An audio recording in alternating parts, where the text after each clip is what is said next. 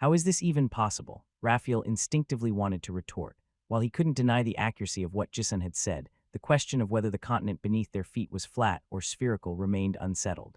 Relying solely on the sails of the sea was too hasty of a judgment. Raphael was not the only one with such thoughts. Compared to the readily verifiable experiments of freefall, the concept of a spherical planet was the most incredulous one. No one could create a colossal spherical body that appeared as flat as the ground, and it was even more difficult to fathom such an existence. Furthermore, nobody could comprehend why the seawater adhered to the surface of a sphere instead of merely falling off. However, the skepticism of the people did not last long, as the legendary mage who had roamed the skies for days, nearly getting lost, finally returned with shocking news. Indeed, the land beneath their feet might actually be round. This earth-shattering revelation swept through the entire land of mages.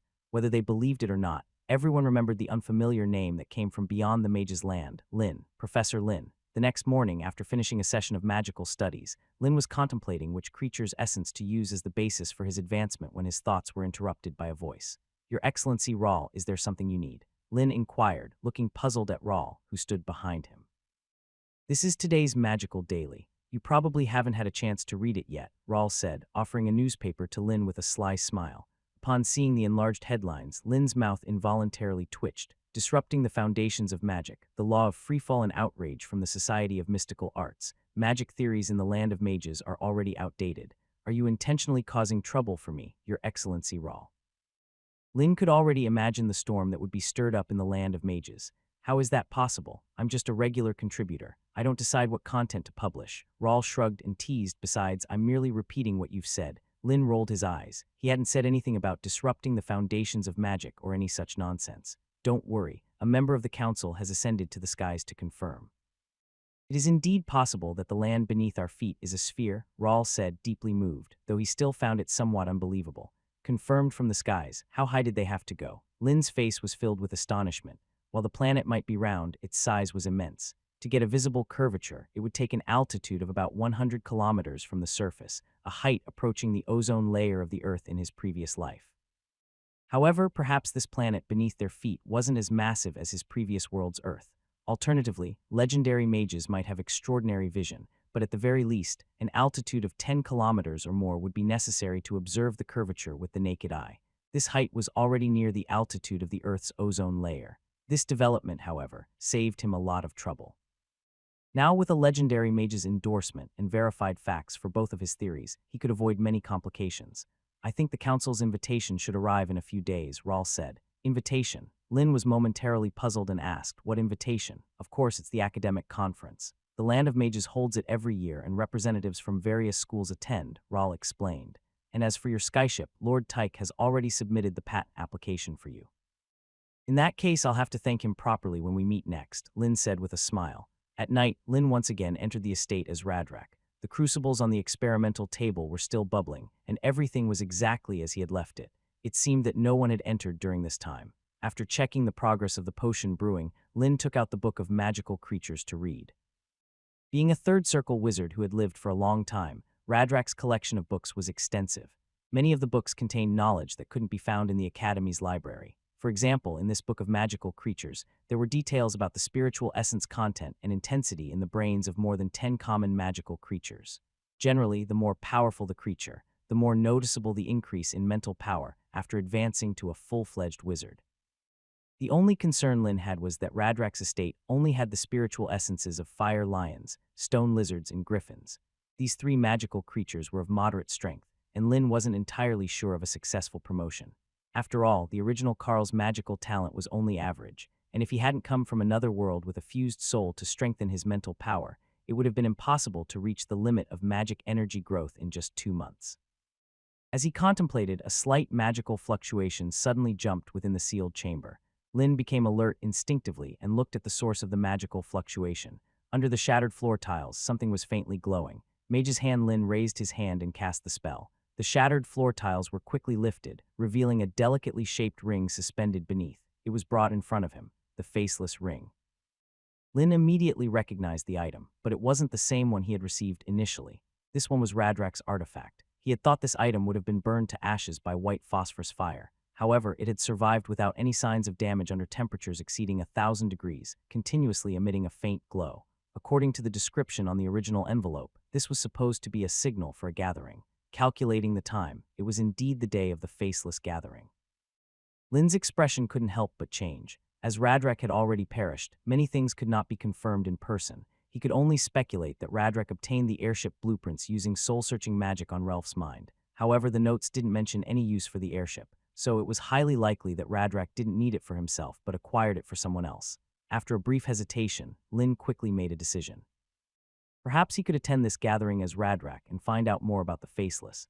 To that end, he cautiously input a trace of magic. It was a strange sensation, as if his vision was instantly split into two halves. One half was the scene in the sealed chamber before him, and the other half was a dark, empty space. The scene felt like a whirlwind, surrounded by darkness, with about a dozen shadowy figures forming a circle in front of me. Faint traces of magic shimmered on their bodies. I scanned the surroundings. All of them appeared ephemeral, like unstable water ripples, making it hard to discern their exact features. I could only make out their height, weight, and subtle changes in their facial expressions. A virtual environment has been detected. Would you like to analyze it and search for the signal's source? A prompt suddenly echoed in my mind, almost startling me. I realized that the voice of the AI wasn't transmitted through magic into this space, as everyone around me remained oblivious. Yes, I whispered my response in my mind. I was curious about this peculiar space. Who would have thought that attending the gathering in the guise of Ladek would lead to such an unexpected discovery? However, when I checked the progress of the analysis, I couldn't help but twitch my lips. The analysis was progressing at a frustratingly slow pace.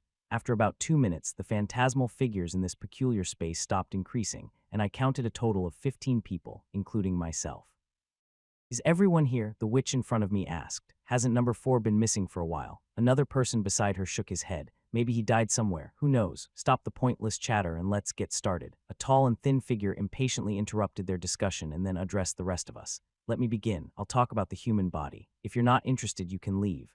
With that statement, 5 of the phantoms immediately disappeared. I observed silently, not moving a muscle. The tall, thin figure soon started speaking again. According to my research, the human body contains over 200 bones and more than 600 muscles. Muscles are composed of long, thin threads, and if we break it down further, it's a unique structure made up of 4 basic elements. As the thin figure rambled on, those in attendance either contemplated deeply, chuckled, or interjected with questions.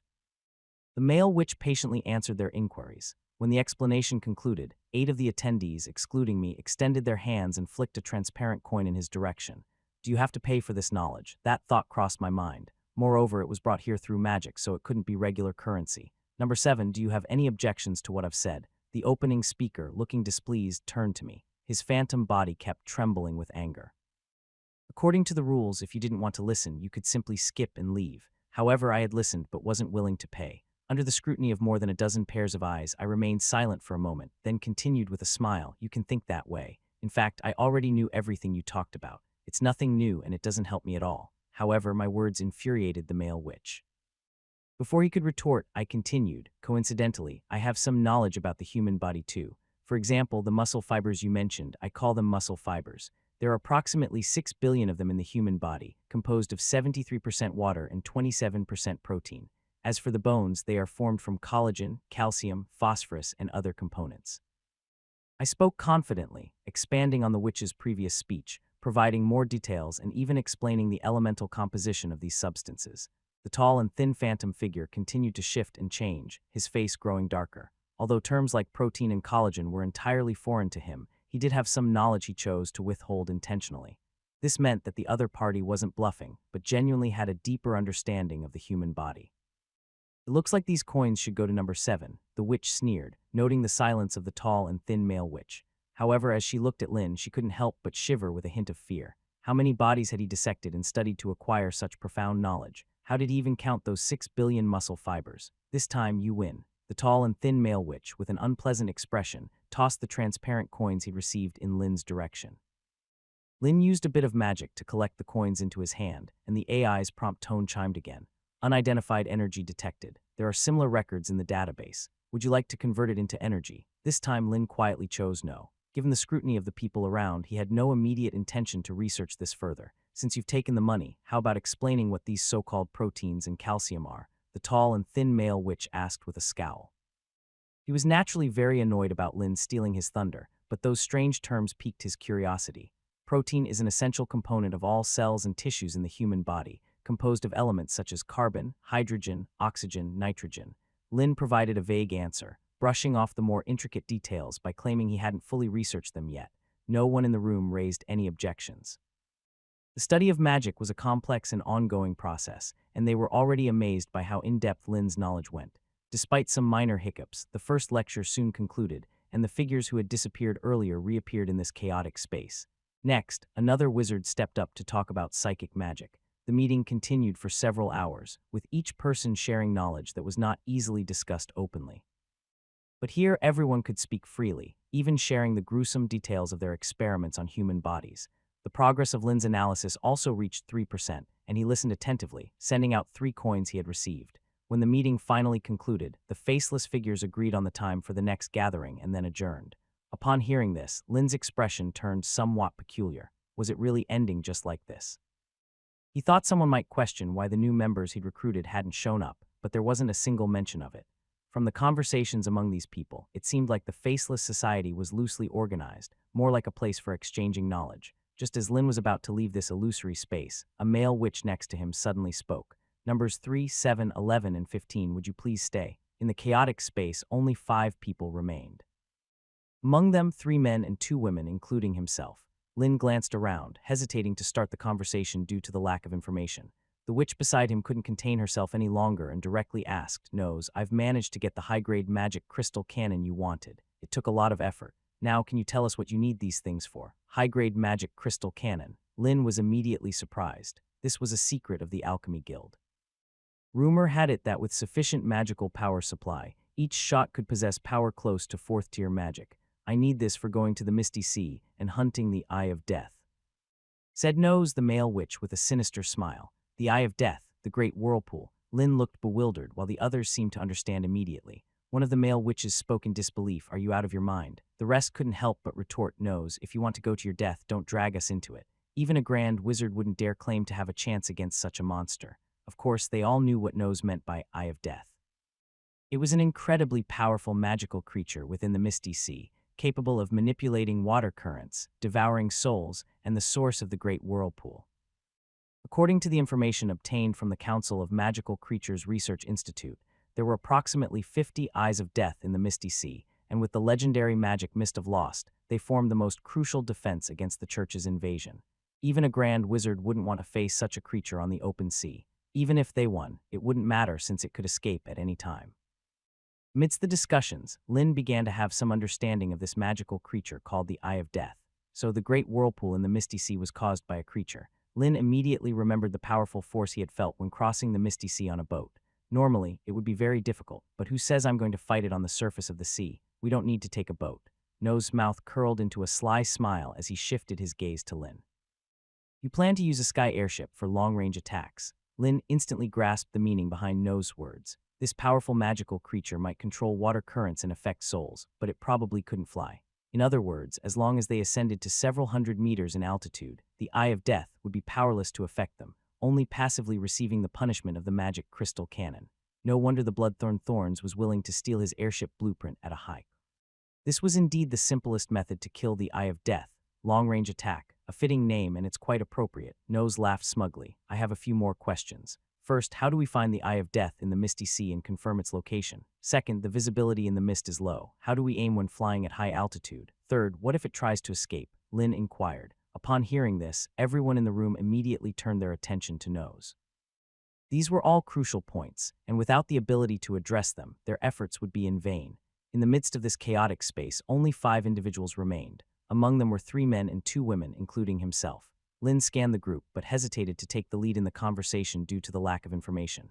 The witch by his side couldn't hold back any longer and directly asked, Nose, I've got my hands on the high-grade magic crystal cannon you were looking for. It took quite an effort. Can you finally tell us what you need these for? High-grade magic crystal cannon. Lin was immediately surprised. This was an Alchemy Guild secret, rumored to possess power close to that of 4th-tier magic with sufficient magical power supply. I need these for our journey to the Misty Sea and hunting the Eye of Death. Nose, the male witch, said with a sinister smile. The Eye of Death, the great whirlpool. Lin looked bewildered, but the others seemed to grasp the meaning right away. One of the male witches expressed disbelief. Are you out of your mind? The rest couldn't help but object. Nose, if you're planning to meet your death, don't drag us into it. Even a grand wizard wouldn't dare claim to have a chance against such a monster. They all knew what Nose meant by the Eye of Death. It was an incredibly powerful magical creature within the Misty Sea, capable of manipulating water currents, devouring souls, and the source of the Great Whirlpool. According to information from the Council of Magical Creatures Research Institute, there were approximately 50 Eyes of Death in the Misty Sea. They, in conjunction with the legendary magic Mist of Lost, formed the most crucial defense against the Church's invasion. Even a grand wizard wouldn't want to face such a creature on the open sea. Even if they won, it wouldn't matter since it could escape at any time. Amidst the discussions, Lin began to have some understanding of this magical creature called the Eye of Death. So the Great Whirlpool in the Misty Sea was caused by a creature. Lin immediately remembered the powerful force he had felt when crossing the Misty Sea on a boat. Normally, it would be very difficult, but who says I'm going to fight it on the surface of the sea? We don't need to take a boat. Nose's mouth curled into a sly smile as he shifted his gaze to Lin. You plan to use a sky airship for long-range attacks. Lin instantly grasped the meaning behind Nose's words. This powerful magical creature might control water currents and affect souls, but it probably couldn't fly. In other words, as long as they ascended to several hundred meters in altitude, the Eye of Death would be powerless to affect them, only passively receiving the punishment of the magic crystal cannon. No wonder the Bloodthorn Thorns was willing to steal his airship blueprint at a hike. This was indeed the simplest method to kill the Eye of Death, long-range attack, a fitting name, and it's quite appropriate. Nose laughed smugly. I have a few more questions. First, how do we find the Eye of Death in the Misty Sea and confirm its location? Second, the visibility in the mist is low. How do we aim when flying at high altitude? Third, what if it tries to escape? Lin inquired. Upon hearing this, everyone in the room immediately turned their attention to Nose. These were all crucial points, and without the ability to address them, their efforts would be in vain. These questions are nothing to worry about. I have my ways. Nose teased and didn't provide a direct answer. He had been preparing for this hunt for a year, originally planning to move the magic crystal cannon onto an alchemical ship to face the Eye of Death head-on. However, a few days ago, a guest from the wizard's land had brought an airship, changing Nose's plans. Seeing Nose's confidence, the others were intrigued. What will we gain from helping you? One of the witches asked. An Eye of Death corpse worth at least 30,000 magic coins. I only need enough blood, and the rest will be distributed according to your contributions. Nose said without hesitation, then looked at Lin. Ladek, you contributed part of the airship's blueprint and are the best among us in alchemy. Once we obtain the essence of the Eye of Death, you will make it. Just hand over 3 bottles of Source of Magic, and the rest will be your reward. If I'm not mistaken, a potion made from the essence of the Eye of Death can potentially turn a person into an Esper.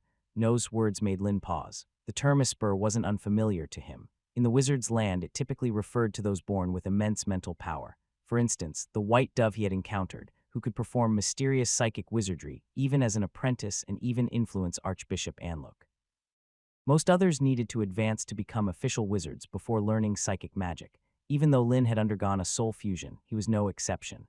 Back in the Sekest Empire, he had learned the casting method of Soul Shriek from the White Dove, but his version was much weaker. Certainly, Nose's words weren't baseless. The infamous Dark Wizard Merc, despised by the entire wizard's land, became an Esper by creating a potion from the essence of a succubus. The power of the Eye of Death would be even more formidable. As for you, Barbara, once this is done, I'll give you 4,000 magic coins as payment for purchasing the high-grade magic crystal cannon, Nose said. A smile appeared on Barbara's face. Nose's generosity was beyond imagination.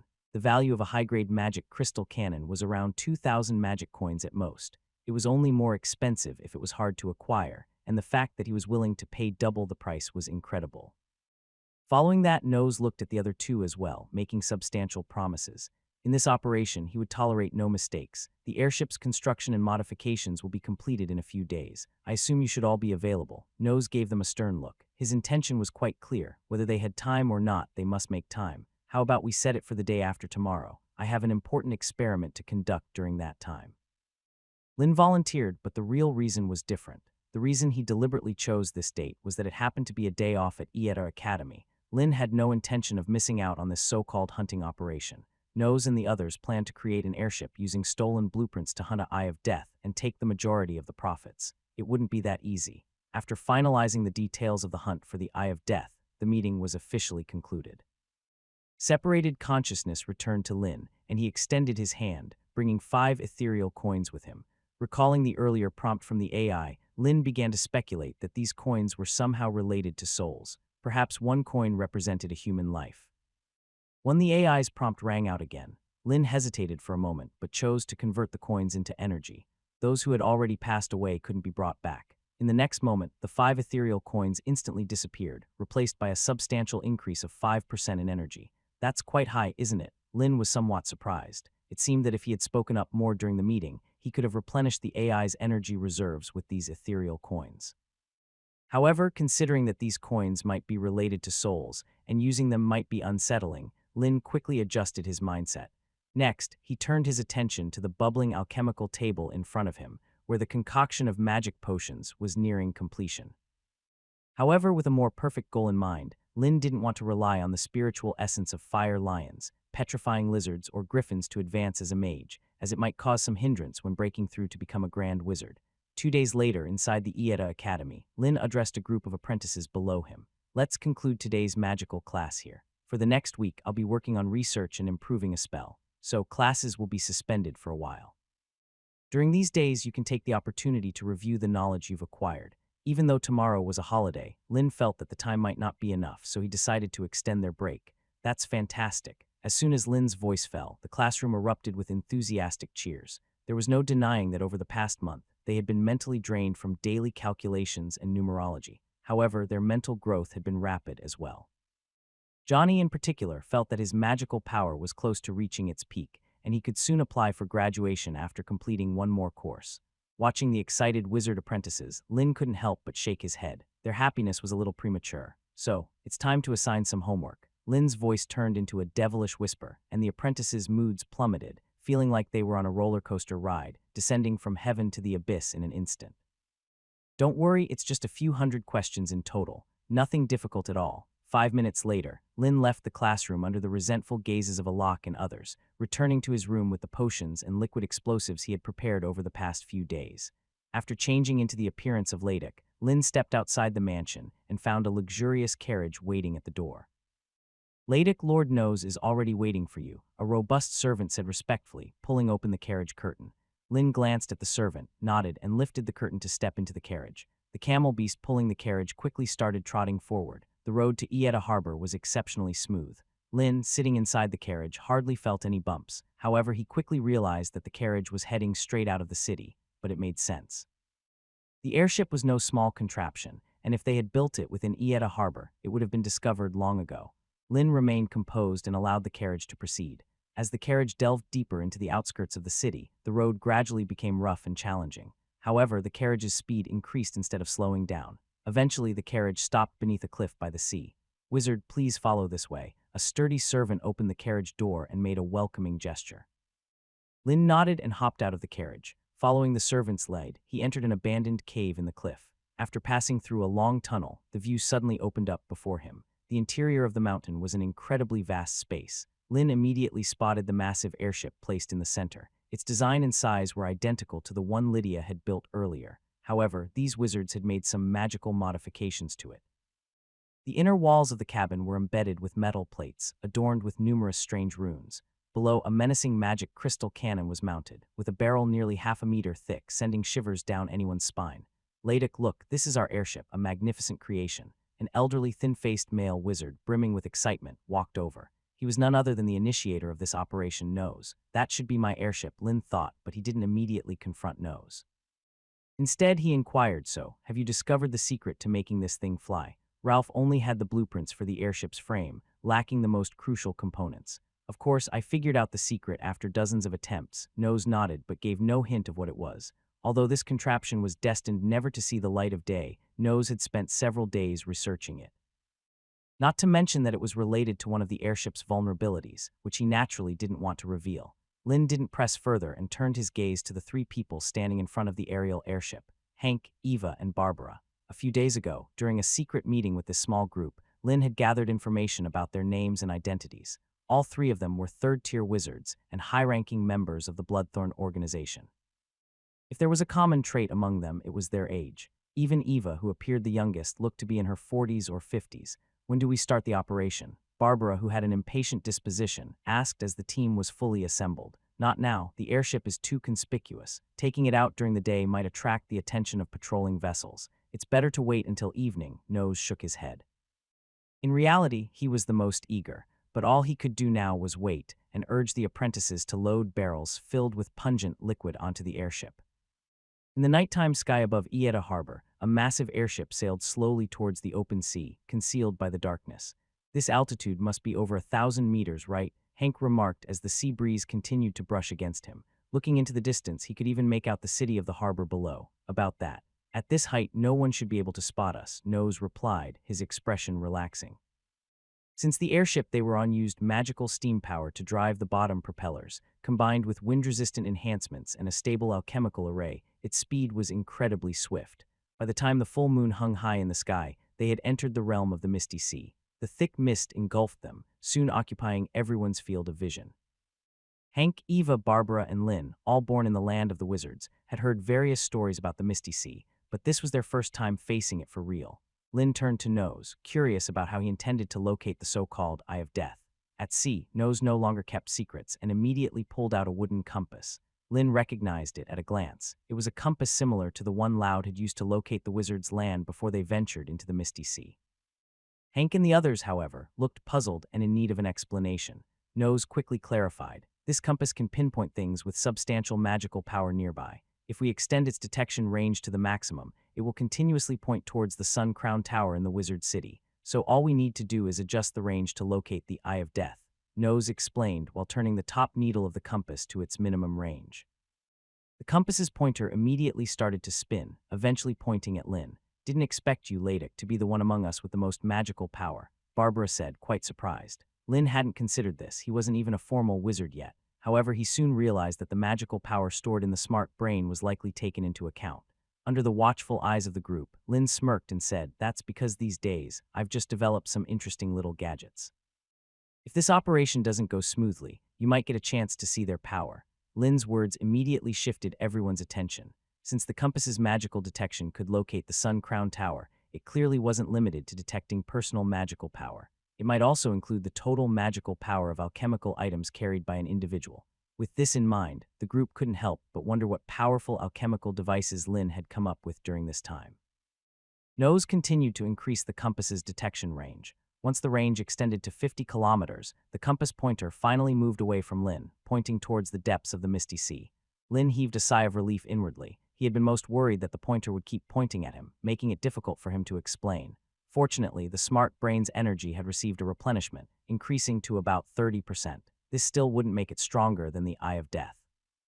Having located their target, Nose immediately instructed the apprentices who were controlling the airship to adjust their course and head in the direction indicated by the compass. 50 kilometers might not be a great distance for an airship's speed, but the problem was that the Eye of Death seemed to be constantly moving. So even after sailing for most of the day, they hadn't caught up to it. Barbara and the others' patience was gradually wearing thin. In the misty sea, all they could see was thick fog in every direction. They couldn't even discern their current altitude and had to rely on the light to determine whether it was day or night. In the night sky above Ieda Harbor, a massive airship sailed slowly towards the open sea, concealed by the darkness. By the way, Nose, will hunting the Eye of Death have any impact on the protection of this sea area? Eva impatiently inquired. What do you think it is? A sea creature raised by the council. Watchdog guarding our home, Nose scoffed. Don't joke around. These terrifying monsters cause massive whirlpools to devour creatures in the nearby waters, consuming their souls. In their eyes, both church members and us wizards are merely food, no different from the fish in the sea, perhaps with a better taste. Instead of worrying about the Eye of Death, you better pray that we get lucky this time and don't encounter overly powerful individuals, Nose said with a serious expression. Lynn gazed at the misty sky.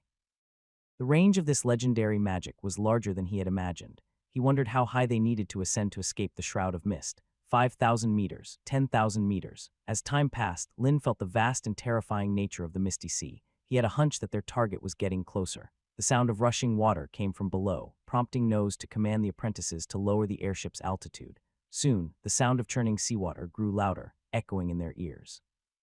Altitude is too low, quickly ascend, Lynn suddenly shouted. Hank and the others immediately looked down below the airship.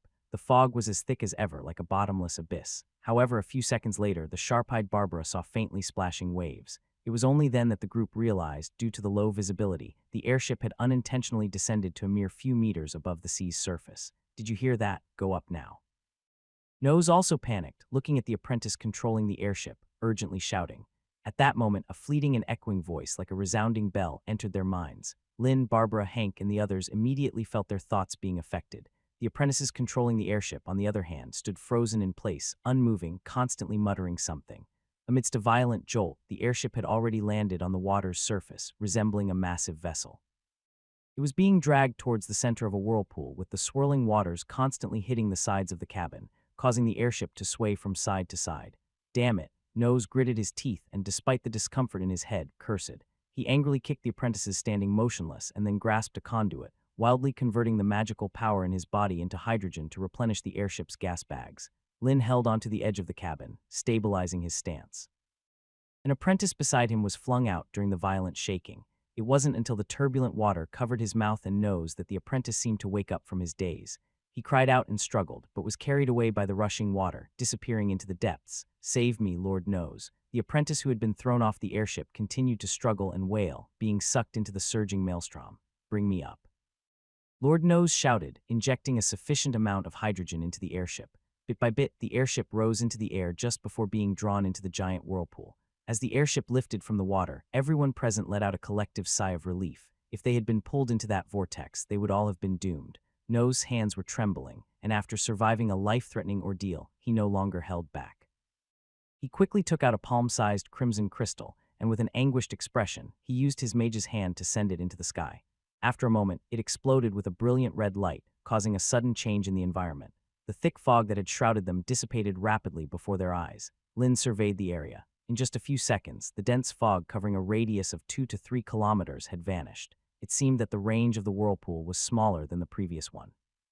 Barbara, quite unhappy, asked, "If you had something so useful, why didn't you use it earlier? We almost died underwater. This is the bone marrow of a feathered serpent. It can temporarily neutralize the mist, but the range and duration are limited. There's only one of these. We must not use it lightly," Nose explained gravely. He gazed into the distance as the nearby white fog had dissipated, but the fog in the distance was slowly converging toward the center.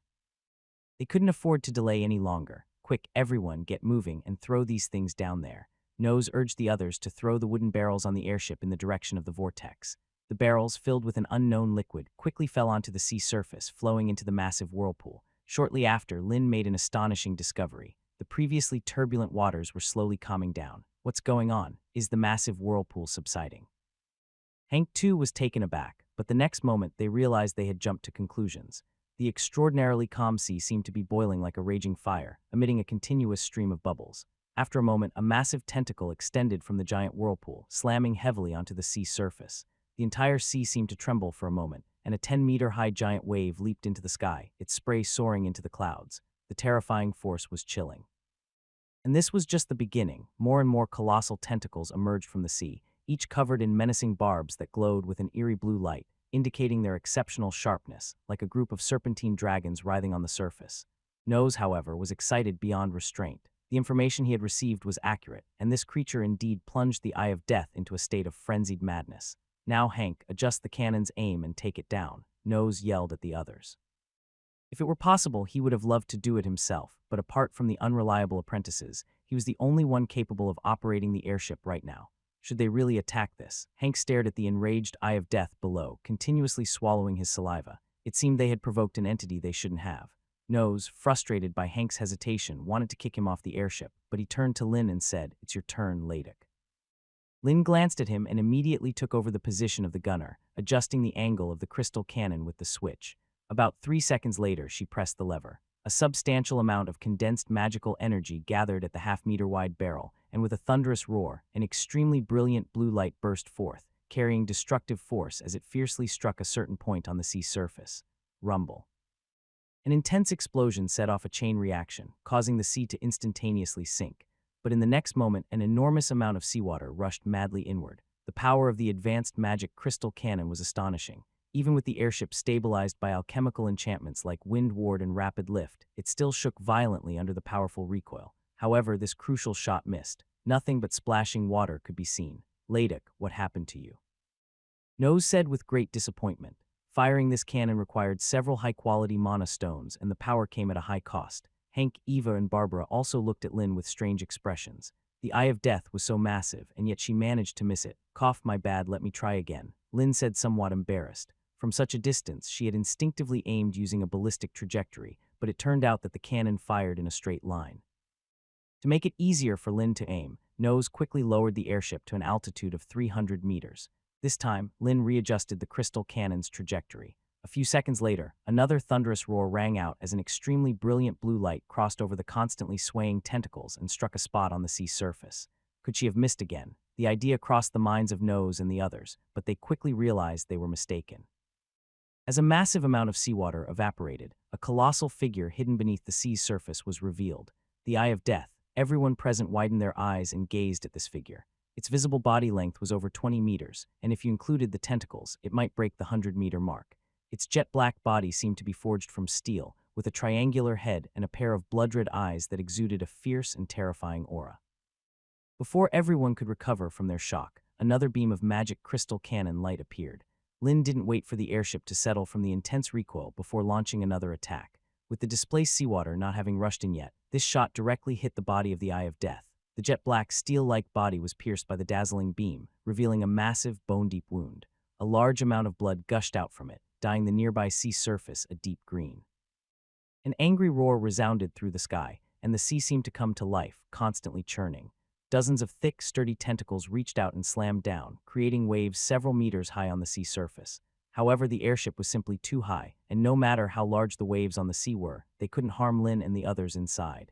Even the psychic screams, after crossing a distance of 300 meters, had become extremely weak. One after another, the magic crystal cannon shots landed on the sea surface, creating a series of scars on the colossal body of the Eye of Death. Normally, even with magic crystal cannons capable of penetrating defenses, severely injuring a thinking behemoth would not be an easy task. However, after consuming the liquid from the barrels, the Eye of Death had lost its sanity and only knew to continuously swing its tentacles and launch attacks on distant enemies. "It's just like this, take it down," exclaimed Nose with immense excitement. Hank and the others watched the terrifying sea monster struggling on the surface of the sea, unable to do anything about it. They felt an uncontrollable surge of excitement. The power of the Eye of Death was evident to them. If they were to fight on the sea, even their three-ring mages wouldn't be enough to pose a threat. And now, this creature was helpless, being mercilessly battered to death by them. The contrast was so staggering that it made them feel like they were in a dream. As the 13th magic crystal cannon was fired accurately, the body of the Eye of Death had been riddled with holes, and many of its tentacles had been severed. Blood and debris scattered in all directions, staining the once broad sea with its crimson hue. However, the creature's vitality proved to be much stronger than expected. Even under such a relentless attack, it still refused to die. It continued to thrash on the sea's surface, its massive body contorting wildly, even starting to consciously evade the magical energy beams flying towards it. The thick white fog around them gradually closed in, reducing visibility by half. It was clear that the power of a feathered serpent's bone marrow crystal could only sustain them for a short while, and it wouldn't be enough. Lin fired another magic crystal cannon and then turned to the onlookers. "Nose, we're running low on magic stones. We can't continue like this. You guys need to help." Hank and the others nodded in agreement. They had come this far, and none of them wanted the hunting operation to end in failure. With that in mind, the three of them began casting spells, launching various attacks like frost, fireballs, and corrosive magic, caring more about quantity than precision. Even Nose gave up control of the airship and ran to the edge, conjuring a dozen or so fireburst spells to rain down on the sea below. Under the relentless bombardment from the magic crystal cannons and the trio of third-ring mages, the Eye of Death finally couldn't hold on any longer. Its colossal body rolled over in the sea, creating a deluge of waves. Its body was covered in scorch marks, and even the spells cast upon it no longer had any effect. "Is it dead?" Nose and the others watched as the creature lay motionless, its body spanning nearly half of the sea's surface. They couldn't help but hesitate, as the sheer terror of the creature made it hard to believe it was truly dead. Lin checked the magic stone launcher in her hand, and the magic reserves were nearly depleted, insufficient for another attack. As they hesitated, the massive body of the Eye of Death slowly sank and disappeared into the sea. Nose became anxious, realizing how much they had invested in this hunt, both in terms of magical gold and resources. If the Eye of Death's corpse sank to the seabed, it would be a disaster. Hurriedly, Nose rushed to the pilot's seat, activated the valve, and released a large amount of hydrogen from the airbags. The airship quickly descended, and the wooden bottom of the cockpit popped open with a loud, unlike Lydia's airship. The bottom of the cockpit was not a sphere but a massive claw anchor with many sharp barbs, obviously designed specifically for hunting giant sea creatures. When the airship's altitude dropped to 50 meters, Nose, unable to contain himself any longer, launched the massive claw anchor. With a whooshing sound, the gigantic claw anchor pierced straight into the massive body of the Eye of Death, its barbs deeply embedded in the flesh, connected by sturdy cables. The downward movement of the Eye of Death suddenly halted, and Nose breathed a sigh of relief. Their next task was to slowly tow this creature back. Although the enormous corpse far exceeded the maximum load capacity of this modified airship, it was still buoyant in the sea, allowing them to drag it. The only regret Nose felt was that, after the intense bombardment, the Eye of Death's body was now only half its original size, with much of its tissues and most of its blood sinking to the seabed. On the side, Lin felt that something was amiss. When the claw had pierced the creature's body earlier, the body of the Eye of Death suddenly shook violently a few times. Perhaps it wasn't just due to the impact. At the same time, a battered tentacle suddenly shot out from the dark green sea below, wrapping around the thick cable. "It's pretending to be dead, be careful," Hank shouted in panic, but the reminder was obviously too late. Under the horrified gaze of the onlookers, the tentacle, firmly attached to the cable, exerted force and began dragging the airborne airship down towards the sea. The immense force caused the airship to tremble uncontrollably, and the interior of the cabin emitted creaking and scraping sounds. "We're done for, we're dead," Barbara screamed, her face turning deep purple. She desperately held onto the edge of the airship, but could only watch helplessly as the airship descended, directly above the gaping maw of the Eye of Death and its constantly waving tentacles. It actually intended to entangle the entire cabin and swallow it whole. Lin held onto the magic crystal cannon's firing device tightly, her gaze fixed on the tentacle dragging the airship. The internal magic reserves weren't sufficient for another magic crystal cannon shot, but in the face of life and death, Lin didn't hold back. She supplemented some of her own magic power into it. Nearly 60% of her magic power was instantly drained, and another magic crystal cannon, only half the original size, was fired, blasting the tentacle attached to the cable into two pieces. The powerful shockwave from the explosion also caused the airship to veer off course, saving it from being crushed and devoured. However, its fate of crashing into the sea was still unavoidable. The enormous airship crashed sideways directly into the sea, sending up a wave several meters high. Lin and the others, under the tremendous impact, slammed into the cabin's wooden planks one by one. Since most of the cabin's structure was wooden and filled with hydrogen, the entire airship did not sink but remained afloat on the sea, tilted to the side.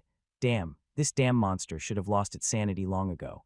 Nose cursed loudly, his head spinning from the fall, a mix of anger and fear in his expletives.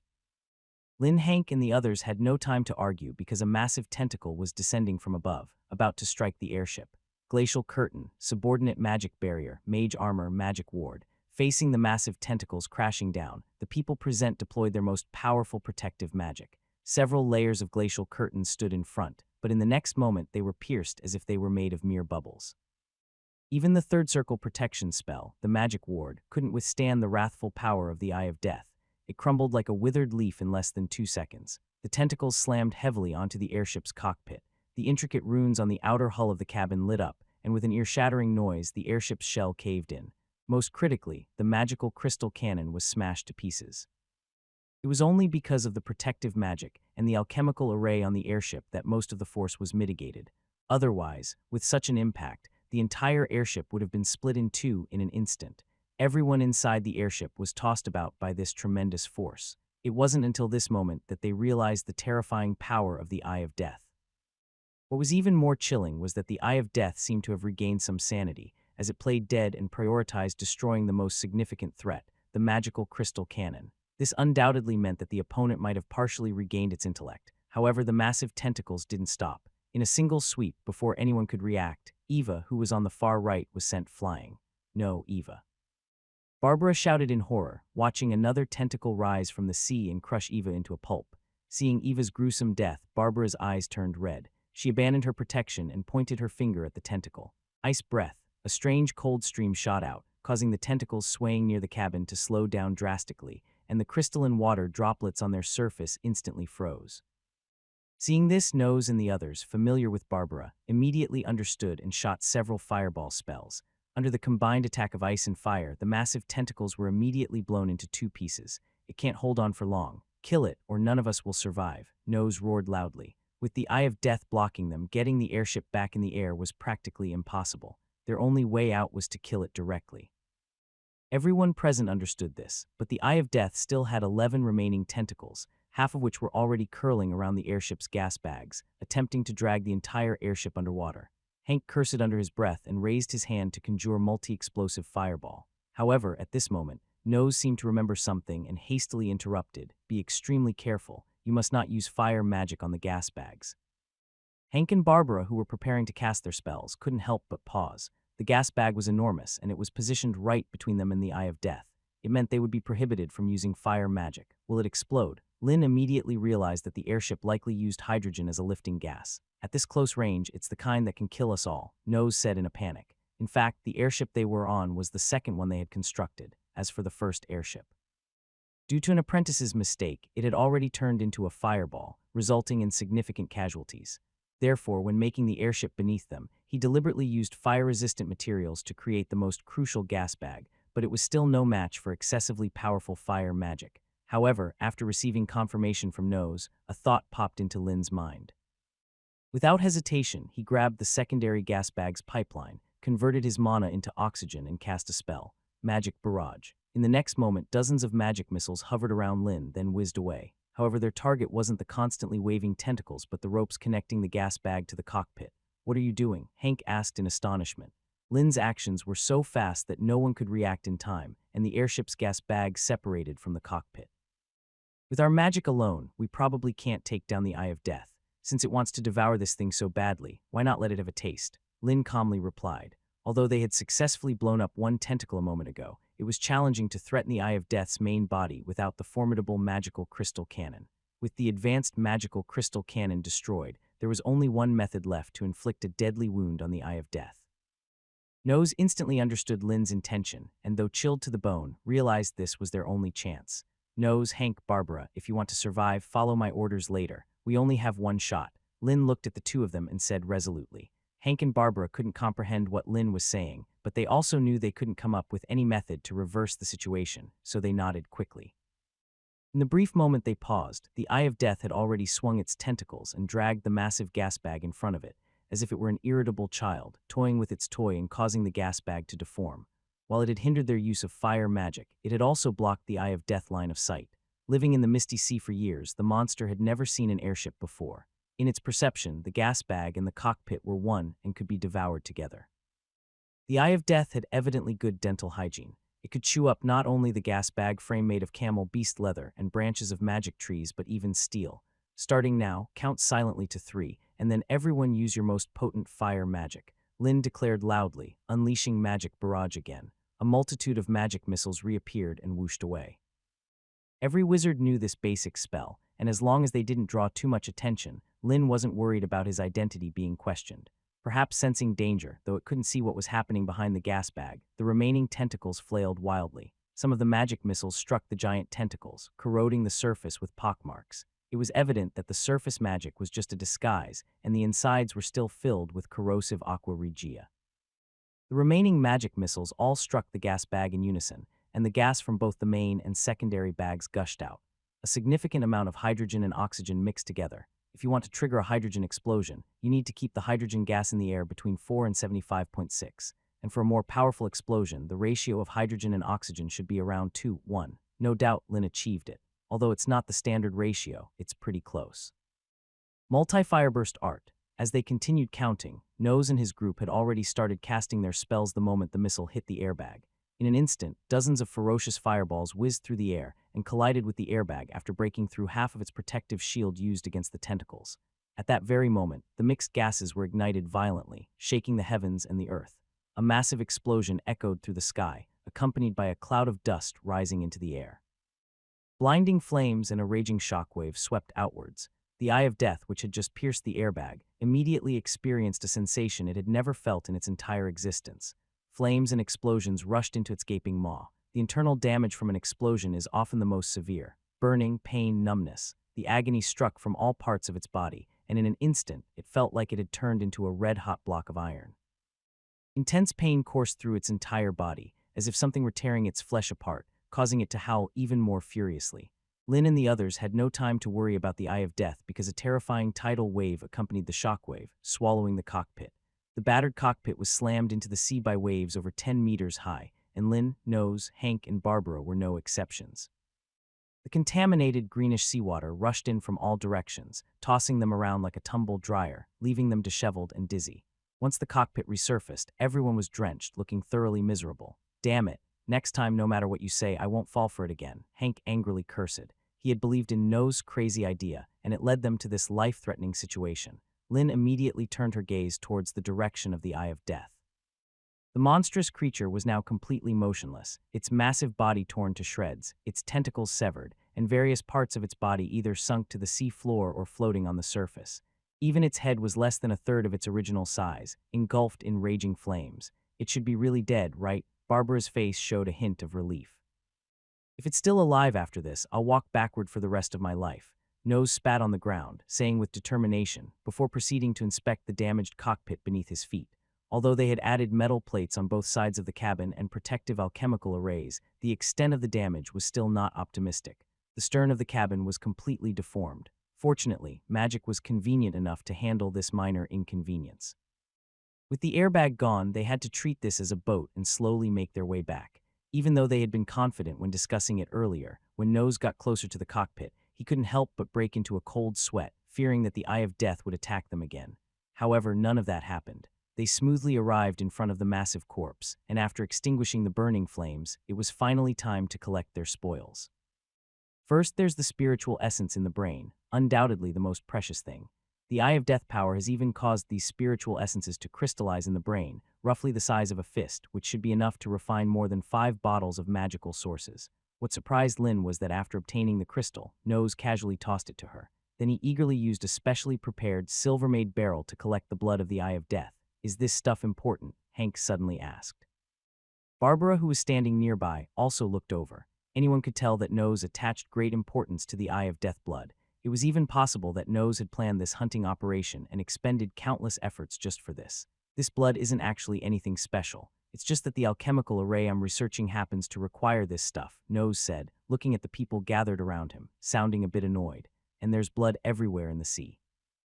If you want it, you can go collect it yourselves." However, Barbara and Hank were persistent. The blood in the seawater had long been diluted, and its effects would be greatly diminished no matter what it was used for. "We'll make a deal. My reward can be halved, but you have to give us some of the collected blood," Hank suddenly suggested, then turned to Lin, who had been silent all along. "What do you think, Ladek? It's reasonable." Lin nodded and spoke up. "You guys are pushing it. Don't forget the airship, magic crystal cannons, and the feathered serpent bone marrow used to dispel the mist. They were all things I bought at a great cost to hunt down the Eye of Death." Nose chastised them, suppressing his anger. Barbara's expression became a bit awkward. "Don't say it like that, Nose. We just want to replace part of our reward with blood. You only need to give us a vial of blood for research." Faced with the pressure from the three of them, Nose's expression changed, but he had to compromise. Even though they were all members of the Bloodthorn Alliance, it was essentially just an alliance of interests. In the battle they had just fought, he had expended a lot of magical power. If the three of them had turned against him, he might really have died here. With that in mind, Nose reluctantly took out several empty potion bottles and filled them with some blood before tossing them to the three. Hank and Barbara, after receiving the bottles, glanced in Lin's direction, knowing that the spiritual essence of the Eye of Death was also extremely precious. "I'm only responsible for making potions, not for distribution, but my share must not be touched," Lin said casually, understanding their intentions. She then passed the responsibility back to Nose, and no matter how much he promised, she didn't care. "You can buy it from me when the time comes." Nose gritted his teeth. The two immediately stopped pressing the matter. They didn't dare to provoke Nose any further, fearing that he might go crazy and take them down with him. On their way back, the airship had been transformed into a ship, and coupled with the need to drag the remains of the giant beast, the group found themselves adrift at sea for 3 long days. Due to the previous disputes, everyone remained on high alert throughout the journey, even refraining from closing their eyes during sleep. In this tense atmosphere of mutual suspicion, Lin had no intention of provoking any conflicts deliberately. After all, this ship was incredibly small, and a brawl on board could easily damage the cabin or the compass in Nose's possession, leaving them stranded in the Sea of Mist forever. Nose, Hank, Barbara, and the others seemed to understand this, so despite the tension, they maintained a facade of harmony. It wasn't until the evening of the 4th day that the ship returned to the land of the wizards. "We're finally back," Barbara breathed a sigh of relief as she stepped onto solid ground, feeling her legs trembling. The Sea of Mist had been truly torturous, shrouded in nothing but white fog. Hank, on the other hand, grumbled about never wanting to take a boat across the sea in his entire life. "In any case, you've all worked hard on this trip. I promise you I will deliver what I owe you in a few days," Nose said wearily. "You better not delay too long," Barbara reminded, as the money for the high-grade magic crystal cannon had come from her own pocket, and it was no small sum. Nose nodded in agreement, and then instructed his subordinates to arrange a few carriages to transport everyone back to the city overnight. Lin wasted no time and immediately returned to the Ladek estate. Once back at the Ladek castle, he ordered Coleman and his team to capture 100 rodents for a biological experiment. Coleman was dumbfounded by this order. Where on earth could he find so many rodents? In the end, he had to have the apprentice mages stop their work and catch mice in the castle. It took them half the night to barely gather half of what was needed, so they had to go to other places to catch more. Lin quickly realized the convenience of having his own power. Whether it was magical materials or rodents for experiments, everything was gathered for him in just a few hours. During this time, Lin reviewed all the books in the secret chamber related to making the source of magic once again. Then he took out the crystal he had extracted from the Eye of Death. The crystal looked translucent with a dark red hue, covered with strange runes and patterns on its surface. A single glance was enough to make one feel absorbed, as if their soul was about to be drawn into it. Weighing only about 150 grams, it was very lightweight.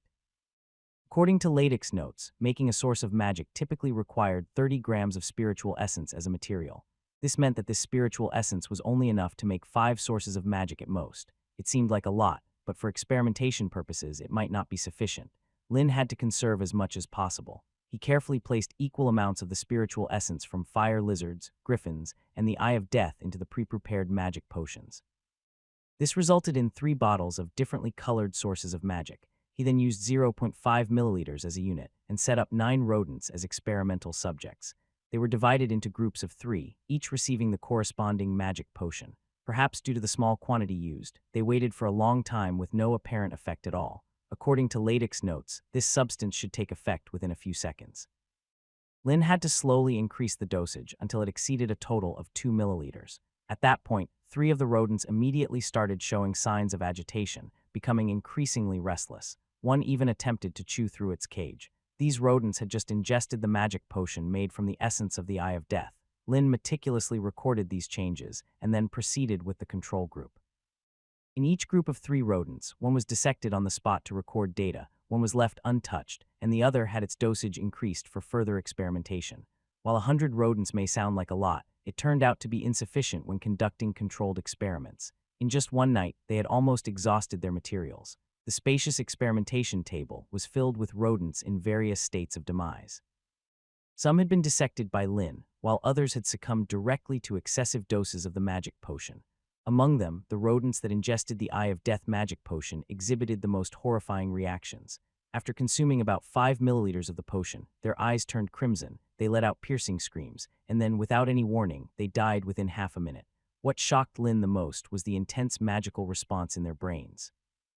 In fact, all the rodents that had ingested the potion exhibited some level of magical reaction, which was normal and a characteristic of magical creatures, indicating that the formula was correct. However, one particular rodent was different. The magical response in its brain was excessively strong, even reaching the level of a first-tier magic user. It was an exaggeration to describe it, but it subsequently displayed symptoms of brain death. Lin picked up Ladek's notes and examined them. He only found some records of brain death caused by ingesting the magic potion, but there was no mention of the reasons behind the rodents having red eyes and showing extreme aggression. This might be attributed to the unique nature of the Eye of Death essence. As an alchemist, Ladek had conducted extensive research on the source of magic. However, unlike Lin, he didn't shy away from using human subjects for experiments. Many of the missing beggars from the southern district were related to his magical workshop. Ladek had even experimented on wizard apprentices, accumulating a significant amount of experience. What Lin was doing now was to confirm if Ladek had any tricks hidden in his notes and to assess the strength of the Eye of Death essence. Judging from the condition of the rodents that ingested the magic potion, the difference was likely more than tenfold. Such a potent effect left Lin feeling somewhat uneasy. The Council of Alchemists had determined that a 30-gram essence was the optimal ratio, allowing the source of magic to maximize its effects. However, an excessively powerful effect might lead to certain side effects. The previous rodent's violent behavior had also caught his attention. After much contemplation, Lin ultimately decided to create a weakened version of the source of magic and have someone test it. If there were no adverse effects, he would consider ingesting the potion himself. The next day at noon, Johnny, who had received a notification, knocked on the door and entered only after getting permission. "Professor Lin, did you want to see me?" The silver-haired witch closed the door gently, holding her notes on arcane mathematics, and asked with a charming smile. Lin didn't rush to discuss business, but instead looked at Johnny curiously and inquired, "After all these days, don't you have something you want to say to me?" Since arriving in the land of wizards, he had done quite a lot, and compared to the original Carl, a nobleman who had been learning magic for less than half a year. He was far more advanced. Johnny's face showed a hint of hesitation, and she struggled to find the right words. Finally, she shook her head and spoke seriously. Back in the Nordland territory, if it weren't for you, I might have died. This was why she was willing to trust Lin and keep his secrets, given that he had saved her life twice. Lin nodded but quickly asked, just a few days ago, I received an invitation that mentioned the name Carl, but I never disclosed your identity to anyone. Johnny's brows furrowed, and she stated with certainty. However, she soon realized that her defense was weak because she was the only one who knew Lin's identity. The silver-haired witch bit her lip, unable to think of any way to prove her innocence. I know it's not you. Lin wasn't surprised by this. He still had trust in Johnny, first because they had become comrades on the run, and second, during their time in the harbor town, she was willing to risk her life to free him from prison. Coupled with their shared interests, the likelihood of betrayal was extremely low. I'm just worried that someone might analyze something from what you've said, Lin explained, then asked Johnny if she had seen those people recently and when she had mentioned the past of the Sekka's empire. While Johnny thought and talked, during her 2 months in the land of wizards, she had rarely gone outside and only spoke to the apprentices of the Ieta Academy. Even then, she had spoken only a few words, bothered by their constant questions, and all of those words were prepared by them in advance after they escaped from the pursuit of the Holy See in the Misty Sea. Apart from the two of them, everyone else had fallen into the Holy Sea's clutches. After careful questioning, Lin ultimately gave up on finding clues from Johnny, as there were no inconsistencies in her words. By the way, I came to you for another important matter this time. Lin took out a bottle of dark red magic potion and placed it on the table. What is this? Johnny asked, filled with curiosity. This is the source of magic, Lin said, emphasizing each word. The silver-haired witch's expression became incredibly astonished as she looked at Lin and then turned her gaze to the bottle of entirely dark red source of magic. The magic potion in front of her was undoubtedly something every apprentice longed to obtain. It was the proof of becoming an official wizard. If I'm not mistaken, your magic growth should have reached its limit, right? Lin asked. Unlike Johnny, Lin had studied magic with Koro for 4 years before entering the land of wizards. With Johnny's talent, she was probably close to advancing. At first, Lin had considered finding an apprentice in Ladyk's estate for his experiments, but he realized it would be a waste.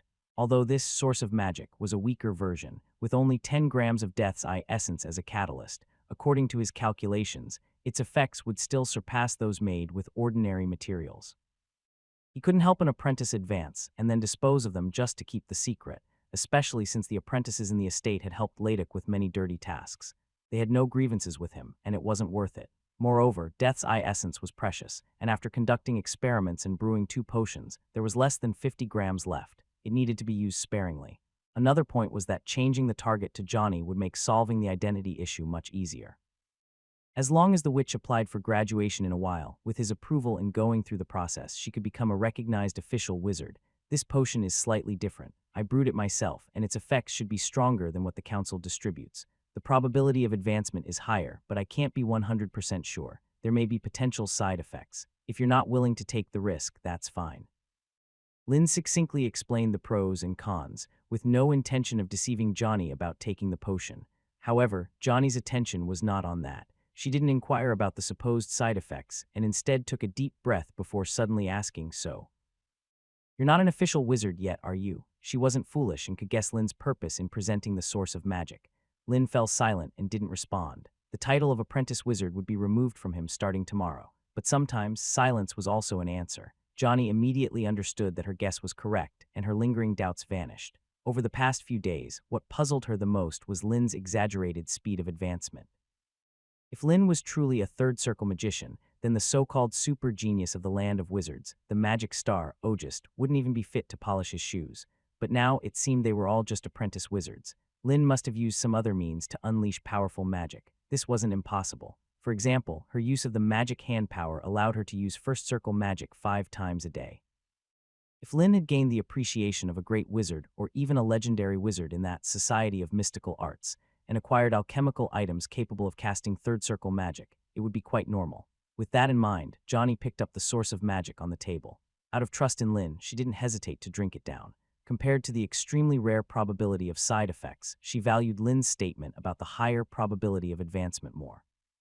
No apprentice could claim with certainty that they could cross the heavenly domain. Even a slight improvement was of utmost importance. Lin closely watched Johnny's reaction. The The second important reason for finding a test subject was to see what the process of advancement was like and if there were any lessons to be learned from it. At the moment Johnny consumed the magic potion, a strong magical fluctuation enveloped his entire body, and his magical energy seemed to boil within. The witch's expression gradually turned pained, her eyes closed, and beads of sweat appeared on her forehead as if she were struggling with something. Lynn watched nervously, not daring to disturb Johnny in the midst of his breakthrough. She couldn't assist and could only patiently wait for the potion's effects to wear off. Approximately 3 minutes later, the magical fluctuations around Johnny began to subside. He slowly opened his eyes, swaying unsteadily on his feet, almost falling. How did it go? Did you succeed? Lynn reached out to support Johnny, anxiously inquiring. The silver-haired witch didn't respond immediately. Instead, she extended her hand, and several blazing fireballs appeared around her, spinning around her body without the use of any materials to cast the spells. This was the hallmark of a full-fledged wizard. I did it. Johnny's face lit up with an incredibly joyful smile, like a child who had just found a beloved toy. After extinguishing the fireballs, she began experimenting with other spells. Fire, ice, poison, mist. This felt entirely different from using materials to cast spells in her daily routine. Advancing from an apprentice to a full-fledged wizard was a qualitative leap. Lynn could understand the witch's excitement, so she didn't rush to ask questions. It wasn't until Johnny had finished playing around that she inquired, "How do you feel? Is there anything you're not accustomed to? Did you encounter any obstacles during the breakthrough? If you want to talk about obstacles." Johnny paused for a moment, then furrowed her brow and said, "Your brewed magic potion is quite hard to swallow." Lynn visibly paused, her face showing a wry, amused expression. After teasing Lynn for a bit, the silver-haired witch grew serious and explained the sensations after taking the potion. The main effects involved the transformation of the body and an enhancement of the spirit, accompanied by intense pain that was hard to endure, but as long as one could endure it, the benefits were substantial. As for the so-called side effects, she hadn't noticed any. As for the breakthrough process, it's a rather exhilarating feeling.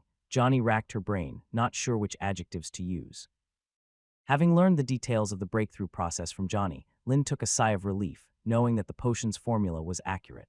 To avoid unforeseen circumstances, Lynn decided not to undergo the breakthrough at the Ieta Academy. Instead, after seeing Johnny off, she returned to her secret chamber in Ladek. It was an extremely concealed location, where she didn't have to worry about anyone disturbing her. Lynn took out a perfectly prepared source of magic, then gulped it down. The dark red liquid flowed down her throat. As soon as it entered her mouth, Lynn understood why Johnny had said the magic potion was hard to swallow. The taste was indescribably awful. It felt as if, despite feeling no heat while holding the potion bottle, she was drinking thick molten lava. Immediately, her entire body experienced waves of intense itching and burning sensations. She felt like she was inside a furnace, except what was being burnt was not her physical body but her soul. Lynn's body trembled uncontrollably, her teeth chattering loudly. Veins bulged all over her body, her face turned bright red, and tiny beads of sweat formed on her forehead. Though she had anticipated the horror of the magic potion beforehand, she had never imagined that its effects would be so dominating and intense. An inexplicable force continuously eroded her body, eventually surging directly into her brain. In that moment, her brain seemed to explode. Lynn briefly lost consciousness, and when she came to, she found herself in a different place. Before her lay an endless sea, and she was standing on the surface of the water, swaying with the rolling waves. As Lynn became aware of this, her body sank, and the surging seawater pressed in from all sides. However, before she could react, her body was lifted by something sticky. Lynn glanced downward, realizing that she was being held up by a massive tentacle. Beneath the surface of the sea, a colossal, menacing figure had emerged. It exuded a suffocating aura, its crimson eyes fixed on her, filled with anger and hatred. The Eye of Death. In the instant Lynn locked eyes with the Eye of Death, her body went cold, immobilized. Then she felt the tentacle holding her squeeze tightly, causing her body to burst as if squeezed. Blood sprayed onto the ocean's surface, and her flesh and blood disintegrated, leaving no trace. However, the next moment, Lynn's body reappeared on the ocean's surface. She had realized that she was currently in a mental world. Perhaps the magic potion she had just consumed had activated her power so perfectly that the Eye of Death could materialize within her consciousness. Just as she was pondering this, another tentacle rose from beneath the sea, reaching out for her. This time, Lynn shot into the air, imagining that helium was lifting her body, and she floated hundreds of meters above the sea. Even though she wouldn't truly die if she were killed here, the pain was all too real. More and more tentacles emerged from below the sea, twisting and contorting in various forms, as if they had no upper limit, continuously extending toward Lynn in the sky, as if to ensnare her and drag her into the depths of the sea. Damn it, Lynn cursed internally. The Eye of Death actually believed its tentacles could be this long. After narrowly avoiding another strike from a tentacle, Hundreds of white phosphorus fireballs the size of human heads materialized around Lin and hurled themselves toward the Eye of Death, turning the entire sea into a sea of flames. The enraged sea beast roared incessantly, its massive body and tentacles exposed above the sea quickly being engulfed by the flames. However, this level of attack was far from enough. In Lin's mental world, not only was she incapable of dying, but the infuriated Eye of Death also roared and bellowed. Its 100-meter-long body actually broke free from the sea surface, soaring into the sky. Lin was left dumbfounded. She then realized that her thinking was too rational and not bold enough. In this peculiar space, perhaps she could attempt things that were impossible in the real world. Lin raised her hands high. In her left hand, she continuously generated hydrogen atoms, while in her right palm, numerous anti-hydrogen atoms appeared. She used magnetic force to contain them within two massive spheres of magical energy, and then hurled them toward the approaching Eye of Death. I call it the antimatter annihilation canon. The so-called antimatter, as the name implies, is the reverse state of normal matter. When antimatter and normal matter meet, they annihilate each other, causing an explosion and producing immense energy. Its power lies in the conversion of mass energy produced during annihilation, which is close to 100%. In contrast, the mass energy conversion ratio of a hydrogen bomb is only around 0.7%. In the face of the power of antimatter annihilation, so-called nuclear energy is simply not worth mentioning. The Eye of Death, racing towards him, immediately felt the deadly threat. It wasn't just the annihilation of the physical body, but also the obliteration of the soul. Countless tentacles, like towering pillars, lashed out, but two monospheres had already collided. Space and time seemed to freeze as Lin was left with nothing but endless light and heat. It was a radiance that was tens of thousands of times brighter than the sun, and the heat generated could only be measured in countless billions of trillions. Everything lost its meaning in the face of such a terrifying energy outbreak. The massive Eye of Death and countless pillar-like tentacles were annihilated in less than a second. Then the entire ocean and the seabed rapidly rose. Billions of tons of seawater were instantly evaporated, and the energy waves and high-energy radiation from the explosion spread in all directions, causing the entire space to shake violently, until a faint sound resonated in the space. It was a precise sound that reached Lin's ears, despite being obscured by the intense explosion. It was as if he heard it with his soul. It was the shattering of the consciousness space, with intricate cracks spreading like a spider's web, but this was also Lin's final thought. The terrifying energy wave had already rushed toward him. The whole process was painless because the annihilation of the physical body happened in an instant. The vast consciousness space was completely shattered under the impact of the energy wave, and the remaining energy merged into Lin's body. The formidable barrier that had been blocking the growth of his magic power was now easily breached. Lin felt every cell in his body rejoicing, and the total amount of magic power was rapidly increasing. His brain became incredibly clear, although not as much as in overload mode. The computing power had increased several times. The elements in his perception became even clearer, and controlling them became effortless. If he previously needed the assistance of his intellect to release spells like White Phosphorus Flame Hand or Liquid Nitrogen Ice Domain, he could now completely rely on his own power to cast these spells. Furthermore, his magic power continued to grow, even directly crossing the second hurdle, advancing from an apprentice to a second circle wizard. Lin sensed that his magic power reserves had increased by more than 10 times compared to before. The power of the Eye of Death was truly evident. Even my physical qualities have improved, Lin said, clenching his fist and testing several jumps. His body's cells had been partially enchanted. However, the degree of enchantment was not high. This should not be an exclusive benefit of his own. When he was conducting the dual sphere experiment before, he found that the wizards who moved the iron balls had varying levels of strength. After spending 10 minutes adapting to various types of magic, Lin finally let go of the tension that had been gripping him. When he entered the wizarding world, his greatest concern was that his identity as an apprentice would be exposed. Now, this major weakness had been addressed. No one could question his identity anymore. The next step was to verify whether Rakdagu's conjecture was correct. Lin opened his notebook and quickly found records about psychic magic, soul shriek, flesh reconstruction, rotten corpse, necromantic control. Soul shriek was undoubtedly the most familiar psychic magic to Lin. However, with no target for an attack, he couldn't test its actual effect. Spells like flesh reconstruction and rotten corpse were methods for creating undead, and he had no intention of dabbling in that. After he saw the relevant information about necromantic control, Lin suddenly had an idea and inquired in his mind. 71. Can you release the stored unknown energy from earlier? Estimated energy consumption, 1%, used to maintain the energy body. No problem, go ahead, Lin said without hesitation. After becoming an official wizard, he cared less about the energy reserves of the AI brain. After all, he rarely needed to use them, and he could slowly accumulate them. After Lin gave the order, a faint blue glow floated out of his body and gradually condensed about a meter away. It took the form of a 13 or 14-year-old girl, with a translucent figure that flowed like water. Because they were both psychic users, the girl's body looked much more solid to Lin compared to the chubby apprentice and the heavily injured Radak. He could even make out her features and the clothes she was wearing. Dove, Lin asked tentatively. His premonition was indeed correct. The unknown energy entity collected by the AI brain was undoubtedly her soul. The girl slowly opened her eyes, filled with confusion and bewilderment. Her consciousness seemed to be frozen in the moment of death, and she mumbled something. "I don't want to die." Lin understood Dove's intended message, and a hint of helplessness crossed his face.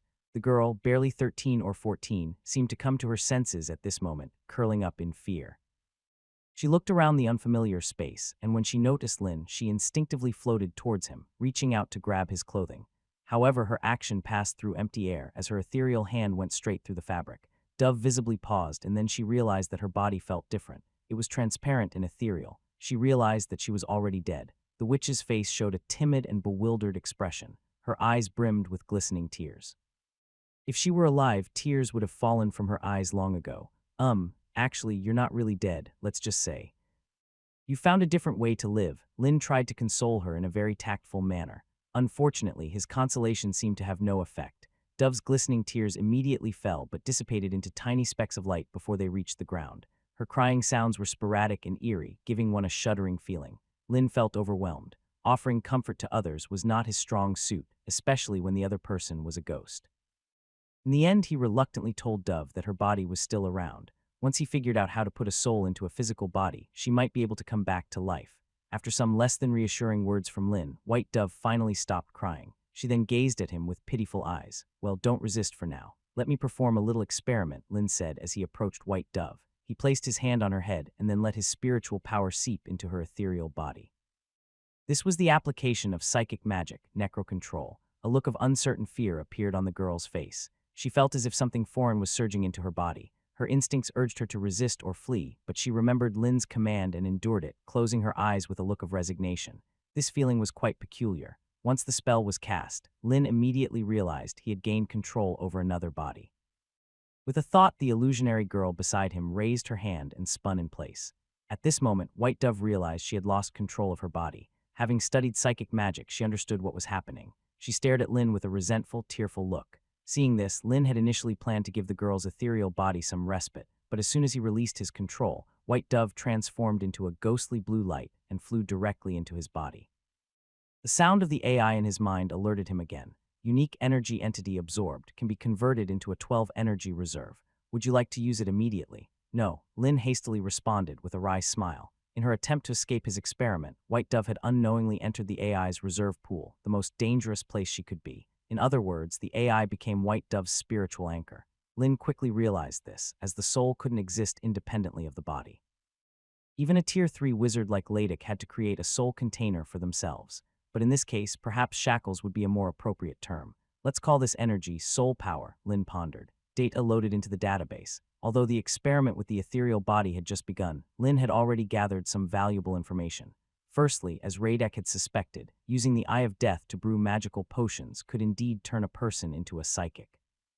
Secondly, psychic magic, an exceedingly mysterious and powerful force beyond his previous knowledge, was just as dangerous to use. For instance, when controlling an ethereal body, if White Dove resisted, he would have to exert more soul power to suppress her. Otherwise, the controlled ethereal body might break free, and Lin himself would suffer backlash. This was probably why Radak had been cautious in controlling too many ghouls at once in the secret room. So compared to controlling the undead, Lin found another use for this magic more appealing, controlling weak-souled creatures. While in Ieta Harbor, White Dove had controlled a group of ravens to gather information, making it a kind of overpowered intel-gathering ability. The only drawback was that when controlling living beings, it would divide his focus. It was somewhat like playing a game while managing multiple units. Controlling too many could affect his ability to handle each unit effectively. Lin continued to browse Radak's notes. Although he had no intention of using some of the more sinister psychic magic, he needed to understand them to know how to deal with them effectively. In the following days, Lin, having successfully advanced, focused all his energy on honing his spellcasting skills, especially the protective spells, to enhance his strength as much as possible. He hadn't forgotten his promise to deliver the remaining mana source. Naturally, Lin had no intention of reneging on his promise, especially since they hadn't settled the account for the airship trip yet. However, things took an unexpected turn. Even before he could make a move, Barbara and Hank came knocking at his door. "Are you saying that Nose hasn't been acting right lately?" Lin asked, quite surprised in the estate of Ladek after listening to their complaints. Hank nodded. As per their prior agreement, after this hunting operation, Nose was supposed to pay him 1,000 magic gold coins as a reward, along with some disassembled parts of the Eye of Death. However, nearly 3 days had passed, and there was no sign of Nose. His apprentice, sent to hurry him, reported that Nose wasn't even at the base outside the estate in Ieta Harbor. This raised some troubling thoughts. "Nose probably doesn't intend to pay us," Barbara said angrily. In her view, Nose had likely suffered heavy losses during the Eye of Death hunting operation, so he was stalling. They had come to Lin this time to present a united front and confront Nose during the upcoming Crimson Thorns promotion ceremony in 2 days. Lin stared at the two with a strange expression. When he first heard about this organization, Lin was worried. After all, Crimson Thorns was quite extensive, with a complex composition of members. However, now it seemed like the entire organization was nothing more than a disorganized group of individuals who cared only about themselves. Of course, this might also be related to the unpleasantness that occurred during the Eye of Death hunting operation. Nose had put a lot of effort into it, only to obtain a partially damaged Eye of Death, which he was then forced to hand over a portion of its blood.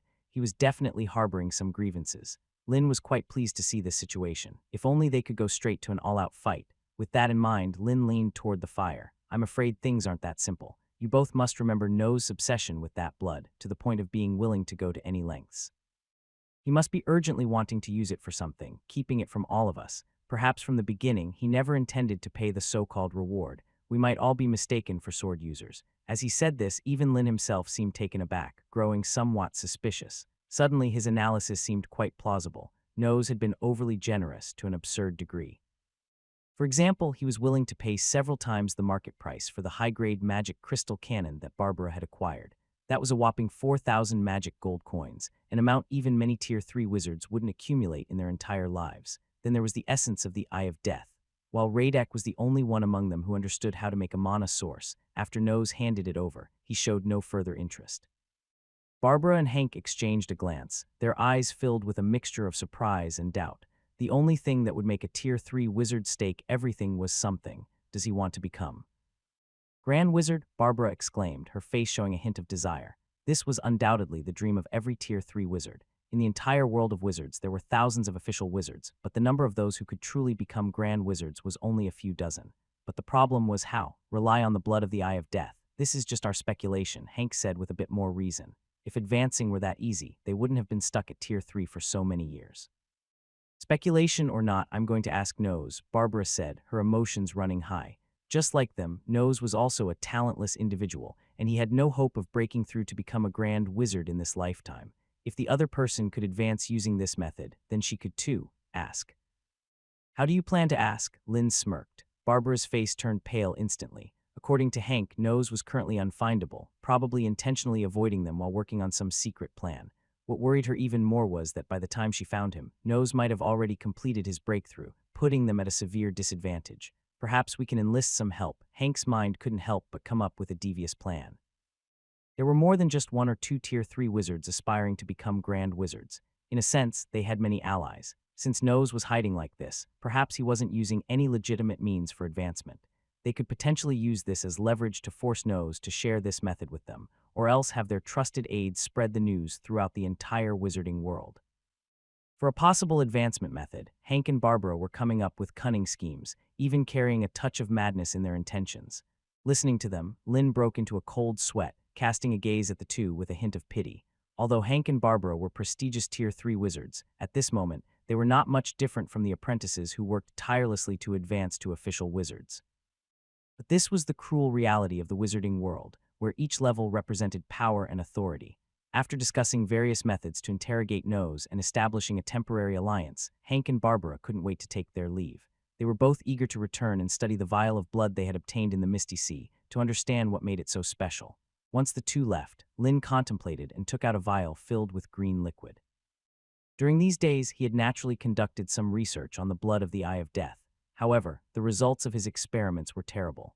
The power contained in this blood was extremely mysterious, with a strong repulsion that made it impossible to use for brewing shape-shifting potions. The rats that consumed the blood directly mysteriously died within seconds, and even dissecting their bodies revealed no apparent cause of death. Lin suddenly remembered that Nose had mentioned using this blood in some kind of alchemical formation. Maybe that could be a starting point. While conducting his research in secret, Lin didn't forget that he was still a teaching professor. In fact, his 1-week vacation had already ended. Faced with the reopening of his math classes, the group of wizard apprentices were both excited and troubled. During the break from math classes, they had been working on the assignments left behind by Lin, which contained various bizarre problems. For example, a wizard had many chickens and rabbits in a cage.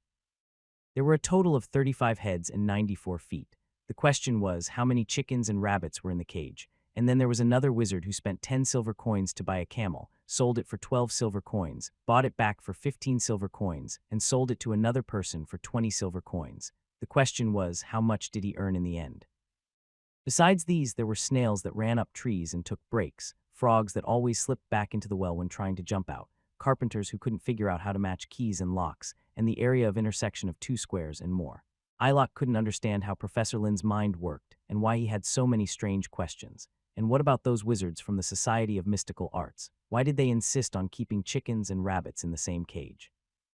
They even had to determine the quantity by counting heads and feet. If they had the time, they could have separated the chickens and rabbits. Very well, it seems like you've all got a good grasp of it. Lin roughly reviewed the collected assignments. Although there were many questions, they were all about the most basic equations and geometry knowledge. The only difference was the variety in the question styles, all of which Lin had found through searches on his intelligence brain, which contained some classic problems. One had to admit that the minds of these wizard apprentices were much more effective than those of ordinary people. Ilock, Johnny, and the others were indeed elite class students. In just 2 months, they had already mastered some of the fundamental knowledge. After hearing Lin's words of praise, the faces of the apprentices couldn't help but show expressions of joy, especially Pierce. As one of the apprentices with the longest tenure at Ieda Academy, his magical power was overflowing, but he had no talent in elemental magic, alchemy, potion-making, or shapeshifting studies, which had kept him at the academy. However, the subject of math was different. Although his talent was not as good as Ilock, Johnny, and the others, it was much better than the rest. This was his only hope for graduation. Professor Lin, does this mean we've completed this math course? Pierce asked with great excitement. We're far from done. What you've been learning so far is just the very basics. Lin shook his head and said, feeling a bit helpless. This was just the basics. Ilock, Pierce, and the others found it hard to believe. They thought they had already learned everything they could. After all, they could now perform addition, subtraction, multiplication, division, exponentiation, and calculate the dimensions and surface areas of various complex objects with precision. They even knew how many days it took for the lazy snail to crawl up the wall, how many jumps the frog needed to leap out of the deep well, and they could easily solve the bizarre chicken and rabbit puzzle. What more was there to learn? And there's trigonometry, probability, linear algebra, plane vectors, inequalities, infinite series, and more. Have you all mastered these as well? Lin asked with a smile. Lin's trademark smile sent a shiver down the spines of the apprentices present, and his words left them in a state of confusion. The only thing they recognized was the word triangles in trigonometry. Professor Lin, what's the point of learning all this? Alok asked in a soft voice, looking a bit puzzled. Alok thought that if it was just about exercising their brains, dealing with indices, square roots, and solving equations would be torturous enough. Lin glanced at the equally confused group and smiled before speaking. Haven't you all been curious about how alchemy can be combined with magic? Are you going to teach us magic involving alchemy, Professor? Deborah exclaimed in surprise. The group of wizard apprentices eagerly looked at Lin, their memories of the terrifying ice magic he had used on the training ground fresh in their minds. Just the residual magic from his demonstration had nearly frozen their arms. They had heard that Lin had personally developed this unique magic. Lydia, on the other hand, pouted and kicked the table in frustration because she was the only one among them who couldn't grasp this whole magic thing. In a way, you could say that. Lin nodded. He then asked everyone to leave the classroom and join him in a more open area. Once everyone was in position, Lin turned his gaze towards the Howling Tower, raised his hand, and began to calculate something. What are you planning, Professor? Are you going to blow up the entire Howling Tower? Alok whispered. How could that be? Pierce scoffed. The Howling Tower was the iconic landmark of Ieda Harbor, and it couldn't just be demolished, could it? But when Pierce saw Lin's serious expression, he became unsure. It can't be. Right under the curious gazes of the group, 12 magic missiles appeared around Lin. Then, with a whooshing sound, they streaked towards the Howling Tower. As they watched, the disappointment on the faces of the onlookers was palpable. They had hoped for something more impressive. However, they still kept their eyes fixed on the trajectory of the magic missiles. Was he planning to attack the top of the tower? Alok looked up at the sky, but to his surprise, the trajectory of the 12 missiles followed a parabolic path, soaring over the tower's dozens of meters tall peak.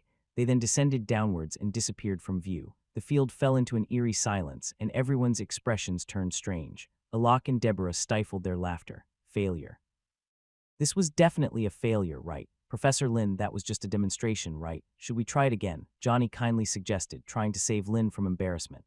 However, Lin's expression remained unchanged. He scanned the group of apprentices, who were barely holding back their laughter, and then looked at Alok and Deborah, who were struggling not to burst into laughter, and casually said, "Alok, Deborah, go to the training ground and fetch the training dummies." "Sure thing, Professor." Alok struggled to keep a straight face, but as soon as he received Lin's order, he rushed off. Only when he was out of Lin's sight did he finally burst into laughter. "Ha ha ha, I never thought Professor Lin would have moments like this." Deborah also joined in the laughter. It couldn't be helped. Professor Lin had always carried an air of confidence, as if he had everything under control. However, today's teaching mishap was just too amusing. "Let's hurry and get there so we don't keep the professor waiting," Alok said, picking up the pace after a good laugh. He was sure that the magic missile Lin had cast wasn't as simple as it seemed. It was probably just a mistake, and Alok wanted to see what it would be like to combine alchemy and magic. The training ground was quite a distance from the alchemy classroom, situated at the far corner of the entire campus for safety, to avoid any magical accidents. When the two arrived at the training ground, they were surprised to find a crowd gathered there. As they squeezed their way in, they were left in shock. In front of them stood a row of decapitated training dummies. There are 12 of them, exactly 12, Deborah counted, and then a ridiculous idea suddenly came to her mind. Alok also thought of the same thing and turned to the other apprentices next to him. He asked urgently, "Daka, what happened to these dummies? We don't know." "Just as we were practicing our magic a moment ago, several magic missiles fell from the sky and struck the dummies on the head, scaring all of us," Daka replied with a perplexed expression. "From the sky? Do you know which direction they came from?" Alok asked quickly. "It should be from that direction," Daka pointed behind him. Alok and Deborah exchanged glances, and their expressions changed immediately because behind them stood the towering Howling Tower. Could it be that Professor Lin, from the alchemy classroom, across the entire tower, covering hundreds of meters without any line of sight, accurately hit the training dummies on the training ground with magic missiles? How is that possible? What on earth is going on? Daka and the others, gathered at the training ground, couldn't help but ask, looking at the surprised expressions of Alok and Deborah. "If I'm not mistaken, this was probably done by Professor Lin." Alok swallowed hard, his disbelief evident. It was only now that they realized Lin didn't want them to bring the training dummies for experimenting with magic. Instead, he wanted to take these damaged dummies back to showcase the effect. At the same time, Lydia and the others waiting in front of the classroom were getting impatient. Where were Alok and Deborah? They were just supposed to bring a few training dummies, and yet they hadn't returned for so long. Could they be intentionally trying to watch the professor embarrass himself? This was really mean. Pierce couldn't help but grumble in his heart. After all, the professor always liked to throw strange and difficult alchemical questions at them. Just as he was thinking that, Pierce saw Alok and Deborah, accompanied by Daka and a few others, approaching. Each of them was carrying two headless training dummies, which looked particularly eerie. Without waiting for them to ask, Deborah immediately approached Lin, her curiosity brimming. She inquired, "Professor Lin, how on earth did you do this? It's simply unbelievable." "What's so unbelievable about it?" Pierce couldn't help but interrupt. Alok didn't beat around the bush either, and quickly explained what they had witnessed on the training ground. Daka and the others also chimed in, describing how the magic missiles had fallen from the sky and smashed the dummies during their magic practice. After listening to the accounts of several people, Pierce and his companions found it hard to believe, even suspecting if Alok was deceiving them. The classroom of the arcane mathematics was a whole 600 meters away from the training ground, with a towering Howling Tower several tens of meters high in between. Could they really hit that from here? But the 12 training dummies with smashed heads and the testimonies of Daka and the others told them that it was all true. The group of apprentices, puzzled, all turned to Lin, waiting for his answer. "It's simple. Just calculate all the data and work it out, right?" Lin said with a smile. During his time as a professor, he had already recorded every location in the Ieta Academy with the help of a smart brain, so he had a clear understanding of the position information for each training dummy. All he needed to do was construct the corresponding parabolic trajectory equations and make minor adjustments for interference factors such as wind speed. The same attack can be replaced with fireball spells, flame burst spells, or even more powerful magic, Lin added. Locke and the others couldn't help but shiver, as no one wanted to be walking down the street one day and have a massive fireball drop from the sky and hit them on the head. It was just too terrifying, not even knowing how they would die. Professor Lin, is this the magical technique you've researched during this week? Tyke, who had been listening, asked with astonishment. You could say that. Lin shrugged, conveniently using it as an explanation for his unexplained one-week vacation. Professor, when can we learn this kind of magic? Deborah raised her hand high, full of curiosity. Since you all want to learn this at the end of this month, I will organize an examination for the arcane mathematics. If someone can solve all the questions, I will teach them this improved magic, and even allow them to apply for graduation ahead of time, Lin promised to the group of apprentices. However, his words weren't meant to deceive. He didn't expect these wizard apprentices to master very advanced mathematical knowledge. As long as they could complete most of the knowledge from elementary and middle school, they could apply for graduation. After all, they could continue their education after becoming official wizards. In fact, this exam was also to help Johnny advance. Now that she had become an official wizard, it was better to secure her status as soon as possible. Fueled by the prospect of learning improved magic and applying for early graduation, the group of wizard apprentices burst forth with an unimaginable enthusiasm. They were more focused during class than ever. Pierce was especially excited. Lin's promise was undoubtedly his only chance to become an official wizard as a mediocre talent. Next, we will continue with the explanation of the Cartesian coordinate system. Just some basic knowledge, Lin extended his hand and used magic to draw a cross in the air, launching into the lesson. After the arcane math class, Alok and the others left the classroom, either lost in deep thought or looking bewildered. Their minds were filled with terms like absolute value, the first quadrant, the second quadrant, the x-axis, the y-axis, from this point to that point. Pierce glanced at his notes, feeling like he had understood it, but also not entirely. He decided to contemplate it further when he got back. Tyke, please stay for a moment, Lin called out after packing up his teaching materials, stopping Tyke from leaving. Professor Lin, is there something you need? Tyke paused, then continued. The concept of the coordinate system you introduced in class is very interesting. It seems like it can precisely locate any object in space. I wonder if this was the idea of some great master, or perhaps a legendary wizard. Compared to the apprentices who were engrossed in learning superficial knowledge, Tyke understood just how important this was. He guessed that Lin could hit those dummies with pinpoint accuracy from hundreds of meters away, even avoiding the entire Howling Tower. It seemed to involve knowledge in this area. That's an idea put forward by a master named Descartes, Lin replied with a smile, answering Tyke's question. After listening to their stories, Tyke and Lin couldn't help but be amazed by the profound nature of this subject, Descartes. It would be an honor to meet these masters of arcane mathematics, Tyke sighed, increasingly astounded by the depth of this field. There might be a chance in the future, Lin replied with a smile. He then adjusted his expression and expressed his gratitude. I heard from Roll that you've been helping me with the patent application for the skyship. I haven't had a chance to thank you. It's just a small favor. I can't sit through so many arcane math classes for nothing. Tyke laughed heartily. It's about time they arrive.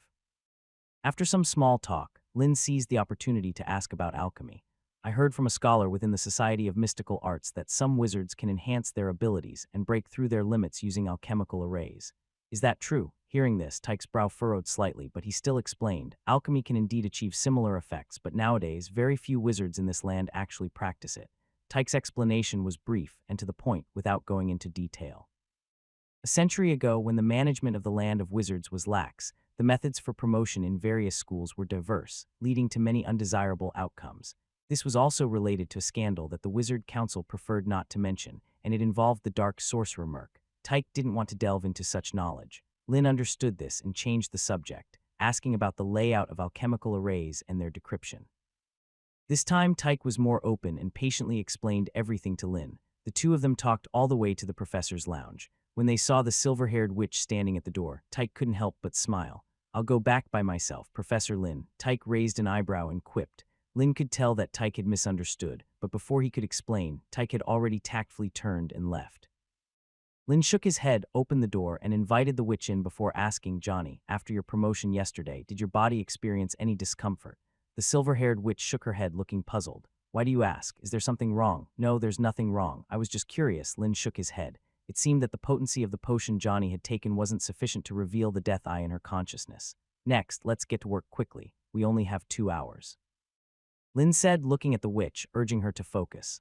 Under Lin's continuous prodding, Johnny nodded and quickly took out the notebook he was holding, flipping to the latest page. He pointed to the title and inquired, "Professor, I'm still not quite sure about the Cartesian coordinate system you mentioned today, especially this question.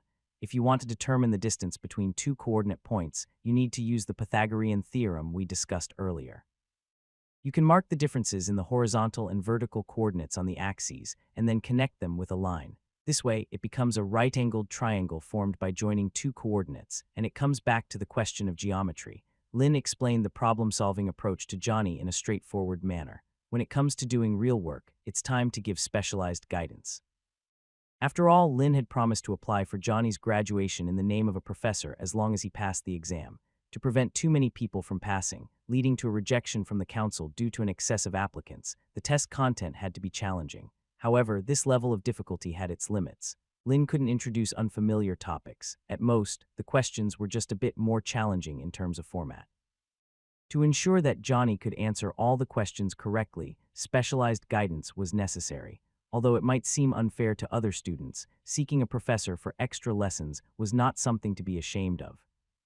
Lynn had never prohibited other apprentices from asking questions, but Johnny asked more and delved deeper. 2 hours passed in the blink of an eye, and Johnny closed his notebook. He looked at Lynn and said with a smile, "Thank you for your guidance, Professor. I have to admit, you are a really amazing teacher." A faint blush colored the girl's cheeks, and her eyes sparkled as she gazed at Lynn in front of her. It seemed like she had completely immersed herself in the academic exchange they had just had. "I just started learning about arcane mathematics earlier than you did." Lynn shook his head. Even if it was just half a year earlier, Johnny cast a slight disdainful glance at him. She understood why the other students in the regular classes looked at them with envy and jealousy when she was with Lynn. The gap in talent was simply despair-inducing. "Well, I won't bother you any longer, Professor. We'll see each other again tomorrow." Johnny closed her notebook, filled with answers and problem-solving strategies, and prepared to leave. Lynn stood up and escorted the witch to the door. As she was about to leave, she glanced at the joints of Lynn's left hand, which was used to open the door, and said with a touch of sentiment, "I didn't expect the teacher to give you this." Lynn paused for a moment and then followed Johnny's gaze, lowering his head to look at the maskless ring on his left ring finger. So Cora was also a member of the maskless. Lynn was greatly surprised. This was completely unexpected, but he kept his composure. "The teacher cares about this ring. Do you know what it's used for?" Johnny shook her head. She only knew that Cora had worn this ring when he accepted her as an apprentice. She guessed it must be a powerful alchemical item, but she had never seen him use it in front of her. After the silver-haired witch left, Lynn closed the door and gazed at the maskless ring in his hand. Could it be that his identity had been revealed by Cora? But wasn't Cora captured by the church and taken to the holy city? It was unlikely that he had escaped. Maybe Cora had mentioned him to someone before being captured by the church. Hasn't number 4 been absent for a long time? Lynn suddenly remembered the words spoken by one of the attendees at the maskless gathering. Could number 4 refer to his mentor, Cora? On the following evening, in the southern district of Ieta Harbor, a luxurious mansion stood, and 3 carriages drawn by camel-like creatures came to a slow stop in front of the entrance. Lynn, disguised as Hurlram, stepped out of one of the carriages, ready to participate in the so-called promotion ceremony. Accompanying Lynn were 15 apprentices under Hurlram, including Bach and Patty. They were both excited and anxious, hoping to be chosen and take a giant leap forward to become noble official wizards. "Lord Hurlram, please." The robust guard at the entrance opened the tightly closed iron gate and invited them inside with great respect. Lynn led the group of apprentices into the mansion's entrance. They followed a path paved with cobblestones and proceeded towards the mansion's interior. Meanwhile, the robust guard had once again closed the iron gate behind them, casting a mocking look in their direction. Unbeknownst to him, a dozen small, pitch-black rodents sneaked into the mansion amidst the bustling crowd. These rodents were puppets controlled by Lynn using his psychic ability, the death puppetry. Their small size made them inconspicuous, and they were joined by a few gray crows and even more discreet geckos. Though they lacked combat strength, they served as Lynn's eyes, observing the layout of the entire mansion and its surroundings. If necessary, the liquid explosives they carried might come in handy. After passing through a long corridor, Lynn and the group arrived at the mansion's banquet hall. It was spacious and filled with a variety of exquisite dishes and desserts displayed on long tables. The banquet hall was already crowded with many guests, and a rough estimate indicated there were at least 100 or 200 people. Most of them were apprentices, but there were also many official wizards, including Barbara and Hank. Lynn even spotted Lei, the city's law enforcement officer. Their faces bore smiles of varying degrees, and they conversed with each other, creating a rather harmonious atmosphere. In the center of the banquet hall, a male servant dressed in a tailcoat danced gracefully on the stage. Lovely maids held silver trays, ready to serve drinks and food to the guests. Helram, why are you always the last one to arrive? Hank spotted Lin as soon as he entered, walked over, and lightly tapped him on the shoulder.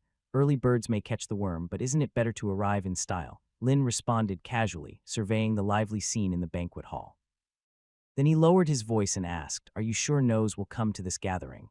Over the past few days, Lin had tried to control the Grey Crows to find any trace of Nose, but he had come up empty.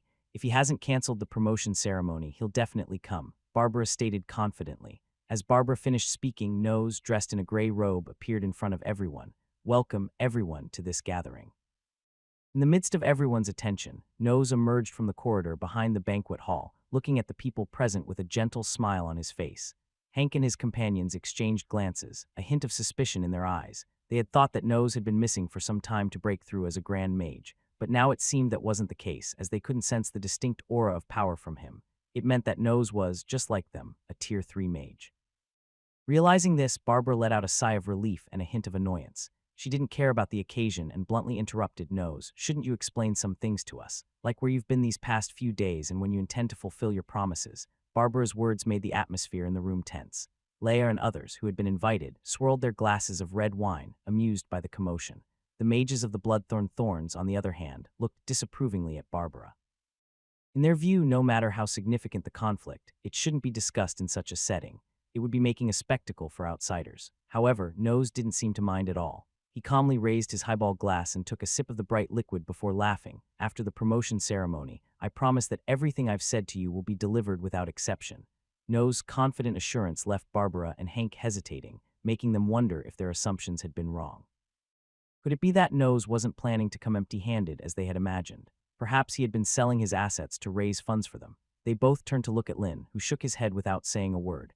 His attention was focused on the rats and ravens roaming freely throughout the estate. The entire estate had been sealed off completely, with guards stationed at regular intervals. The entrance to the banquet hall was locked from the outside. What exactly did Nose intend to do? Was this just a precaution, or did he plan to eliminate all those who had gathered for the meeting? It was essential to remember that apart from the over 100 apprentice mages, there were also more than 10 full-fledged mages and 7 Tier 3 mages present. Both their power and influence in Ieta Harbor should not be underestimated. Lin controlled one of the ravens to soar to a higher altitude and surveyed the entire estate. He quickly noticed that the layout of the estate was meticulously planned, with the banquet hall at its center and dozens of silver pillars, each about half a meter tall, placed around it. Viewed from above, the layout of the entire estate resembled an enormous alchemical array. Recalling the alchemical knowledge he had learned from Tech, Lin quickly deduced that these pillars were likely made of precious mithril and served as the nodes of the entire array. With a thought, a small, inconspicuous rat moved stealthily along the shadows of the high walls, intending to get a closer look at one of the pillars in the area with the weakest guard presence. But just as it was about to approach, Lin suddenly felt his vision go dark, as if the camera had been disconnected while spying. The next thing he sensed was the excruciating pain of the rat's death. Through the eyes of the raven, Lin saw a menacing brown wolfhound, saliva dripping from its mouth, lurking near the mithril pillar. A few patrolling guards noticed the commotion, but after a cursory glance, saw the wolfhound carrying the lifeless body of a rat in its mouth. They mumbled some curses and moved on. The rats in the southern district had become a plague, impossible to eradicate completely.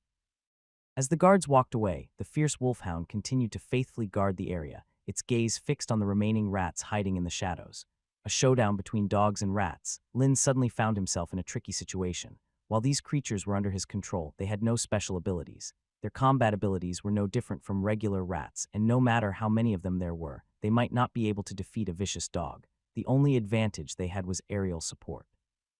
Of course, it had to be a one-hit kill. They couldn't give the dog a chance to call for help. Just as Lin was secretly planning an animal battle, Nose, inside the banquet hall, set down his glass of red wine and began to speak.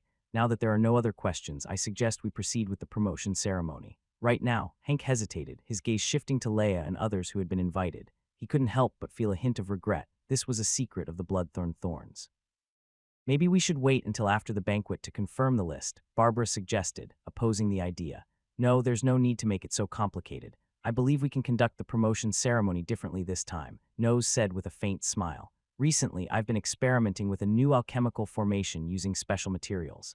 As he spoke, Nose raised his hand, and intricate runes appeared on the floor of the banquet hall. The fine runes continued to connect, covering half of the entire hall. The outer circle formed a large ring, while the inner part created a complex geometric pattern made up of numerous intricate patterns, exuding a strange sense of beauty. The faces of the formal mages in the room changed, and they quickly left the area covered by the formation. Lin followed suit. Until they were certain of the formation's effect, no one wanted to take any risks. Nose didn't mind and turned to the Bloodthorn's apprentices, continuing, "This alchemical formation can amplify a mage's power. In general, the longer you stay inside the formation, the greater the boost. Of course, everyone's will, endurance, and potential are different. I can't guarantee that everyone will succeed in their promotion, but you can give it a try." Hearing this, Hank and Barbara frowned, looking at the alchemical formation that had appeared on the ground. Their expressions were somewhat unpleasant. Nose had unexpectedly changed the promotion ceremony's process without prior notice and introduced a so-called alchemical formation. This made them suspect that Nose wanted to reduce their power and influence. It was crucial to understand that one of the most significant factors motivating these mage apprentices to risk their lives was their access to promotion as core members of the Bloodthorns. Using this as bait was the only way to make them strive to their utmost. Nose's actions were undoubtedly undermining the very foundation of their rights. Compared to the disgruntled Barbara and Hank, the wizard apprentices present were brimming with excitement.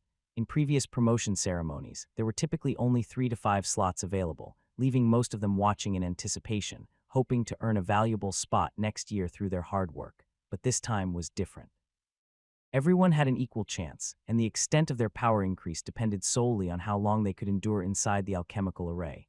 Each of them believed they could hold out till the end, but Lin and the others had quite the reputation, so apart from the apprentices under Nose, no one dared to step forward. In the face of such temptation, betrayal was only a matter of time.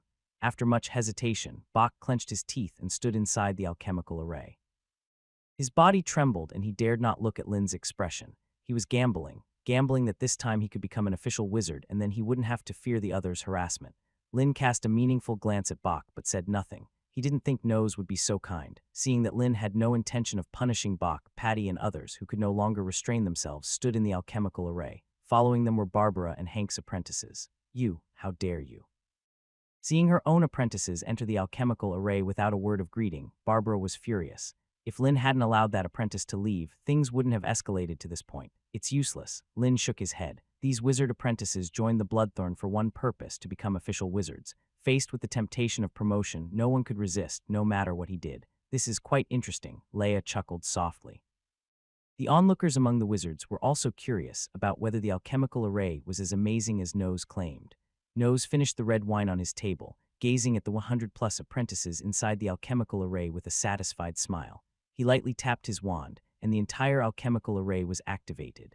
Fine runes shimmered with a dark green aura, followed by a strong surge of magical power radiating from the alchemical array. The apprentices in the center of the array immediately sensed a certain power flowing into their bodies, and their magic power, as if being pulled, began to stir. "It's real. My magic power has increased," Bach exclaimed in excitement. It was a delightful, ethereal, and comfortable feeling. He felt like his soul was humming softly. He was about to become an official wizard soon. Leia and the others, who were watching, stared at the scene inside the array. They had deep doubts about the alchemical array that could help apprentices advance. After all, these apprentices had already reached the limit of their magic power growth, and raising it again wasn't that easy, but Bach's heartfelt praise made them hesitate. Moreover, the surging magic power around them was indeed a sign of their imminent breakthrough into official wizards. Barbara and Hank also vaguely suspected that the special material Nose used to set up the array was likely the blood of the Eye of Death. Only that terrifying monster had enough energy to promote over 100 apprentices at once. "Lord Nose, do you know if this alchemical array is still useful for official wizards?" An elderly wizard asked excitedly. "It is. Of course it is." Nose laughed heartily. In that moment, a wizard apprentice inside the array let out a painful scream and then collapsed to the ground. Bach, Patty, and the others also experienced an excruciating, heart-wrenching pain at this moment. At first, they paid it no heed, thinking it might be a side effect of pushing their bodies to the limit. They continued to endure, as Nose had mentioned that the longer they persisted, the greater the increase in magical power they would gain. In just a short while, their magical power had already increased by 50%. But as more and more collapsed, Bach began to struggle. What horrified him even more was that the power absorbed into his body earlier had now turned into a deadly poison. His body rapidly withered and decayed, and his soul seemed to be torn apart by some mysterious force. Seeing rows of wizard apprentices contorting in agony and falling lifeless, even the most foolish among them realized that something was seriously wrong. "Hank, what the hell are you doing, Nose?" Hank angrily berated. Nose didn't reply but muttered somewhat nervously, "Since y'all want to increase your magical power, I'll grant your wish." After absorbing the power of dozens of wizard apprentices, the power of the alchemical array was becoming increasingly potent. On the side, Leia seemed to suddenly realize something, as if a chill shot up from the soles of her feet to her heart. She shouted in terror, "This is wrong. It's the soul-devouring array of the necromancer Merc. Are you crazy, Nose?" Barbara's face displayed an expression of disbelief. Nose's lips curled and he laughed manically. "Of course not, Barbara. Water the most vibrant thorn with blood. That's the purpose of Bloodthorn, isn't it?" Over 3 years ago, the necromancer Merc had used the blood of Mindreaper to set up an alchemical array, sacrificing an entire village and numerous apprentices within the School of Mystical Arts, using thousands of souls as nourishment, in an attempt to enter the realm of legendary wizards. Although the necromancer Merc had failed, his power had increased significantly. He could even contend with several grand wizards sent by the council. Nose wasn't greedy. The realm of legendary wizards was still far away for him. He just wanted to become a true grand wizard with the help of this power.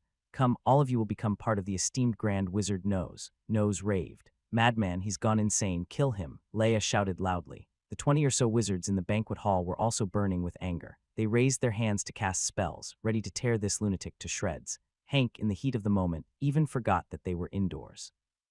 He raised his hand to unleash a fireball spell, intending to blast Nose and the alchemical array to bits.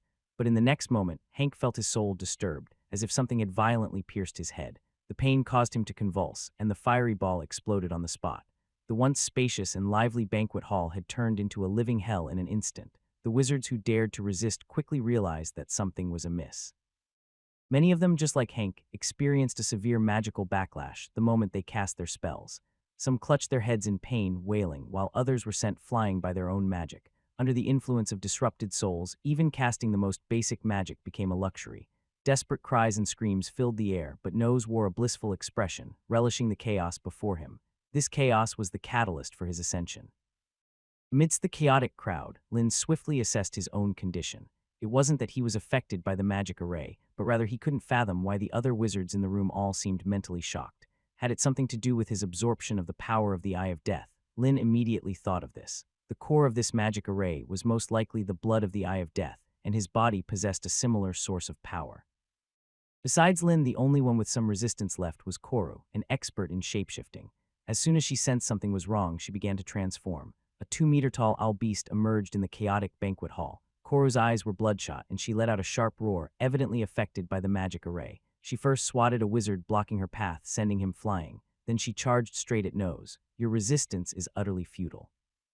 Nose taunted, extending his hand to create dozens of robust ice blades, intending to pin the charging beast to the rear wall. However, these ice blades were shattered one by one on their way by unknown magic missiles that struck them down.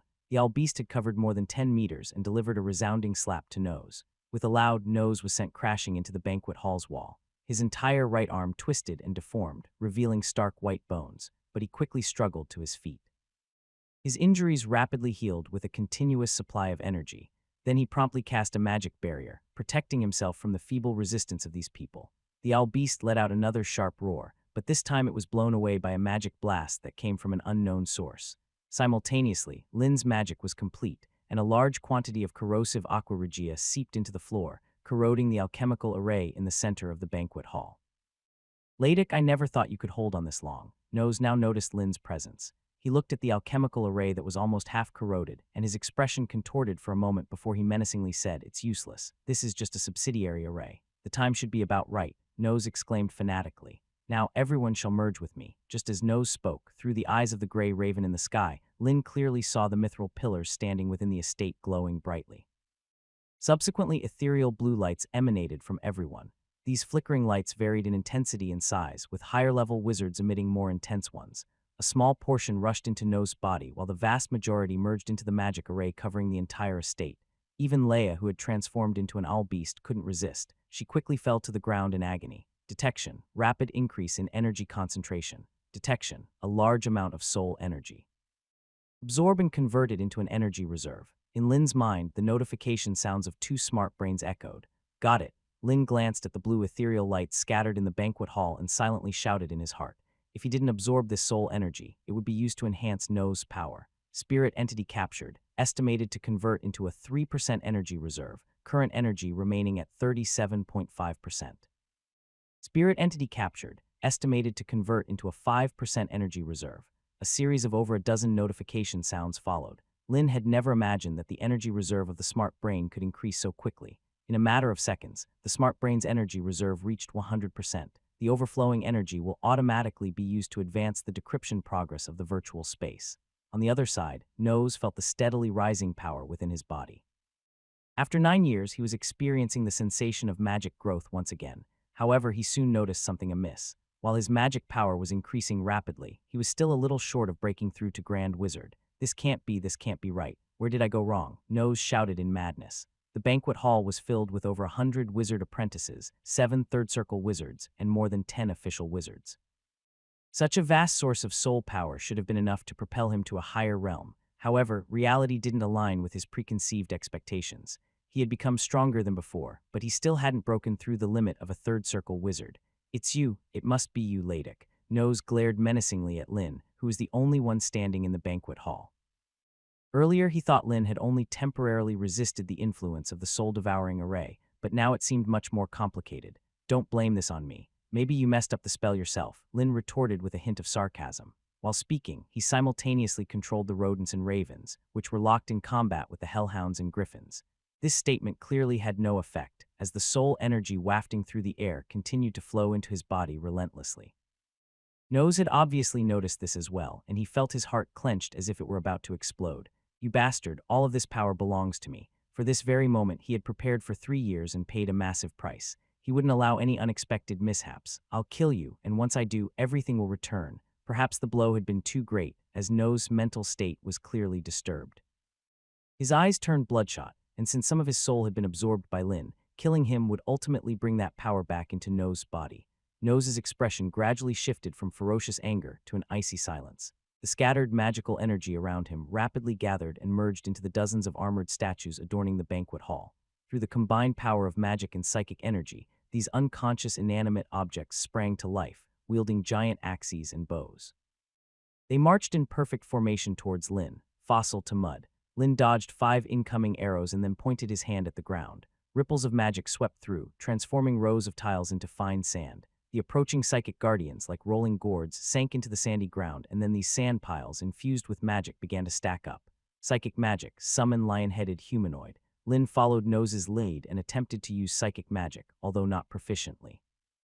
The sand piles gradually took the form of a humanoid upper body with a lion-like lower half. However, being his first try with this new magic, the appearance of the lion-headed humanoid was quite distorted, resembling a figurine molded by a child. After sending a few approaching psychic guards flying with a punch, it was obliterated by a fiery explosion, losing half of its body. Magic Denmaku, realizing that his half-baked psychic spell wouldn't provide much help in combat, Lin resorted to his most adept form of magic.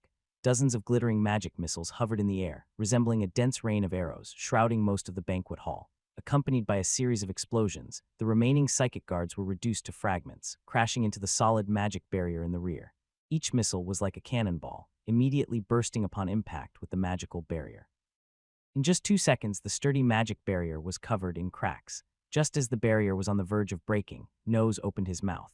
A sharp sonic wave echoed continuously in the banquet hall. Over a dozen magic missiles that were about to hit the barrier instantly burst into pieces, and Lin's movement halted for a moment. It was the soul scream. Seeing Lin's obvious pause in response to the soul scream, Nose immediately understood that Lin's soul power was weaker than his own. He raised his wand without hesitation. Magic impact, the tip of the wand lit up with intricate runes, and then a powerful beam of magic shot out, directly targeting Lin, who was immobilized by the soul scream. However, Nose quickly realized with horror that Lin, who should have been immobile, effortlessly lifted his arm. A faint flame condensed at his fingertip, rapidly expanding into a gigantic hand made of endless flames, a fiery avatar of a god. It collided head-on with the incoming magical beam.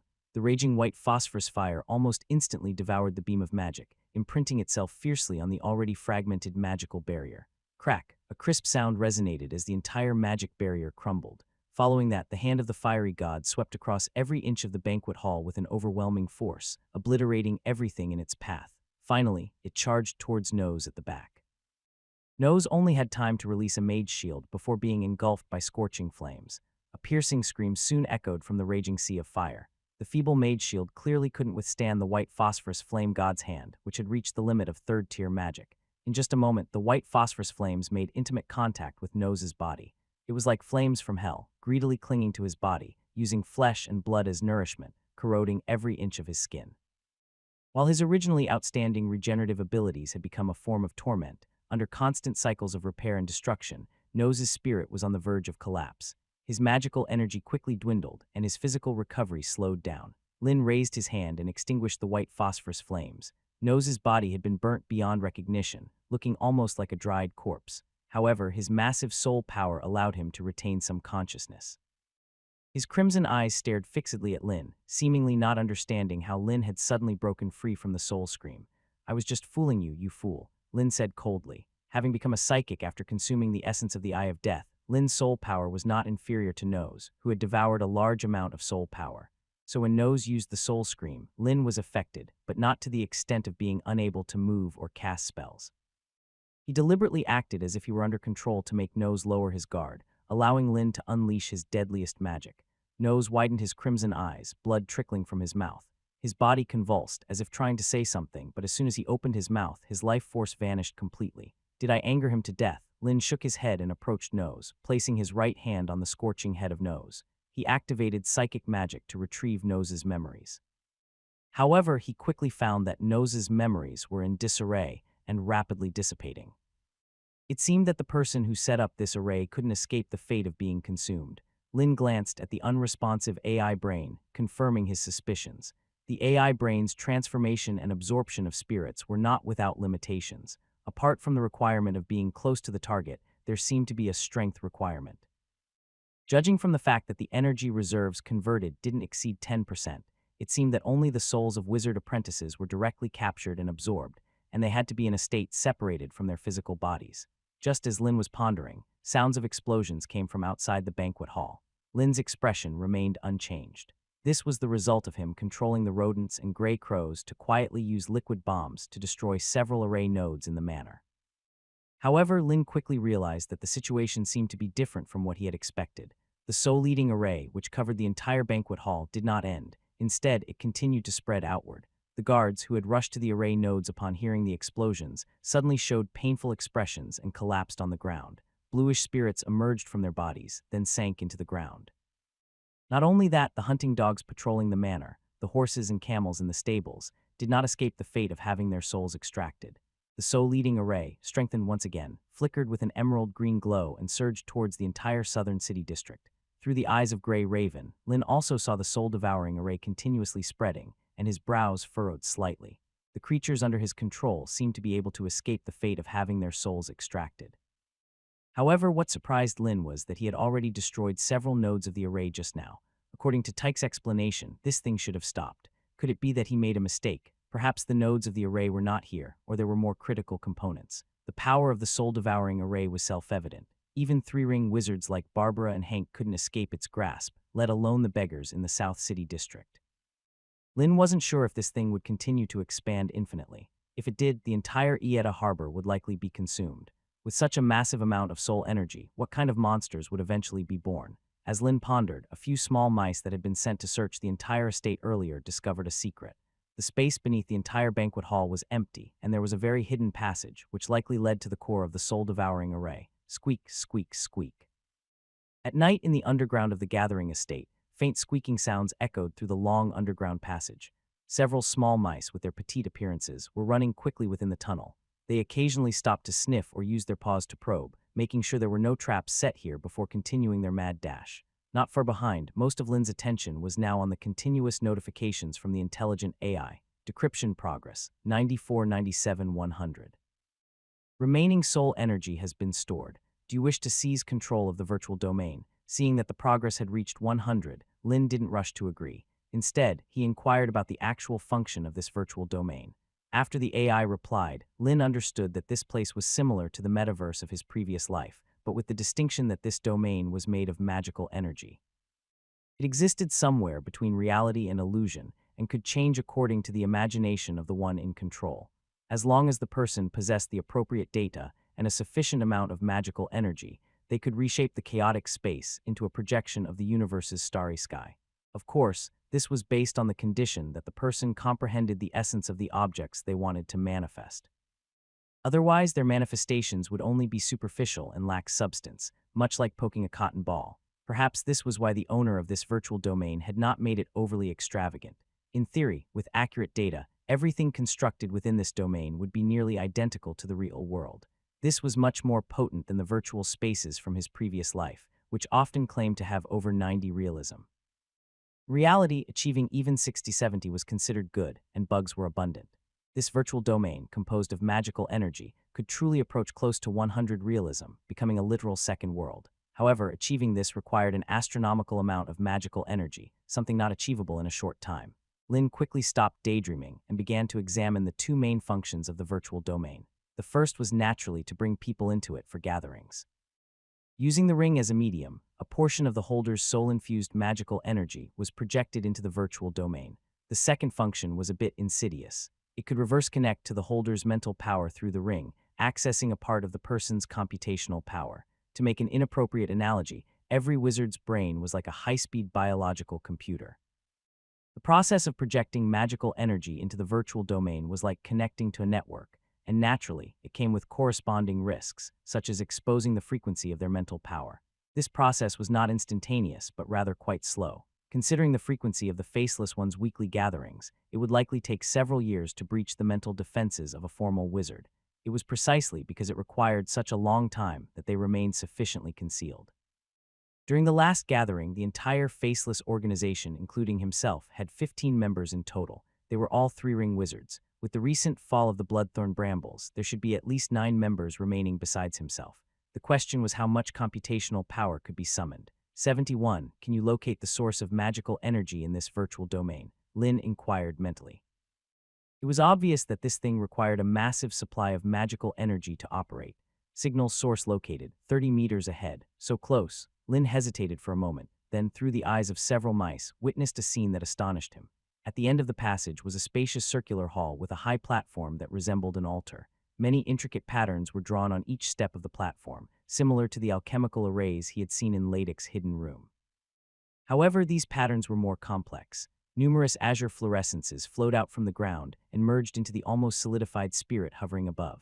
The mice gazed up and saw a figure they were all too familiar with. By now, Lin had crossed the narrow passage and was staring in disbelief at the vengeful spirit hovering above the platform.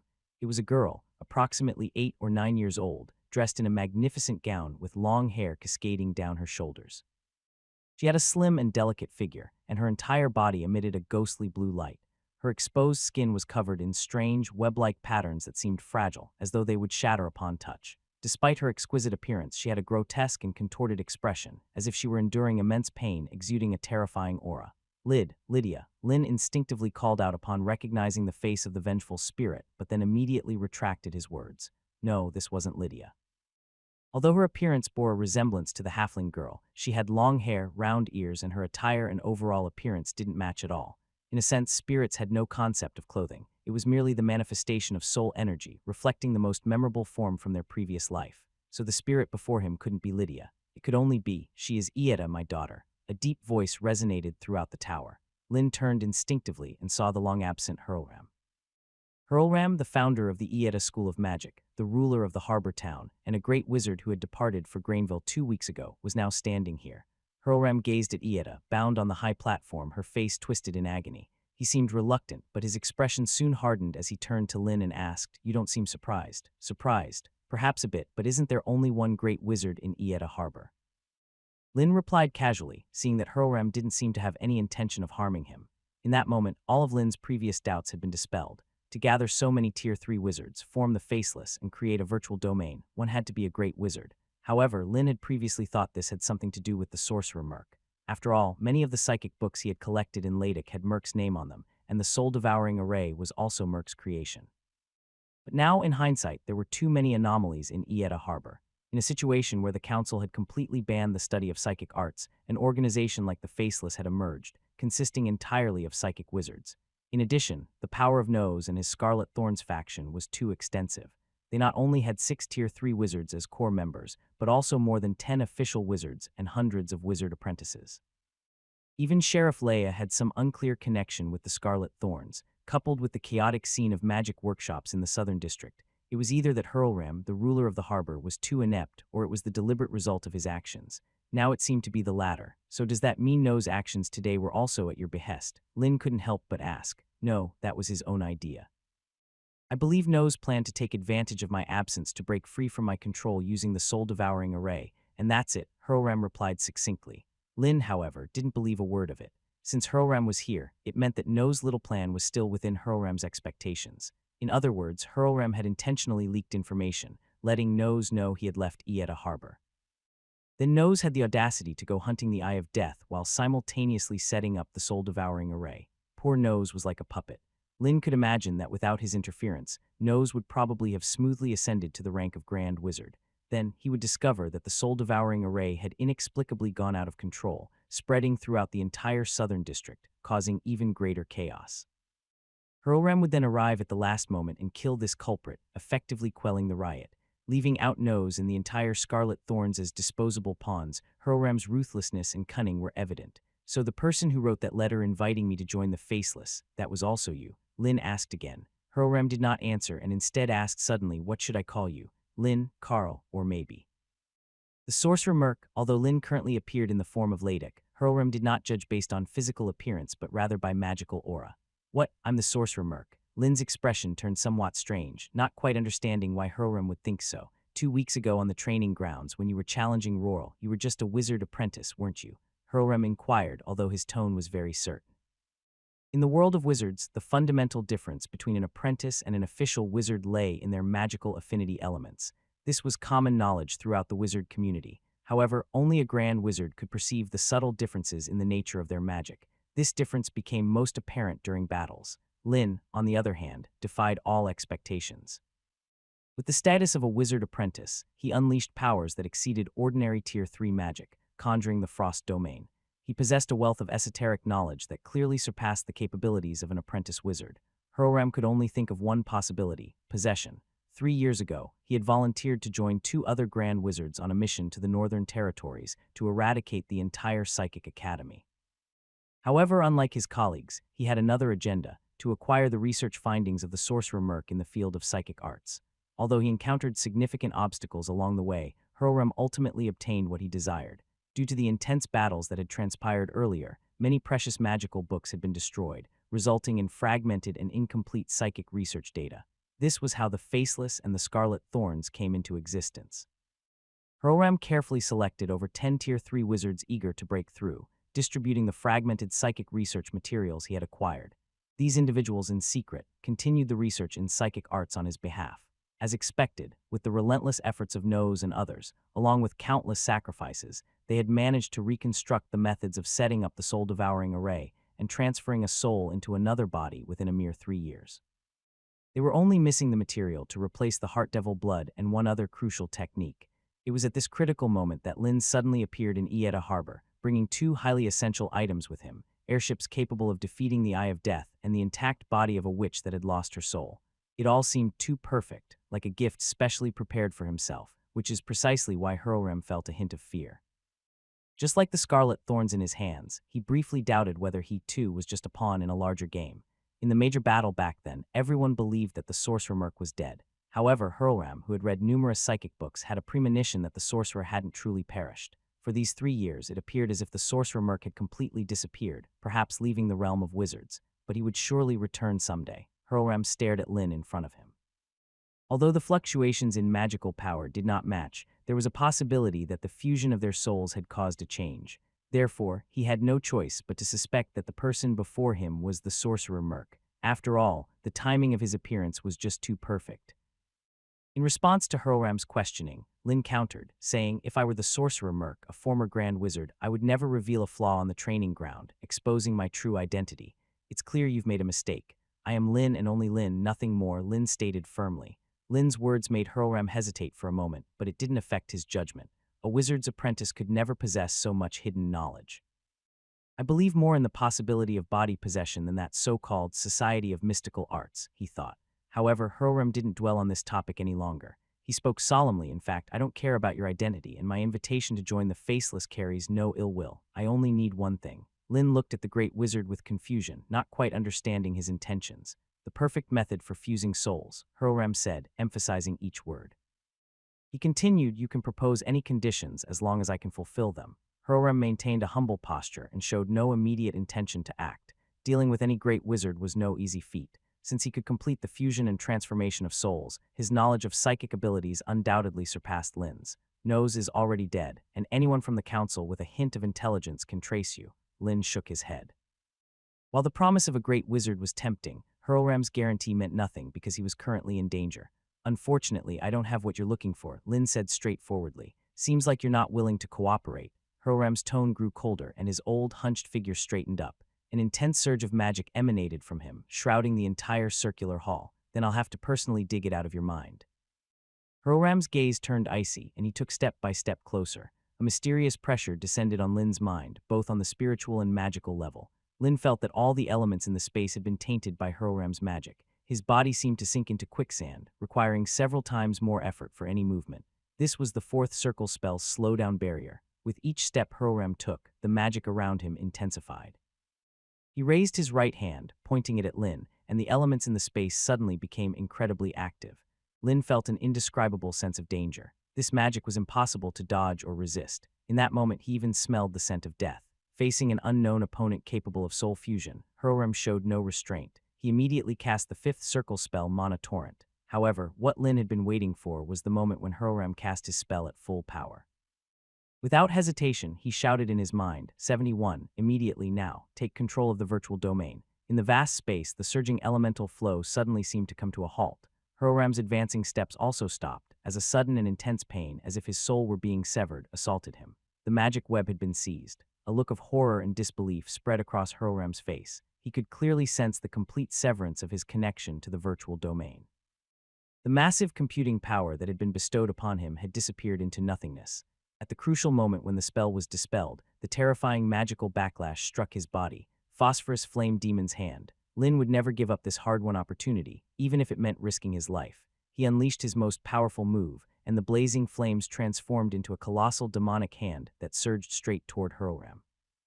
However, just before the scorching flames touched Hurlrem's body, a mysterious force separated them, much like a torrent blocked by rocks. Fourth circle spell Deflection Force Field. However, Hurlrem's condition had deteriorated while casting spells against the backlash. Crimson blood trickled from the corners of his mouth, and his wrinkled skin had cracked in several places, revealing withered flesh beneath. This can't be. Hurlrem paid no attention to his physical discomfort, keeping his gaze fixed on Lin with an incredulous expression. The magic web was his greatest achievement in decades, connecting the psychic power of the wizards, and more importantly, having nothing to do with the dark sorcerer Merc. The source of its magic was firmly in his grasp, yet it was easily taken away by Lin. This completely overturned Hurlrem's understanding, unless the other party was originally a legendary wizard. Lin didn't respond. At this moment, he was experiencing the combined psychic power of 9 third circle wizards, accompanied by immense computational power. It was a whole new world for Lin. He could clearly sense the surges of magic and even see things he couldn't see before. The space around Hurlrem seemed to have undergone some deformation, which allowed the scorching flames to bypass the real target in a circular manner. Was this force field magic? Most offensive magic would likely fail under such power. As Lin pondered, he suddenly felt a throbbing in his head, as if a sealed iron bucket were being continuously filled with gas. The combined psychic power of the 9 third circle wizards was evidently approaching the upper limit his brain could withstand. Magic barrage in an instant, Lin noticed the failure of Flame Demon's hand and raised his hand to conjure hundreds of magic missiles, probing the weak points in this force field magic. A continuous stream of magic missiles shot from various directions and angles toward Hurlrem. As long as Lin could detect the curvature of the space, he could potentially harm his opponent, but Hurlrem clearly didn't give him that chance. Straining his body, he lightly touched his finger, and an invisible ripple spread forward in a semicircular shape. The magic missiles flying in midair exploded one after another. This was the second time Lin had faced such bizarre magic. However, unlike the encounter with Roral, this time the power was 1,000 times greater. He could clearly see a strange magical wave that crushed the magic missiles, rapidly closing in on him. The speed was so fast that Lin didn't even have time to cast a protective spell. Cell transformation just before the magical wave reached him, Lin leaped into the air. Utilizing the amplifying power of his magical cells, he narrowly dodged the peculiar magical wave. However, being in midair also meant he lost the ability to change direction. At the same time, countless slender, sharp iron thorns appeared in the void, like a swarm of locusts or a rain of arrows, hurtling down and covering half of the hall. Fourth circle spell Iron Sandstorm. Just as Lin had previously anticipated, a grand wizard could mimic and control more elements, but it was he himself who first experienced this. Magic Bullet, without a doubt, was Lin's specialty, and it was the magic he used the most against his enemies. But the one who had improved this magic was Hurlram, and now he was using this technique against the approaching iron thorns. Sharp breaking sounds resounded continuously as sweat trickled down Lin's forehead. He had no doubt that he might be turned into a sieve, even though he possessed the most potent defensive spell, Magic Barrier. It couldn't completely block such a dense barrage of attacks unless. Suddenly, Lin thought of the magic Hurlram had used to defend against the flame demon's hand. There were many factors that could affect and distort space, such as mass, momentum, stress, and pressure, but ultimately it was energy, and wizards had only one type of energy. In that instant, Lin realized it. He extended his hand, and a massive amount of magic energy surged from within him, forming a tightly packed, circular shape around him. Just before the iron sandstorm struck, there was a slight distortion in the space surrounding Lin, causing all the attacks to narrowly miss him. This was the four-circle magic deflection field. Lin successfully landed on the ground, his back covered in cold sweat. Using a substantial amount of computational power, he forcefully cast the four-circle magic as a formal wizard. The consumption of magic energy could only be described as terrifying, and in an instant, his magic reserves were reduced to half. The power of an archmage was truly impressive, even in Hurlram's state, weakened due to the backlash of his magic. But at that moment, a new change occurred. A terrifying, piercing sound suddenly swept across the area. Both Lin and Hurlram were affected simultaneously. Lin glanced in the direction of the vengeful spirit on the high platform, where a massive amount of spirit energy was continuously merging into the seemingly fragile body of Ieta. Her aura grew stronger. Even through the alchemical array that restrained her spirit, he could sense her terrifying presence. After absorbing the life force of countless people, Hurlram had managed to create a spirit at the level of an archmage. Unlike the white doves nurtured by the AI, the girl named Ieta, after absorbing the life force of numerous individuals, transformed from a clear, deep blue spirit into a glaring crimson one, with her eyes filled with resentment towards the living. Hurlram, is all of this really what Ieta desires? Lin repeatedly tried to disturb Hurlram's thoughts. If Philip hadn't lied from the beginning, Ieta should have died long before the establishment of the academy. In other words, this girl, with the mind of an 8- or 9-year-old, had been trapped within the array for at least 20 years. She had enhanced her power by sacrificing thousands of people and would later be forcibly stuffed into another person's body for resurrection in this bizarre way. This wasn't what Hurlram should accept. Maybe it would have been better if she had died back then. You will never understand. The entire Ieta Harbor exists because of this. Hurlram spoke with a deep voice and raised his hand. In the vast space in front of him, all the elements were rapidly stripped away. Four-circle magic vacuum domain. At this moment, he only had one thought in his mind, to gain the secret of perfect soul fusion from Lin's mind at any cost, no matter the price. While Lin struggled to deal with Hurlram's onslaught, two small, mouse-like creatures quietly crept up behind Hurlram. They painstakingly used their tiny paws to climb onto the platform, facing the terrifying aura of the vengeful spirit. With great effort, they used their teeth to unscrew the cap of a vial. Simultaneously, the vacuum domain had already spread in front of Lin. Although he kept retreating, his speed couldn't catch up with the domain's expansion rate. Seems like even with this frail body, you can't muster much power. Hurlram's indifferent words resonated within the hall. However, the vacuum domain in front of him hindered the sound's transmission. After his earlier probing, Hurlram had already realized that the male witch in front of him wasn't as formidable as he had imagined. Even though he didn't know how the other had managed to snatch the magic web from him, it was now clear that Lin was struggling to handle even four-circle magic. So despite suffering from magical backlash and a drop in his wizard level, Hurlram had the confidence to defeat Lin. Lin had already retreated to the corner, and the expanding vacuum domain was closing in. However, his expression remained unchanged. Retreating to the corner wasn't just to evade this magic. At this moment on the high platform, a thick pale yellow liquid continuously gushed from a vial. Subsequently, two mice, one holding a flint and the other using its sharp teeth, bit down fiercely on it. A spark ignited on the high platform, and then the two mice were violently thrown out by the explosion. The alchemical array restraining the vengeful spirit was also damaged. Amidst a piercing scream, the powerful vengeful spirit immediately broke free from its restraints. It was enveloped in a black mist, heading towards Hurlram, who was the closest. Ieta, Hurlram turned his head abruptly, his face showing a hint of panic and more predominantly anger. He couldn't believe that Lin had dared to use his daughter against him. But what he saw when he turned around wasn't the girl who seemed delicate and about to shatter into pieces at any moment, but a vengeful spirit radiating a terrifying aura. The once innocent cheeks had become grotesque and filled with malice, and the blood-red mist surged. Before Hurlram could react, those nearly substantial hands sent him flying. Compared to the physical pain, Hurlram's fear and panic were much more intense. According to the records in the psychic books left by the Dark Mage Merc, once a spirit broke through to the level of an archmage, it would regain all of its memories from its past life, becoming a soul that could exist without relying on a physical body. However, at this moment, Ieta seemed to have completely lost her sanity and even made him the target of her attack. Necromancer's manipulation Hurlram's face contorted, and his vast spiritual power transformed into chains that tightly bound the screeching Ieta. Look at what your daughter has become. Is this your intention, Hurlram? Do you think a 9-year-old child can handle such a vast amount of soul energy? Lin taunted. During his earlier confrontation with Nose at the mansion, Lin had already noticed that boosting one's strength through devouring soul energy wasn't without consequences. Feel the anger of those who died under the magic formation. Ieta, Ieta. Blood continued to flow from Hurlram's mouth and nose, a clear sign of his mental distress. However, he couldn't afford to think about that now. He kept calling his daughter's name, trying to awaken Ieta's sanity, but all his efforts were in vain. The collective spiritual power of thousands, coupled with their lingering resentment from their deaths, had completely shattered Ieta's sanity, driving her into madness. Don't blame yourself, Ieta. Hurlram clenched his teeth, realizing that if he didn't regain control of the situation, everything would be lost. The only hope now was to find a way to merge their souls from Lin's mind, which might bring his daughter back to her senses. Fourth circle magic, soul bind, Hurlram shouted lowly, and countless runes formed from pure spiritual power instantly enveloped Ieta's entire body. Ah, ah, ah. A piercing scream escaped from Ieta's mouth as her ethereal form struggled fiercely. It was the excruciating pain caused by the runes burning her soul, and her bloodshot eyes made her look like a malevolent spirit. Hurlram couldn't help but show a hint of reluctance in his eyes, and the binding magic weakened slightly in response to the girl's agonizing cries. In that moment, the vengeful spirit's power reached its peak, and a crimson mist continually gushed out of Ieta's body, eroding the runes formed from her spiritual power. As she broke free from the binding, Ieta pounced on Hurlram, her hand immersed in blood mist, and thrust it directly into his chest. Ieta.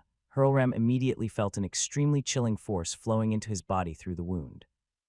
His life force was rapidly draining, and he looked at the familiar yet unfamiliar face before him with regret and resentment in his eyes. His lifeless body soon fell to the ground, his eyes staring at Lin, and he opened his mouth as if wanting to say something. Forgive her. Lin read Hurlram's final words and shook his head. You overestimated me, Hurlram. At this moment, Lin had quietly retreated to the entrance.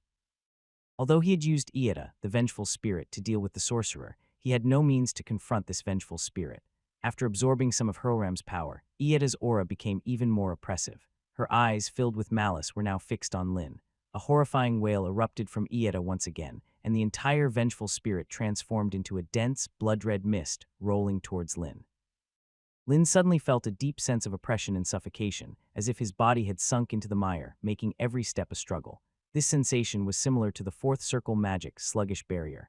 And vengeful spirit had actually mastered such powerful magic. Things had clearly spiraled beyond his control, but Lin had no time to dwell on that. The blood-red mist was closing in, cryogenic frost domain. Lin raised his hand, and an extremely cold air rushed forward in a semicircular shape. In the next moment, a crisp sound of freezing filled the air, and everything around them seemed to slow down. The blood-red mist instantly froze into blood-red ice crystals at the terrifyingly low temperature. However, the third circle magic, frost domain, couldn't hold this formidable vengeful spirit for long. With the surge of her spiritual power, the blood-red mist soon burst, and ice shards scattered in all directions. A powerful surge of magical energy sent Lin flying. The light of the mage's shield appeared in front of Lin, mitigating most of the impact. His body rolled backward into the passage behind him, but Lin's expression remained grave. He had intentionally released Ieta, thinking that an irrational, vengeful spirit would be easier to deal with than the sorcerer. However, after experiencing her true terror, Lin no longer underestimated her. Facing such a terrifying, vengeful spirit, even if all the wizards in the entire harbor town were assembled, they might not be able to defeat it. Instead, they could become the creature's nourishment.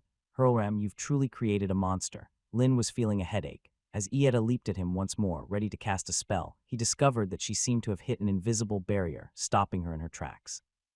Is there still a second layer of protection here for restraining spirits? Lin immediately realized this and asked, 71, can you determine my current location? Based on location, the designated target is currently inside the Wailing Tower of Ieta Academy. 10 minutes ago inside Ieta Academy, Tyke stood on the top floor of the teacher's lounge, gazing at the towering Wailing Tower not far away. Tyke-sama, you've been here for quite a few days. Have you made any discoveries? A voice came from behind, and it was Roral, who curiously approached Tyke and asked, you've deliberately stayed in Ieta for a whole month. It can't be just for learning arcane arts, can it? Tyke stroked his long beard. Don't you think the layout of the entire Ieta harbor is a bit too orderly? I heard that it was designed by Master Raphael. Roral paused and said with a smile. Raphael's OCD was well known among the wizards, and this architectural master stubbornly believed that everything in the world should be neat and orderly, a theory that many people appreciated. No, it's probably not that simple. Tyke shook his head and used his magic to sketch an image in the air, depicting the town's architectural layout. Do you see anything unusual? It looks like an alchemical array, Roral quickly replied. Exactly, and if I'm not mistaken, it may be related to spiritual energy. Tyke's face was filled with seriousness, and this array was the Wailing Tower. It had to be said that Hurlram's method of using the city's layout as a cover was quite clever. If he hadn't received a confidential report from the council before heading to Ieta Harbor, he wouldn't have even thought in this direction. An alchemical array that can cover the entire city. What does that great wizard want to do? Roral furrowed his brows. It's probably not good news. Worry flashed in Tyke's eyes, reminding him of the tragedy from 3 years ago. Perhaps he was overthinking it. Roral vividly remembered the event that had shocked the entire wizarding world 3 years ago, leading to the downfall of the psychic school. Naturally, he understood Tyke's concerns and couldn't help but inquire, Mr. Tyke, what should we do now? If something has indeed gone wrong, it's likely that our own powers alone won't be sufficient to handle it. This was Hurlram's headquarters, and without a doubt, the great wizard Hurlram was not someone they could easily contend with. Of course, there's no need to do anything, Tyke replied succinctly. The setup of this magic formation has been in place for a long time. It shouldn't encounter any issues in the short term. He added, and considering the time, they should be arriving soon. Roral immediately understood who Tyke was referring to, those representatives from the academic conferences. Clearly, Tyke had taken this opportunity to enlist some assistance. That's right, Tyke confirmed, dispersing the magical images that had appeared in the void. If I'm not mistaken, your teacher, Master Augusto, should be coming as well. Upon hearing this news, excitement and joy flickered across Roral's face. His earlier worries dissipated, and he confidently said, if my teacher is coming, then I can rest easy. So all we need to do now is wait and hope that these days go smoothly, Tyke said calmly, stroking his long beard. However, just as those words left his mouth, Tyke's expression suddenly changed, and he swiftly turned to look in the direction of the southern district. A powerful surge of magical energy was emanating from that direction. Tyke and Roral exchanged glances, and after casting a slow fall spell on themselves, they leaped from the towering rooftop and raced towards the southern district. They weren't the only ones who sensed the surge of magical energy. Professors and students awoke from their slumber, filled with anxiety as if a terrifying disaster was drawing near. When Tyke arrived in the southern district, all he saw was chaos. Countless commoners, apprentices, and even wizards were fleeing in a frenzy. Since it was the dead of night, many were disheveled, and some even ran out half-naked. People were being trampled underfoot, and the streets were stained red with blood, filling the air with a nauseating stench. Cries and wails echoed throughout the southern district, sending shivers down one's spine. Magician's hand, Tyke exclaimed as he swiftly cast a spell to rescue a disheveled woman who was about to be trampled to death. Do you know what's happening in the southern district? Roral asked urgently. They're dead. Alvar is dead, and so is Anthony. Everyone is dead. The woman's eyes were vacant as she muttered, as if she couldn't hear Roral's question and kept repeating the same words. Tyke, seeing the woman's condition, could only release her with a sigh of helplessness. He cast another spell, leaping onto a nearby rooftop and then launching a fireball spell, illuminating the entire southern district. What they saw next made both of them involuntarily gasp. The streets of the southern district were littered with corpses. Tyke witnessed a few commoners running in the distance, suddenly collapsing without warning. They lay there lifeless, and then a ghostly blue light floated out from their bodies and directly sank into the ground. What is this? Roral couldn't help but shiver as he watched this horrifying scene. Soul-devouring magic formation, Tyke stated in a deliberate tone. We cannot allow this thing to continue spreading. Tyke spoke solemnly, intercepting Philip and others who had just arrived from the academy. After a quick explanation, he sought out a few wizards who had escaped from the southern district and inquired about the layout of the area. The nodes of the magic formation should be hidden in those abandoned houses. If we destroy the outer nodes, this magic formation should come to a halt, but we need to act quickly. Every second counts, Tyke spoke rapidly, knowing that any delay could cost dozens of lives. Compared to Philip and the others, who had not yet witnessed the power of a magic formation, the wizards who had escaped from the southern district were unwilling to enter again. The place was too terrifying, and even official wizards couldn't avoid having their souls drained. "Where is Master Hurlram?" Someone in the crowd shouted. With such chaos in the harbor, the fact that Hurlram, who held authority, was nowhere to be found left everyone present feeling anxious, as if they had lost their leader.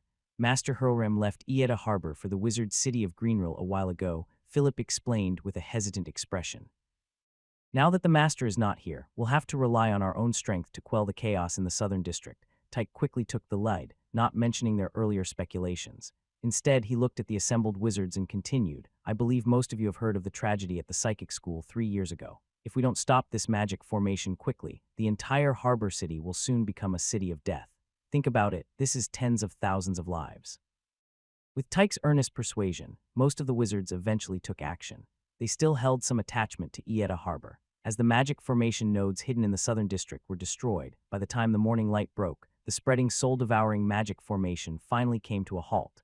Lin had also taken advantage of the chaos in the southern district to blend in with the crowd and help destroy several internal nodes. This made the situation progress so smoothly. Until noon the next day, Tyke, Roral, Philip, Kevin, and the others had settled the terrified commoners and returned to Ieda Academy to discuss the next steps. Although the chaotic situation had been brought under control, everyone still wore a worried expression. The number of commoners and wizards killed by the magic formation in the entire southern district likely totaled in the thousands. Such a vast amount of spiritual power, no matter where it was directed, posed a massive threat. Lin sat in the meeting room, listening to the discussions of the others, maintaining his silence. He knew that all the spiritual power had funneled into the Wailing Tower, creating a vengeful spirit on the level of a grand wizard. But this matter involved Hurlram, the founder of the Ieda School of Mystical Arts. If Lin were to rashly reveal what he knew, it might lead to unnecessary suspicions and accusations. After all, Lin couldn't explain why he remained unaffected by the soul-devouring magic formation or how he had defeated a grand wizard. Since the vengeful spirit of Ieda couldn't leave the Wailing Tower, it was best to wait for the council to send someone to deal with the situation. Over the next 2 days, the entire Ieda harbor was in turmoil. The tragic events in the South City had spread throughout the port city, and despite the efforts of Tyke and his group to intervene, they were powerless to stop it. After all, the impact of this incident was too widespread. Thousands of destitute people who had fled the South City and witnessed the inexplicable deaths of their loved ones, their souls harvested, were plagued by rumors of all kinds. Some suspected that it was a forbidden soul harvesting research being conducted by some magical workshop, while others believed it to be an omen of a dark curse. There were even rumors that the malevolent sorcerer Merc was hiding in the port city. However, Philip, Orlando, and the others no longer had time to pay attention to these endless rumors, as a strange situation had arisen at the Ieda Academy. Every night when the campus was quiet, a faint, eerie whistling sound would emanate from the academy, as if it could condense a person's soul, terrifying the aspiring wizard apprentices. Even someone like Pierce, who had spent over a decade as a wizard apprentice, began to recall the past. This phenomenon dated back to before the psychic school was disbanded, and many students had heard this eerie sound back then. It was why the tower was named the Tower of Whispers. "Can someone tell me what's inside that tower?" Tyke, who had endured sleepless nights due to the whistling sound, finally couldn't help but question. "It's the Tower of Whispers, the former research institute of the psychic school. Since the school's dissolution, the tower has been abandoned," explained Philip, but he remained tight-lipped about the details, unwilling to say more. "For the specifics, let's wait for Master Hurlram to come back and explain to you," added Orlando. Tyke and Roral didn't push too hard, as they were still within Ieda Harbor, and provoking a conflict might make it difficult for them to leave. As for entering the Tower of Whispers to investigate the situation, that was simply risking their lives. Tyke suspected that the souls that had been drained were likely all congregated inside the tower, and the interior might be filled with undead creatures. Venturing inside could pose a life-threatening danger. Given this, the two of them had no choice but to wait for the support of the council while trying to gain the alliance of Lin, a potential ally. If their speculations were correct, the tragedy in the South City was likely connected to Hurlram, so Philip and the others had a chance of getting involved. Compared to them, the newcomer to the world of wizards, Lin, who had only been here for a short time, was the one with slightly fewer suspicions. With this in mind, Tyke and Roral inexplicably dragged Lin into a secret discussion, where they deliberated on various possible scenarios. When Lin emerged, his expression was rather strange. Unlike the two others, he believed that not too many people would be involved in this matter. After all, the reputation of the soul-eating array was too notorious. It was a forbidden taboo in the world of wizards. Once exposed, even if Hurlram was a grand wizard, he might not escape being hunted down. That's why they had created an organization called the Faceless, an organization where no one knew each other's identities. The whole Bloodthorn was probably the only one who knew who their behind-the-scenes leader was. Because of this, before the news of Hurlram's death was exposed, Lin didn't think they would encounter any attacks from remnants of the organization. Taking advantage of the school closure due to the riots, he began researching the virtual domain that had been seized by the smart brain. After 2 days of familiarity, Lin had already made some modifications to this realm, which was composed of magic and soul power. It was no longer a chaotic space with nothing but darkness. Now, it resembled a universe, glittering with countless stars. Here you could see massive celestial bodies orbiting around stars due to gravitational forces, witnessing the magnificent phenomena of stars collapsing and expanding into red giants. Lin was completely immersed in this godlike experience. Although most of the work was completed by the smart brain, this sense of participation was a unique and extraordinary feeling. Let's try recreating a black hole, Lin pondered, accessing the smart brain's database about black holes. However, when he was about to proceed with the replication, he received a notification of insufficient energy. Lin was momentarily perplexed, and then he asked, 71, how much energy do we have left? Remaining energy, 8.4. Would you like to replenish it by absorbing stored soul power? The smart brain replied, go ahead and absorb. Lin hesitated for a moment but ultimately nodded. From what he had observed in Ieta, reviving a person in this world was not an easy task. Those whose souls had been devoured and transformed into soul entities had lost their past memories, only retaining the most profound memories from before their deaths. There was no possibility of recovery. Oh, and please keep White Dove's soul entity for me. Don't convert her. Lin suddenly thought of something and voiced his request. Different from the other soul entities he had encountered, White Dove was a rare soul entity that could maintain her sanity and communicate. She held great research value, and besides, he had made a promise. However, in the eyes of the smart brain, White Dove's soul had a strength several times higher than that of an ordinary wizard apprentice. She was like a big gift package, capable of restoring 12 of the energy reserve. So whenever the smart brain faced an energy shortage, the suggestion to offer White Dove in exchange for energy would always be the first to pop up. Seeing the energy reserve in the smart brain quickly replenished to 100, Lin didn't appear too cheerful because there were just too many places where energy was needed. After Hurlram's death, this virtual domain lost its energy supply. Lin had no choice but to rely on the smart brain to provide magical power, and the consumption was horrifying. It would take 15 of the energy reserve each day. Forget it, let's leave the black hole for now. A simple simulation of all the celestial bodies within the visible range will do. We shouldn't waste too much computing power on this, Lin decided after some contemplation and mentally relayed his request. After the words were spoken, the distant stars dimmed slightly. The daily magical power consumption also dropped to 5. If there were no people inside the virtual domain, the consumption would decrease to about 1. Lin had put so much effort into creating this virtual realm, not just for the sake of enjoyment. It had a much greater purpose. After witnessing the darkness in Ieta Harbor and Hurlram's dual identity, Lin understood that outsiders could not be relied upon. He needed to establish his own school of thought to avoid being manipulated by others once again. Building a new school of magic in the land of wizards in a short amount of time is no easy task. Relying solely on recruiting apprentices for training is too slow, and trouble is bound to come his way sooner or later, especially given his current power. He can't simply walk around in the land of wizards. Although he managed to hold out for a long time in his battle with the great wizard Hurlram, Lin is well aware that it was only due to the sudden takeover of the virtual domain's control by the smart brain during the opponent's full-power spellcasting, leading to a strong magical backlash. Even with the support of 9 third-ring wizards, he wouldn't have stood a chance. In this case, he needs to convince the right people to believe that the Society of Mystical Arts is a real thing and become a part of it voluntarily, ensuring the development of the school is supported. This virtual domain is his most useful tool. The gathering format of the Faceless Ones gave Lin a lot of inspiration. However, the location of this gathering must be grand, considering that he has already inflated his reputation. As Lin contemplated, he created a limited cosmic bubble, floating in the endless expanse of space. Inside, there was an atmosphere and even gravity, and all the constants were identical to the surface of a planet. Let's call this place Beyond Space and Time. Lin quickly had the smart brain record this name. From now on, this will be where he deceives those advanced wizards. Yeah, it still needs a little something extra. Lin indulged in his creativity until he noticed that the smart brain's energy reserves had depleted by more than half. He quickly stopped. It's important to note that the soul energy collected by the smart brain is not infinite. Consuming one means having one less. Even though he had recorded the alchemical formula for stripping souls from their bodies, Lin had no intention of using such a life-draining method to recharge the energy. After decorating the interior of the cosmic bubble, Lin once again asked, 71, how are those faceless ones that I connected with mentally before? Are they still okay? Since these faceless ones had spent 2 to 3 years inside the virtual domain, participating in hundreds of gatherings, their mental defenses had become as solid as a sieve. When Lin used the fourth ring magic deflection force field, the computational power he mobilized was terrifying, reaching over 50%. Therefore, after the battle, these people's mental strength had all been severely damaged. 5 of them died on the spot, and the remaining 4 lost contact temporarily. It was unclear whether they had fallen into a coma or destroyed their faceless one rings. No remaining connected targets in the virtual domain. Could it be that they were really wiped out?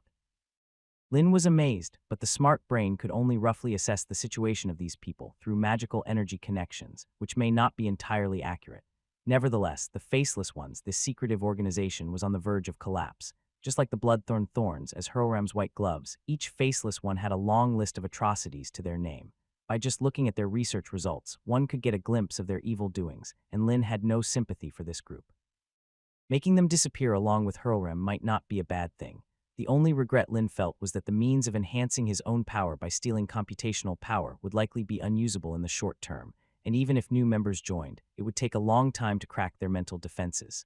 Lost in thought, Lin temporarily exited the virtual domain and retrieved 3 beautifully crafted rings, Nose, Barbara, and Hank's faceless one rings. As a spellcaster, Hurlram didn't need these rings to enter and exit the virtual domain, but it was precisely because of their deep connection that he experienced a strong backlash when control was seized from him. Since acquiring the faceless one rings, he had been researching their principles. After damaging one of the rings, he had made some progress, but it would still take some time to fully analyze and successfully replicate them. 71 changed the magic frequency for entering the virtual domain, Lin silently said in his mind. This way, the remaining rings scattered outside would lose their original functionality. Without a receptor, those things were just junk. Just as Lin was contemplating, a sudden knocking on the door echoed. After putting away the remaining rings, Lin activated Mage Hand to open the door.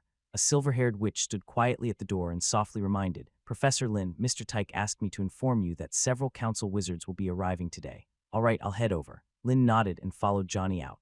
Arriving at the entrance of the Ieta Academy, Philip, Kevin, and Orlando were already waiting there.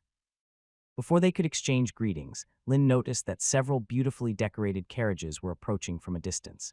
Instead of camels, they were pulled by sturdy fire lions with flaming manhwaes, giving them a majestic appearance. The caravan came to a perfectly smooth stop in front of everyone. With all eyes on them, the carriage curtains slowly opened, revealing a middle-aged wizard with a hint of beard and deep, discerning eyes. He disembarked from the carriage and immediately began observing the surrounding architectural layout.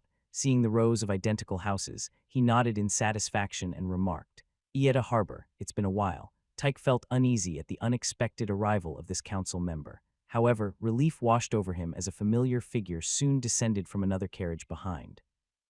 It was a very young wizard, looking to be in his early 20s, with a handsome face and a hint of a smile that made him instantly likable. Lin also observed the 2 individuals, especially the distinctive wizard medals on their chests. 2 council members. Lin had no recollection of the leading middle-aged wizard and couldn't guess his identity, but the other one was easily recognizable. Such a young council member could only be the renowned magic star of the land of wizards, Ogist. Philip, Kevin, and the others exchanged glances, immediately sensing that something was amiss. In the past, when they held academic seminars, the council would send a formal wizard to inform them. However, this time, 2 council members had arrived suddenly, leaving the wizards of the Ieta Academy with a vague sense of unease. Welcome, masters, to Ieta. Philip greeted the 2 with a hint of unease but a forced smile. He added, I'm glad to see you here. Raphael scanned the group and asked curiously, where's Hurlram? Master Hurlram went to Greenville a while ago, Philip replied indirectly. Raphael raised an eyebrow, surprised that he hadn't heard about this development. Greenville was large, and he and Hurlram were not particularly close. He decided not to question further. On the other hand, August stepped out of the carriage, his gaze fixed on Lin. He smiled and said, Is this Professor Lin from the Society of Mystical Arts? Roral mentioned your magical courses and your airship experiments in his letters. It must be a significant contribution to the history of wizardry. Master August, you are too kind, Lin replied with a smile. Raphael chimed in, I've seen your star charts, and I must say they are exceptionally precise, much more so than those made by the divination wizards. In reality, the star charts circulating among the wizards are not entirely inaccurate. They are just based on different reference points. They may not have considered the influence of the planet's rotation, Lin explained. He held great respect for the wizards dedicated to studying celestial movements. It was a lengthy and tedious task, and he understood that errors were bound to occur in the process of exploring the world. As the group chatted, they made their way into the academy, leaving Tyke and the others behind. The relaxed atmosphere of their conversation eased Philip's anxiety. During a break in the conversation, Tyke finally couldn't contain his curiosity. Master Raphael, I heard that you personally designed the entire layout of Ieta. Is that true, of course? Raphael proudly nodded. Tyke hesitated for a moment before speaking slowly. If I'm not mistaken, this layout is designed to accommodate a particular alchemical array, isn't it? That's right. You've managed to figure that out, Raphael said, surprised. Combining alchemical arrays with architecture was one of his specialties. When Hurlram told him about his plans to research spirit-related spells within the Ieta Academy, Raphael suggested incorporating the alchemical array into the building layout to suppress spirits. It seemed to be the best way to prevent unexpected incidents. Tyke and Roral exchanged glances. Adding a curriculum for spirit studies in the academy was not a significant event, considering it was before the downfall of the School of Spiritology.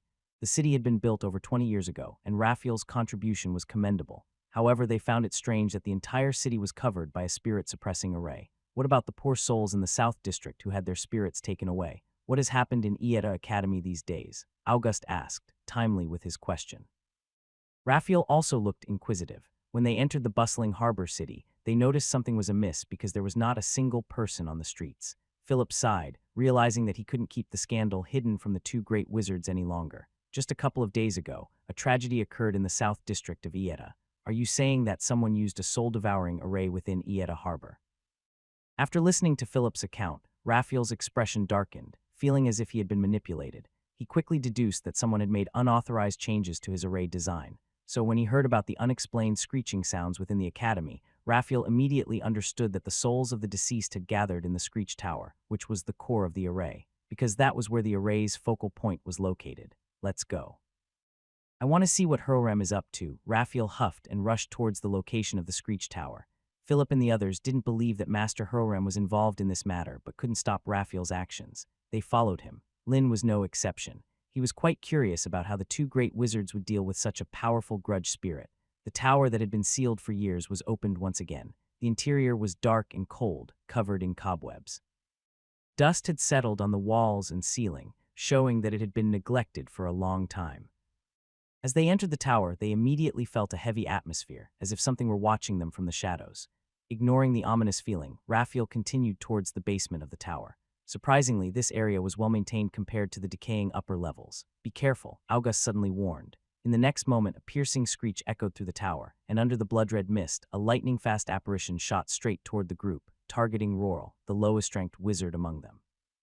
Under the influence of the soul-devouring screech, everyone's movements involuntarily halted. Roral couldn't react in time, and the grudge spirit was already upon him.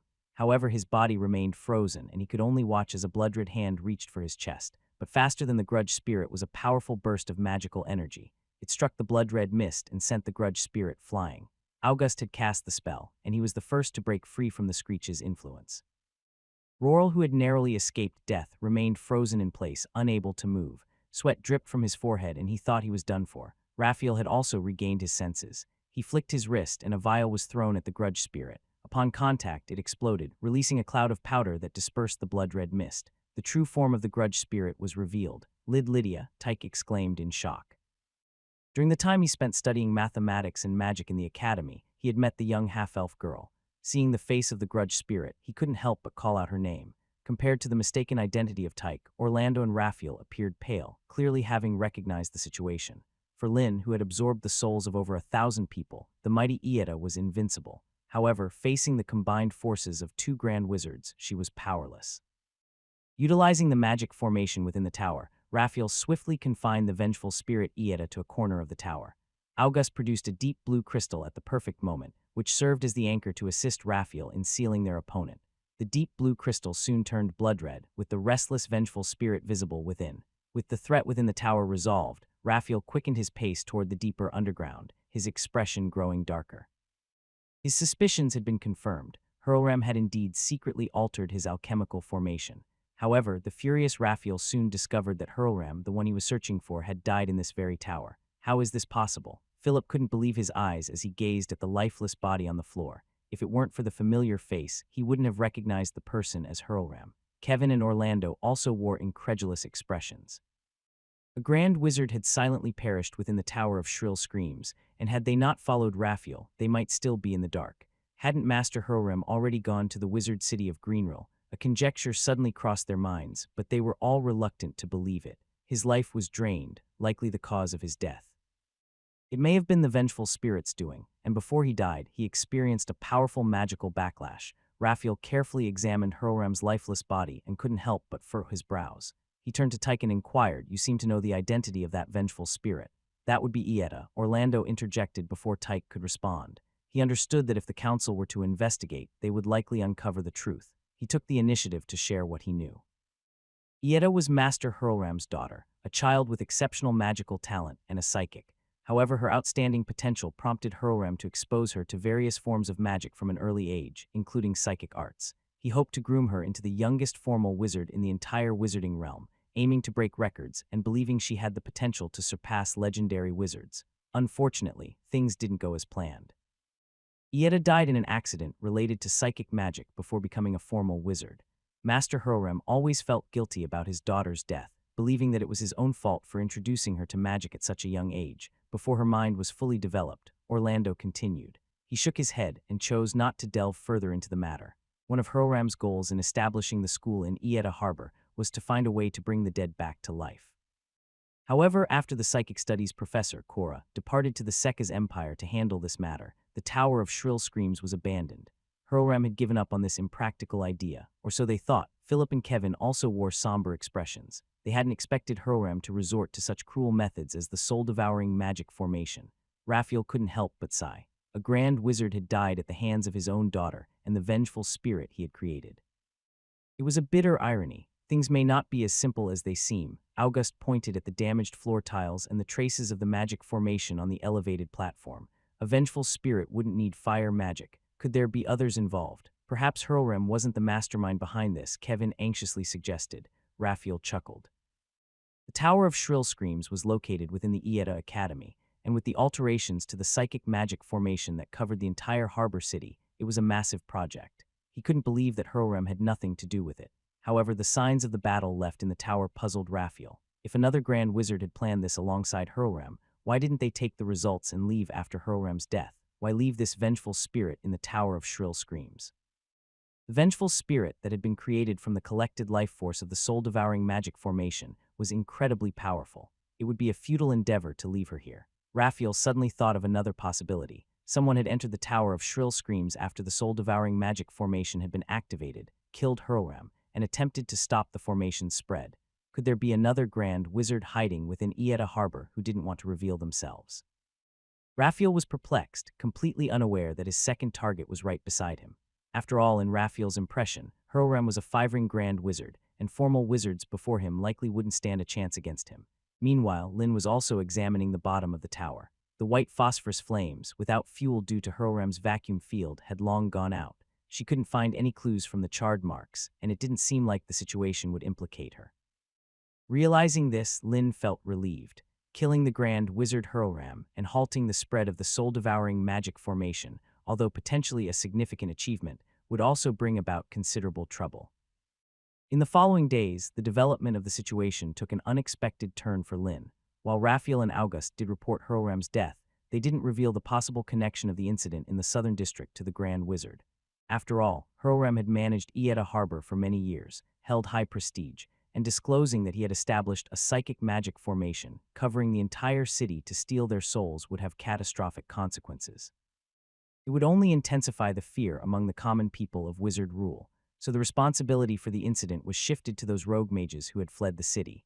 However, the covert punishments were certainly not lacking, and all titles and honors Hurlram had received were revoked, and his assets confiscated. Philip, Orlando, Kevin, and others appeared worried. They understood that the Ieta School of Magic was likely on the path to its demise. Inside the meeting room of the Ieta Academy, after the discussion on how to compensate the families of the deceased had concluded, August suddenly extended an invitation to Lin. Lin-sensei, would you be interested in joining my school? Everyone present was momentarily stunned. Philip hesitated, and after Hurlram's death, Lin was the only hope for the Ieda Academy. However, he was well aware that Lin had taken on the role of a mathematics professor out of friendship with Cora and the desire to spread knowledge. The Ieda Academy's decline was inevitable, and there was no reason for him to ask Lin to stay. Furthermore, the person extending the invitation was none other than the star of magic, August. No one in their right mind would refuse such a proposal. Not only Philip, but also Tyke and the others had similar thoughts. However, Lin's response took them by surprise. Thank you for the invitation, Master August, but I'm sorry. Although Ieda is facing many difficulties right now, I believe it will eventually overcome them. Is that so? What a pity, August shook his head, wearing an expression of regret. However, he didn't say much more and left after the meeting. Do you know who you just rejected, Professor Lin? Orlando said with a sense of amazement. Isn't he Master August? Lin asked in surprise. Had he mistaken the person? Orlando hesitated for a moment and didn't know how to respond. That was August, the star of magic, the most magically gifted person in the land of wizards and the most likely to become a legend. Lin's words made it seem as if he were just an ordinary wizard. You've only been with the Ieda Academy for 2 months. There's no need for you to stand with it to the end. You should have a broader world. Kevin also tried to persuade him. Lin was at a loss. These people seemed to have misunderstood something. He had refused precisely because August's status was so high. It was clear when he saw how they treated Rawl. If he joined their school, he would have little say and there might even be conflicts. In contrast, the Ieda Academy was more suitable for him now. At least here, there was no one to suppress him, and the city's geographical location was excellent, with access to the Seka's empire. But Lin didn't correct their misunderstanding. After all, it wasn't a bad thing. The looks of Philip and the others became much warmer when they looked at Lin. In times of trouble, Lin, an outsider, had refused the bright path and chosen to stay as part of the academy. This moved the professors. In a few days, it will be the annual academic conference of the Land of Wizards. This is crucial for the survival of the Ieda Academy. I would like to ask you to represent our academy at the conference, Philip pleaded. Then he glanced at Orlando and Kevin and continued, if we can successfully navigate this difficult situation, we will nominate you as the leader of our school. Philip was well aware of his limited abilities. Keeping the glory of the school was already challenging, let alone maintaining the current situation. The Ieda Academy was not just a school. In fact, all the wizards in the port city belonged to this school. There were more than 10 wizards with Third Circle alone, and it was beyond his capability to lead them. It might even lead to a complete collapse. Furthermore, Hurlram's use of the soul-devouring formation within the city had left a terrible impression on the council. They might already be discussing whether to ban the Ieda Academy. These were problems he couldn't solve. The foundation for the existence of the magic school was twofold: power and academic research. Lin, like himself, was only an official wizard, but he had the advantage of age, and becoming a grand wizard was just a matter of time. Lin was also a member of the Secret Arts Society, possessing various esoteric knowledge. Based on these 2 points, Philip made this bold decision. Kevin and Orlando didn't oppose it either. It seemed they had discussed it beforehand. Thank you for your trust. I believe there will be good news at the academic conference, Lin said with a smile. But the academic conference is only 4 days away, and we might be too late. It usually takes about 7 days to travel from Ieda Port to the wizard city of Greenrill by land. Kevin hesitated. They had been busy for the past few days dealing with the mess left by Hurlram and were even considering whether to attend the conference. Traveling by land is not enough, but we can fly there through the sky, right? Lin reminded them. Orlando and the others suddenly realized. That's right, they had almost forgotten about the skyship. The next morning, a massive airship descended over the Ieda Academy. After 2 months of flight training, Lydia had already become skilled, and she smoothly landed the airship in front of the School of Mathematics. It was spacious inside, with room for up to 15 people, thanks to some magical modifications Lin made with the help of Nose, including wind-resistant and shock-absorbing alchemical arrays. However, for the sake of comfort, Lin decided to take only 10 people with him. Besides himself, Lydia, and Philip, Lin also brought along Johnny, Pierce, and Alok, 3 outstanding apprentices from the School of Mathematics. As for why only 6 people were chosen, it was because they needed to bring Tyke, Rawl, Raphael, and August. Lin had noticed that these 4 had been loitering in Ieda Port, seemingly in no hurry. He thought they either didn't intend to attend the conference or had another means of fast travel, but it turned out they intended to hitch a ride on his airship, even though they were all high-level wizards with the power to fly. Lin sighed inwardly, but didn't mind this minor issue. Moreover, having 2 powerful wizards with them could provide extra security in case they encountered flying magical creatures. For the first time, soaring thousands of meters into the sky on an airship, feeling the brisk wind and witnessing the pure white clouds pass by, Tyke and Roral couldn't help but feel a tinge of excitement, though they managed to maintain a calm facade. Even though they had spent several days in Ieta Harbor, they had the opportunity to take the airship at any time for a mere 10 silver coins. The only issue was their reluctance to mingle with the common folk. As the pilot, Lydia occasionally steered the airship into the clouds, allowing everyone to experience the peculiar sensation of being enveloped by cloud masses. Roral extended his hand to touch the oncoming cloud masses. This is truly a remarkable alchemical creation. It can make ordinary people who can't use magic feel like great wizards, freely flying in the sky. Tyke thought about the utility of airships for transportation, which meant cutting travel times by more than half. If this technology became widespread, it would make traveling in the land of the wizards incredibly convenient. I assume these airships are quite expensive, Tyke inquired. Lynn nodded seriously. They are a bit on the pricier side. While the overall cost of airships isn't high, cheaper materials can be used in their construction. However, the design concept is quite valuable. Lynn then asked about the past academic symposiums and how they were conducted. Tyke reminisced about the grand gatherings of thousands of wizards from various schools, discussing novel theories and presenting their latest magical research. One of the most memorable events was the heated debate 2 decades ago about the nature of fire. Several top schools put forward dozens of ideas, leading to heated arguments among hundreds of official wizards, even resulting in physical altercations.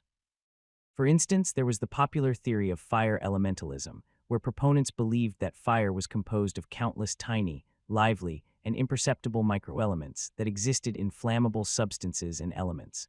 When heated, they would separate, and a large concentration of free fire elements would form visible flames. Their evidence came from the fact that when elements burned, they didn't completely disappear but transformed into other elements, which must have been caused by the separation of fire elements. However, this theory had its fair share of loopholes and didn't gain universal approval among wizards. Opposing them were the fire magic school, the flame elementalism school, and even some wizards who believed that fire was merely a state and a manifestation of intense elemental movement, with no actual fire elements in existence. And then, Lynn asked with great curiosity. In the end, the founders of the major theories agreed to showcase their most potent fire magic spells, Tyke continued.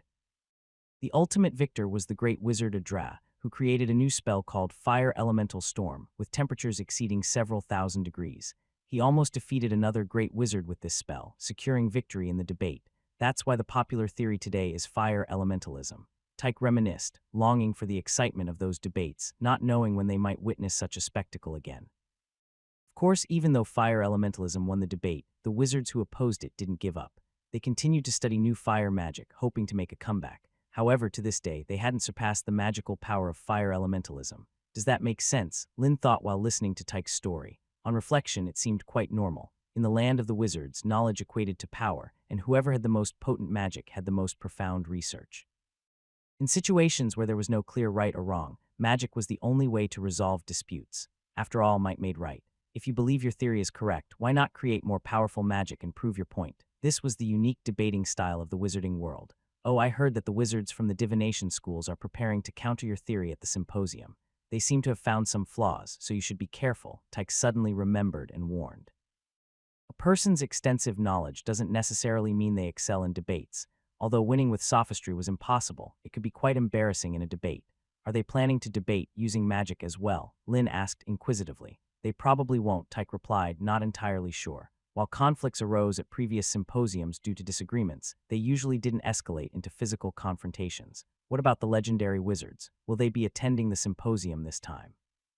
Lynn asked. I don't know, Tyke shook his head. In fact, legendary wizards rarely participated in academic symposiums unless they were interested in or considered the topic highly important. Generally, an exceptional official wizard from the school would present the latest theories. Since Lynn was attending the symposium for the first time, Tyke took great care to explain various details to him. Lynn noted them all and then inquired about the legendary wizard's information. However, these counselors, who held a lofty status, were quite enigmatic, and Tyke had limited information about them. The one with the most discussion was the legendary wizard Haroff. This person also came from outside the land of the wizards, and it was rumored that he only started studying magic in his 30s. Nevertheless, his talent was remarkable, and despite missing the prime age for learning magic, he reached the status of a legendary wizard. What set him apart from other legendary wizards was the fact that Haroff had very few apprentices, only a handful. According to him, he only needed a few people to assist him, as he didn't have the time or patience to teach students.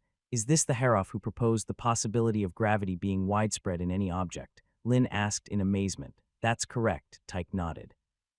After your theory on planetary bodies was published, Haroff was the first to fly into the sky to confirm whether continents could be spherical.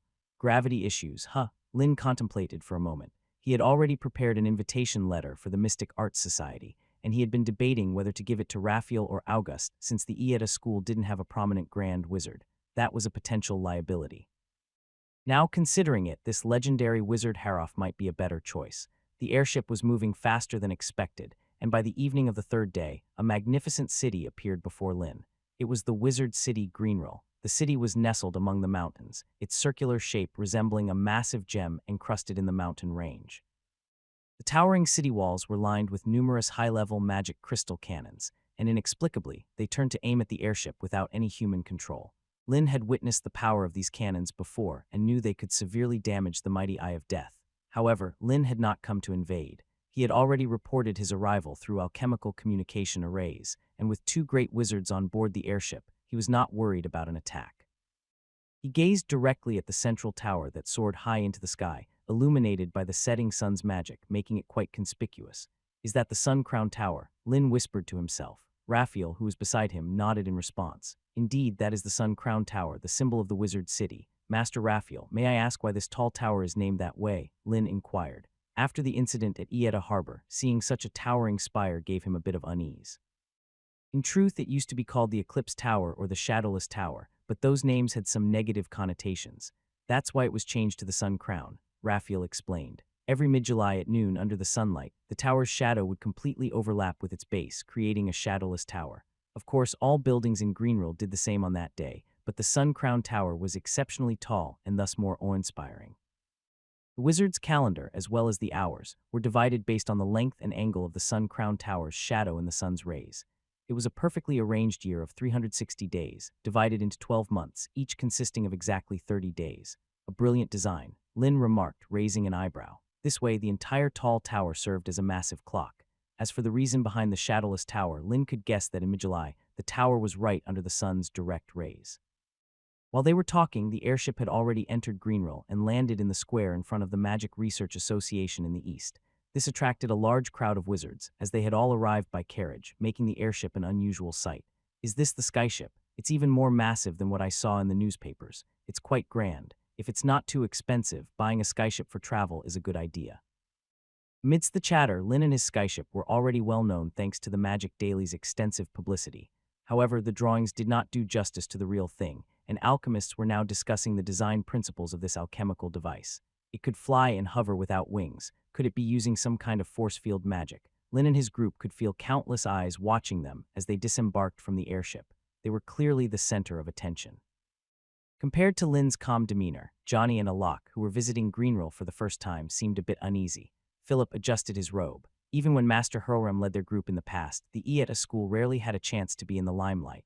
Just then, a tall and burly male wizard, meticulously groomed, emerged from the crowd. He smiled and bowed to August and Raphael, then turned his attention to Lin and his group. Mr. Philip, Mr. Lin, welcome to Greenrill. Please follow me. Then Masters will see you tomorrow. Lin bid farewell to August and Raphael and followed the tall wizard to the private rest area of the Ieta school. After settling the accommodation matter, Philip hurriedly took Lin aside. Have you thought about how to deal with the divination school's wizards tomorrow? Of course. Lin dragged out his response, I haven't. Philip was in complete disarray. He had thought Lin was well prepared, given his calm demeanor, but it turned out he had made no preparations at all.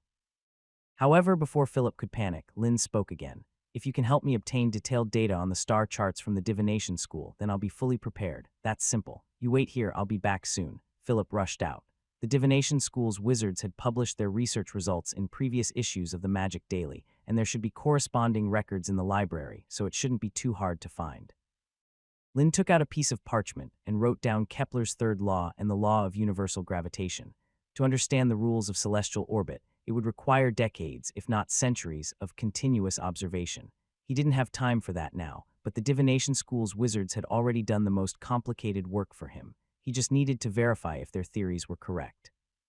Night fell in the wizard city, Greenrill. Lin arrived outside Haroff's mansion alone, preparing to meet the renowned legendary wizard. However, when he reached the door, he was surprised to find a crowd of people waiting. Over a dozen wizards were anxiously standing there, each holding an envelope or a manuscript. Before Lin could ask, the mansion's gates opened, and a female wizard, who appeared to be in her 30s and possessed a three-ringed badge, stepped out. Almost simultaneously, the crowd swarmed the gate. "Teresa, this is 10 years of research that I've put into it, hoping it can help Speaker Haroff's research," a tall and slim male wizard begged as he handed over a stack of manuscripts. The other wizards were not to be outdone and hurriedly presented their research findings, hoping to catch Teresa's attention and have their papers placed on top during the report, and some even included a few magic coins or an entire money pouch in their manuscripts. Lin finally realized that he wasn't the only one trying to get Haroff's attention regarding gravity research. There were many others. "All right, everyone, quiet down." Teresa, with a displeased expression, glared at the chaotic crowd and scolded them. She collected their envelopes and papers, disregarding the coins and pouches discreetly handed to her by the wizards. Then she turned her attention to Lin, who also held an envelope. "Miss Teresa, I am Lin from the Society of Mystical Arts. I have something very important to discuss with Lord Haroff," Lin said with a respectful bow. After a brief pause, he continued, "I've made significant progress in gravitational research and have brought 3 laws regarding celestial motion and a formula in arcane science that could assist Lord Haroff." Teresa's eyebrows furrowed at Lin's words. While the others had submitted their research, Lin seemed to be pushing for a direct meeting with their esteemed teacher. This was rather audacious. As for his claim of 3 significant laws, Teresa scoffed internally. What were these laws? Laws were the eternal and unchanging magical principles that govern the world. Wizards who established magical laws would be remembered in history, and in some cases, become founders of renowned schools or important doctrines. To claim that he had developed 3 laws concerning celestial motion and wanted to assist the legendary wizard Haroff was simply preposterous. Teresa had seen many bold claims from wizards seeking to impress her before, but Lin's seemed the most exaggerated. Her impatience showed on her face as she brusquely said, "Lord Haroff is currently engrossed in a vital research project. He doesn't have the time to meet you right now. If your theory is indeed useful, he might consider granting you an audience. The celestial motion theory that Lord Haroff previously verified is based on my research." "I believe he would be willing to meet me," Lin persisted, not willing to give up. He was starting to wonder if Teresa hadn't recognized him. Teresa saw through Lin's thoughts and sneered, saying, "Of course I know who you are. You're Lin, the one who shamelessly claimed that wizardry in the wizard's land was already outdated. Right, but let me tell you, the free-fall law you proposed is something Lord Haroff knew about a long time ago. He hasn't published the research findings yet, but he was planning to include it in his upcoming gravity theory. You've just preempted it." What annoyed Teresa more was that Lin, a wizard from the Sekka's empire, had taunted and questioned the research on magic in the wizard's land. It was like an ignorant rat mocking a sky-dwelling dragon. How could she maintain a pleasant demeanor? "You heard it earlier. Everyone here believes their research can help our teacher. Should I allow everyone in?" Teresa said sternly. Almost every day, people gathered at the mansion's gate to submit their research materials in the hope of gaining the legendary wizard's appreciation. If she granted access to one, the rest would follow, and there would be no end to it. Most of these formal wizard research proposals had no real value. They were full of errors or stale ideas that would only waste their teacher's precious time. With that, Teresa took the pile of papers and envelopes and walked away, closing the mansion's gate behind her. Having been turned away, Lin couldn't help but show a hint of frustration on his face. He had assumed that with the publicity from the Magic Daily, he would have some recognition in the wizard's land. It seemed that his reputation had brought negative attention instead. "Sir, do you know how long it usually takes for Lord Haroff to review these letters?" Lin asked the wizard beside him. "That's hard to say. It might be a few hours, or it could be a few days. It all depends on when Lord Haroff feels interested," the wizard replied, shaking his head. He couldn't help but feel a bit of schadenfreude since Lin, who had been in the limelight for the past 2 weeks, now found himself rejected just like the rest. Lin shook his head, realizing he might have been too hasty in aiming for a meeting with the legendary wizard. After all, Lord Haroff was at the pinnacle of the wizard's land, and not someone he could easily meet. Meanwhile, inside the mansion, Teresa cautiously opened the door to the laboratory, making sure not to make a sound that could disturb Haroff, who was lost in thought. In the center of the laboratory, a massive platform held several small magical orbs, orbiting around a central, larger magical orb. This setup was used to simulate the gravitational influence of celestial bodies. The vast cosmic scene was condensed to a small scale, and Teresa couldn't help but marvel at the genius of the legendary wizard. At that moment, Haroff stood beneath the platform, holding the data he had just calculated, and shouted in frustration, "It's impossible. This can't be how it works. The orbit of the celestial bodies should be a perfect circle, with the center right in the middle." The more he thought about it, the more agitated he became. In his mind, gravitational forces resembled ripples on a pond, forming a perfect circular shape. Some aspects of field magic supported this idea. However, the star chart data provided by the prophetic scholars didn't match his model. Something was amiss. Perhaps there was an interference factor he hadn't considered, or maybe the data itself was flawed. Teresa, sitting on the floor, carefully picked up the torn pieces of paper, piecing them back together. In her eyes, each research endeavor of her teacher was a profound exploration of the world and magical laws. Even if they contained errors, the insights within were invaluable. Haroff contemplated for a while without any results, then sighed and turned to Teresa, asking, "Where's today's research material?" "It's right here, teacher." Teresa respectfully handed over a stack of parchment. Haroff casually took a piece of parchment and began to examine it. Although the various ideas proposed by official wizards were full of flaws, sometimes their wild imaginations sparked a glimmer of inspiration. After all, that's what he was lacking the most right now. Haroff scanned through the pages one by one and soon became impatient. The quality of the theories in this issue was extremely poor, with many having no factual basis, just baseless speculations. It felt like a waste of time. Well, he might as well finish reading them just in case he stumbled upon something insightful. Haroff shook his head in frustration and picked up an exquisitely decorated envelope left on the table. "Next time, tell them to bring plain parchment. There's no need for all these unnecessary embellishments," Haroff grumbled. "Yes, teacher, I'll remind them." Teresa nodded in agreement, increasingly disliking the male witch Lin from the wizard lands who had delivered this letter. Haroff opened the envelope, and his whole demeanor froze. The envelope contained not research papers filled with magical theories, but an invitation. "To the esteemed legendary wizard Mr. Haroff, we have heard that you are researching the laws of celestial movements, dedicating yourself to unravel the secrets of gravity, space, and time. We hereby invite you to join the Society of Mystical Arts to explore the mysteries of the cosmic truth." Haroff furrowed his brows, realizing that this invitation from an academic research organization was something he rejected numerous times each month. Now it was mixed in with his research materials. "I'm sorry, teacher, that was my mistake. I should have reviewed it first," Teresa replied in a fluster, as this was her responsibility. However, she had brought it in without checking, causing the delay. The Society of Mystical Arts.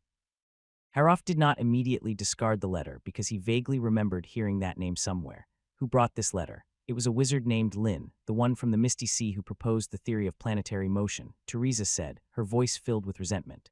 "That arrogant fellow even claimed to have brought 3 laws and a formula that could solve the problems you're facing. What are those laws and the formula?" Haroff inquired further. Since this wizard organization could understand and propose the theory of planets and the law of free fall, it meant they might have something valuable to offer. It wouldn't hurt to take a look. Teresa hesitated for a moment, unable to find the words. Fortunately, Haroff quickly found the formulas and laws written on the back of the invitation. First law: the orbits of all planets around stars are elliptical, with the star located at one of the foci of the ellipse. Haroff muttered thoughtfully as he read the first line. Indeed, in his research on celestial motion, he had also observed this phenomenon. However, the problem was why it happened. According to his calculations, the gravitational field should form a perfect circle, with the star at the center. This had been one of the issues that had been troubling him. He quickly read the next 2 laws, which were entirely new and unfamiliar to him. Second law: for any planet, the area swept out by the line connecting it, and the star is directly proportional to the time it takes to sweep that area. The planet's speed at closest approach remains constant. Third law: the ratio of the cube of the semi-major axis of an orbit to the square of the orbital period is the same for all celestial bodies in orbit. Haroff's expression immediately turned serious. These were 2 brand new laws and principles that he hadn't discovered yet. "Quick, bring me paper and a pen. I need to verify this," Haroff exclaimed loudly. Could it be that these so-called laws were really useful for him? Teresa was taken aback and quickly brought paper and a pen. However, Haroff was too impatient to wait and began scribbling in the air with magic, then compared the data with the star maps. Teresa was in awe and couldn't even breathe as she waited patiently for several hours, unable to leave her spot. When it was already bright outside, Haroff finally stopped and muttered to himself, "It matches perfectly, it really does." Haroff felt like he was closer to the truth than ever before. With that in mind, he looked at the end of the invitation, where there was a short formula. F equals GMM/R2, but he had no idea what these mathematical symbols meant. What did F represent and what was G? Haroff was clueless about these mathematical notations from another world and could only guess based on his recent study. He had a feeling that what he had been seeking was hidden within this short formula. Where is this Lin now? Where can I find him? Haroff suddenly remembered the person who sent the letter and urgently asked, as Lin was the one who likely understood the meaning of this formula. Teacher, because it was so late yesterday, the wizard named Lin has already left. As for now, he's probably attending a seminar, Teresa replied hesitantly, not daring to mention that she had intentionally kept him out. I'll go get him right away. Teresa hurriedly decided to fetch Lin. She had a clear understanding of her own abilities as an ordinary third-tier wizard. Initially, she had gained Harroff's appreciation by providing him with some inspiration through an academic paper. If the legendary wizard found out about such a significant oversight, her current position might not be secure. No need, it's too slow. I'll go myself. Harroff's thoughts raced, and he quickly gathered his scattered research notes, summoning them into his hand with magic. Then he flew out of the wide-open window. Lin, Professor, where were you last night? I was hoping to discuss today's agenda with you, but I waited for over an hour and you didn't show up, Philip complained, standing in front of the hall of the Greenhall City's Magical Research Society. He had worked tirelessly yesterday afternoon and evening to help Lin win this debate. I went to see Lord Harroff to verify a theory, Lin replied. And then, did you meet him? Philip asked curiously. No, I didn't. In fact, I was stopped at the door, Lin replied casually. That's normal. Even Master Hurlrem would require an appointment to meet that legendary wizard when he's available, Philip laughed. Harroff was known for his obsession with research, and Lin's impromptu visit was quite audacious. Lin shrugged, not too concerned about this setback. He turned to Johnny and the others, asking if they had everything ready as needed. Once they confirmed, they entered the hall of the Magical Research Society together. The hall was beautifully decorated and spacious enough to accommodate thousands of people. Rows of red chairs were arranged in a tiered fashion, ensuring that even the wizards at the back could see the debate clearly. Philip led Lin and the others to a table belonging to the Ieta school. However, this time they were assigned seats further back. Philip knew that this was due to the impact of Master Hurlrem's death. The Ieta school was no longer a magical faction with great wizards. After Lin and Philip took their seats, the conference began quickly. Raphael and August were among the moderators. The first to take the stage was a tall male wizard, a shaper from the Sky and Swiftwind School. After signaling to a few senior wizards, he turned to the audience and began his presentation. Dear colleagues, I am Yasos, a shaper from the Sky and Swiftwind School. I will demonstrate a new flight magic for you. As he spoke, the wizard turned around and, amidst the excited exclamations of the ladies, removed his shirt, revealing his well-built back. A wave of magic radiated from his body, and his back muscles began to transform and extend, forming enormous wings nearly 3 meters long. However, unlike birds, Yaso's wings were featherless, resembling a thin, wide membrane. These wings were inspired by the wings of bats. They are incredibly light and don't put much strain on the body. They can become quite large and support the entire body's weight. Yasos explained a few more details before vigorously flapping his wings and taking off. He flew around the hall, causing a series of gasps and cheers. Very clever shape-shifting magic, and the transformation is excellent. However, this kind of flight is too slow and energy-consuming, Philip commented from the audience. He didn't think highly of this magic. Lin nodded in agreement. Firstly, the human body was not lightweight, and flying by flapping wings required a considerable amount of physical effort. Secondly, this magic required a high level of shape-shifting expertise. Wizards who were truly proficient in shape-shifting magic could transform into creatures like the Morguldan falcons for flying, rather than just growing a pair of wings. As expected, after Yasos explained the details of the magic, several senior wizards gave low ratings, ultimately categorizing it as an obscure third-tier shape-shifting magic. Yasos descended the stage with a sigh. He knew he had no chance of winning the Morning Star Medal. Over the next hour, more than 10 wizards from various schools took the stage to present their novel theories or new magical creations. In the end, only one wizard, an alchemist who used a potion to rapidly replenish a wizard's energy, gained recognition from many senior wizards and was nominated for the Morning Star Medal. During the break, Philip explained the 3 major awards in the world of wizards: the Morning Star, Silver Moon, and Solar Halo medals. The Morning Star Medal was awarded to wizards who had made new discoveries, improvements in magic, or alchemical arrays. Not every type of magic qualified. For example, the improved magic demonstrated by Yasos earlier was too limited in its application and didn't even qualify for a nomination. The Silver Moon Medal had stricter criteria, only awarded to wizards who made outstanding contributions in a specific field of magic. Even Adra, the great wizard who created the fire elemental theory 20 years ago, hadn't received a Silver Moon Medal because the theory had yet to be fully validated. As for the Solar Halo Medal, it was the highest academic honor in the wizarding world. Only a handful of great wizards who established mainstream disciplines and profoundly impacted the magical theories of the wizarding world could receive a nomination. If you can prove your planet theory during the debate and correct the star maps of the astrology school, you might be able to get a Silver Moon Medal, Philip said, excited and hopeful. Lin didn't care much about awards. Instead, he turned his attention to the seats not far from the Ieta school, where the astrology school had gathered. A group of male and female wizards stood up and walked towards the podium. The leader, clad in a gray robe, had a slightly emaciated face with sunken eye sockets, appearing as if they hadn't slept for several nights. However, their spirit was exceptionally high as they addressed the audience. Esteemed masters, gentlemen, and ladies, I am Yuland from the astrology school. Today I'm not here to present new astronomical research, but I have some questions that I hope Mr. Lin, from beyond the wizarding world, can help us clarify. Yuland's words weren't particularly sharp, but their tone carried a hint of provocation that anyone could detect. The wizards in the audience turned their gaze towards Lin, wearing expressions of curiosity and amusement. They had guessed that the astrology school would openly challenge Lin's planet theory during this conference, but they had no idea how Lin would respond. Amidst the countless gazes in the assembly, Lin confidently stood up and walked towards the stage. "Professor, he should be able to handle it, right?"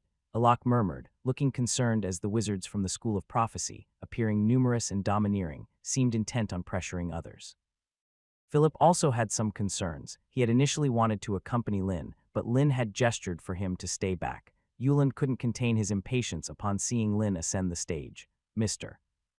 Lin, I've read your theories. According to your theory, all celestial bodies, including the land beneath our feet, revolve around the sun, correct? More precisely, it's the planets within this star system that revolve around the sun." Lin corrected Yuland's statement. Yuland didn't pay much attention to this distinction, but rather expressed his regret. "But I've noticed you seem to have overlooked a critical issue." "What issue?" Lin asked, puzzled. "Since you mentioned in the Magic Daily that the time it takes for our land to revolve around the sun is 360 days, precisely 1 year, how do you explain the phenomenon of day and night? It can't be that we only experience one day and night in a whole year, can it?" Yuland questioned. "According to the theory of prophecy, the sun's rotation around the land caused the cycle of day and night due to its gravitational pull." Lin found this quite amusing and explained, "It's quite simple. That's because our planet, in addition to orbiting the star, is continually rotating. This is what creates the alternating day and night that we observe." Lin extended his hand, conjuring 2 different-sized water spheres in the air. The smaller one rotated around the larger one while spinning, symbolizing one complete cycle of day and night. Rotation. Yuland was momentarily surprised by Lin's unexpected explanation, but he soon chuckled. "I must say, your theory is intriguing. However, if, as you say, our land is in constant motion, rotating around the sun and even moving with it, then why aren't we flung away?" Yuland's tone grew more intense, resonating throughout the hall. The wizards present were now engaged in heated discussions, and even those who had initially supported the idea of a rotating planet began to waver in the face of this sharp questioning. After all, Yuland's argument was easy to imagine. For instance, placing a grain of rice on a sphere and rapidly spinning it, the grain of rice would inevitably be thrown off. Furthermore, their land was enormous, and any movement it made would generate tremendous forces. Even if they were lucky enough not to be thrown off, they would undoubtedly sense the movement. Philip was anxiously fidgeting, resembling an ant on a hot pan. It was as if the person targeted on stage was himself. Lin's expression remained unchanged as he asked with a sly smile, "Have you ever ridden in a carriage, Mr. Yuland?" "Why are you asking about that?" Yuland hesitated. Lin didn't answer but turned to the wizards in the seminar.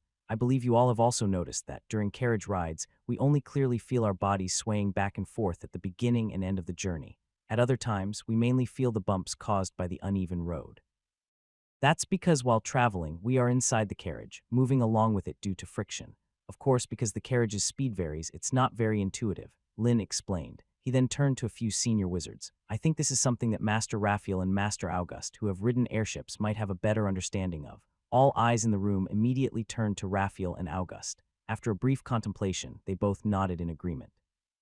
Unlike carriages, airships floated completely, and with the wind-blocking magic formation applied, their travel was incredibly smooth.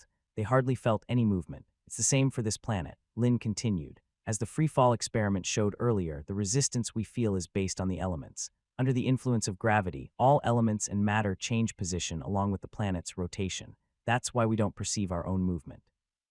If one day it suddenly stops rotating, we'd probably all be thrown off," Lin said in a teasing manner. "Nonsense." Beside Yuland, a red-haired witch loudly rebuked, interrupting Lin. "Lord Harroff has been to the top of the world. If our land were truly rotating, then over such a long time, Lord Harroff would have long since been carried away by the land's rotation to another place.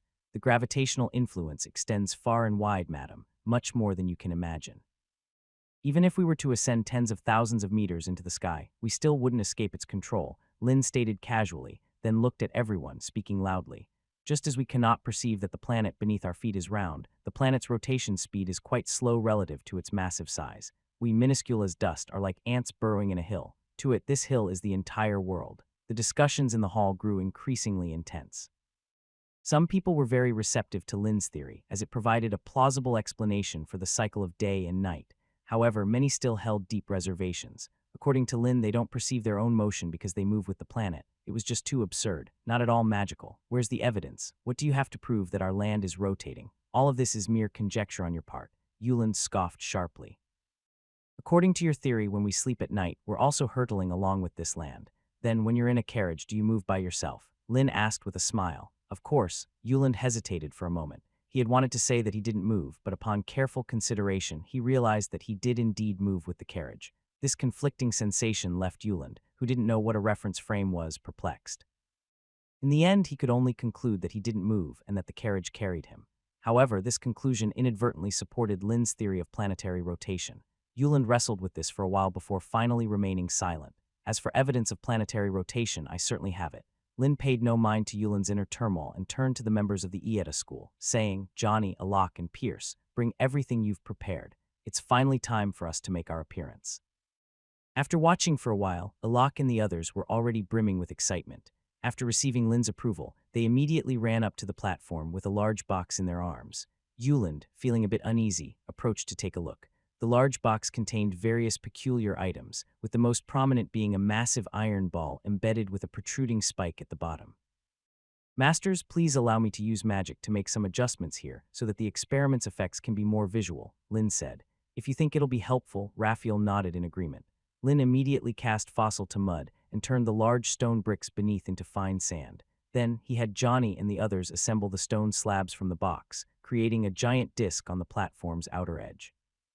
The edges of the disc had precisely marked 360 divisions, each with a wooden stick placed in front of it. Finally, Lin asked the wizard who had developed flight magic earlier to suspend the iron ball from the ceiling of the conference hall using a steel wire. Due to the need for magic demonstrations, the conference hall was not only spacious but also tall, with the ceiling standing 60 meters above the ground.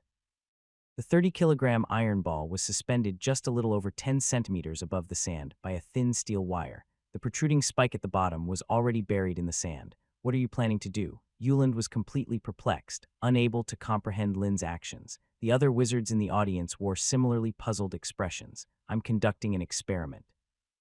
Lin waved his hand, asking Alok and the others to stand aside, and then asked, Mr. Yuland, what do you think will happen if we push this iron ball with force? The iron ball will be pushed forward and then swing back and forth in a straight line. Do I need to explain that? Yuland responded impatiently. I don't think so. Lin shook his head because you've overlooked a crucial factor, which is that our continent is rotating. The resulting Coriolis force will affect the swing of the pendulum. So when the pendulum swings, it will continually change direction and revolve around this disk. Absurd. Yuland couldn't believe in something like the Coriolis force caused by the rotation of the planet. It was completely preposterous. With these thoughts in mind, Yuland kept a close watch, fearing that Lin might pull off some tricks during the experiment. Lin didn't even use magic this time. Instead, after positioning the iron ball at the 0-degree mark on the sand disk, he let go, allowing the iron ball to swing freely under gravity. The nearly 60-meter-long steel wire remained taut due to the weight of the iron ball. Under the influence of gravity, it produced a slight whistling sound as it struck the wooden stick representing 180 degrees on the opposite side. Just as Yuland had said, the iron ball's path was indeed a straight line. The eyes of all the wizards in the room were fixed on the pendulum. Due to the length of the steel wire that held the iron ball, the swing was not very fast, but it was extremely regular and did not deviate as Lin had predicted. Yuland waited for a while, but there was no change. He immediately looked at Lin and taunted, whereas the pendulum's rotation around the disc that you mentioned, I didn't see it. You're too impatient and your observation isn't careful enough. That's why you couldn't see it, Lin sighed. Yuland was very irritated. He wasn't blind and he could surely tell whether or not this thing was rotating. At that moment, a cry of astonishment suddenly came from someone. It's deviating. The trajectory is actually deviating. Several grand wizards even stood up from their seats, closely watching the sand disk below the pendulum. Where was it deviating? Yuland followed everyone's gaze and realized that the fine needle at the bottom of the iron ball didn't leave a completely straight line on the sand disk. There was a slight deviation with each swing. However, this deviation was incredibly small and couldn't be seen with the naked eye. It could only be discerned by examining the traces left in the sand as the pendulum swung. Accompanied by a slight dull sound, the wooden stick representing 1 degree was knocked over, and the pendulum then knocked down the wooden stick representing 181 degrees. Both the imprints left on the sand and the fallen wooden sticks undeniably proved that the pendulum was slowly moving, and it wasn't swinging aimlessly. It was consistently deviating to the left. Wind. The wind must have blown it. A divination wizard exclaimed loudly. Yuland immediately thought of this, but before he could speak, Philip sarcastically said, "This is indoors. Where could the wind come from? Even without strong winds, air is always in motion, and even the slightest influence matters." Yuland argued, neck stiff. In any case, he absolutely refused to believe in something as non-magical as the rotation of the planet. "Masters, since Mr. Yuland has doubts, please turn this area into a vacuum," Lin suggested with a smile. This time August stepped in. He was also very curious about this intriguing pendulum deviation phenomenon. Following Lin's request, he removed all elements from the entire disk, creating a vacuum in the area without affecting the pendulum's movement. Yuland held his breath, staring at the disk, eager to see if the iron ball's trajectory would change in the absence of air. 10 seconds. 30 seconds. 1 minute, the pendulum continued to deviate to the left, with the same degree of deviation as before. The wooden sticks representing 1 degree and 182 degrees also fell over one by one. "Now there's definitely no wind, right?" Philip said mockingly. Yuland's face turned red and blue. He opened his mouth but couldn't speak. There was no magic, no wind interference, so where did the force that caused the pendulum to deviate come from? Could it be that the so-called Coriolis force really existed? As time passed, more and more wooden sticks fell. In the conference hall, the wizards who were originally sitting in their seats had all crowded around the platform, eager to observe this mysterious experiment up close. "This is unbelievable. Our continent is moving. It's really moving." A witch screamed loudly. "It's incredible, a miracle in the history of magic. We really live on a constantly rotating planet," Raphael exclaimed, deeply moved. Amid the gaze of thousands of eyes, the swinging iron ball slowly knocked down the wooden bar representing 15 degrees. The traces carved into the sand table by the swinging hammer looked like delicate petals, exuding an extreme sense of beauty. "These are the lines representing the truth of magic." Lin pointed at the sand table, looking at Yuland, and said teasingly, "I think it's quite clear, isn't it, Mr. Yuland? This is the evidence you were looking for. The planet's rotation has an impact, but this force must be amplified through the swinging pendulum to be visually demonstrated before us." Yuland sat pale and dumbfounded on the ground, gazing at the iron ball that continued to swing without saying a word. Beside him, a prophet witch was hysterically shouting, "This can't be, it can't be. You must have used magic on the pendulum." Upon hearing this, several prominent wizards on the scene frowned, their expressions displeased. With or without magical fluctuations, couldn't they sense them? Lin shook his head as he looked at the prophet witches who were still unwilling to accept the facts and said, "The materials I used aren't difficult to obtain, are they? Anyone can perfectly replicate this experiment under the same conditions. The truth is right there, unaltered by anyone's will." The world experiences day and night changes because of the planet's rotation, and the changing seasons are related to the movement of the sun's zenith. Lin extended his hand, using a few water spheres to simulate the orbits of celestial bodies, providing a unique astronomy lesson to everyone in the simplest terms. The wizards in the room listened in fascination, as no theory had ever explained the changes of day and night and the seasons with the movement of the stars so clearly. The mysterious veil of the world seemed to be suddenly lifted from one corner, revealing only a tip of the iceberg, yet it was enough to make people's minds tremble. Until Lin's voice fell, the hall of the symposium remained eerily silent. Everyone was immersed in contemplation of the planetary motion laws. The wordless silence lasted for several minutes, and as more and more people woke up, the hall of the symposium was filled with thunderous applause. Some even took off their hats and bowed to Lin. Others shouted in excitement, "It's truly a fantastic and irrefutable theory." August also applauded and praised. The intricate and regular celestial diagrams presented by Lin made Raphael's mind tremble. Countless inspirations surged into his mind. If the symposium hadn't been over yet, he would have eagerly turned his insights into sculpture. "I knew you could do it, Professor Lin." Philip walked up and hugged Lin, already seeing the silver crescent medal beckoning to them. Lydia, Alok, and others looked at Lin with admiration and longing in their eyes, while Pierce daydreamed about the day he could present his own magical theory to the audience, just like Professor Lin, and receive thunderous applause. But soon their excitement was shattered because Lin quickly said, "Lydia, Johnny, Alok, and Pierce, why don't you record the pendulum's movement patterns and the time recorded at each scale? You should also be clear about the length of the steel wire, the weight of the pendulum, and its circumference. Draw its motion curve and calculate the data. That's your homework for today." Pierce, who had been immersed in fantasy, was immediately brought back to reality and his face instantly drooped. Why was there still homework when they had come all the way to Greenreel? "Did you all take notes?" Alok quickly looked at the two witches beside her. Lydia shook her head, too busy staring at the pendulum's trajectory, feeling a bit dizzy. I've already recorded it. The length of the steel wire is 60 meters, the weight of the pendulum is 30 kilograms, and the time it takes to deflect one scale is 5 minutes and 3 seconds, and the swinging period is. Johnny blurted out the data he had recorded. Alok and the others looked at Johnny, touched and almost on the verge of tears. You're our savior. Compared to Lin, who had become the absolute focus of the audience, the prophets' witches all had a deathly expression.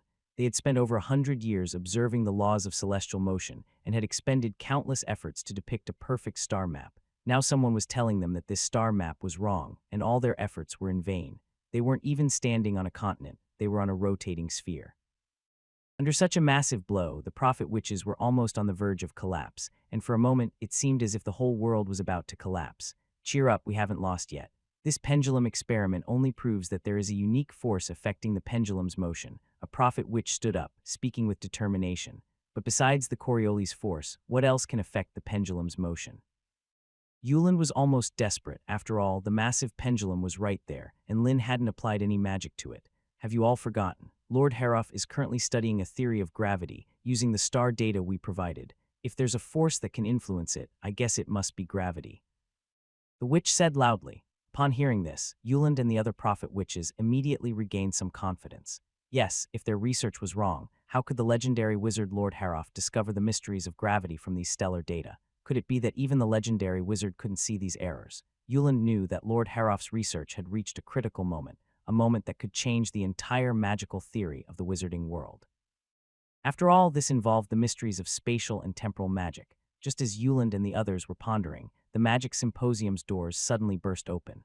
No, it's not quite right to say they were burst open. To ensure that the symposium proceeded undisturbed, the doors had been locked. But now, with a loud, the doors on both sides fell to the ground. The sudden and intense knocking on the door immediately drew the attention of all the wizards at the conference. Raphael was infuriated. Who was so audacious as to barge into the conference in such a rude manner? Could it be those doomsday cult wizards again, trying to disrupt this academic seminar? Raphael glared at the door, ready to confront the intruder, but what he saw surprised him greatly. The one who had entered was a disheveled male wizard, the legendary mage Haroff. Raphael's anger dissipated instantly. This was not someone he could reprimand. The divination school wizards, like they had found their savior, crowded around Haroff. One female wizard even shouted excitedly, "Lord Haroff, that mage from beyond the wizard's land, Lin, just questioned the star chart data we spent over 100 years researching. This is a direct challenge to your theory of gravity." However, Haroff was too impatient to listen to what they were saying. He shouted, "Where is he? Where's Lin? He's up on the platform." The young male wizard with brown hair. The female wizard said loudly. Haroff grabbed the blocking female wizard and pulled her aside. The other wizards who had gathered in front of the platform also quickly stepped back, seeing Haroff urgently looking for Lin, with the divination school wizards following closely behind. The expressions of the prominent wizards on the stage grew uneasy. Could this legendary wizard really be causing trouble? Raphael was the first to step forward, blocking Haroff with a gentle tone. He said, "Lord Haroff, Mr. Lin has just presented a highly important new theory that concerns the entire Wizard's Land theoretical system.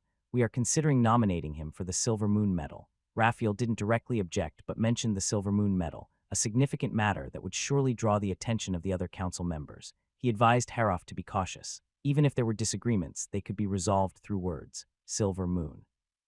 Haroff hesitated for a moment. He hadn't been present during the previous session, and he initially thought Lin was expounding the law of universal gravitation. He looked at the other prominent wizards with a slightly dissatisfied expression.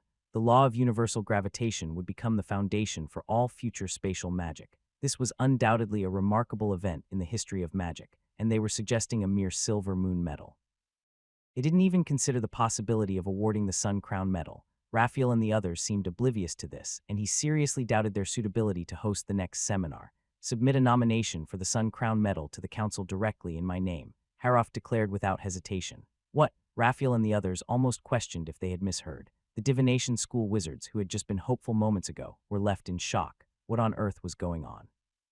Wasn't Lord Haroff supposed to vindicate their divination school? Why was he suddenly proposing to award the Sun Crown Medal to Lin? Did something go wrong somewhere? Even Philip found it hard to believe. Even if Lin had described the motion of the stars, wasn't it too excessive to grant the highest academic honor right away, directly awarding the Sun Crown Medal? That was a bit too much.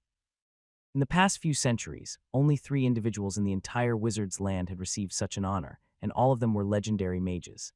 After this casual statement, Haroff looked at Lin, the only young wizard with brown hair on the platform. Anxiously, he inquired, "Tell me quickly, what does the formula on the invitation mean?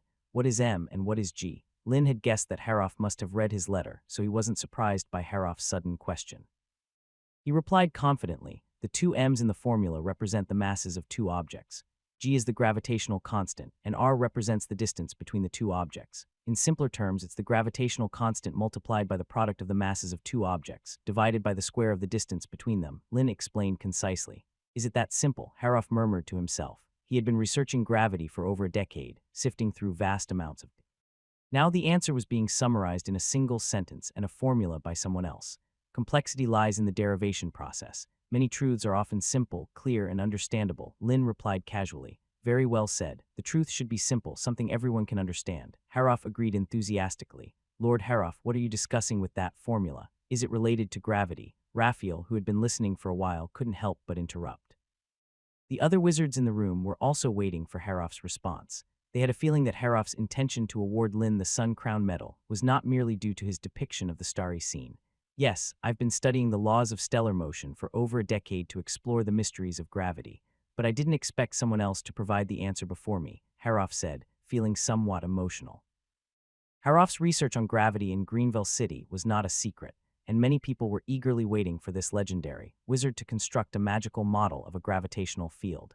It was one of the most exciting and anticipated developments in recent years. Once successful, it could greatly reduce the requirements for using this type of magic, and might even lead to the development of more powerful spatial magic, creating another mainstream magical discipline. Haroff was now asking Lin for advice on gravitational matters, leaving everyone in the room puzzled.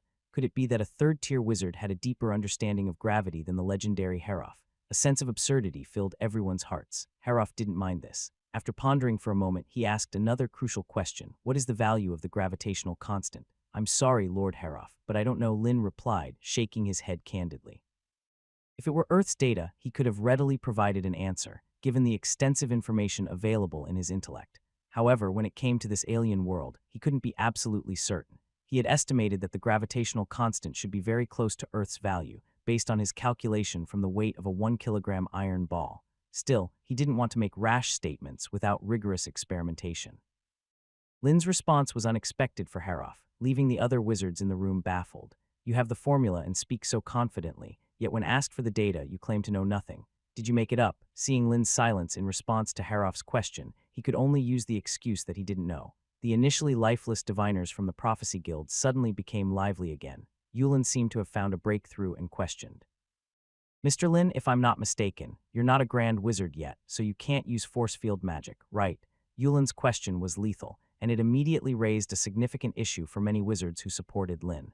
Since he wasn't a grand wizard and couldn't even use force field magic, how did he discover this gravitational formula?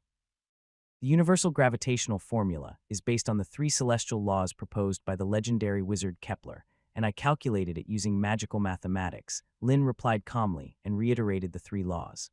Last night he had confirmed that the universal gravitational law still applied in this parallel world using this method. So when facing Yulin's questioning, he remained composed. "Calculated? How did you calculate it?" Another diviner from the Prophecy Guild immediately spoke up. "According to your statement, to calculate the universal gravitational force, we need to know the so-called gravitational constant, the distance between 2 celestial bodies and their masses. A celestial body is incredibly massive, larger than the biggest mountain in the wizard's land by millions of times. The distance between them is unimaginably vast. How can we measure that? Are we going to use a ruler, or maybe weigh the continent under our feet? If that's the case, what should we put on the other end of the scale? Another celestial body." The diviner laughed. Inside the discussion hall, over 1,000 wizards engaged in heated debates. Lin's presentation of the celestial movements had been too perfect, and many still wanted to believe in the gravitational formula he proposed. But no matter how hard they thought, they couldn't figure out how to determine the weight and distance of these celestial bodies.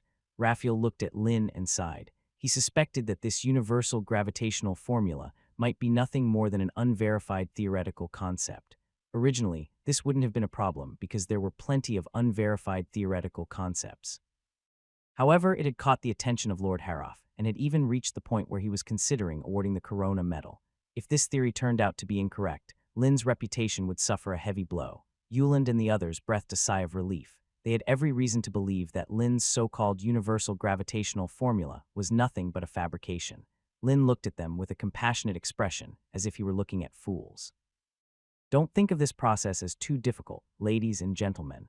With some basic magical knowledge, even my apprentices could calculate the mass of a celestial body and the distance between them.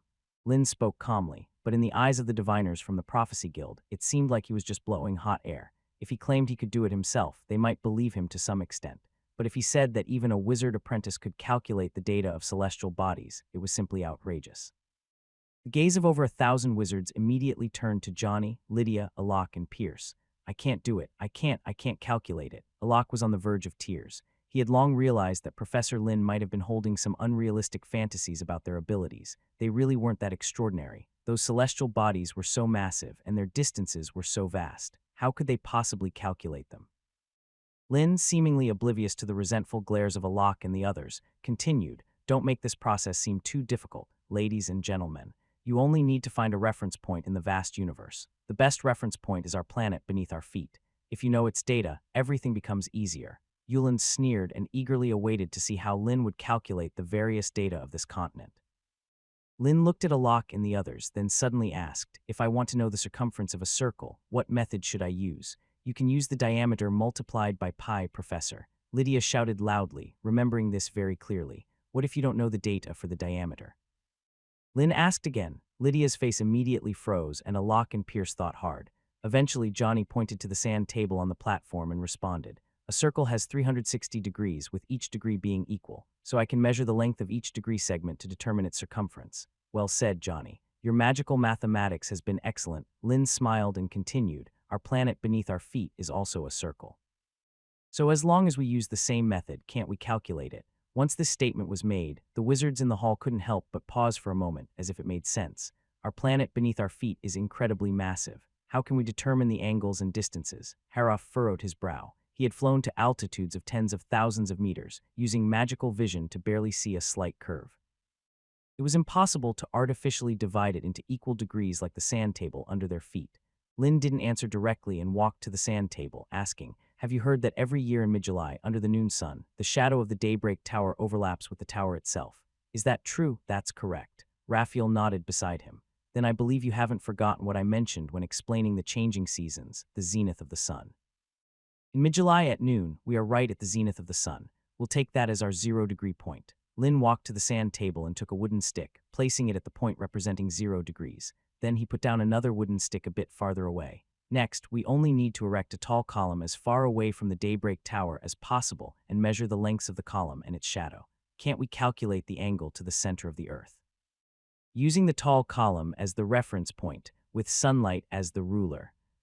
Genius, it was a brilliant idea. Haroff was excited, as the column would be like a straight line on the circular arc, and the shadow would be the other side of a right triangle. This was a straightforward problem of calculating the angle of the top point. Raphael and the others stared at the 2 wooden sticks on the sand table and couldn't help but inhale sharply. Who would have thought it could be done this way?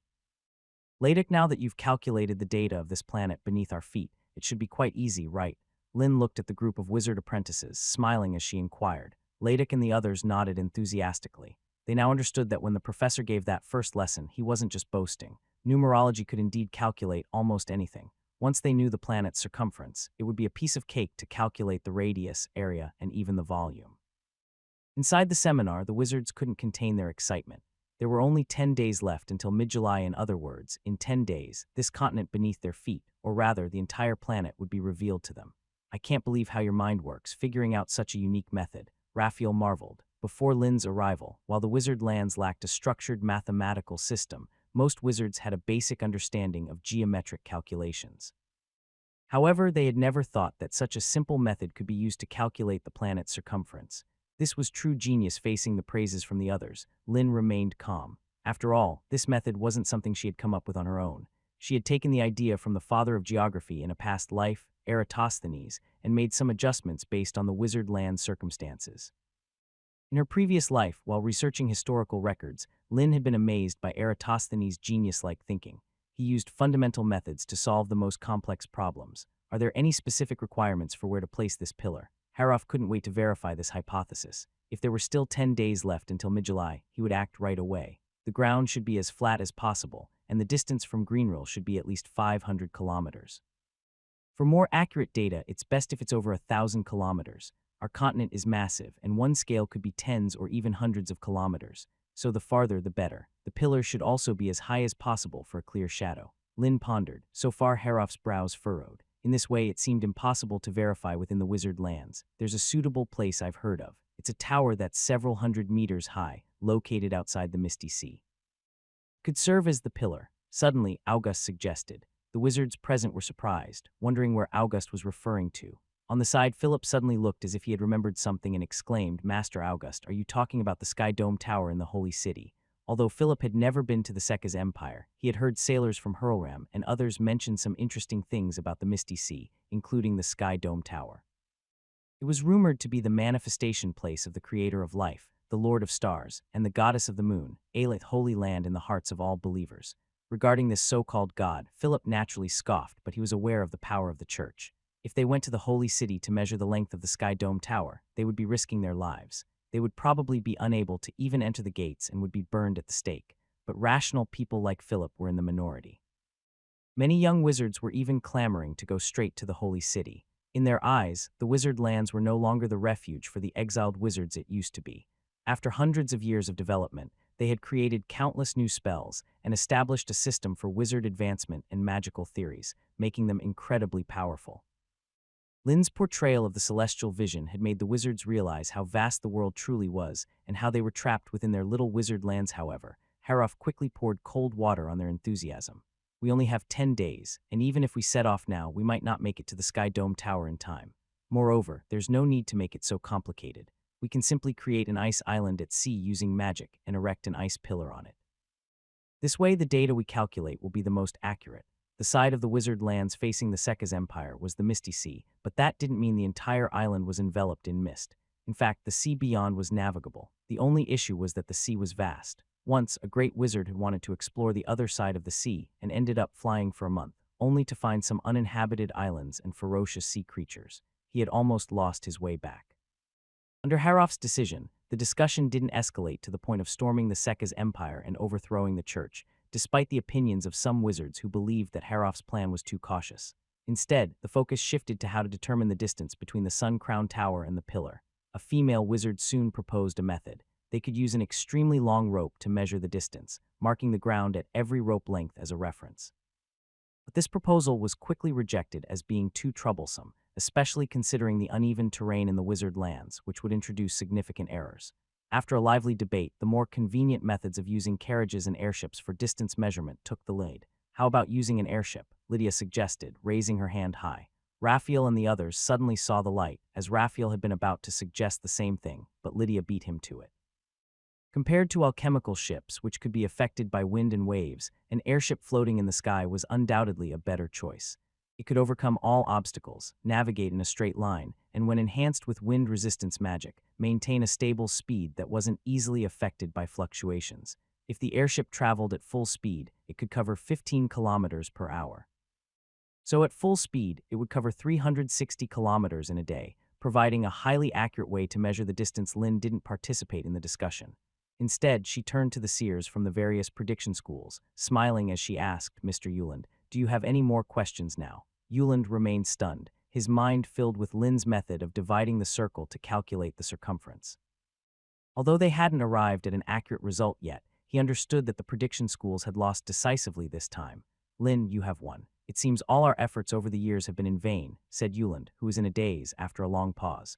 This statement drained the little remaining strength from Euland, making him instantly appear several years older. The rest of the divination wizards had similar expressions of shock and disbelief. Their star charts were wrong, and the centuries of effort in the Divination Guild had turned into a complete joke. "No need to be so down on yourself, Mr. Euland. In a sense, your star charts are still accurate," Lynn reassured them. He could confirm that the law of universal gravitation still applied in this otherworldly realm. He couldn't bear to crush the dreams of these wizards who yearned for the stars too much. "So you finally admit that all of this was fabricated?" An excited divination wizard exclaimed. Lynn glanced at her, somewhat speechless. When had he ever said such a thing? But before he could speak, Euland stopped several colleagues who were still trying to argue and looked at Lynn, awaiting an answer with a puzzled expression. Lynn paid no attention to the disoriented divination wizards and continued speaking. Do you remember when I mentioned the carriage problem? If we use the carriage as a reference point, the people inside are stationary. But if we use the starting point as the reference, then they have indeed moved. In my opinion, both of these statements are correct.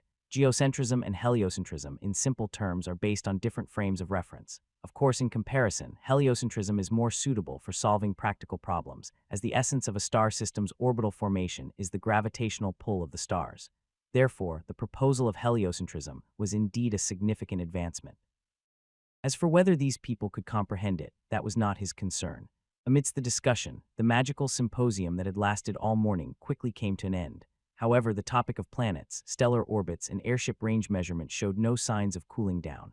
Some of the top scholars from various guilds suddenly realized, as they walked out of the symposium, that they had come to showcase their new magical theories and spells. But in the end, not a word was said. The symposium had turned into a solo performance by Lin. In such a situation, there was probably no one who cared about what new magical theories they had developed.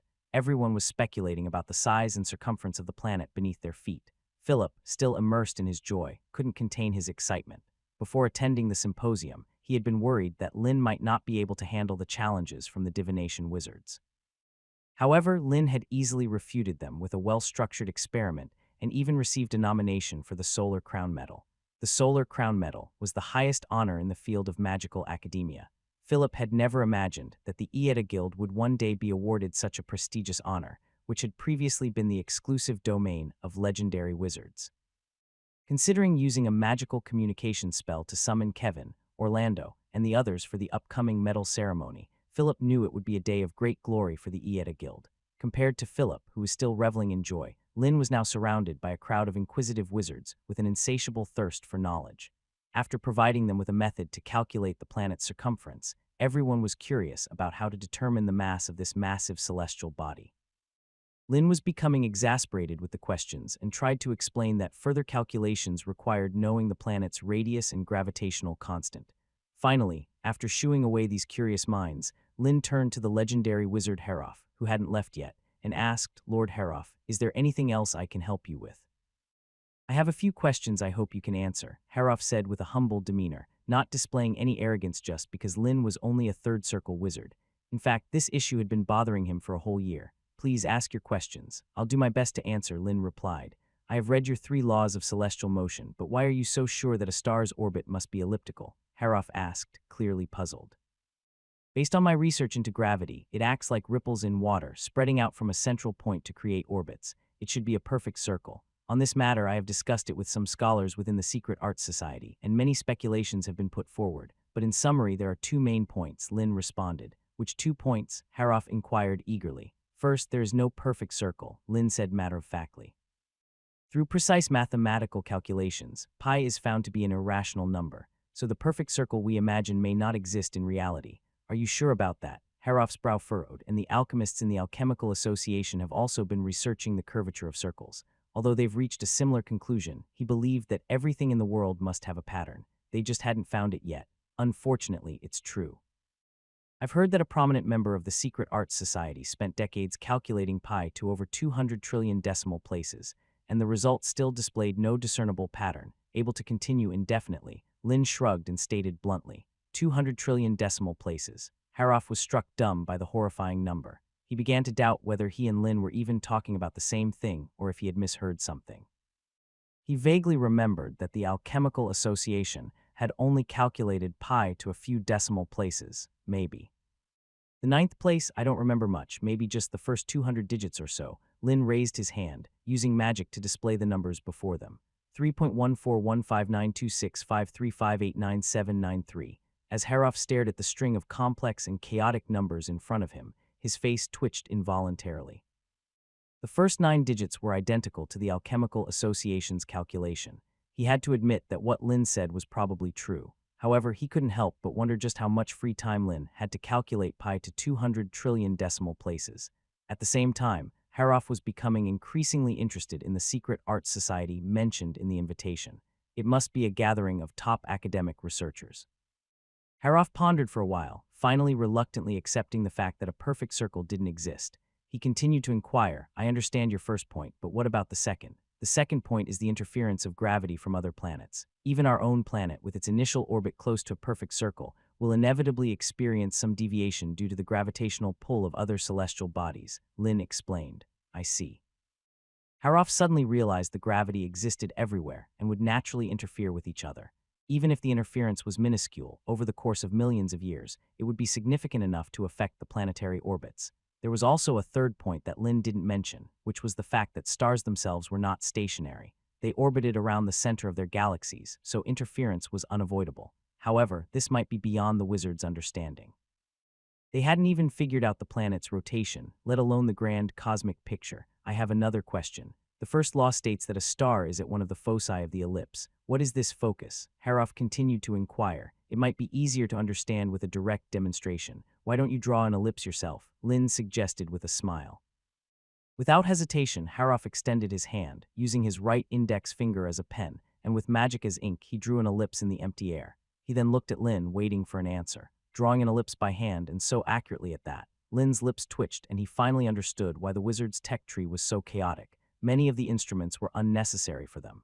When they faced a problem, they would probably consider which magic was more convenient to solve it. Seeing this, Lin couldn't help but turn to the group of apprentices. Alok, why don't you give it a try? Alok eagerly nodded and hurriedly fetched 2 small wooden sticks and a thin string. He then tied the string to the 2 sticks inserted into the ground, using it as a pivot point, and used a feathered pen to draw a circle around the 2 small sticks. An ellipse immediately appeared in front of Haroff. The positions of these 2 wooden sticks are the foci of this ellipse. What's special about them is that the sum of the distances from any point on the elliptical arc to the 2 foci is constant. Some scholars within the Society of Mystical Arts even believe that a perfect circle is just an ellipse with both foci in the same location. With this circle drawing process, Lin explained the meaning of an ellipse and the derivation of Kepler's 3 laws to Haroff. Haroff listened with fascination, and finally he couldn't help but applaud. Brilliant. I never expected that through magical calculations, we could so intuitively and clearly replicate the motion of the stars. If you had stayed a bit longer last night, I wouldn't have spent half a day verifying these 3 laws with the most primitive methods, Haroff said with emotion. The conclusions he had spent the whole night on were now perfectly summarized by Lin in just a few sentences and a few magical formulas. Lord Haroff, Professor Lin wanted to visit you in person last night, but unfortunately he was stopped at the door, Philip interjected. Is that so? Haroff was taken aback, turning to look at Lin. Lady Teresa believed that your research had reached a critical point, and there might not be any free time for this meeting. Lin shook his head and explained. I mentioned to her that these laws and formulas should be helpful for your research, but it seems that she has some minor bias against me. Haroff's face immediately darkened. Lady Teresa had not explained it this way during their time at the mansion. After pointing out the issue on the other side, Lin didn't need to continue accusing Teresa of her offense. A witch who couldn't see the bigger picture didn't deserve his targeted response. A couple of sentences were enough. Before coming to the wizarding world, a noble from the Society of Mystical Arts entrusted me with this ring, to be given to a wise and knowledgeable scholar. We are supposed to explore the mysteries of the universe, time, and space together, and the next meeting is scheduled for around midnight tonight, Lin said, taking out an exquisitely styled ring. It was the remade ring of the faceless, but compared to before, the ring's appearance had undergone significant changes. The most noticeable change was the blooming thorn flower on the ring's surface, which had turned into a peculiar geometric pattern. The outer ring was a circular clock, while the inner part featured a pyramid-like pattern, with a prominent and unique eye in the center, constructed from geometric patterns. It was the all-knowing eye. Although Lin had not had a pleasant encounter with Teresa's apprentice in front of the mansion, Haroff didn't hesitate to put aside his pride and seek help from this legendary wizard. After considering it, Lin decided to hand over the only signal transmitter he had created. Haroff took the ring solemnly, carefully examining the alchemical patterns on the ring's surface. He quickly deduced that its purpose was to project one's own magical power to a certain location. This method wasn't particularly novel, but it was significant in the context of their first contact with the Society of Mystical Arts. Haroff saw Lin as a representative sent by the Society to negotiate with the wizarding world, and this upcoming meeting should be the formal contact between the high-ranking members of both sides, discussing cooperation and exchanging more profound magical issues. After receiving the ring, Haroff didn't stay long and quickly took his leave. He needed to think about which pieces of knowledge could be used as bargaining chips. Once Haroff had left, Lin asked in his mind, 71, are you sure the magical field is secure? There's no chance of it being taken away again, especially by a legendary wizard. Lin hadn't forgotten that he had taken the magical field from Hurlram's hands. Under normal circumstances, he wasn't worried, as the AI's computing power was quite strong. However, in the face of a legendary wizard, he couldn't be so sure. The original method of magical transmission and reception was too simple. It has now been replaced with quantum encryption, theoretically making it impossible to be decrypted. Lin nodded in relief. Do you really believe that the continent beneath our feet is a planet constantly in motion? That's incredible. Lord Lin, didn't you just prove it with your experiment? The pendulum that keeps swinging without external force is the best evidence. Ignorant. The pendulum has always swung in a straight line, which means that what's rotating is not the pendulum, but the continent beneath our feet. Teresa rushed to the seminar venue, just missing the end of the discussion, only seeing the wizards leaving the venue in an orderly manner. Excitement was evident on everyone's faces as they discussed Lin's pendulum experiment incessantly. Throughout her journey here, Teresa had heard Lin's name mentioned at least 30 times, making her feel somewhat uneasy. Kaz, where is Professor Haroff? Teresa stopped a familiar male wizard and eagerly inquired. Lord Haroff left with Lord Lin just a while ago, Kaz responded. Teresa's expression changed, realizing that she had arrived too late. She quickly asked about what had happened during the seminar. It's a shame you didn't attend the seminar today. You missed seeing how Lord Lin single-handedly refuted the wizards of the prophecy school. Kaz enthusiastically recounted the interesting events of the seminar, unaware of Teresa's increasingly troubled expression. Are you saying that Professor Haroff is planning to award the Solar Corona Medal to Lin? Teresa could hardly believe her ears. This was the highest honor in the world of magical academia, and a third-circle wizard like Lin achieving such a feat was beyond belief. That's correct. Lord Lin's research on the stars and gravity is probably ahead of everyone else's. I wonder which noble of the secret society of mystical arts has such a talented disciple in the field of theoretical magic research. Kaz marveled. Even though Lin was just a formal wizard, his knowledge surpassed many grand wizards. Teresa's head was spinning. She had initially thought that Lin's research might assist her teacher in advancing his theories. However, Kaz's description told a different story. Lin seemed to have taken the lead in formulating the theory of gravity, making it highly sophisticated. Even her teacher had questions about celestial gravity that he wanted to discuss with Lin. But how could this be? Her teacher had spent years on this subject and still hadn't cracked it, the final answer about the stars in the universe. After parting ways with Kaz, Teresa returned to her estate in a daze. Haroff had returned, pondering what he should say as the master of ceremonies for the evening gathering. He wanted to ensure that the wizard's reputation remained untarnished. Teacher, Teresa whispered, trying to figure out how to protect her current position. Haroff snapped out of his thoughts and looked at Teresa, his voice cold. From now on, you don't need to address me in such a manner, Teresa. Haroff had nearly missed the opportunity to refine his theory of gravity because of his arrogance and bias. There were many legendary wizards within the council, and Lin could easily find another person to expound on the 3 laws of celestial orbits and the universal law of gravitation. Even though these theories would eventually be published, they likely wouldn't have any connection to her. She'd probably be ridiculed by her colleagues. More importantly, the chance to interact with the legendary wizards of the secret society of mystical arts and engage in academic discussions about magic would be given to someone else. Teacher, please give me another chance, Teresa begged, dropping to her knees in fear, tears streaming down her face. Is the Solar Corona Medal really that important to me? Haroff shook his head. Teresa stood there, her face blank, still not quite understanding Haroff's intent.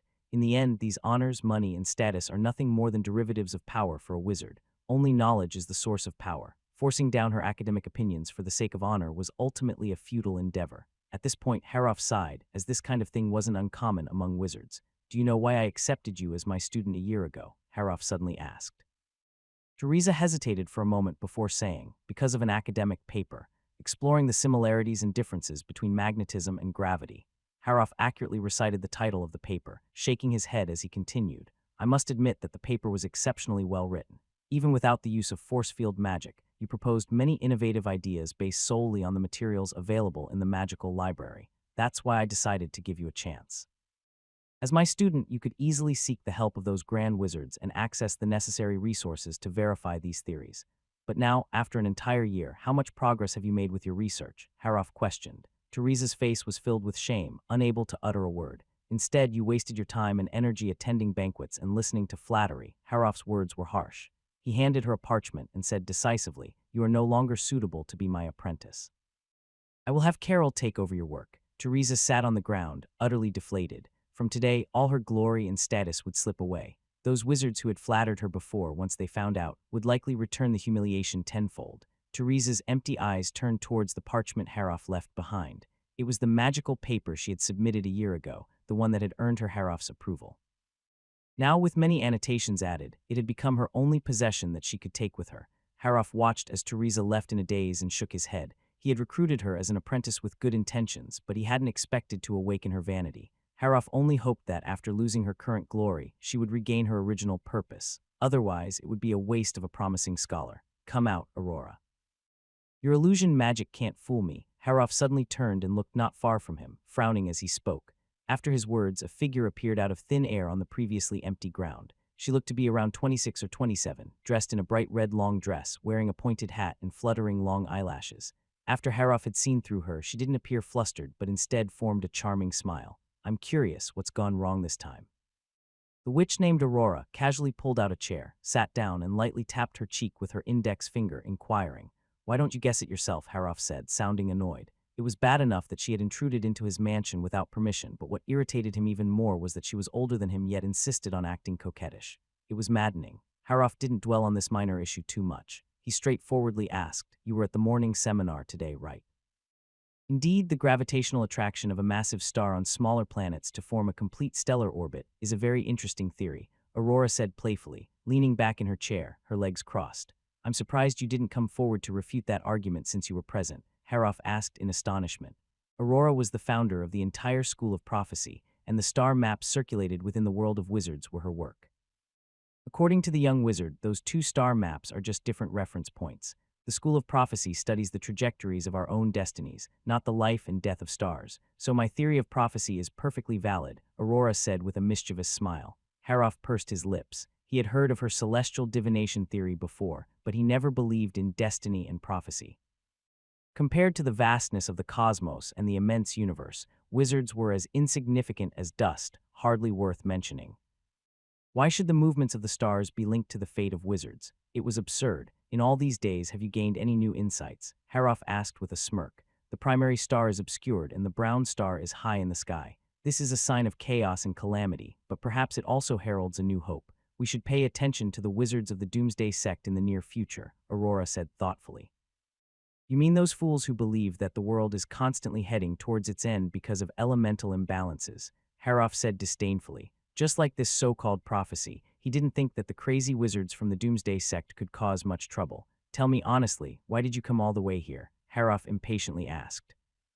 Of course I came for that one and only ring that allows communication with the top ranks of the Society of Mystical Arts, Aurora said, showing interest in the wizard organization. Didn't you hear earlier? The Society of Mystical Arts is looking for a highly knowledgeable and wise scholar to discuss the mysteries of the universe. Handing me this ring is undoubtedly the best choice, Haroff said with a smug look. On that note, I'll consider relaying your statement to the other counselors.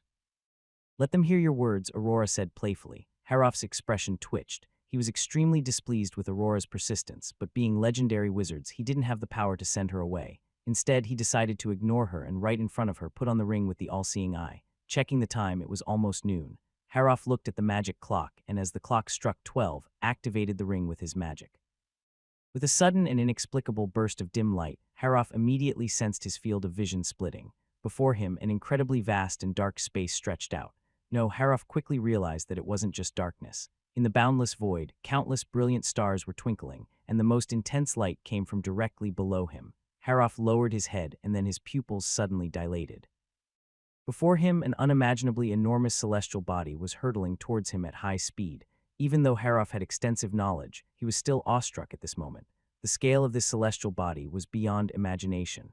In this moment, he felt like a tiny ant gazing up at a colossal peak. Any magic he possessed appeared insignificant in the face of such a massive volume. An indescribable fear and powerlessness surged from within, a feeling he hadn't experienced in a long time since becoming a legendary wizard. Fortunately, before the celestial body came too close, it changed its trajectory and passed directly in front of him. The massive size of the object blocked everything from his view, and Haroff was drenched in cold sweat. However, he soon realized that the celestial body was orbiting. This was a genuine celestial tableau, with several enormous planets of various colors orbiting a massive red-brown fireball, forming a spectacle of stars arching over the moon. They rotated constantly. This was what they called rotation and revolution, right? Haroff immediately remembered the two concepts that Lin had mentioned at the seminar. It was his first time witnessing them so vividly. The most striking thing was undoubtedly the central star of the gravitational orbit, shining brilliantly. Even from a considerable distance, he could clearly feel the immense heat radiating from that star. It looked like an enormous fireball, a beacon of hope in the dark void. Harroff watched it in fascination. Among all celestial phenomena, the sun was what fascinated him the most. In the void, there should be nothing, but where did its energy come from, and how could it continuously transmit light and warmth? As Harroff immersed himself in the grandeur of the stars, a sudden change occurred. The massive crimson star seemed to grow larger and brighter by the moment, affecting the orbits of planets. A strong sense of impending crisis flooded Harroff's mind. Before he could react, the colossal star expanded to its limit and then rapidly collapsed inwards. In the next moment, an endless burst of light bathed the entire universe. The star, now on its final journey, unleashed its ultimate radiance. It was the spectacle of a supernova eruption. Planets that once orbited were instantly shattered, and powerful electromagnetic radiation illuminated the entire dark galaxy. Infinite matter spewed from the star's core, creating an incredibly vivid tapestry. Harroff was left speechless, unable to recover from the overwhelming sight. He murmured to himself, "What is this?" A deep, elderly voice broke the silence in the now tranquil cosmic space. "This is a star's path to extinction." Harroff turned to see 4 figures in this space besides himself. The one who spoke had an unusual appearance, with disheveled white hair that resembled the chaotic expanse of the universe. An eerie pressure emanated from him, akin to facing a star, as if he were radiating boundless energy outward. The speaker was none other than Lin, but he had temporarily adopted the appearance of Albert Einstein. The previous supernova display had been a calculated show to establish the grand image of the Society of Mystical Arts. Harroff looked at Lin, who appeared somewhat distracted, and wondered if the excitement had been a tad too much. A star's extinction. Harroff struggled to grasp the idea that such a colossal celestial body could meet its end. There's nothing surprising about it. Such events happen in the universe all the time. What you witnessed was merely a reenactment of a supernova explosion, Lin explained. Harroff carefully considered each word Lin used, looking around cautiously before asking, "Where is this place?" "A simulated microcosm of magical energy," Lin explained before adding, "Welcome to the beyond of space and time." The beyond of space and time, Harroff repeated, understanding it as a place beyond time and space. Harroff managed to suppress his inner amazement. He hadn't forgotten that he was representing the entire realm of wizards. His earlier loss of composure left him feeling remorseful. He silently reminded himself to remain calm in any situation. "Let's begin our agenda with the light brought by this supernova eruption," said another person under the control of an AI, her tone slightly rigid. Harroff's expression turned peculiar. How could such a terrifying supernova explosion, which appeared like an event of impending doom, be discussed so casually?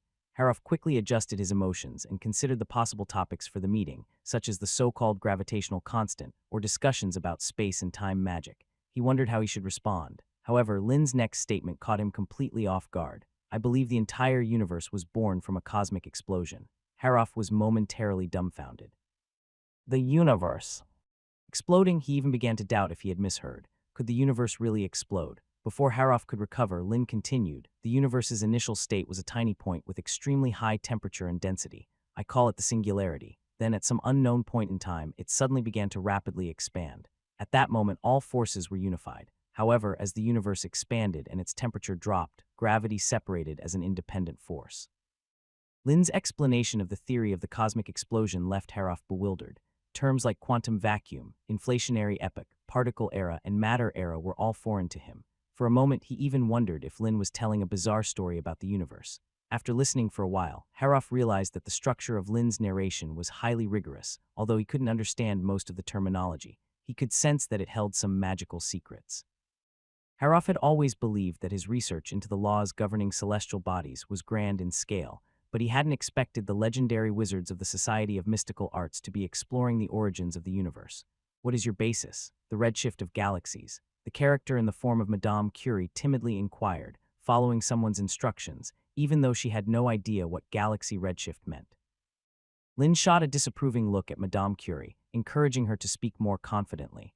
"That is indeed one of the pieces of evidence." Following this, the AI-controlled figures provided a few more rehearsed statements. Then, the 4 figures in the room turned their attention to Harroff, as if they were waiting for his valuable input. Lin was curious to see how the legendary wizards would react to the theory of the cosmic explosion. This theory had been prevalent in his previous world, but might not hold the same status in this new world. After all, it hadn't taken magic into account and was likely flawed in some aspects. Still, as a magical theory, it was perfectly acceptable. Harroff appeared calm on the surface, but was breaking into a cold sweat inside. He had no idea what Lin was talking about, but this was a gathering of legendary wizards, and they were actively discussing the universe's truths. He couldn't suddenly say he didn't understand or didn't know, could he? In a sudden realization, Haroff opened his eyes wide and tugged at the sleeve of the languid witch August, who was sitting beside him. He urgently asked, "August, please tell me, what does galaxy redshift mean?" In that moment, he felt extremely fortunate to have August, who shared his passion for celestial research, right by his side.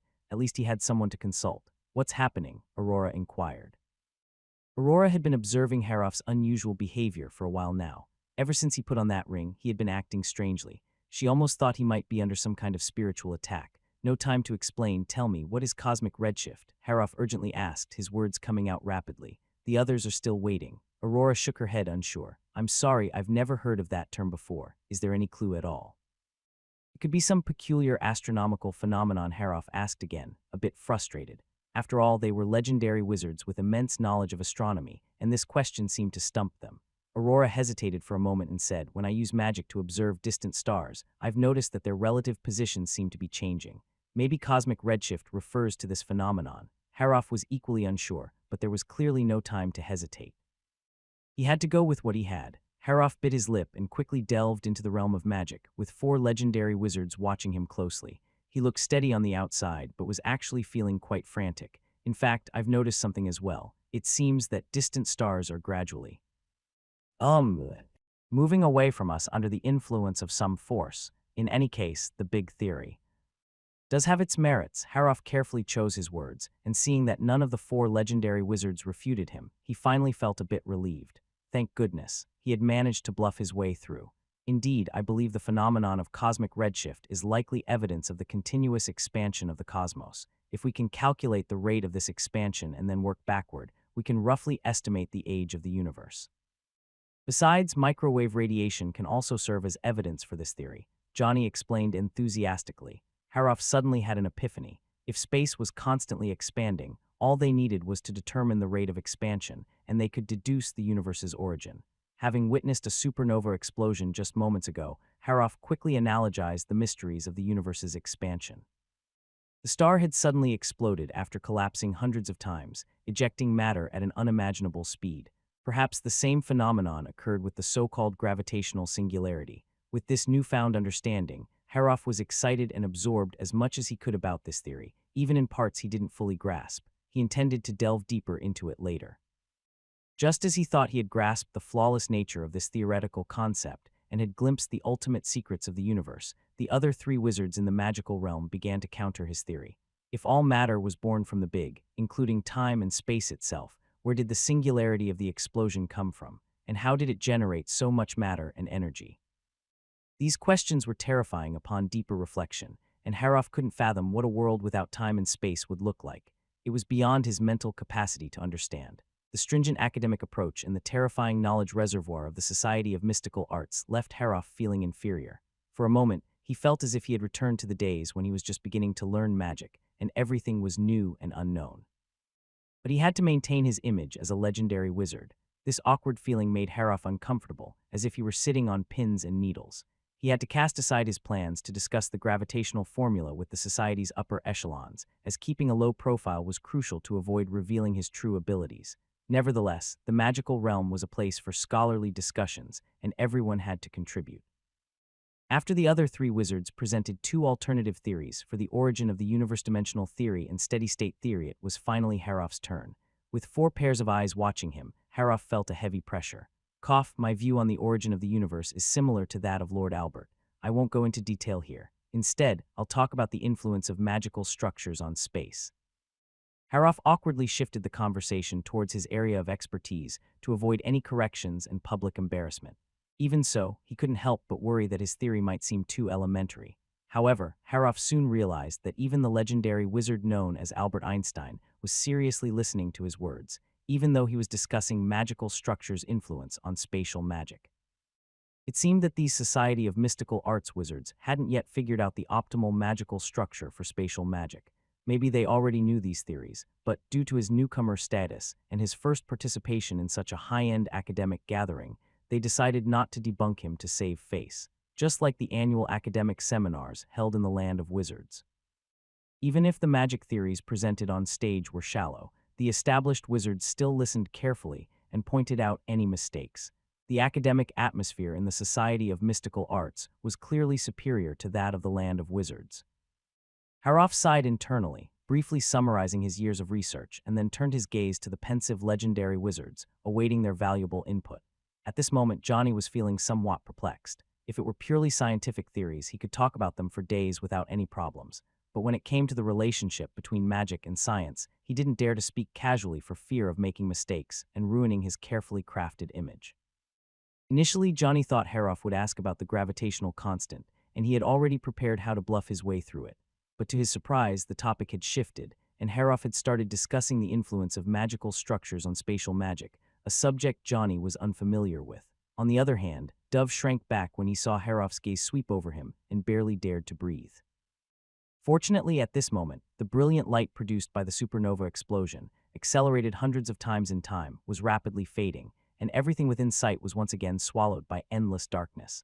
Unfortunately, the duration of this supernova explosion is very limited. It seems the gathering will have to come to an end for now, Lynn said, feigning disappointment. She activated some special effects in her smart brain, creating spatial distortions. Haroff couldn't quite understand the connection between the supernova explosion and the maintenance of this space, but he was relieved to hear that the meeting was ending. Both of them exchanged some pleasantries and agreed on the time for the next meeting before simultaneously exiting the magical domain. When Haroff's consciousness fully returned to his body, he was drenched in cold sweat, as if he had just experienced a fierce battle. It seems it's over. So did you gain anything, or did you encounter any troublesome situations? Aurora asked, propping her chin on her hand and teasingly inquiring. Haroff glanced at Aurora with annoyance. He had put in a lot of effort to avoid being looked down upon in the wizard's realm, preserving the reputation of legendary wizards. He wished he had let Aurora handle this mess from the start. Of course, that was just frustration talking. Even if he had a second chance, Haroff wouldn't hand over the ring, as the magical theories about the boundless universe were too captivating to let go. If I have to mention something I gained, it's that. Haroff hesitated for a moment, thinking about the magical newspaper written by Roral. He sighed and said the magical theories in the wizard's realm might be outdated. Aurora raised an eyebrow in surprise. You know about vacuum quantum fluctuations, cosmic radiation, and the Hubble law. Haroff chuckled and asked, were those researched by the Society of Mystical Arts? Aurora shook her head, indicating she hadn't heard of those terms. What about supernova explosions and the big Haroff continued? Are these subjects studied by the Society of Mystical Arts? Aurora interrupted, unable to contain her doubt. After all, they had some knowledge of the cosmos, and it was impossible that they were completely unaware of these theoretical concepts. Are you sure they're not just using some fancy, mysterious words to confuse you? Aurora questioned. Just a moment ago, I witnessed the spectacle of a star falling. Haroff sighed, shaking his head. The high temperature produced during the destruction of a star can melt everything, and the sparkling light can even illuminate an entire galaxy. The magic we possess is nothing compared to that kind of power. The Society of Mystical Arts calls this phenomenon a supernova explosion. The name sounded poetic, but the implications were chilling. After a brief pause, Haroff continued, do you remember 30 years ago, when we observed a star suddenly shining brightly for a whole month and then disappearing? Now, looking back, that must have been a star reaching its end. Aurora listened to Haroff's detailed description, trying to picture the magnificent scene. If stars could also have their doomsday, what about the sun they had above their heads? Could it also have a time of falling? The wizards of the Society of Mystical Arts must have developed a more powerful form of farsight magic, Haroff said with conviction. Only that explanation could clarify their profound knowledge of cosmic stars, and only by witnessing it firsthand could they perfectly recreate the spectacle of a supernova explosion. Aurora nodded, and as legendary wizards, she couldn't believe the society had made such rapid progress. The only explanation was that they had clearer and farther-reaching vision. Furthermore, I noticed something strange about those legendary wizards of the Society of Mystical Arts. Haroff hesitated for a long time before speaking cautiously. Aurora raised an eyebrow. What's strange about them? They gave me the feeling that. It's like facing a star. Haroff pondered his words. It's like they're different from us. Aurora looked puzzled. You can't be serious, can you? People can't be like stars. No, I'm very sure I'm not mistaken. Haroff stood up, paced around the room, and after a moment of contemplation, an idea suddenly occurred to him. Haroff halted, and in an uncertain tone he said, do you think it's possible that their method of promotion is different from ours? These legendary wizards from the Society of Mystical Arts were more knowledgeable and powerful. There was no doubt about that. Now, the apparent differences in their qualities raised intriguing questions. Haroff, who had witnessed the destruction of a star, began to entertain the idea that their method of promotion might be flawed. Aurora seemed to understand Harroff's implication immediately and stood up from her seat. Magic swirled around her, and she spoke with astonishment. This can't be true. Someone has already paved the way, haven't they? If she's right, do you think we can stand here as we are? Harroff taunted. From wizard apprentices to full-fledged wizards and from full-fledged wizards to grand wizards, there were fundamental differences. But legendary wizards and grand wizards had none. The only distinction was that legendary wizards unleashed more powerful magic, but it didn't fundamentally differ from what grand wizards did. Or perhaps they hadn't found the key yet. Thinking about this, Harroff shook his head. It was more appropriate to say that they were merely grand wizards who had crossed a certain limit. Compared to Harroff, who was wholeheartedly devoted to the Society of Mystical Arts, August appeared somewhat skeptical in the realm of magical practices. If you think we're wrong, what do you believe is the real path to advancement? August countered with a cold tone. Do you think we should become like the sun? Harroff found himself momentarily speechless, as this was the very point that baffled him the most. In the pursuit of ascending the ranks of official wizards and grand wizards, there were typically only 3 ways to gain more formidable power. The first method involved controlling new elements, and the second was exploring the microcosmic realm of elements. However, their dilemma lay in the fact that they couldn't find any new elements, and even if they did, it would be impossible to elevate their power to an entirely new level. Furthermore, their exploration of the microcosmic realm of elements had come to a near standstill due to an accident over a decade ago. According to the accounts of elemental wizards, they encountered what they referred to as elemental ghosts. This term was initially coined by the legendary wizard Altok, who developed the Great Dissolution technique. However, after delving deep into the phenomenon of elemental ghosts, the most powerful elemental wizard went insane, leaving behind a research manuscript filled with incomprehensible ramblings. Harroff had reviewed some of the remaining pages of that manuscript, and the legendary wizard believed that the microcosmic elemental world was chaotic and disorderly, where all magical laws lost their effectiveness.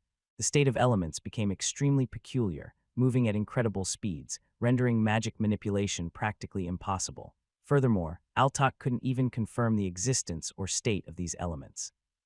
The manuscript ended with a chilling statement. It's evading me, it knows I'm observing it.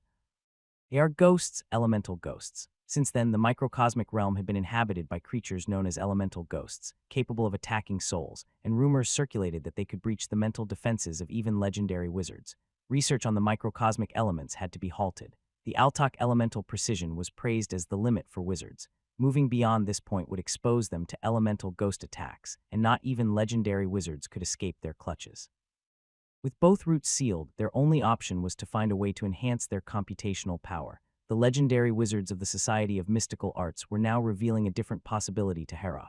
August grew impatient with Harroff's indecisiveness. If you think their method of advancement is different from ours, why not just ask them? Harroff gave August an exasperated look. These were just his speculations, and he couldn't be absolutely sure. Besides, such a straightforward inquiry might expose his vulnerabilities. Although he acknowledged that the other's research on celestial bodies far surpassed his own, Harroff still hoped for an equal exchange of academic ideas within the world of wizards, rather than one side listening to the other's guidance. More importantly, obtaining this valuable knowledge would not come without a cost. Harroff was well aware that if he appeared too powerless during academic discussions, unable to demonstrate enough value, he might be excluded from future gatherings. After all, no academic organization would appreciate a member who constantly freeloaded without providing any value. As the next gathering of legendary wizards was still far off, probably not until the next supernova explosion, Harroff contemplated and thought that he might start by investigating information from Lin, hoping to uncover the secrets of those legendary wizards. Meanwhile, within the realm of magic, seeing Harroff depart left Lin relieved. It was no easy feat to deceive a legendary wizard, and the consequences of being exposed would be disastrous. Despite a minor hiccup along the way, the overall situation had unfolded according to her plan.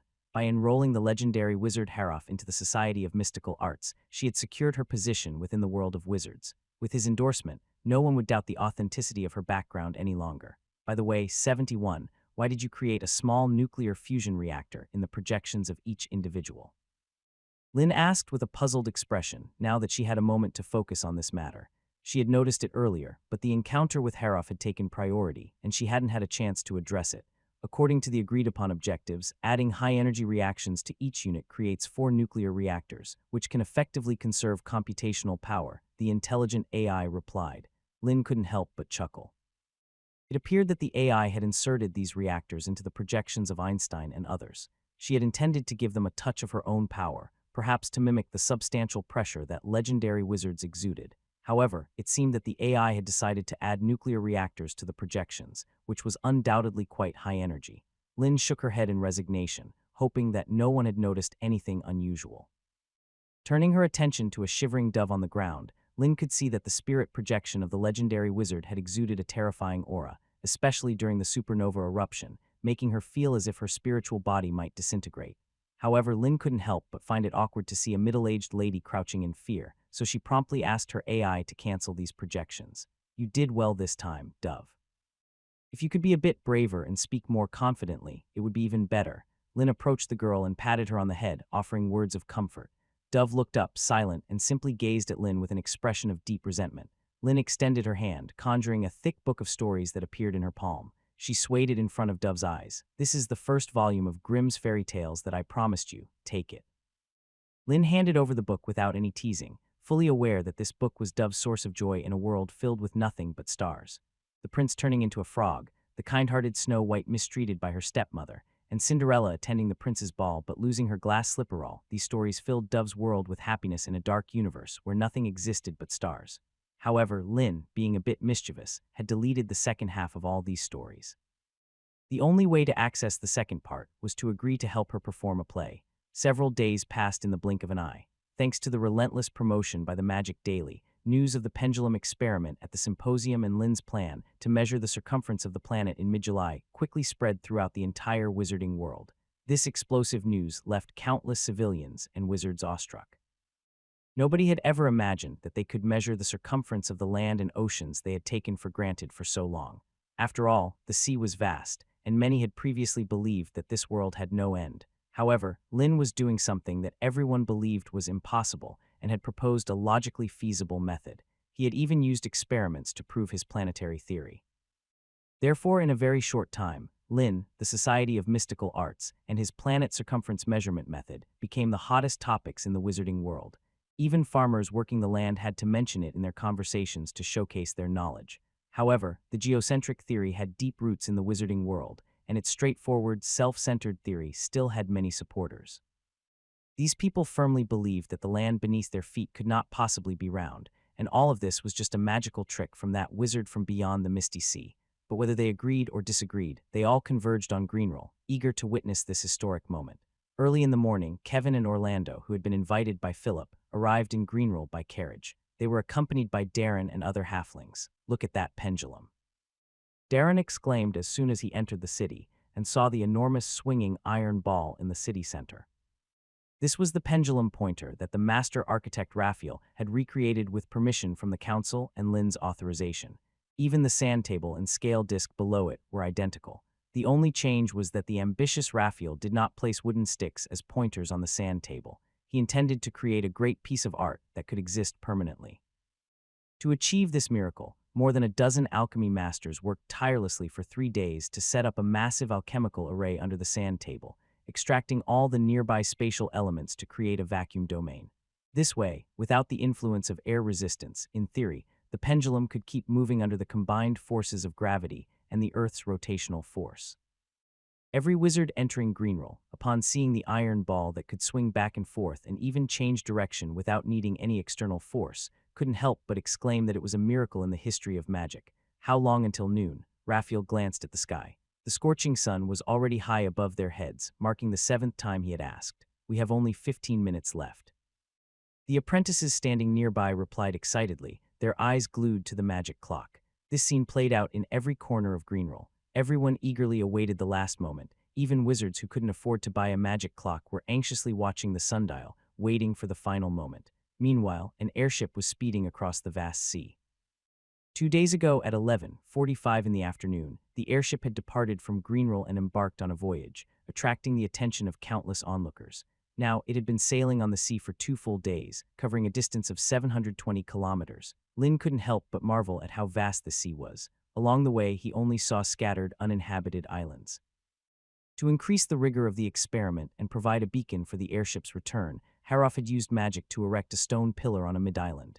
He left a wizard there to record data, while the others continued their journey by airship. How much time do we have left? Haroff shouted eagerly. 1 minute, the last minute. There are 53 seconds left, Lydia shouted loudly, holding the magic clock.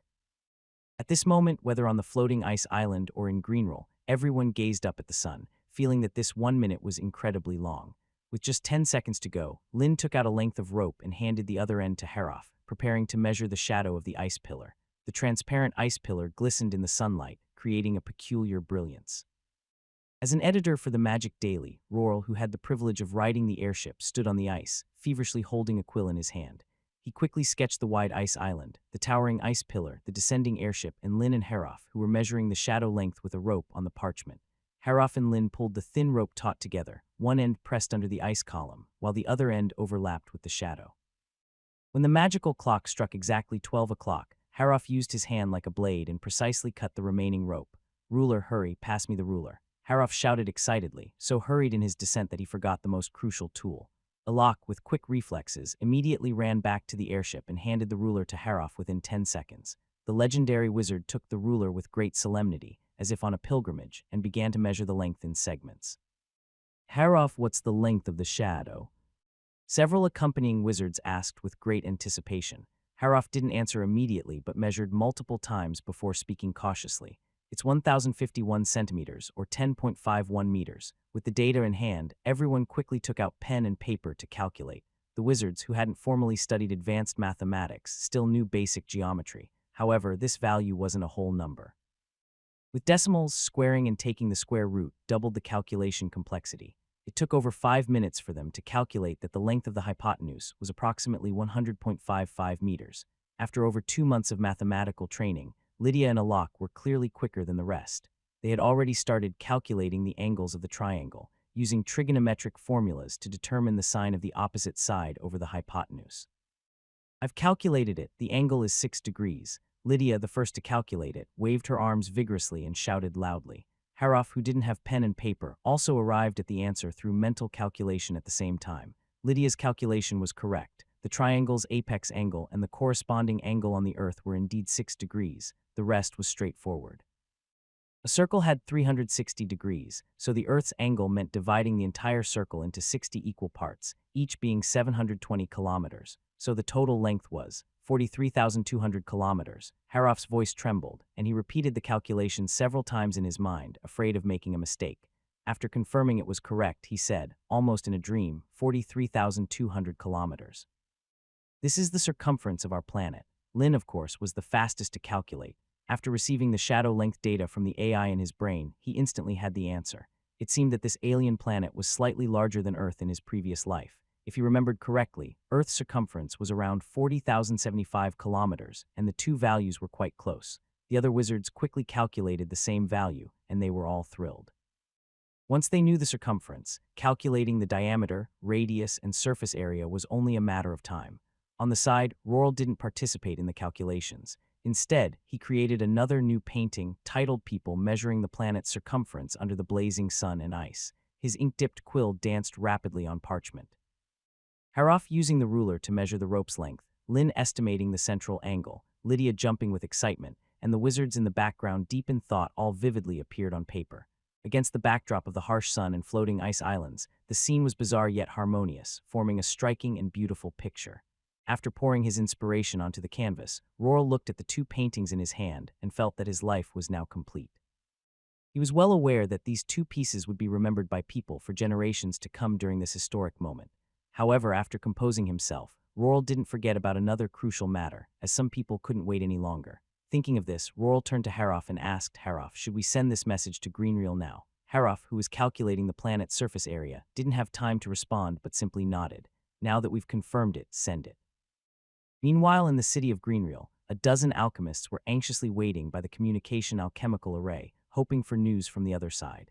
But it was already 12:37 and they hadn't received any messages, making Raphael and the others begin to doubt if the operation had failed. Could it be that Lynn's assumption was incorrect, and this continent wasn't spherical after all? Look, there's movement. A sharp-eyed alchemist was the first to notice the alchemical array glowing.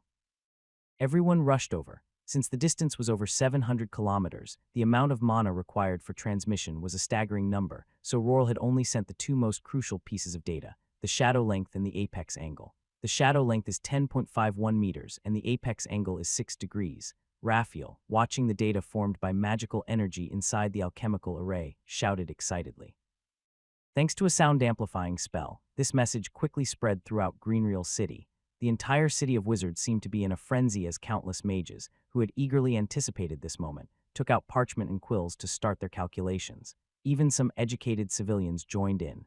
Calculating the data with just the shadow length required a solid understanding of trigonometric functions, which was enough to baffle most wizards. However, once they had the apex angle, it became basic multiplication and division, something even some commoners could handle. The planet's circumference is 43,200 kilometers, the diameter is approximately 17,751 kilometers, and the surface area is 594 million square kilometers. On the crowded streets of Greenreel City, Yal observed the just calculated data, murmuring to himself. He wasn't a wizard, or perhaps he lacked the aptitude, and never had the chance to become a wizard's apprentice. But driven by a deep interest in mathematics, he had once thought that his math skills would only be useful for everyday transactions, and at best, make him a tax collector. However, the last issue of the Magic Daily had opened a new world for him. A wizard named Lin, who had come from beyond the Misty Sea, was planning to measure the circumference of their planet using just a few simple mathematical formulas, without the need for any magic. Yal had doubted whether it could be that simple, but when these values were revealed on paper, all his doubts vanished. The overwhelming shock he felt couldn't be quenched, as if the world was unfolding beneath his pen. I've calculated it. The planet's radius is 7,200 kilometers. Nonsense, it should be 6,875 kilometers. Due to the immense magnitude of the calculated values, similar discussions erupted quickly in various corners of Greenreel. After repeated debates and disputes, data regarding the planet's circumference, diameter, and radius were soon recorded on paper. The planet's surface area was an unexpectedly staggering number, 594 million square kilometers. Many people only now realized the vastness of the world beneath their feet. In the heart of Alia, there arose a desire to explore a world so vast. Based on the just calculated circumference data, even the best alchemical ships could circumnavigate the world in just 3 months under the most ideal conditions. However, when he proposed this idea, it was met with laughter. The vastness and danger of the open sea were beyond what someone like Alia, with no sailing experience, could comprehend. Even the most experienced sailors risked their lives when faced with storms, not to mention the fierce sea creatures. What if we use airships? Alia didn't let the ridicule deter him. Instead, he presented a new idea. Since crossing the sea was perilous, perhaps they could depart from the air. Upon hearing Alia's words, those who had mocked him fell silent. They suddenly realized that while Alia's proposal might sound crazy, it undeniably had some feasibility. Circling the entire planet was a truly magnificent feat that could be recorded in the annals of magic history. Maybe we can fly in the opposite direction. Didn't the Magic Daily say that our continent constantly rotates from west to east? So, if we depart from the east and fly west, we could return in a day, a tall, thin witch suggested with pride. However, he didn't notice the onlookers gazing at him as if he were a fool. If it were that easy, they would have already traveled from the east of Greenreel to the west when they jumped. After some contemplation, an alchemist shook his head and poured cold water on the idea. Even with airships, it's unlikely to achieve such a grand endeavor. If you can't determine your direction, you'll get lost at sea in no time. Perhaps you might even encounter attacks from sea dragons, feathered serpents, or bird spirits. However, this time, there were quite a few people who supported Alia's grand idea. Some suggested mounting magic crystal cannons on airships to fend off flying magical creatures, while others proposed using the guidance of the stars to determine direction and location. The discussion continued lively. Alia, on the other hand, deflated as he realized that a commoner like him could never own his own alchemical airship. Meanwhile, in the city square not far from here, Raphael gazed at the heated debates and even the physical fights erupting over the accuracy of the measurements. He sighed and remarked, "Greenreel hasn't been this lively in a long time." Since Lin had arrived in this ancient city of wizards, it was as if she had injected new life into the city. Every day, she expanded their understanding of the world and even got some commoners involved in academic discussions. Raphael had never seen a scene where wizards and commoners jointly discussed a magical theory like this before. The commotion in Greenreel City lasted for quite a while. It wasn't until 2 days later that the returning airship appeared in the city's sky, reaching the peak of excitement in the atmosphere. Tens of thousands of people gathered on the streets and squares, eagerly awaiting the airship's descent. As the airship slowly descended, everyone craned their necks to get a better view, and some mischievous children even climbed onto rooftops for a better vantage point. The first person to step off the airship was Lydia. As she saw the dense crowd in the city square welcoming them, she joyfully waved her hand. Darren and other halflings were also excitedly shouting, "Lydia, I knew you could do it. Lydia, you're the pride of the halflings, our hero." The chorus of voices quickly spread from all corners of the square. Halflings, though a minority in the wizard lands, numbered in the thousands, and they were using their physical advantage to squeeze their way to the front, all shouting Lydia's name in unison. A non-magician halfling. How did she end up on this airship? Some male witches who had arrived from a small town west of the wizard lands couldn't help but frown when they saw Lydia step off the airship. They couldn't understand why, at such a sacred moment of measuring the planet's circumference, they had to bring an ignorant halfling who couldn't learn magic.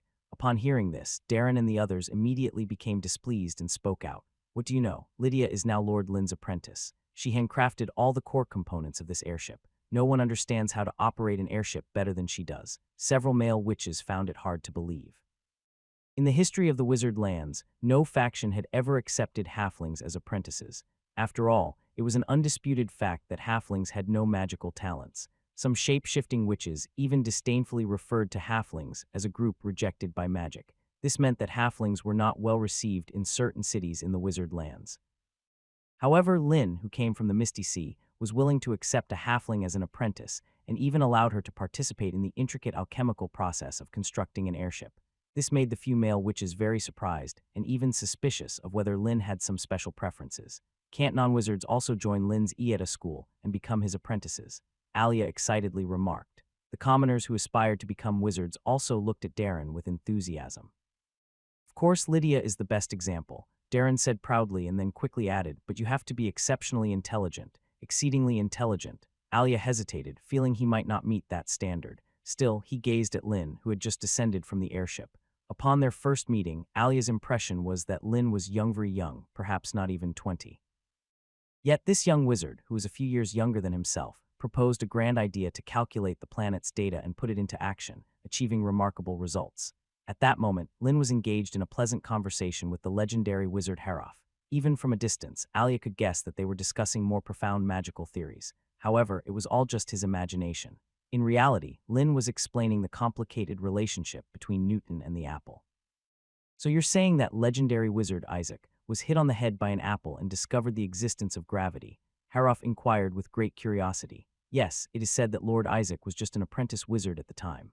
After a scholarly discussion about the movement of the stars, he began to suspect that there was an invisible force pulling the planets around the sun.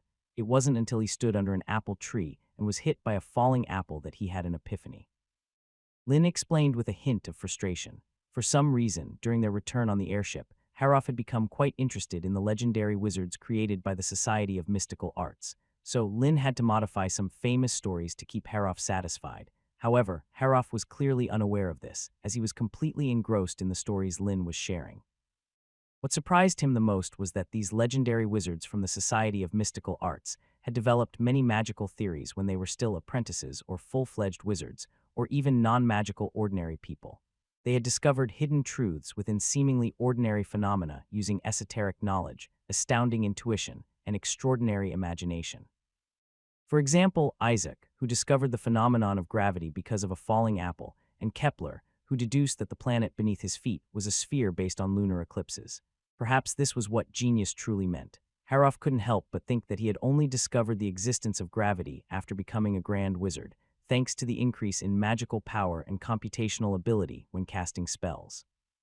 Compared to the experiences of these legendary wizards, he couldn't help but feel a bit ashamed. However, Haroff also noticed something very important, and that was esoteric knowledge. Whether it was the 3 laws of the stars mentioned by Lynn or the law of universal gravitation, or even calculating planetary data, they could all be intuitively represented in the form of esoteric knowledge. This simplified many complex explanations, as long as there were formulas to calculate. Haroff called this the esoteric knowledge mindset. Undoubtedly, this was something lacking in the world of wizards, and perhaps the reason why the Society of Mystical Arts had made such rapid progress in magical research. With this in mind, Haroff asked Lynn to compile some basic esoteric knowledge, as he intended to propose to the council that esoteric knowledge become a mainstream subject for all magical schools to study. Lynn gladly agreed, as he had long wanted to standardize the various arcane symbols used in the world of wizards. Every school seemed to have different symbols for the same formula, and it often left him bewildered when studying magical books. Since we've already calculated the data for the planet beneath our feet, can you tell me what the gravitational constant is now? Haroff eagerly inquired. The pendulum experiment and planetary data calculations that Lin had previously conducted were undoubtedly leading up to this crucial discovery. Haroff, I'm afraid you'll have to wait a few more days to determine the gravitational constant. We're still missing something very important, and then we can visually see the effects of gravity and space distortion. Lin explained confidently. Oh, Haroff's interest was immediately piqued. Gravity was an invisible, intangible force, and he could only liken it to ripples in water to understand the changes in space. But Lin claimed they had a way to see the effects of gravity, and that was something he couldn't help but be curious about. Is there anything we can do to help? Haroff quickly asked. I'm looking for some materials for experiments. Lin described the appearance and properties of quartz and feldspar. His method for calculating the gravitational constant was none other than the famous Cavendish torsion balance experiment. To replicate this experiment, they needed light and several mirrors for reflecting the light. After all, the effects of gravity were extremely weak, and only by using light to project and amplify the subtle disturbances could the changes be perfectly presented. Quartz and feldspar were the two raw materials for making glass. Of course, melting sand directly at high temperatures was also an option, but sand contained unavoidable impurities in addition to silica, which would affect the quality of the final product. In addition, limestone and soda ash were needed as flux agents, and these two substances were relatively easy to obtain. Limestone was abundant near the Ieta harbor, and soda ash could be synthesized. The council's actions were faster than Lin had expected. On the second day of his return to Greenrill City, Haroff sent people to transport several tons of quartz sand and feldspar using dozens of camel-like creatures. The materials were piled high in front of their temporary residence, attracting a crowd of onlookers. Lin, if the quantity is not enough, I can have more brought in tomorrow, Carol said with great respect. As both Haroff's disciples, Carol didn't dare to underestimate this young male wizard who had gained recognition in the wizarding world. He didn't harbor any jealousy because of Haroff's appreciation for Lin, as the fate of Teresa served as a warning. It's enough, absolutely enough. Lin looked at the two small mountains of quartz sand and feldspar and couldn't help but twitch the corner of his mouth. With so many raw materials, he could start a glass factory. After declining their offer to help, Lin had Lydia, Darren, and the other halflings take a portion of the materials back to their room. The process of making glass was not too complicated. It only required high-temperature melting. The melting point of quartz sand was 1750 degrees, but with the addition of soda ash and limestone, its melting point was significantly reduced, and Lin had no problem creating this level of high temperature with magic. Under the curious gazes of Lydia and the others, the granular quartz sand gradually melted under the influence of flame magic, turning into a bright red liquid that flowed continuously in the palms of their hands. They then poured it into a circular mold they had prepared earlier. Once the glass had completely solidified, Lin applied tin foil to one side and finally poured in some mercury. Mercury was a liquid metal that could dissolve tin, making it adhere tightly to the glass plate. After it had fully solidified, a flawless mirror that could clearly reflect images was presented to everyone. Lin, what is this? A mirror. Lydia propped her feet on a chair and peered at the flawless round mirror on the workbench, her eyes filled with amazement as she asked. In the land of wizards there were mirrors, but they were usually polished copper mirrors. Some wizard lords even enchanted them. However, Lydia was sure that not even the best copper mirror in the wizard land could compare to this one. Yes, I call it a glass mirror, Lin replied with a smile. Darren and the other halflings gathered around, marveling at the clear reflection in the mirror. It's perfect, incredibly perfect. Even clearer than the reflection on the lake's surface. Darren couldn't stop praising it. He had never seen such a beautiful mirror. It was like a work of art. After receiving Lin's permission, the halflings cautiously reached out and held the round mirror, gently touching its transparent surface as if it would shatter if they applied too much force. Lin watched their expressions, which made it seem like they had discovered a rare treasure, and couldn't help but find it amusing. He had assumed that the wizards, with their basic understanding of the celestial mechanics, would have already invented such an essential technology as glass. However, he learned from Haroff that the divination wizards, in their pursuit of observing the stars, had developed various long-range magic spells and even upgraded the design of alchemical eyepieces several times but never ventured into glass production. There was no choice. Magic was just too convenient. Lin had also grown accustomed to using magic to solve problems, such as creating glass, which would normally require a furnace but was effortlessly accomplished with a flame spell. Lydia toyed with the mirror, gazing at her own reflection in fascination. No young woman could resist a flawless glass mirror that could reflect her features so clearly. Professor, is this made from a special kind of sand? Lydia reluctantly handed the round mirror to the next halfling and looked at the basket of raw materials on the table, curiously inquiring. How is that possible? This is definitely the effect of magic, Darren said with absolute certainty. Such an exquisite glass mirror could not be created with just sand and stones, so it must be enchanted. Lydia paid no heed to Darren and looked directly at Lynn, awaiting his answer. Yes, the main component of glass is silica, which is found in sand. The process of making it doesn't require any magic. You only need to melt it at high temperatures and then shape it into the desired form. Lynn nodded, confirming Lydia's guess, and then briefly explained the process of making the glass mirror. Since he had successfully created the glass mirror, Lynn was not content with using it for a simple experiment. Such a novel product would surely create a new trend in the wizard land. As for large-scale production in the future, he couldn't handle it personally, and there were few people he trusted.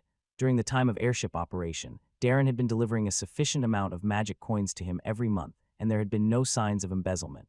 As for the leaked airship blueprints, Derek had acquired some information from Ralph's body with a psychic spell. Lynn couldn't blame a dead man for failing to protect the secrets in his mind.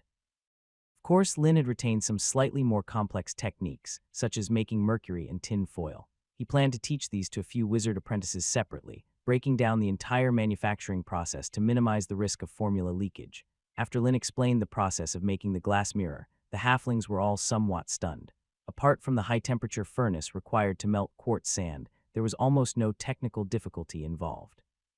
And the cost was extremely low, probably just a few silver coins. But if it were to be sold, Darren believed that even if they set a price of 20 magic coins, people would still be eager to buy it. A profit margin of 1,000 times, even if it was robbery, it wouldn't be this quick. 2 days later at noon, thousands of wizards gathered in the conference hall of the Magic Research Symposium, eagerly discussing the agenda for the day. They had all received the message that today, Lynn would reveal the final secret of the planet beneath their feet. Raphael, do you think Lord Lynn will use any method to weigh the planet beneath our feet this time? Raphael looked at August beside him and pondered, his hair having thinned out considerably in the past 2 days, with no clue in sight. It seemed like an impossible task. I believe he might use the method of division, just like when he measured the circumference, August said confidently, wearing a smile that exuded self-assuredness. Since we know the volume of the planet, all we need to do is select a few areas as samples, weigh them, figure out the volume of 1 ton of soil, take an average, and then estimate the planet's weight based on the volume ratios. August continued, of course, this is just my humble suggestion. Different regions have different geology, and there are special cases like mines and oceans that need to be discussed separately. My estimated weight is around 300 trillion tons, with an error that shouldn't exceed 20%. Raphael and the others sighed in admiration at August, the shining star of the magical world. His mind was truly remarkable, and he had come up with such an ingenious method. They had all heard that when Lynn returned to Greenrill, he immediately had 2 heaps of sand and stone delivered, and now it made sense. He must have been estimating their weight. Roral also gazed at August with great admiration, thinking that his teacher had probably glimpsed the truth, which was likely the only way. As they were discussing this, they heard mocking laughter from the side. Mr. Carroll, do you have a different opinion, or have you found a better way to measure the weight? Roral glared at the male wizard beside him with dissatisfaction. Sorry, I have no idea what method to use to measure the weight, Carroll replied with a shake of his head. He only knew that Lynn needed the sand and stone not for weighing, but for creating some experimental equipment. Without waiting for others to question him, Carroll pointed to the curtains that had been suddenly drawn around them and said with a smile, but I guess it's related to darkness. Darkness. Raphael and the others paused for a moment, and then all the lights in the hall disappeared, leaving only the skylight on the roof still emitting a faint glow, shining down on the platform. Everyone's attention naturally focused, and Lynn's figure quickly appeared before them, a faint smile on his face. Ladies and gentlemen, welcome to today's magical symposium. Thank you for taking the time to attend. The previously noisy symposium hall immediately turned into a lively scene, with all sorts of discussions, and some even shouted loudly. Lynn, I have a few questions about the method you proposed for calculating the angle between the Earth's core. Also, what do you mean by cube, square, and square root? What is the radius and volume of our planet? Is it 86,000 billion cubic kilometers, or 12,300 billion cubic kilometers? Lynn, when you mentioned weighing the planet, is it done using some special magic or a method similar to measuring the circumference? A variety of questions followed, with some wizards curious about the weighing method, while others wanted to confirm the accuracy of their calculations. Calculating, while not too difficult for wizards with good mathematical minds, varied in proficiency among individuals. Combined with the vast amount of data about the planet, even a slight error in the calculations could lead to vastly different results. So after 2 days of fermentation, thousands of wizards had managed to produce several different answers, leading to heated arguments and almost turning into a brawl to determine who was right. Quiet down. Quiet down, now is not the time for questions. A senior wizard presiding over the symposium banged on the table impatiently, temporarily silencing the increasingly boisterous discussions. It was only at this point that Lin spoke up.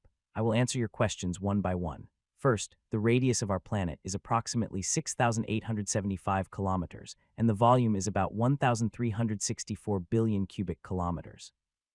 You can deduce this using the circumference formula, where the radius is equal to the circumference divided by twice the value of pi.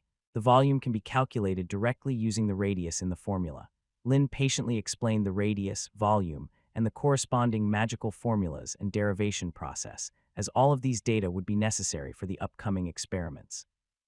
Wizards who had accurately calculated the data naturally felt satisfied, while those who made mistakes looked embarrassed. Some wizards who were not confident in their mathematical skills secretly memorized the information. In recent times, the planet and the orbit of stars had become the hottest topics in Greenrill. Any gathering of wizards inevitably included discussions about these subjects, making it a widespread trend. Now, as for the weight of our planet and the method to measure it, there is another crucial question we must address before we can truly unlock the secrets, Lin said, looking at the assembly of wizards. He suddenly asked, "What do you think is the essence of gravity?" Or, in other words, what factors determine the weight of an object when measured? Lin's question instantly puzzled the wizards in the room. It seemed simple but was quite tricky, even somewhat baffling, like asking them to explain why water is called water and not earth. The weight of an object was, of course, determined by using a balance in weights. The alchemists had even developed magical scales that could precisely measure an object's weight. So what you're saying is that the gravity we feel is the result of the planet's own gravitational pull, right? So an object's weight is determined by the influence of gravity. After pondering for a while, one of the senior wizards in front of the platform responded. Yes, but also no. Lin nodded and then shook his head. Gravity is a subforce of universal gravitation. It is not always a constant value. Even on the same planet, the amount of gravity experienced in different locations can vary. Generally speaking, the closer you are to the planet, the stronger the influence of universal gravitation, and the farther away, the weaker the effect.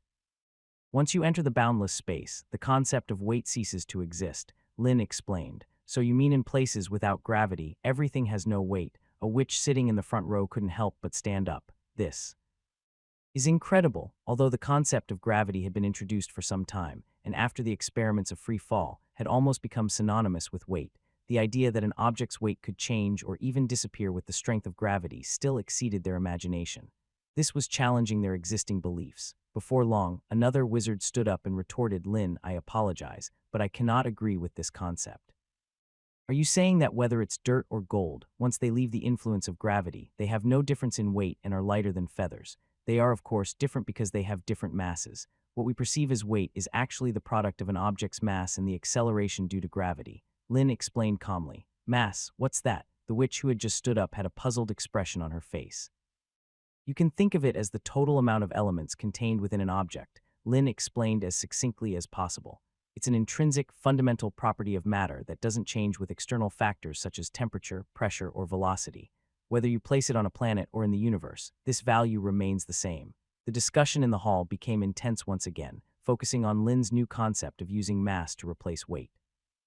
Everything in the world was composed of elements, common knowledge in the land of the wizards, so Lin's words were not too difficult to understand. However, what he said next left everyone in shock. Furthermore, in my view, gravity may not even exist. Lin didn't hesitate to express his controversial theory. The symposium erupted in an uproar as over 1,000 wizards stood up, looking at Lin in disbelief. He was actually denying the existence of gravity. How dare he? Lin's words instantly ignited the entire audience, and even Raphael and the others responsible for maintaining order at the seminar were visibly shaken. If Lin's previous remarks were like laying the foundations of the magical world, then now it felt like an attempt to kick down the entire magical tower. "Lin, this is no time for jokes." Raphael's expression turned serious as he looked at Lin. He spoke earnestly. "Didn't your earlier propositions about free fall and stellar orbital theory prove the effects of gravity?" Raphael couldn't comprehend why someone would suddenly make such radical claims. It seemed like Lin was shooting himself in the foot, and he was not alone in his thoughts. Many others questioned Lin's sanity or believed he was deliberately spouting nonsense to grab their attention. In the midst of the skepticism, Lin spoke again. "In my view, so-called gravity is fundamentally a manifestation of space-time curvature. The mainstream wizardry theories in this land suggested that gravity influenced and distorted space, but Lin was flipping causality on its head. He argued that it was the changes in space that caused the phenomenon of gravity. Immediately, someone stepped forward to question, if it's not the effect of gravity, what force is causing the deformation of space? Of course, it's mass, Lin stated confidently. The reason we feel the effects of gravity is because of the massive mass of this planet beneath our feet, which distorts spacetime, compelling us to fall toward the center of the Earth. Haroff and a few experts in the field of force field magic wore thoughtful expressions. As for the official wizards, they felt their cognitive abilities stretched to the limit. Lin's every word continuously challenged their imagination and thinking. Gravity didn't actually exist, it was just a phenomenon. Space was merely pulling them in a certain direction, an intangible change that many wizards found challenging to grasp. They couldn't fathom how space twisted in such a way. Lin didn't provide an extensive explanation. Instead, he moved aside and revealed a circular fabric on a raised platform behind him. It was made of the skin of a feathered serpent and possessed exceptional elasticity. It was laid on a sturdy iron frame. The curious audience gazed at it. Lin picked up a 10-kilogram ball and placed it in the center of the fabric. The next moment, the flat fabric instantly concaved around the ball, creating a curved surface with the ball at the center. The further you went from the center, the weaker the curvature became. Gravity is like this, Lin exclaimed. From his pocket, he took out a 1-kilogram ball, casually placed it at one edge of the curved fabric, and then let it go. Everyone in the seminar stared wide-eyed. The wizards at the back even used distant viewing magic to get a clearer look. Without Lin applying any extra force, the small ball automatically rolled towards the center following the curvature of the fabric.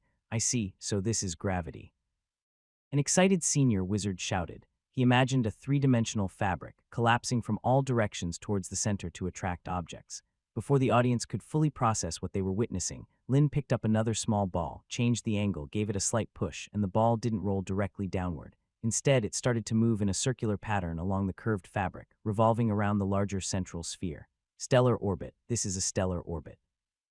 Another person exclaimed loudly. All the wizards' eyes were fixed on the small white circular fabric with a diameter of just 1 meter. They felt like they weren't gazing at a few balls, but at the grand image of the cosmos. Lin used a highly elastic piece of leather to demonstrate the distortion and collapse of three-dimensional space in the form of a two-dimensional fabric, making it incredibly intuitive. However, the distortion of time couldn't be presented in such a straightforward manner.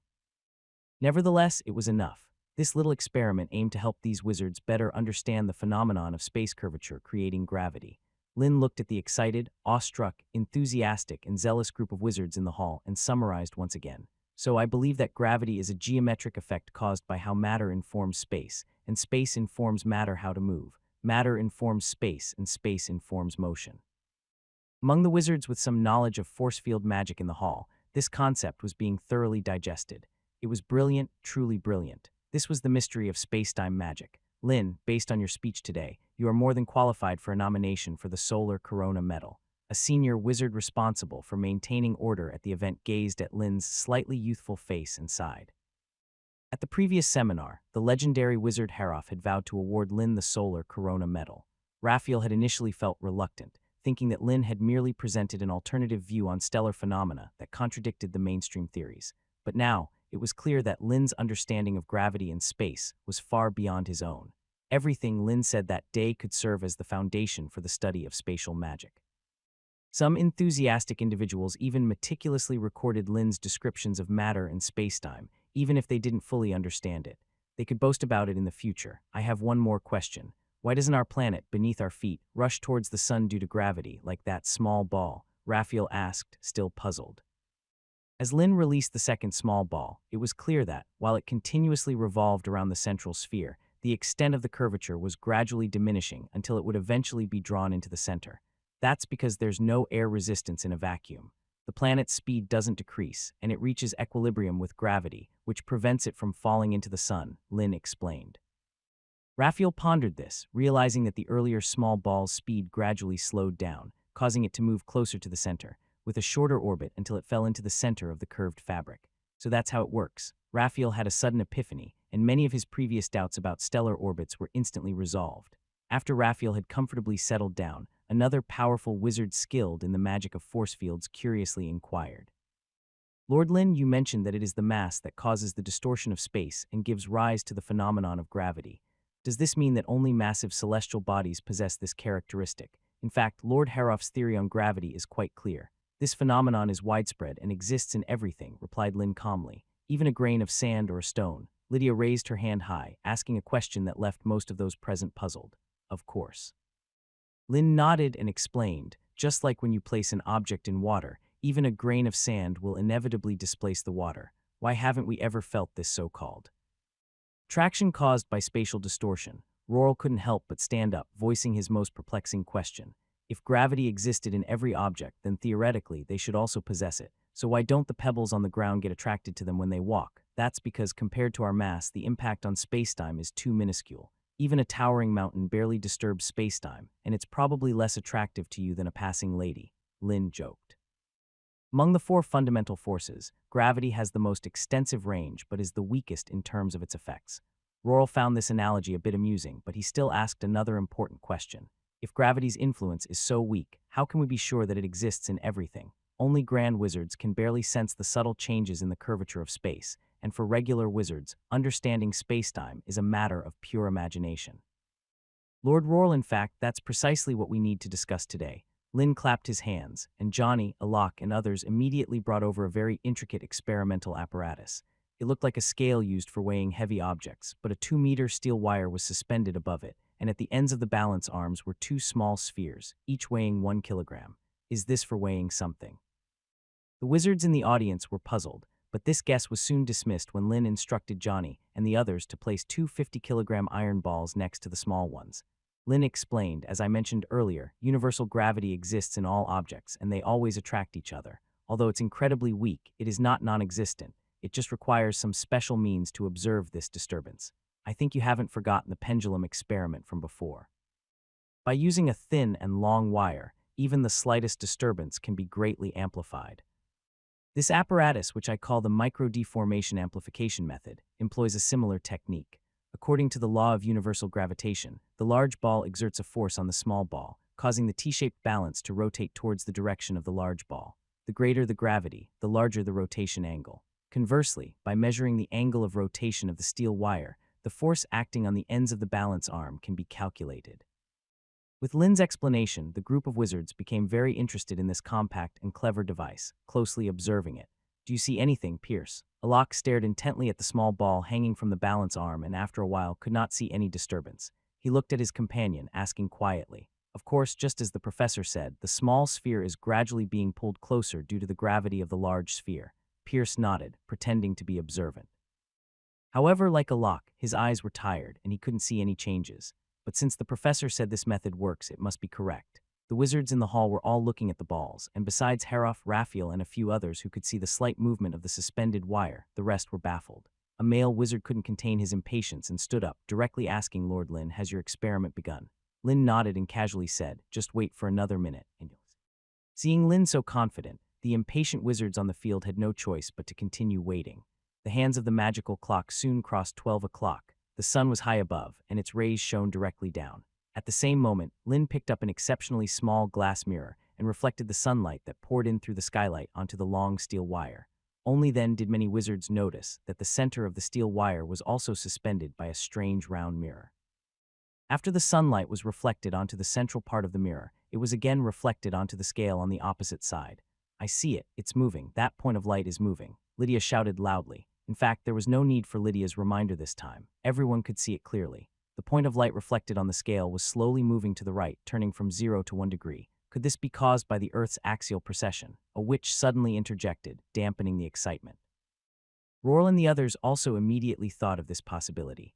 Yes, could it be that the Earth's axial precession is affecting the slow movement of the small ball, just like the pendulum experiment earlier? Lynn didn't reply, but instead moved the large ball, which had originally been on the right side of the small ball, to the left.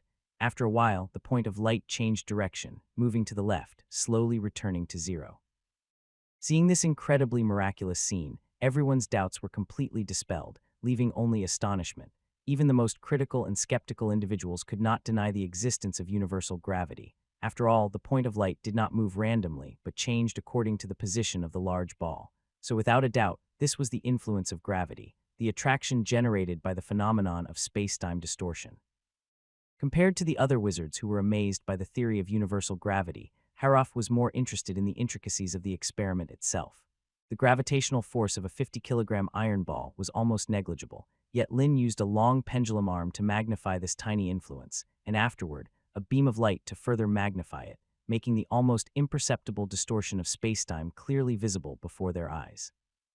Haroff couldn't help but express the same admiration as Raphael. What kind of mind could conceive such a brilliant method? To ensure the accurate calculation of the gravitational constant, Lin had the Archmages create a vacuum field once again, and Johnny and the others withdrew from the platform to minimize interference. After several experiments, the final value of the gravitational constant quickly appeared before them. 6,710 nm2/kg2. This value was essentially the same as in Lin's previous world. It seemed that apart from the existence of magic as a unique energy, the fundamental parameters of the two universes were quite similar. However, the symbol representing gravity, N, needed to be replaced with their own symbol, L. Another crucial piece of data, the gravitational acceleration, had been calculated by Lin long ago, measuring approximately 10 m/s2, slightly higher than Earth's value of 9.8. With these two values, calculating the weight of the planet beneath their feet became straightforward. All they needed was to use the universal law of gravitation to derive the golden substitution formula, Gm equals Gr2, where G represented the gravitational constant, G was the gravitational acceleration, and R stood for the radius.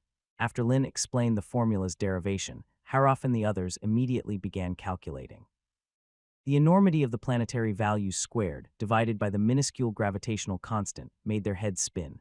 "I can't figure this out. It's too hard," Rourl exclaimed, staring at the calculations sprawled across the parchment, his head spinning. Beside him, Raphael gripped his few strands of hair, sweat beads forming on his forehead, all in an attempt to calculate the final result. Even with numerous obstacles, few chose to give up.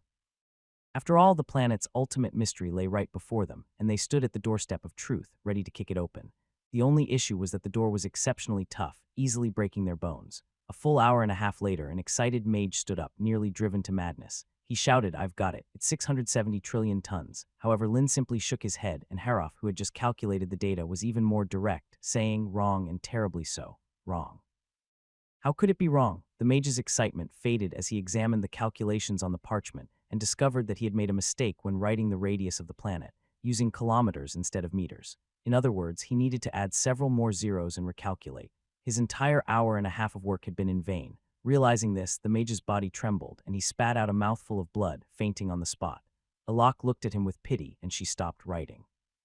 Even full-fledged mages found the calculations challenging. It was probably better for them as apprentices to simply wait for the answer. The calculation of such massive values was difficult, but as time passed, more and more people arrived at the result. It was a number that couldn't be accurately described using any existing unit. Only an arcane formula could make it visually comprehensible. 7,081024 kg. No wonder in the Society of Mystical Arts, arcane mathematics is the foundation of everything. Haroff finally understood. Values like gravity and celestial bodies, either immense or minuscule, required arcane mathematics to be calculated clearly. Thinking of this, Haroff announced the result. After Lin confirmed it, he secretly breathed a sigh of relief. Even with repeated checks, such a massive value could easily lead to errors. Carol and the others looked at August with peculiar expressions. They remembered that the magic star had estimated the planet's weight to be around 30 trillion tons. Wasn't this quite a significant difference? It seemed the title of magic star wasn't all it was cracked up to be. Compared to Lin's straightforward application of the universal law of gravitation, his method of dividing and calculating soil weight was barely worth mentioning. Faced with Carol and the others' mocking gazes, August remained unruffled. When he mentioned a 20 deviation, he was referring to the number of zeros. The discussion about the gravitational constant and the planet's weight continued into the evening. Some enthusiastic prophecy scholars estimated the masses of other planets in the stellar system based on the universal law of gravitation, attempting to reconstruct a picture of celestial motion. The witches at the conference were more interested in the round mirrors Lin used during his experiments. When they learned that these smooth, flawless glass mirrors could be mass-produced and sold for just 20 magic gold coins each, their joy knew no bounds. It wasn't until the seminar ended that Lin finally escaped the relentless questions. To help the mages understand certain terms, he had to think hard, as there was a multitude of concepts to explain.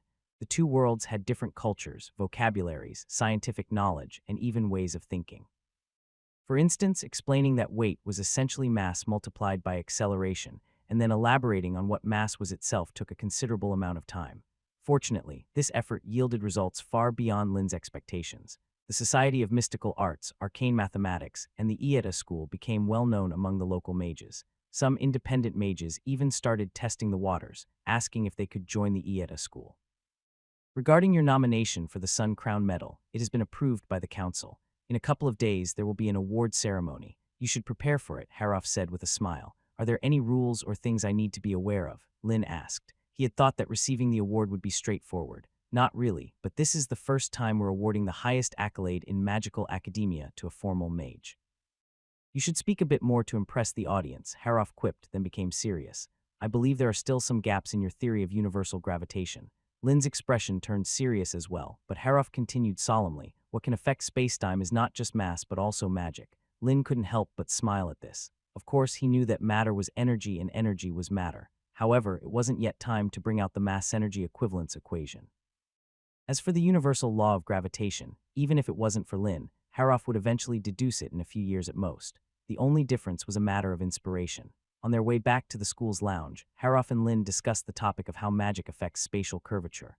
Lin, being well-versed in the field of magic, responded eloquently to Haroff's inquiries. She even presented the optimal magical structure for discussion, openly asking about areas she didn't fully understand. While Haroff answered each question, he couldn't help but be amazed. Even a third-tier wizard like Lin had a profound understanding of the connection between magic and spacetime.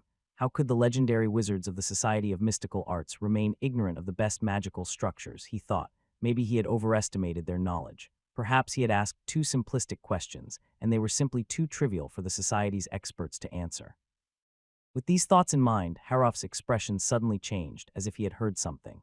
A hint of resignation appeared on his face, but he continued to speak. I have a friend who is very interested in that shining glass mirror. Do you have any in stock? Lin raised an eyebrow, a peculiar look in her eyes. She didn't expect Haroff, a legendary wizard who usually dressed casually, to be interested in glass mirrors. Perhaps it was for academic research or as a gift for someone. Without hesitation, Lin handed the large round mirror she had removed from the balance device to Haroff. Is it 20 gold coins, right? I'll have Carol bring it to you tomorrow, Haroff said, taking the mirror and passing it to someone standing nearby. Under Lin's watchful gaze, the mirror disappeared silently. Did Haroff have some sort of storage device? Lin had never heard of such a thing before. Surprisingly, she didn't ask, and after bidding farewell to Haroff, she returned to the school's lounge.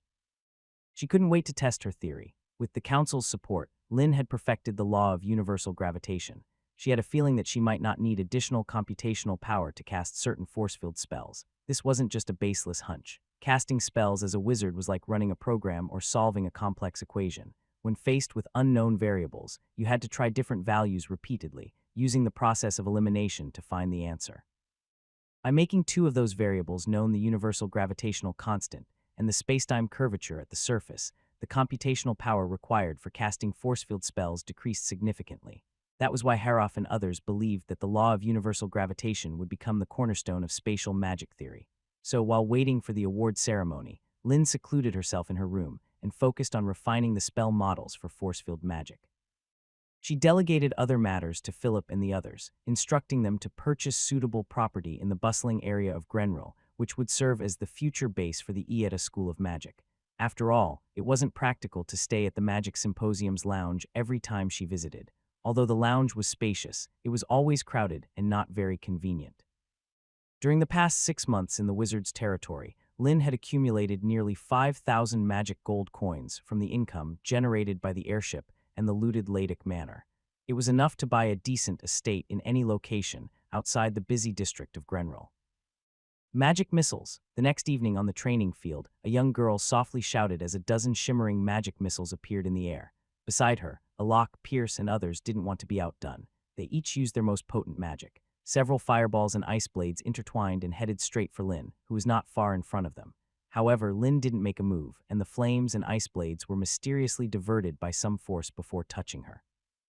They flew past her and hit the wall behind her. At first glance, it seemed like the apprentices had deliberately avoided hitting Lin, like they were drawing the outline of a person on a shooting target. However, Alok and Pierce knew that, at a distance of just a dozen meters, they couldn't miss a stationary target like Lin. Lin, who had easily deflected their attacks, didn't let her guard down. She noticed that Johnny's magic missiles were moving slower than she expected, and after encountering the deflecting force field, burst apart. Although there seemed to be nothing inside them, Lin could sense a rapid increase in the hydrogen content in the air around her. At the same moment, Johnny extended her left hand and intertwined her right hand on her left wrist, which was the starting position for Flame's embrace. A faint flame expanded rapidly within a second, igniting the hydrogen around Lin. This caused a violent explosion that filled the training room with thick smoke and a scorching blaze. Alok and Pierce had shocked expressions on their faces. This level of destruction was almost on par with third-tier magic. It was the first time they had seen Johnny display such power, is Professor Lin. Injured, Alok stared at the rising smoke, and when there was no movement for a while, he said uncertainly, "Impossible." Johnny gave Alok a dismissive look. She was still panting, and precision magic like this consumed a lot of computational power. Even for a formal wizard like Johnny, it wasn't an easy task. In the billowing smoke, Lin's voice came through loud and clear. "Hydrogen explosion. Interesting. It seems you've learned well, Johnny, but your hydrogen to oxygen ratio was a bit off. The correct ratio should be 2:1. Once the smoke cleared, Alok and the others realized that Lin was unharmed, not a hair out of place, and her robe undisturbed. This left Alok feeling a little numb. Even an attack almost on the level of third-tier magic couldn't make Lin budge. How were they supposed to fight this? Though it was just practice, Alok and Pierce were already considering retreating. Johnny, however, was determined to measure herself against her professor. "Now it's my turn. Are you ready?" Lin said with a smile. Alok and Pierce swallowed nervously, and Johnny remained resolute. Under the watchful gaze of the three, Lin extended her hand, and her index and middle fingers trembled slightly, as if she were plucking the strings of a harp. Upon seeing Lin's peculiar actions, Alok took a step back, startled. However, he quickly realized that no flames or frost had emerged, and he hadn't been attacked. "What is the professor doing?" Pierce, too, was puzzled. It couldn't be an attempt to scare them, could it? This must be some new kind of magic. Johnny guessed, then looked at both of them and said rapidly, "Our only chance is to go on the offensive. I'll take the lead this time, and you two assist." With no other ideas in mind, the two nodded, and just as they were about to cast their spells again, their bodies suddenly froze. Alok's face twisted in agony, and he collapsed to the ground without warning.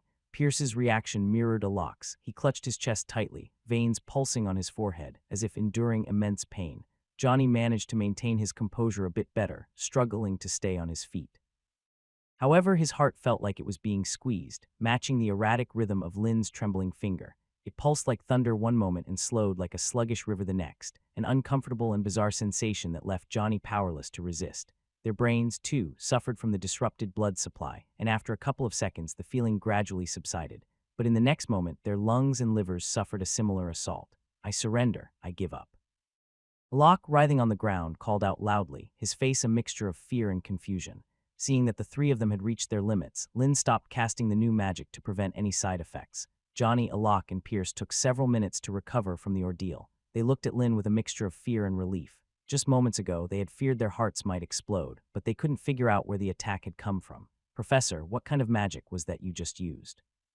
"Some kind of curse," Alok asked, his voice still trembling. This eerie magic even reminded him of the cursed sorcery that was infamous in the Wizardlands. "Of course not." Lin chuckled and shook his head, intentionally keeping the explanation vague. In reality, this magic was based on the phenomenon of resonance.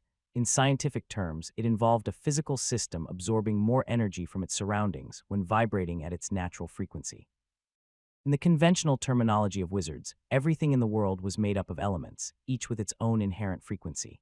When two objects' frequencies converged, they could influence each other. For example, the average human body resonated at 7.5 Hz, with different parts having their own resonant frequencies.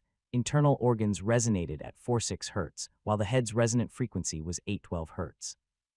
Lin's method involved creating a tiny magic wave that made vibrations as close as possible to the heart's frequency, inducing resonance and causing rapid disruptions to the heart's oscillations, ultimately leading to internal damage. This magic was not only hard to detect, but it attacked at the molecular and atomic levels. Unless one was prepared, it was challenging to defend against. However, during the experiment, Lin realized that formal wizards like Johnny were more resilient to resonance magic than apprentices like Alok and Pierce. Although he intentionally reduced the magic's power to avoid causing harm, he also understood that using resonance principles to directly kill powerful wizards wasn't easy. At best, it could have a slight impact on critical moments. It was a clever magic, but one Lin chose to keep its principles secret to prevent the development of countermeasures. Johnny and the others were intensely curious about this strange and curse-like magic, but seeing that the professor had no intention of explaining, they suppressed their growing curiosity and asked, "What about the magic that deflected the flames and frost?" "That's called a deflection force field," Lin replied, this time not concealing anything. "Deflection force field." Isn't that a fourth ring magic? Professor Lin, have you reached the Grand Wizard level? Philip, who had been watching from the sidelines, exclaimed in astonishment and excitement. Being able to use force field magic effortlessly was a hallmark of a Grand Wizard. Johnny, Alok, and Pierce also looked at Lin with amazement. The reason for the immense power of the explosion earlier was the deflection force field, akin to a turtle shell that seemed impenetrable.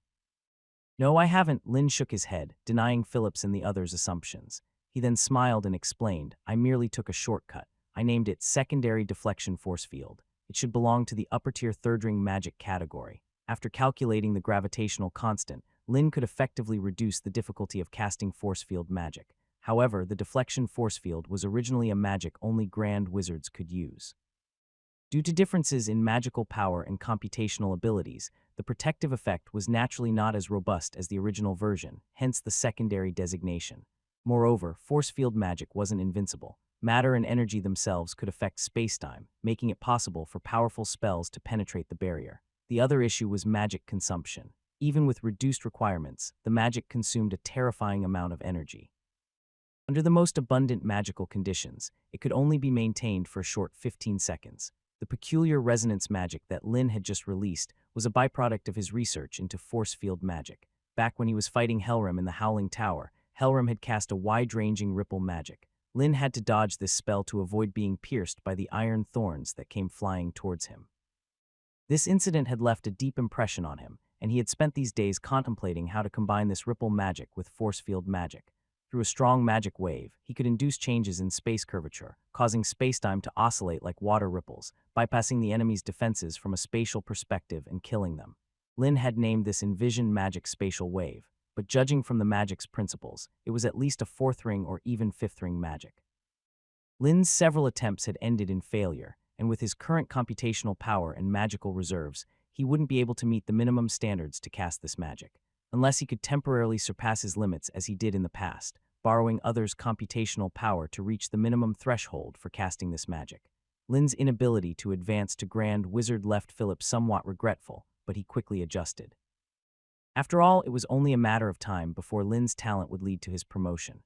Moreover, in recent days, with the spread of the law of universal gravitation, the Ieta School of Magic had gained immense popularity. During this time, Lin received over 100 invitations to banquets and academic conferences, many of which were from top-notch schools. Unfortunately, Lin, with his dedication to researching new magic, had to postpone all of them.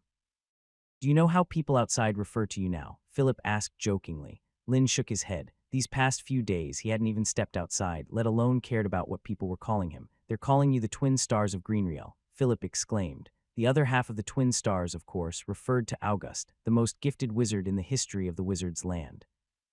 He started practicing magic at the age of 12, became an official wizard at 16, and ascended to Grand Wizard at 24. His rapid rise was nothing short of a miracle, earning him the title of the Star of Magic. This also meant that, in the eyes of most, Lin had been elevated to a level equal to August. Johnny, Alok, and Pierce gazed at Professor Lin with admiration. Lin furrowed his brow. Such excessive praise wasn't a good sign. He wondered if someone was deliberately spreading this kind of news. Just as they were discussing, there was a knock at the door.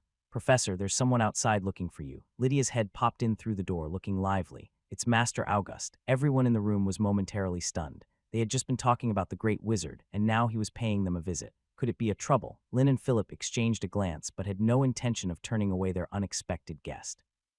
Instead, they asked Lydia to lead the Star of Magic to the guest room. 3 minutes later, Lin, now dressed differently, arrived at the guest room with Philip, Johnny, and Alok.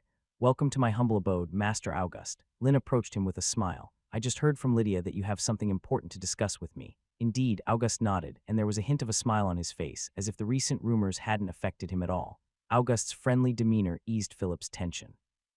While Lin had gained significant fame and earned the appreciation of the legendary wizard Heroth, they didn't want to start a conflict with August, who was, after all, the Star of Magic and held considerable influence in the wizard's land. I've heard from Roral that you arrived at Ieta Harbor from the Sekaz Empire just 3 months ago. August adjusted his expression and inquired, I wonder how you've been observing the development in the wizard's land during this time. In general, the academic atmosphere here is quite impressive, and in many aspects, it's much better than the Sekaz Empire. Lin pondered for a moment, drawing from his previous life's memories. He was quite sure of his answer. Compared to Earth in his previous life, the wizard's land was undoubtedly still in a relatively primitive state. However, compared to the Seka's empire, which was stuck in the late Middle Ages in terms of science, culture, and quality of life, the wizard's land was far more advanced. Is the Misty Sea really as desolate as the rumors say? Roral asked curiously. Not really, Lin replied with a hint of sarcasm. At least the nobles and clergy live in castles and luxurious estates. The convenience brought by divine magic is no less than that of wizardry. However, it's a privilege enjoyed by very few. By the way, Master August, why are you suddenly asking about this? Lin inquired. Looks like you're not well versed in the recent developments in the wizard's land. August shook his head and explained. Due to Lin's propositions and his actions at the academic conference, many conservative wizards who clung to their old beliefs were now more inclined to explore the world beyond the wizard's land, giving the previously weaker progressive faction the upper hand. The council had been troubled by this situation. So you're here on behalf of the council, then? Lin asked. No, I'm just here for a personal inquiry. August shook his head and then calmly added, personally, I support the idea of opening up the wizard's land. While the wizard's land was a massive island capable of housing over 600,000 people, as the number of wizards increased, resources available to each person decreased, leading to internal conflicts and intense competition. Roral, looking forward to the conversation, turned his gaze towards Lin. As a young and talented wizard, he was naturally part of the progressive faction, believing that wizards should be the ones to rule the world. Remaining hidden in this small wizard's land was an act of weakness and timidity. Roral believed that if Lin and his teacher, August, stood on the same side, they might influence the council's final decision. How much do you know about the Holy See, our enemy? Lin suddenly asked. Roral hesitated for a moment, then spoke somewhat indignantly. The wizard's land has been established and developed for hundreds of years. We've researched countless extraordinary magics capable of freezing the sea and turning mountains into plains. We've even created many invincible golems to defeat any enemy. August, inquisitive, then asked, what about you, Lin? You came from beyond the Misty Sea, so you should have a better understanding than any of us. Unfortunately, my knowledge of the Holy See is very limited. Lin shook his head, then continued before the impatient Roral could speak. In my daily life, I've only interacted with bishops, which are roughly equivalent to official wizards. Roral's face showed his disappointment, but he allowed Lin to finish. But Lin added, I believe that the leaders of the council may have a clearer understanding of the kind of enemy we're up against. Compared to Lin, who was born in the land of wizards and knew nothing of the outside world, Roral had a more optimistic outlook. If the power accumulated in the land of wizards was enough to defeat the Holy See, then there was no reason for the council to refuse a broader domain. There was only one possibility. The power possessed by the Holy See was beyond what these wizards could match, the goddess, Ira. Roral couldn't help but recall the terrifying shadow he had seen before leaving the harbor town. If wizardry's power stemmed from magic, using knowledge to unleash spells and harness the world-changing forces, what about divine magic? How could it surpass wizards in their magic? This was the most perplexing question for Roral in this new world. Those divine practitioners seemed to rely solely on unwavering faith to wield divine magic. In the midst of Roral's contemplation, the private conversation had to come to an abrupt end after Roral and August left. When it was just Philip and Lin, Philip hesitated for a while before asking, Professor Lin, is the Holy See's power really that formidable? Even the Society of Mystical Arts had to yield to their authority. The Society of Mystical Arts is merely an academic organization for the study of magic, Lin replied, shaking his head. Don't forget that this world is vast, and the influence of the land of wizards and the church is not the only power. I can't be sure how many scholars from distant lands might not be willing to interfere in this matter. Lin patched things up once again, so that in case the wizards overthrew the Holy See and took control of the empire, they wouldn't struggle to find anyone. Late at night, in the ancient mansion of Grainrill City. Hundreds of wizards dressed in robes gathered in the grand hall, attentively listening to the speech of a middle-aged male wizard. His voice was hoarse and resonated with a unique charm. As we all know, this world is moving from order to chaos. Our endless exploitation of the elements has offended the great elemental spirits, and the judgment of all living beings is imminent. When the 4 stars are high in the sky, parallel to the silver moon, the elemental spirits will pass their judgment. The earth will sink and the entire world will be engulfed in a terrifying elemental flood until the silver moon is finally drawn to this land, bringing about complete destruction. The council continues to deceive us, keeping us captive, depriving us of our freedom, and leading all wizards to indulge in the plunder of elemental powers, hastening the arrival of doomsday. Now, with only 5 years left until the final judgment of the elemental spirits, we must all abandon the idea of enslaving the elements and let them return to order. Otherwise, we will face nothing but eternal darkness and death. As the middle-aged wizard delivered his impassioned speech, the atmosphere in the grand hall gradually heated up. Every wizard's face was filled with zeal, but there were a few who appeared hesitant. After hesitating for a long time, a young female wizard finally spoke up.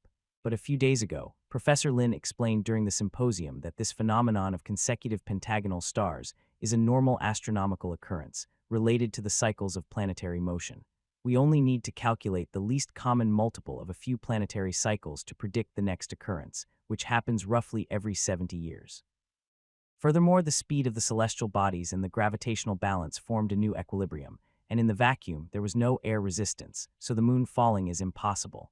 Before she could finish her words, she was interrupted. Absurd. The male wizard's face contorted in anger as he glared at the young female wizard who had questioned him, sternly rebuking her. The theory of planetary motion is a complete lie. The so-called wizard from beyond the misty sea is nothing but a cunning deceiver, trying to delude us with this foolish magic trick. This world is undoubtedly flat. Otherwise, seawater would flow backward and nothing would be built on uneven terrain. The male wizard continued with emphatic gestures. Think about it, how would we survive in a world that's curved? The land would be impossible to cultivate, and buildings could never be constructed on uneven ground. Under the continuous persuasion of the male wizard, the wizards who had previously harbored doubts quickly reaffirmed their beliefs. What a bunch of brainless fanatics, Aiden muttered, hiding in the corner of the hall using shadow magic, observing the wizards who were fervently echoing the speaker's words, as if they were under some kind of spell. This so-called doomsday theory was nothing but baseless speculation. Aiden couldn't help but mock their blind faith in doomsday and the elusive elemental spirits. Comparing this to Professor Lin's rigorous experiments during the symposium, proving the celestial chart seen beyond a doubt, Aiden couldn't help but sigh. This was the academic spirit that wizards should embody. Don't you find this situation a bit strange, Aiden? Beside him, another law enforcement officer wore a grave expression, feeling that the wizards attending the gathering were displaying some unusual emotions. Even when he was listening to the speaker's lecture, he couldn't help but feel a sense of inexplicable zeal. Perhaps this was the effect of some kind of magic. With his companion's reminder, Aiden quickly noticed the anomaly and gazed at the red-robed male wizard on the platform, recalling the information about the Doomsday Sect. This strange sect had emerged about 15 years ago, originally going by a different name, and was, at best, a relatively obscure academic research organization. Many of their theories were highly compatible with the legendary wizard Altok's elemental theory, such as the world steadily moving from order to chaos, and the idea that the elements might possess consciousness. But in the last 3 years, there had been a noticeable change. Not only did they adopt the name of a sect, but their rhetoric also became extremely radical, openly propagating the concept of elemental spirits. Now they had even begun openly opposing the council. Aiden had a sense that things might have gone beyond their control. You stay here and keep an eye on things. I'll go inform Lord August, Aiden whispered, realizing that these wizards might actually stir up trouble. After a few quiet instructions from Aiden, he tried to leave. However, as he glanced towards the main gate, he was shocked to find that several wizards in red robes had blocked all the entrances. Before we officially pray to the elemental spirits, there's one more thing to resolve. The male wizard on the high platform stopped his speech and suddenly said, his voice cold, "Infiltrators from the council have entered our estate. They are the enemies of the elemental spirits, followers of the apocalypse. They will destroy everything we've worked so hard to build." Upon hearing this, the wizards in the hall turned their heads and shouted in unison, "Where are those damn guys? I'll tear them apart, for the elemental spirits." The crowd was filled with excitement, but they couldn't find the enemies, and suspicions and accusations started to rise among them. Aiden, hiding in the shadows, broke out in a cold sweat. He couldn't be sure if they had truly discovered his invisibility or if they were bluffing to lure him out. There were at least 300 wizards in the hall, and Aiden had no chance of winning a direct confrontation. He scanned the room, looking at the windows. At that moment, the male wizard in the red robe on the high platform took out a strange figurine from his robes. It was entirely black, but it emitted a blue ethereal light on the surface. The light grew brighter, quickly covering the entire hall. Oh no, Aiden suddenly saw the wizard on the high platform look in his direction. He felt a powerful force locking onto him. "Do you think you can escape?" The red-robed man said, "In front of the great elemental spirits, your shadow can't protect you." The red-robed man extended his right hand, and a massive whip, nearly 10 meters long, materialized out of thin air, striking Aiden's back. With a muffled sound, his mage's shield was instantly shattered. Aiden felt as if he had been struck by lightning, and his spine seemed to snap in two. He was forced out of his shadowy state and tumbled to the ground. Cough, cough, Aiden coughed up blood, using his hands to support his body and struggling to stand. He gritted his teeth and endured the pain that coursed through his entire body as he gazed at the red-robed wizard in front of him, a horrified expression on his face. The fact that a single strike had shattered his shadow and destroyed his mage's shield meant that his opponent was likely a powerful wizard. Yet, Aiden had seen all the prominent wizards in this land, and he didn't recognize this man. Aiden knew he had no hope of escape. He had to focus on getting away and spreading the information. That was the most important thing right now. With the precious moments bought by his colleague's sacrifice, he was only a few meters away from the nearest window. But at that moment, the red-robed wizard who had been observing took action. Aiden's heart raced, and he felt as if he had fallen into an ice cavern. He could clearly sense a powerful force locking onto him. Do you think you can escape? The red-robed man said, in front of the great elemental spirits, your shadow can't protect you. The red-robed man raised a strange figurine from his robes and shouted with malice. Feel the power bestowed upon you by the elemental spirits. A burst of red light shone from the figurine's twin eyes and enveloped the hesitating apprentice, Zhe, who stood in front.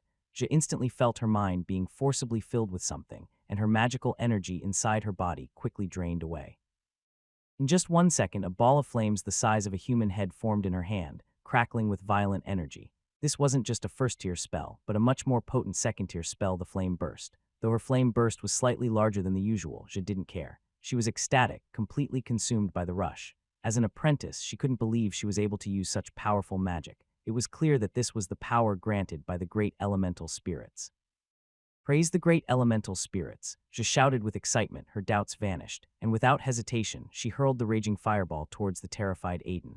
Praise the great elemental spirits. Amid the explosion, dismembered bodies, and flames, the wizards in the hall joined in the fanatical chant, believing wholeheartedly in the impending apocalypse.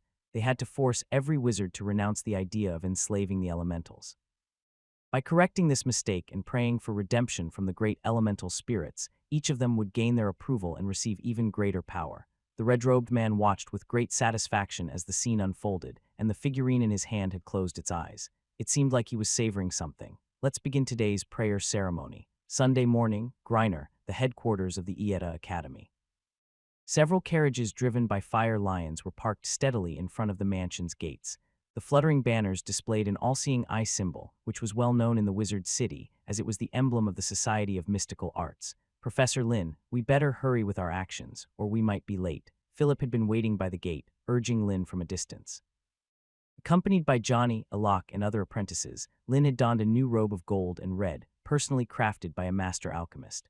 The robe was enchanted with 3 spells: Dust Repulsion, Medium Elemental Resistance, and Nature's Blessing, providing protection and enhancing the wearer's physical abilities. Of course, this came at a high cost. The robe, along with the carriages, set him back a hefty 1,000 magic gold coins, leaving Lin feeling a pang of regret. When added to the 4,000 gold coins spent on the mansion, it was as if he had returned to square one in one night. But as per Philip's perspective, he was now a person of status, and this occasion required some extravagance. Thankfully, Lin remembered that Darren and his team had already begun producing the first batch of glass, ensuring a steady source of income. This thought helped ease Lin's financial concerns. Riding in the carriages driven by fire lions, the group quickly arrived at the crown of the Sun Tower. The Magic Council, the governing body of the entire wizard world, was located here. Lin gazed up at the massive sky mirror atop the tower, the core of the Magic Council. Only council members with proper credentials were allowed inside. The annual medal award ceremony was held inside the sky mirror. At this moment, the square in front of the tower was already crowded with thousands of people. It seemed like the entire wizard community in Griner had gathered, not wanting to miss this grand ceremony, which happened only once every 100 years. As Lin stepped down from the carriage, the enthusiastic wizards surrounding the square came forward, offering their congratulations. Some tried to curry favor with the rising magical star, showering him with flattery and compliments. Lin responded casually, not letting the adulation affect him. Meanwhile, the Ieta Academy's wizards, such as Philip, Kevin, and Orlando, were immersed in the praise and flattery, even attracting the attention of scholars and senior wizards who approached them. Philip couldn't help but feel that his decision to have Lin lead the Ieta Academy was undoubtedly a wise one. Congratulations, Lord Lin. You are the first 3-ring wizard ever to receive such an honor. This will be recorded in the annals of magical history, Raphael said, smiling as he guided them. Thank you for your praise, Master Raphael, Lin responded and followed him as they ascended the crown of the Sun Tower. At the entrance, 2 guards bowed slightly as Lin's group approached. The interior of the tower had been lavishly designed, resembling a miniature palace. Countless alabaster pillars supported the domed ceiling, which sparkled in the light of magical lamps. The marble floor gleamed, reflecting a translucent radiance. The walls were covered in intricate alchemical runes, and in the center stood a winding staircase leading to the tower's pinnacle. The council is considering naming our planet, no, our star. We've discussed it for a long time and couldn't decide. In the end, we've decided to let you, the founder of Star Studies, choose the name, Raphael said with a grin as he walked toward the sky mirror at the tower's top. naming the planet. Philip and the others were amazed. This was an honor equal to receiving a medal. Lin was equally surprised that the council entrusted such an important task to him. It was his first time naming a planet, especially one as significant and life-filled as theirs. Should it be called Earth, or perhaps Blue Star? Lin contemplated these options for a moment, but ultimately shook his head. Let's call it the Eternal Star. The Eternal Star. Raphael pondered for a moment and nodded. May it stand in the endless cosmos, eternally undying. During their conversation, the magically enhanced stairs swiftly brought them to the top floor, the Sky Realm. This place served as the hub of the entire wizard world and the venue for significant meetings. Magic permeated every aspect, and the concentration of magical energy exceeded any place Lin had visited before. Raphael led them to the area, and their entrance drew countless gazes. Lin's gaze shifted to the high platform of the council, where 5 chairs were placed the seats of the legendary wizards and the council president. Apart from Haroff, whom he was very familiar with, 2 other council presidents had arrived. One was a frail, white-haired elder, the legendary alchemist, magic artisan Victorio. The other was a strikingly beautiful woman in a vivid red gown, a founder of the divination school, the witch Orla. Lin had gathered quite a bit of information in recent days and recognized Orla as the founder of the divination school. He hadn't forgotten the heated debate where he had humiliated divination school wizards, which was equivalent to a slap in the face. Lin could only hope that Orla wasn't one to hold grudges. As for the remaining 2 empty seats, they remained unoccupied. It was nearing 9:00 a.m., the scheduled start time for the medal ceremony, but the wizards in the Sky Realm remained motionless, as if they were waiting for something. I heard that the legendary wizard of the polymorph school, Lord Phase, with the power of the giant dragon, will also attend the ceremony. Perhaps he's running late, Raphael explained in a low voice. And the other legendary figure? Lin asked curiously. Lord Altok, the elemental master, might not be in a suitable condition to attend such a grand event, Raphael replied, subtly explaining the unusual behavior of the elementalist wizard. There were rumors within the wizard world that this legendary wizard had encountered a terrifying creature known as the elemental phantom while researching microelements. It had severely affected his mental state, making his behavior somewhat unconventional. Is the Society of Mystical Arts you mentioned really that amazing? As the people below anxiously waited, the artificer Victorio looked in surprise at Haroff, the magic artificer. He asked with a puzzled expression. During this time, he had been busy optimizing an alchemical array and didn't have much energy to focus on the affairs inside Greenreal City. It wasn't until the past few days that he heard some of the Grand Masters of the Alchemy Association mention this matter. They were full of praise for Lin from the Misty Sea and the mysterious Society of Mystical Arts, making Victorio incredibly curious. Yes, I've had some exchanges with a few legendary wizards from the Society of Mystical Arts, and their understanding of the cosmos, stars, and space far surpasses ours, Haroff replied. He paused for a moment, changed his tone, and shook his head. No, or I should say, it's not even comparable. During the last gathering of legendary wizards, when they were discussing the birth and death of the universe, he could only describe it as embarrassing because he couldn't understand what the other side was saying. The only thing he could confirm was the concept of galactic redshift. But even so, Haroff could tell that their theories were logically rigorous, and he even had the feeling that the universe should be just like that. Victorio, on the other hand, found Haroff's description a bit too mystical. He wasn't willing to believe that a wizard organization from the Misty Sea could surpass the continuous development and advancement of magical theories in Greenreal over the past 300 years. While the two were chatting, the discussions in the celestial sky realm had grown louder, and it had been 1.5 hours since the award ceremony was supposed to start. What's going on with Archbishop Anluk? Victorio also found it strange. In theory, Archbishop Anluk couldn't be absent from the awarding of the Daystar medals, such an important event. Perhaps something delayed him, Aurora said casually. After a moment's hesitation, Haroff decided not to wait any longer and proceeded with the award ceremony. Waiting longer might lead to a postponement. According to the Council's regulations, other than matters like declaring war, fully opening the land of the wizards, or increasing the number of council seats, which could affect the survival of Greenreal, all other important proposals only required the agreement of more than half of the council members, and as long as no councillor expressed clear opposition. Thinking of this, Haroff stood up, cleared his throat, and spoke. Since Archbishop Anluk has some urgent matters, let's proceed with today's agenda. As soon as he finished speaking, the once noisy hall suddenly fell silent. All eyes turned to the platform. First, Mr. Baran, your vitality elixir can quickly restore a wizard's strength, and its materials are simple. It has high popularization value. According to the review by the symposium, I will award you a Daystar badge as a recognition. Haroff looked at a male wizard sitting in the front row. Baran stood up, extremely excited, and his wrists were trembling as he received the badge. Normally, the award ceremonies were presided over by grand wizards from the symposium, but this time was different. The awards were given directly by legendary wizards, a significant honor. Next, Haroff awarded Daystar badges to several wizards who had made significant contributions. This was another way to gain recognition besides academic achievements. It involved making outstanding contributions to the prosperity and development of the land of the wizards, or carrying out important tasks like eradicating enemies. August was among the recipients. As Haroff evaluated each person's achievements, Lin realized that most of them were awarded for one specific task: hunting down the psychic wizards who were still causing trouble and creating disturbances. A few years ago, although several grand wizards dispatched by the council successfully eradicated the evil mage school led by Merc, they left behind some troubles. August's mission was to eliminate a significant figure among the remaining psychic wizards, a key lieutenant of the dark mage Merc. However, everyone present understood that the awards for these contributions were just appetizers. As expected, Haroff soon turned his attention to Lin. Last but not least, Lord Lin. The theories you presented about the planets and the theory of gravity have completely overturned the understanding of the entire world by the wizards. Your groundbreaking theories, along with a few extraordinary experiments, have verified that these magical theories are not mere fantasies but ironclad facts. In the future, the three great laws of the stars and the universal law of gravity will be required reading for those studying field magic. Given the contributions made by Lord Lin, the Council has unanimously decided to award him the highest honor in magical academia, the Daystar Medal. Haroff shouted loudly, and his voice echoed in the celestial sky realm, making the atmosphere in the entire venue even more heated. Accompanying the cheers was a wave of applause, and Philip and the others applauded vigorously, as if they wanted to make this wave even more intense.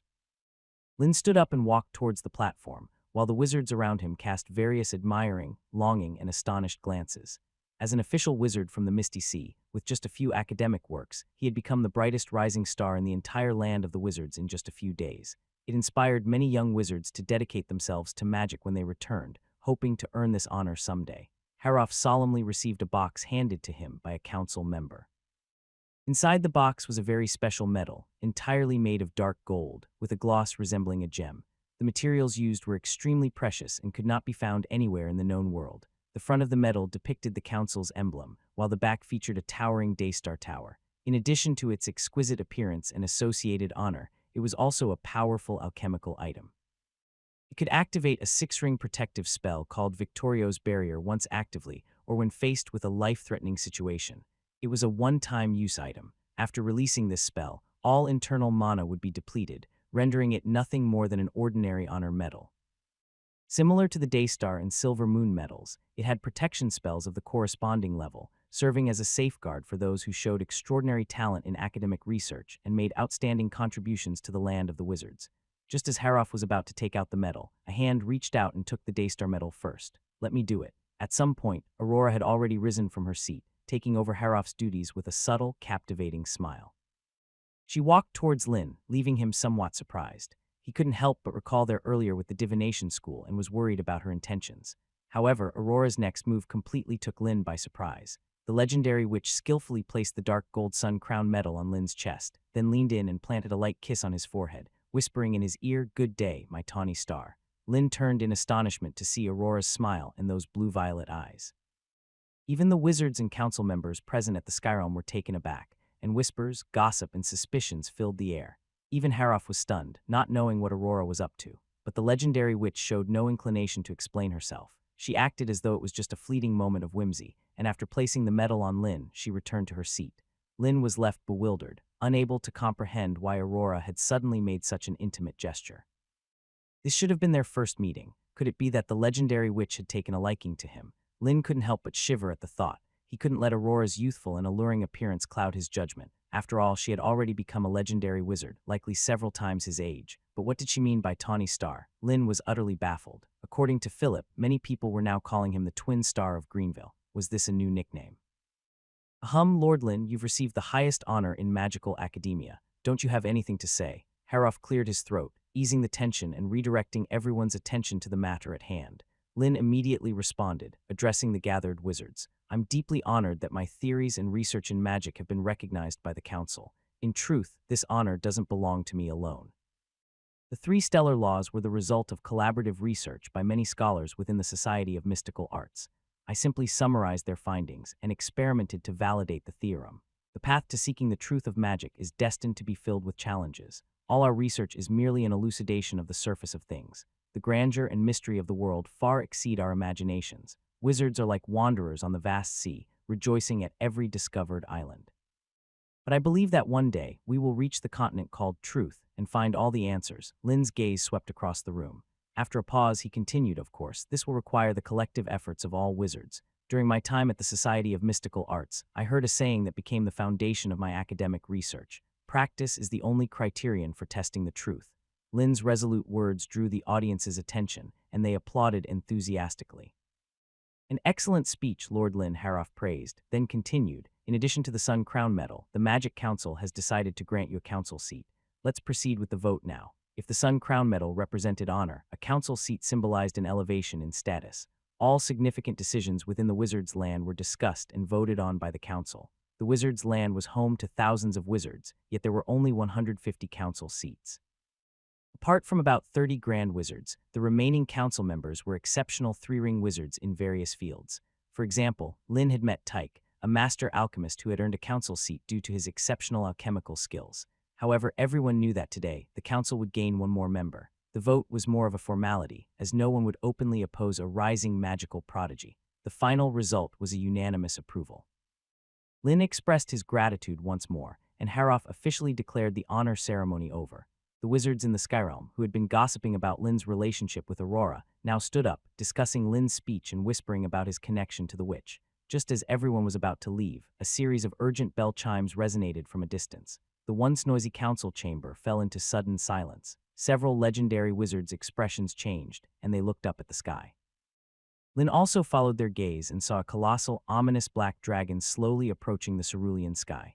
Through Tyke's farsight magic, Lin could clearly discern the ferocious black dragon's appearance. With a wingspan of over 30 meters, its jet-black scales emitted a cold, icy light, like indestructible steel, inducing fear in anyone who gazed upon it.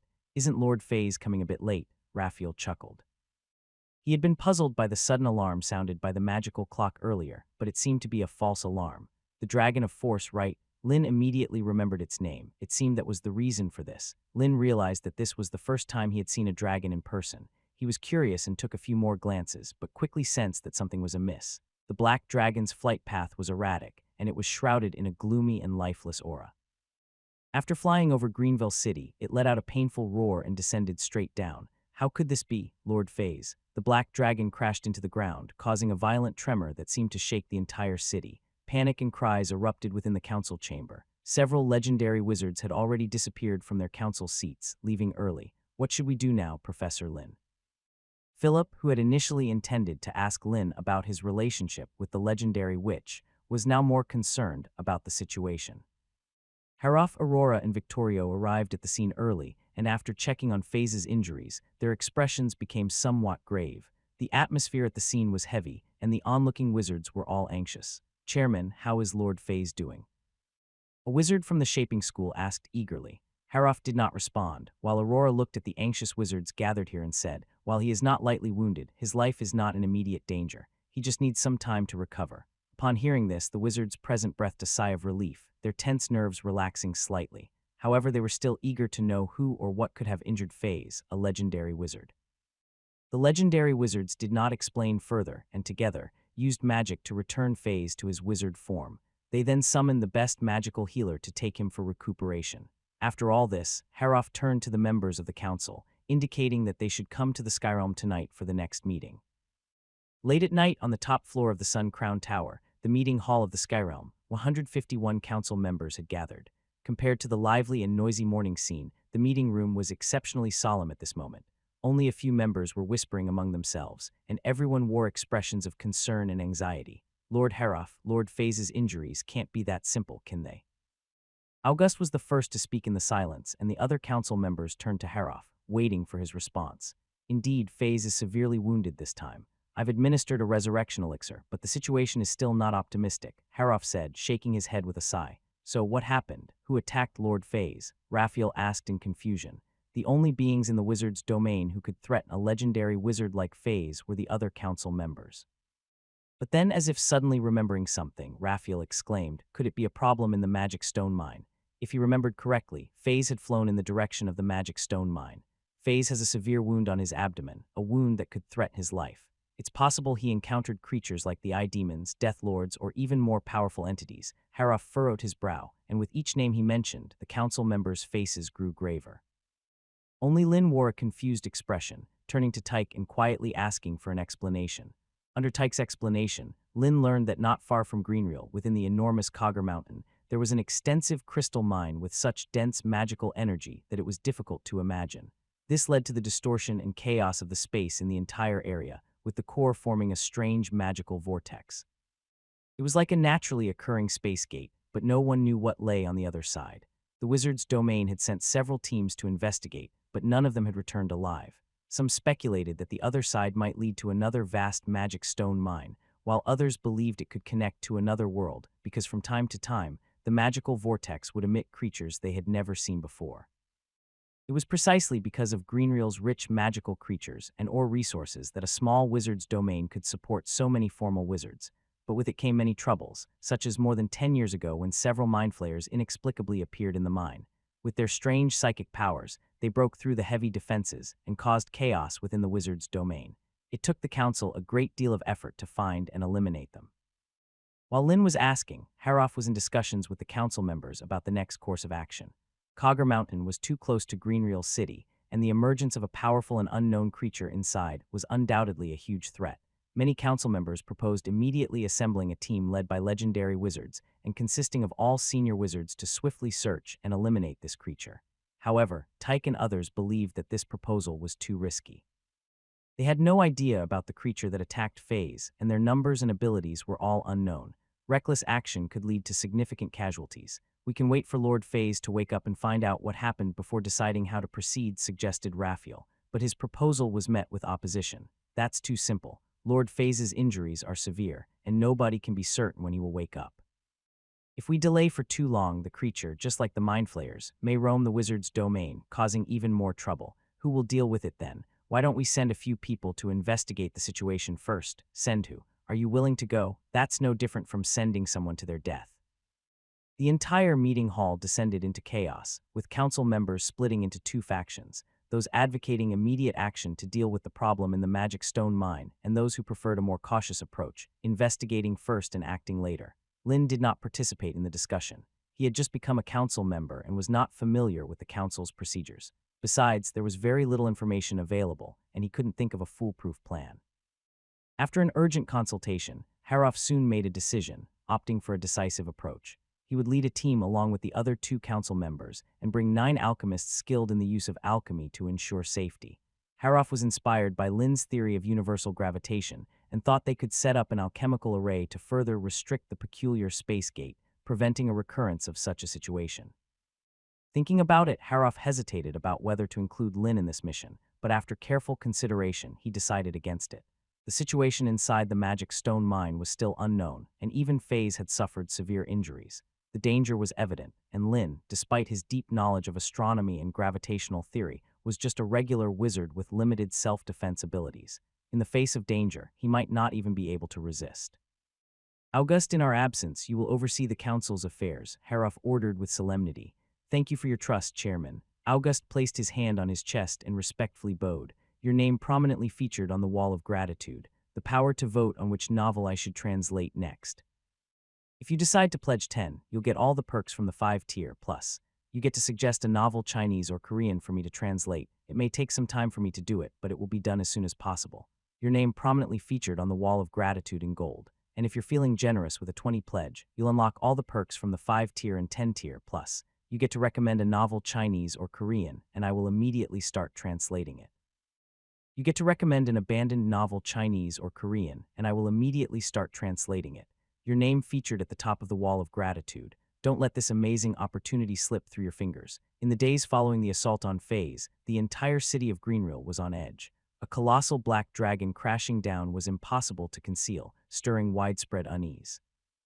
Despite the council's swift clarification that the legendary wizard was attacked by unknown creatures within the magical ore mine and was currently stable, needing time to recover, rumors persisted and grew uncontrollably. In Greenreel, legendary wizards were the pinnacle supreme figures. There had never been an instance of a legendary wizard being assaulted and gravely harmed. This meant that the wizard's city, once perceived as utterly secure, might now be unsafe.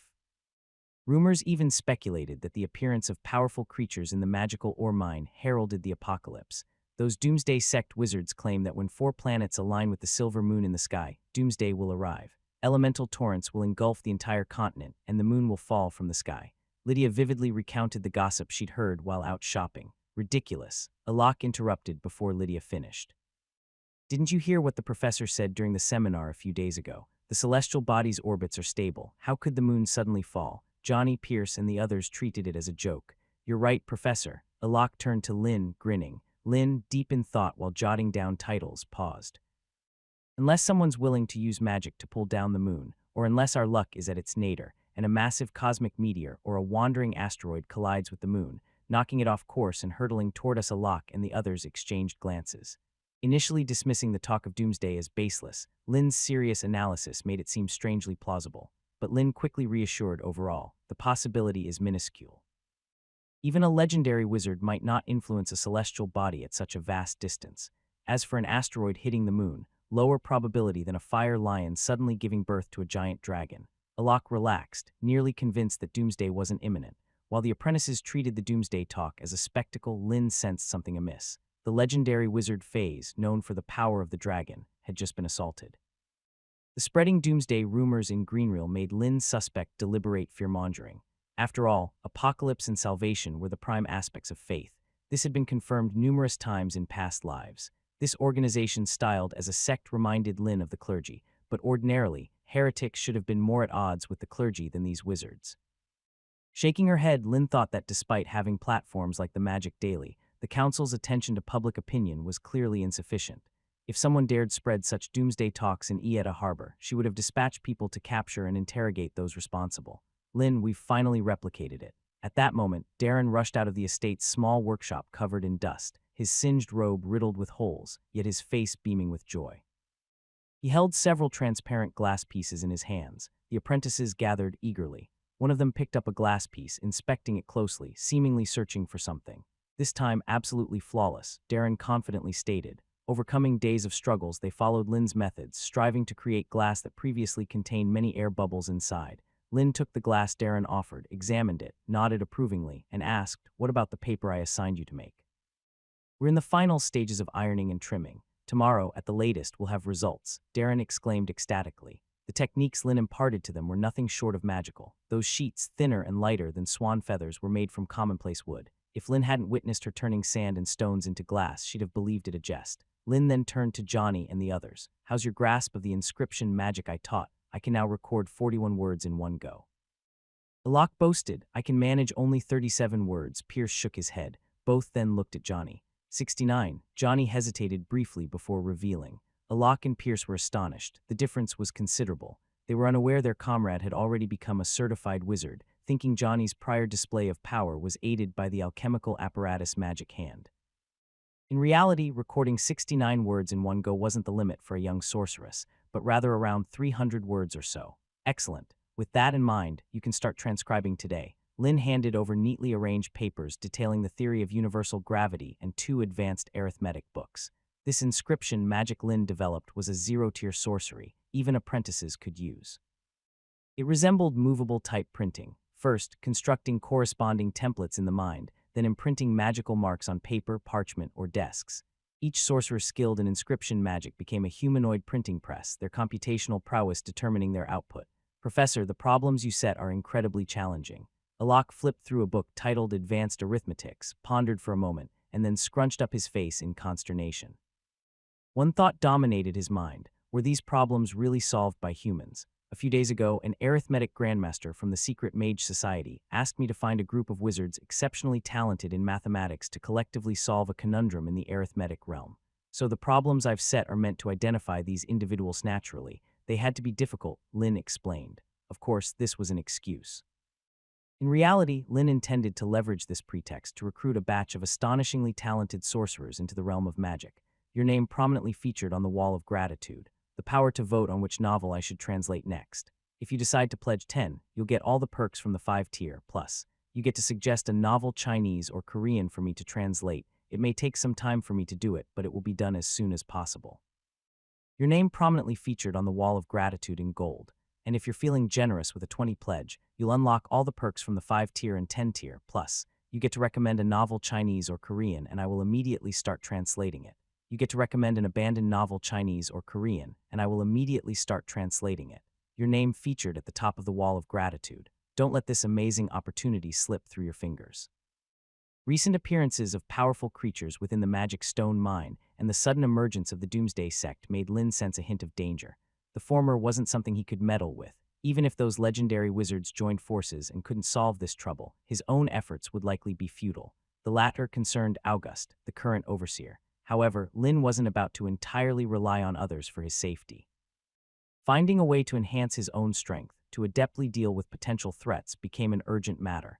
Continuing to advance in wizard rank seemed the best choice, but he had only recently ascended to the second circle. Despite the enormous power gained from the Eye of Death not yet entirely depleted, and his magic still in rapid growth, the distance to the next promotion remained substantial. So Lin had to approach this from another angle. Just like when confronting Hurlrem previously, with the computational support of 9 third-circle wizards, he could briefly contend even against a 5th-circle Grand Wizard, though during that encounter, he had outwitted Hurlrem and caused a magical backlash, leaving Hurlrem's strength reduced to merely about 30 to 40% of his original power. Still, it was enough to crush the strength of ordinary official wizards. Precisely because of this, during these days in Grenrel, besides preparing speeches and experimental materials, Lin spent most of his time crafting new rings of arcana. To distinguish them, these newly made rings weren't as glamorous as Harroff's and didn't transport the wearer beyond space-time. Instead, they connected to a planet within the magical realm. The brain was currently working fervently to quickly determine the location for the second assembly. Ultimately, Lin settled on 12 people for this journey. The reason for limiting the number was twofold. First, his brain's computational capacity was limited, and more computational power didn't necessarily mean better results. Secondly, the magical realm was in its nascent stage. If too many people were brought in at once, there was a risk of exposure. As for the legendary wizard Harroff, who had previously entered the magical realm, Lin didn't dare allow the brain to attempt deciphering his mental frequency. Given the huge gap in their strengths, it might be noticed. The true targets were those third-circle wizards. With a diversionary force field for defense and spatial vibrations as an offensive measure, even when facing a grand wizard, he wouldn't be completely defenseless. 2 days later at noon, within a temporarily leased magic shop in Grenrel City, the place was already packed. Is this the glass mirror? A young witch marveled, holding up a palm-sized round mirror. Its flawless smooth surface perfectly reflected her charming face, porcelain skin, crimson lips, even the strands of hair drifting across her forehead were crystal clear. Almost instantly captivated, she couldn't put it down. Apart from its clear reflection, the glass mirror itself looked like a work of art. However, its steep price made the young witch hesitate. The larger and more high-end the glass mirror, the higher the price. A full-length mirror was priced at a whopping 20 magic coins, not a small sum even for wizards. Beautiful witch, these miraculous glass mirrors are exceedingly rare, and their crafting process is extremely complex. For instance, the largest full-length mirror has only one piece left. We don't know when the next batch will be made. If you miss today, who knows how long you'll have to wait. Darren, in charge of sales, incessantly explained the rarity of the glass mirrors, emphasizing their low production and the throngs of people eager to buy. If she waited even a minute longer, they might all be sold out. Seeing this, the young witch couldn't afford further hesitation. She bit her lip and immediately used all her Savings 30 magic coins to purchase the largest full-length mirror and a small handheld one. Gleefully, Darren opened a drawer and stacked the earned magic coins inside. In just half an hour, the whole drawer sparkled with the glint of coins. Lord Lin's hunger marketing strategy was simply brilliant. To cater to apprentices and commoners with limited purchasing power, apart from the best-selling glass mirrors, they also produced many equally exquisite glass utensils, teapots, cups, and even trays. Their prices ranged from 70 silver coins to 5 magic coins, but compared to their extremely low production costs, it was almost like highway robbery. However, other wizards saw it differently. These exquisitely crafted glass products were symbolic of status and position. Soon, a wave of purchasing glassware swept through Grenrel City. Quite a few savvy wizards intended to buy in bulk, planning to resell at a higher price in other cities within the wizarding domain. Also sold out were 2 books, Fundamentals of Numerology and Advanced Numerical Studies. Some wizards were curious about the thin and pristine white pages, while others were solely interested in numerology. Tyke was among them. When he heard Lin's lectures on numerology at Ieta Harbor, he was deeply impressed by the subject's intricacy and rigorous logic. Naturally, he was highly interested in numerology. Thus, upon learning that a Master of Numerical Studies from the Society of Mystical Arts intended to invite 12 formally recognized wizards who excelled in arithmetic to tackle a major numerical problem, Tyke became instantly intrigued. Confidently, he believed he could be one of the 12. After all, compared to other wizards, he had attended numerology classes 2 months earlier, laying a solid foundation. With these thoughts, Tyke didn't even bother looking at the so-called fundamentals of numerology, but directly flipped open the more advanced numerical studies. However, upon seeing the first question, he froze. Find the sum of the formula 12 plus 22 plus 32 plus for 29,999 2. After confirming he hadn't misread the exponent symbol, Tyke couldn't help but gasp. Adding squares from 12 to 9,999 2 would take up dozens of pages just to write out the entire formula. It might take days or even half a month of sleepless calculations to arrive at the result. And this was only the first question. Did it have to be this difficult? Your name prominently featured on the wall of gratitude, the power to vote on which novel I should translate next. If you decide to pledge 10, you'll get all the perks from the 5-tier plus. You get to suggest a novel Chinese or Korean for me to translate. It may take some time for me to do it, but it will be done as soon as possible. Your name prominently featured on the wall of gratitude in gold. And if you're feeling generous with a 20 pledge, you'll unlock all the perks from the 5-tier and 10-tier plus. You get to recommend a novel Chinese or Korean, and I will immediately start translating it. You get to recommend an abandoned novel Chinese or Korean, and I will immediately start translating it. Your name featured at the top of the wall of gratitude. Don't let this amazing opportunity slip through your fingers. Tyke was utterly bewildered. He had thought that, with 2 months of advanced study in math sorcery and a well-stocked knowledge base, tackling math sorcery problems would be a breeze. But this first problem had him stumped. If the sequence had stopped at a few hundred or a few thousand, he could have persevered, working his way slowly to an answer. However, the final value was 999,999. No, there had to be a pattern. Quickly realizing this, Tyke's mind raced back to when Lin had engaged in an exponential sum game back at Ieta Harbor. It was a similarly complex calculation, yet through a marvelous exponential formula, Lin had effortlessly simplified the intricate computation to a level an apprentice could solve with some time. With this in mind, Tyke swiftly grabbed a quill, swiftly jotting down the products of the first 10 indices on the paper, then meticulously added them together, analyzing similarities and differences between each value. 1, 4, 9, 16, 25, 5, 14, 30, 76. Tyke pondered furiously, each number flashing through his mind. He attempted to apply the exponential sum formula learned in his math classes, comparing the derived values to the result, continuously modifying the formula in search of the correct answer. No, 10 numbers were too few, insufficient to ascertain the pattern. Tyke's quill trembled over the parchment, digits and symbols written, then quickly crossed out, beginning the calculations anew. Pages upon pages piled up and were discarded, accumulating around his ankles. Unbeknownst to him, dusk had given way to dawn. Tyke had spent the entire afternoon and evening on this problem, eyes bloodshot, yet his spirit heightened. Finally, he stood up, unable to contain his excitement. That's it, like a parched wanderer stumbling upon an oasis in the desert. Tyke eagerly seized another sheet of paper, meticulously matching the previously derived values with those from the formula. They're all correct, my formula is right. Tyke was ecstatic, mimicking Lin's exponential sum formula, solemnly inscribing one line after another on the paper. SN equals 16NNN. After finishing, Tyke sat back down, feeling incredibly content. The sensation of discovering unknown patterns and summarizing them was profoundly captivating. Eagerly, he glanced at the next problem. 5 monkeys found a pile of peaches by the seaside, deciding to divide them the next morning. The first monkey, arriving earliest, couldn't split the peaches evenly, so it ate one and divided the rest into 5 portions, taking its share and leaving. The second monkey, unaware of the first's visit, also ate 1 peach, divided the remaining, and kept its share. This pattern continued with the third, fourth, and fifth monkeys, each eating 1 peach and dividing the remainder into 5 equal parts. How many peaches were there in total? At first glance, Tyke sighed in relief. This seemed like a straightforward equation, right? What jumping frogs, sliding snails, he'd seen those apprentices in Ieta Harbor solve those types of problems numerous times. All it required was to set a few unknowns and solve the equation. But as he poised his pen to solve it, Tyke abruptly realized something was amiss. Lin's conditions this time were simply too scarce. The sole known condition was that these peaches had been divided a total of 5 times, subtracting 1 each time, leaving Tyke clueless about the quantity divided each time or the peaches left after the last monkey's share. Tyke listed the known conditions, pondered for long, even plucking several strands of hair in frustration, eventually feeling utterly at a loss, a desire rising within him to pummel the question setter. Could a person even solve this? Helplessly, Tyke had to make a random estimation of the peach quantity, assuming it as the total number, trying to plug it in and slowly seek out the pattern. This night tormented many a wizard in the same way as Tyke. Most wizards stumbled at the first 3 problems, tearing the paper into pieces in their fury or smashing furniture. However, the true warriors surged forward, relishing this simultaneously painful and delightful sensation. Meanwhile, while hundreds of wizards cursed and desired to thrash him, Lin was constructing a new setting within the magic realm.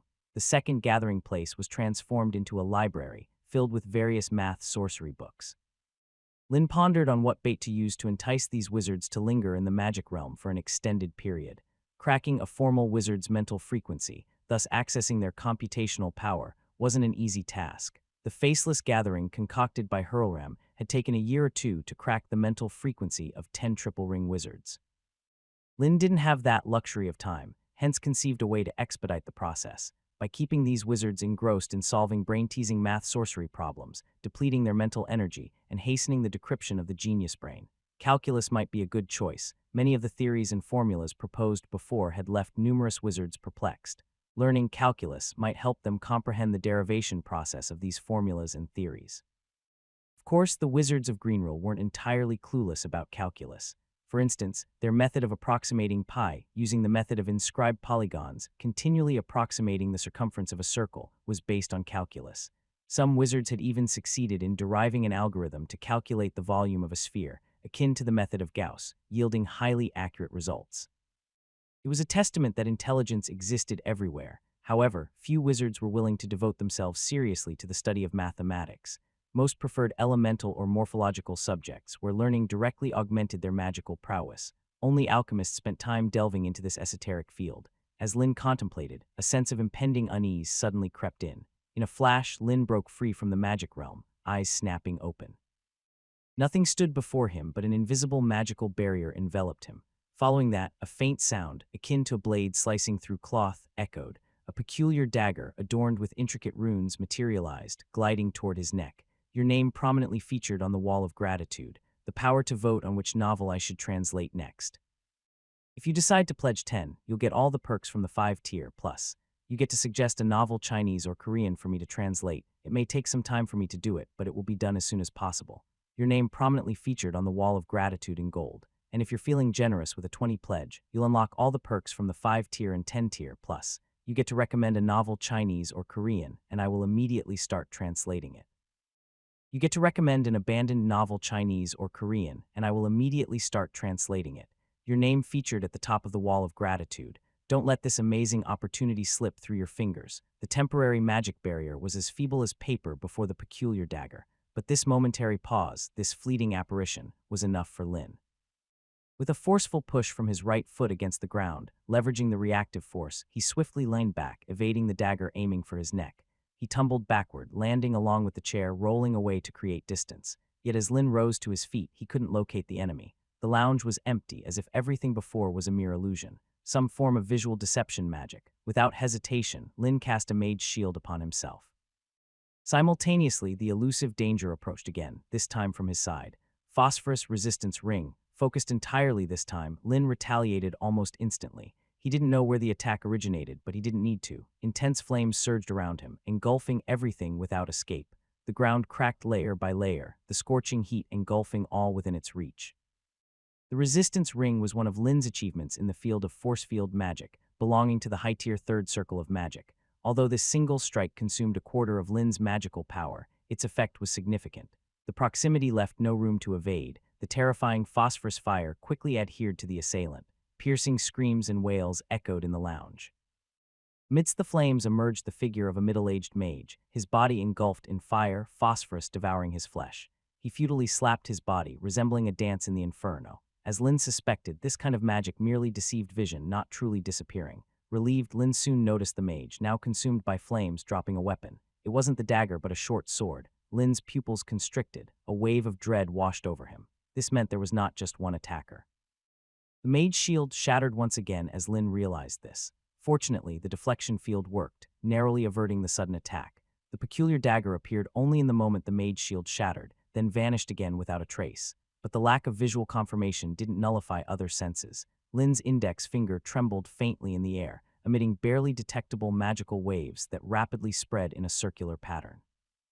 Upon collision with obstacles, these waves rebounded, identifying the only object shifting its shape within the room, undoubtedly the first assailant. However, contrary to Lin's expectations, the attacker didn't approach but bolted madly towards the outside. Clearly, consecutive failed attacks coupled with the companion's tragedy made them reconsider. Thinking of escape now, too late, Lin adjusted the vibration frequency of the magical waves, aligning them with the brain's frequencies.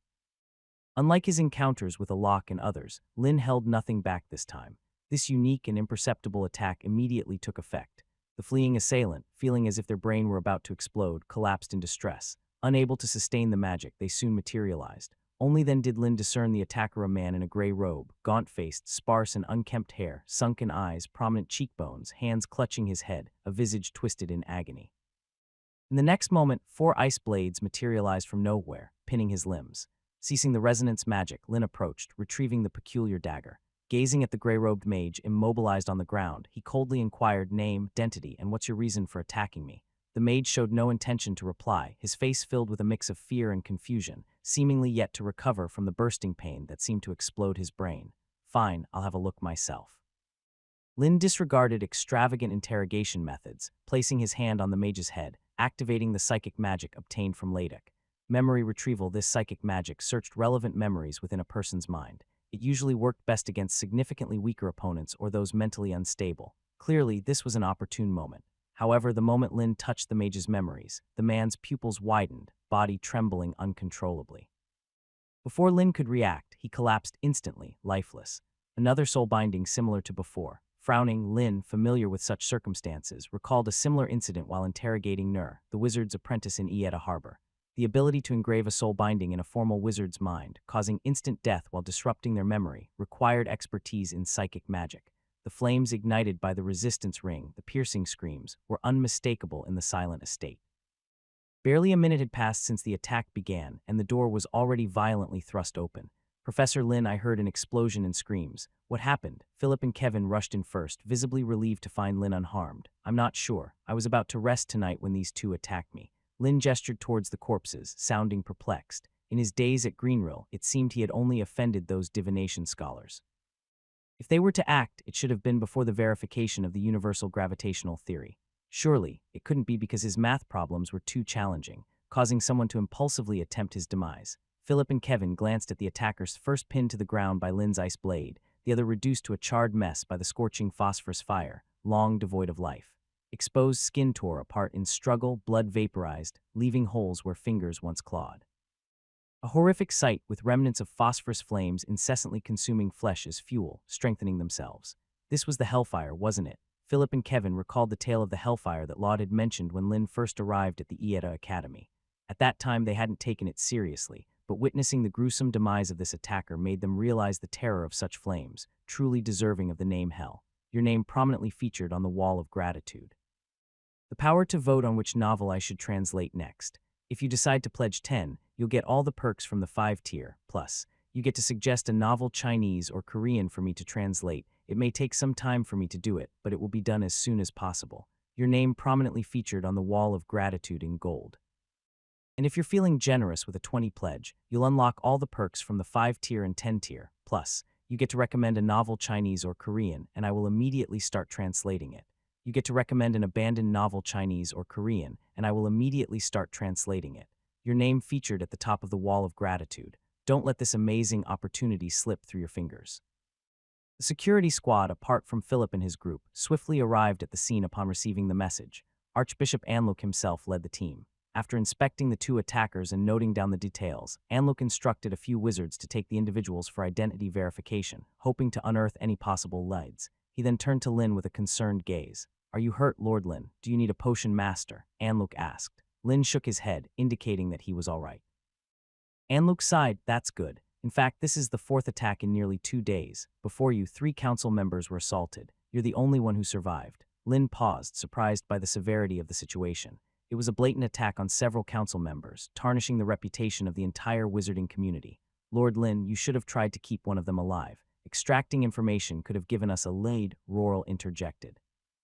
The security squad had been incredibly busy these past 2 days, with a string of attacks within the city of Greenrill, all targeting highly important council members. The pressure mounted.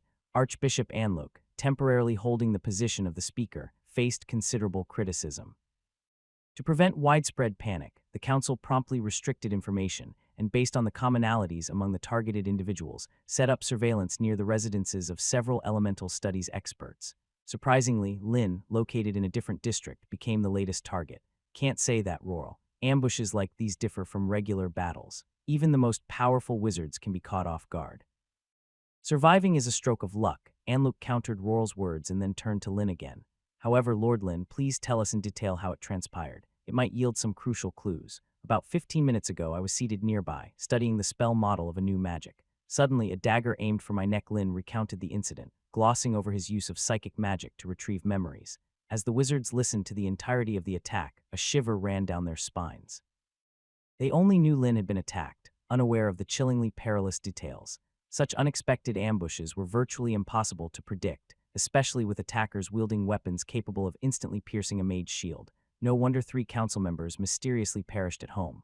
Roral imagined himself in Lin's shoes and shuddered. If he were the one under attack, he'd probably be a lifeless body by now. However, it seemed the attackers had chosen the wrong target this time. This young male wizard from the Misty Sea was no easy opponent.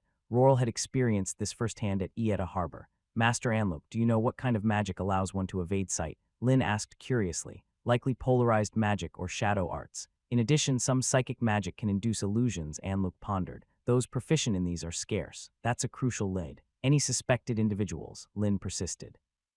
2 days had passed, 3 council members were dead, and the security squad seemed to have no leads. Having inexplicably faced an attack, albeit unharmed, Lin felt a lingering unease. If his reactions had been a tad slower, the outcome might have been unpredictable.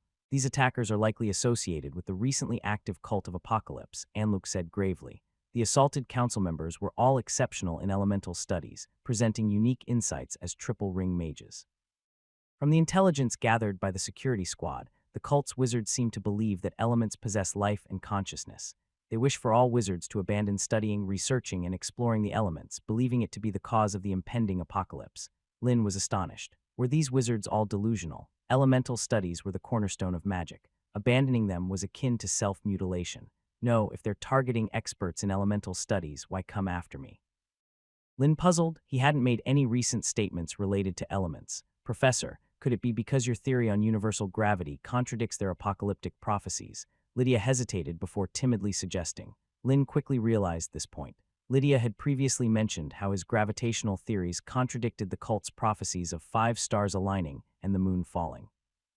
By correcting their apocalyptic claims, Lin effectively undermined the grounds of the cult of Apocalypse's existence. If you've suspected ties to the cult, why not apprehend a few disciples for interrogation? Lin inquired again. These wizards were shamelessly spreading doomsday prophecies, practically wearing a troublemaker label. Upon Anluk's explanation, Lin understood how he had reflexively approached the issue with a mindset from his past life.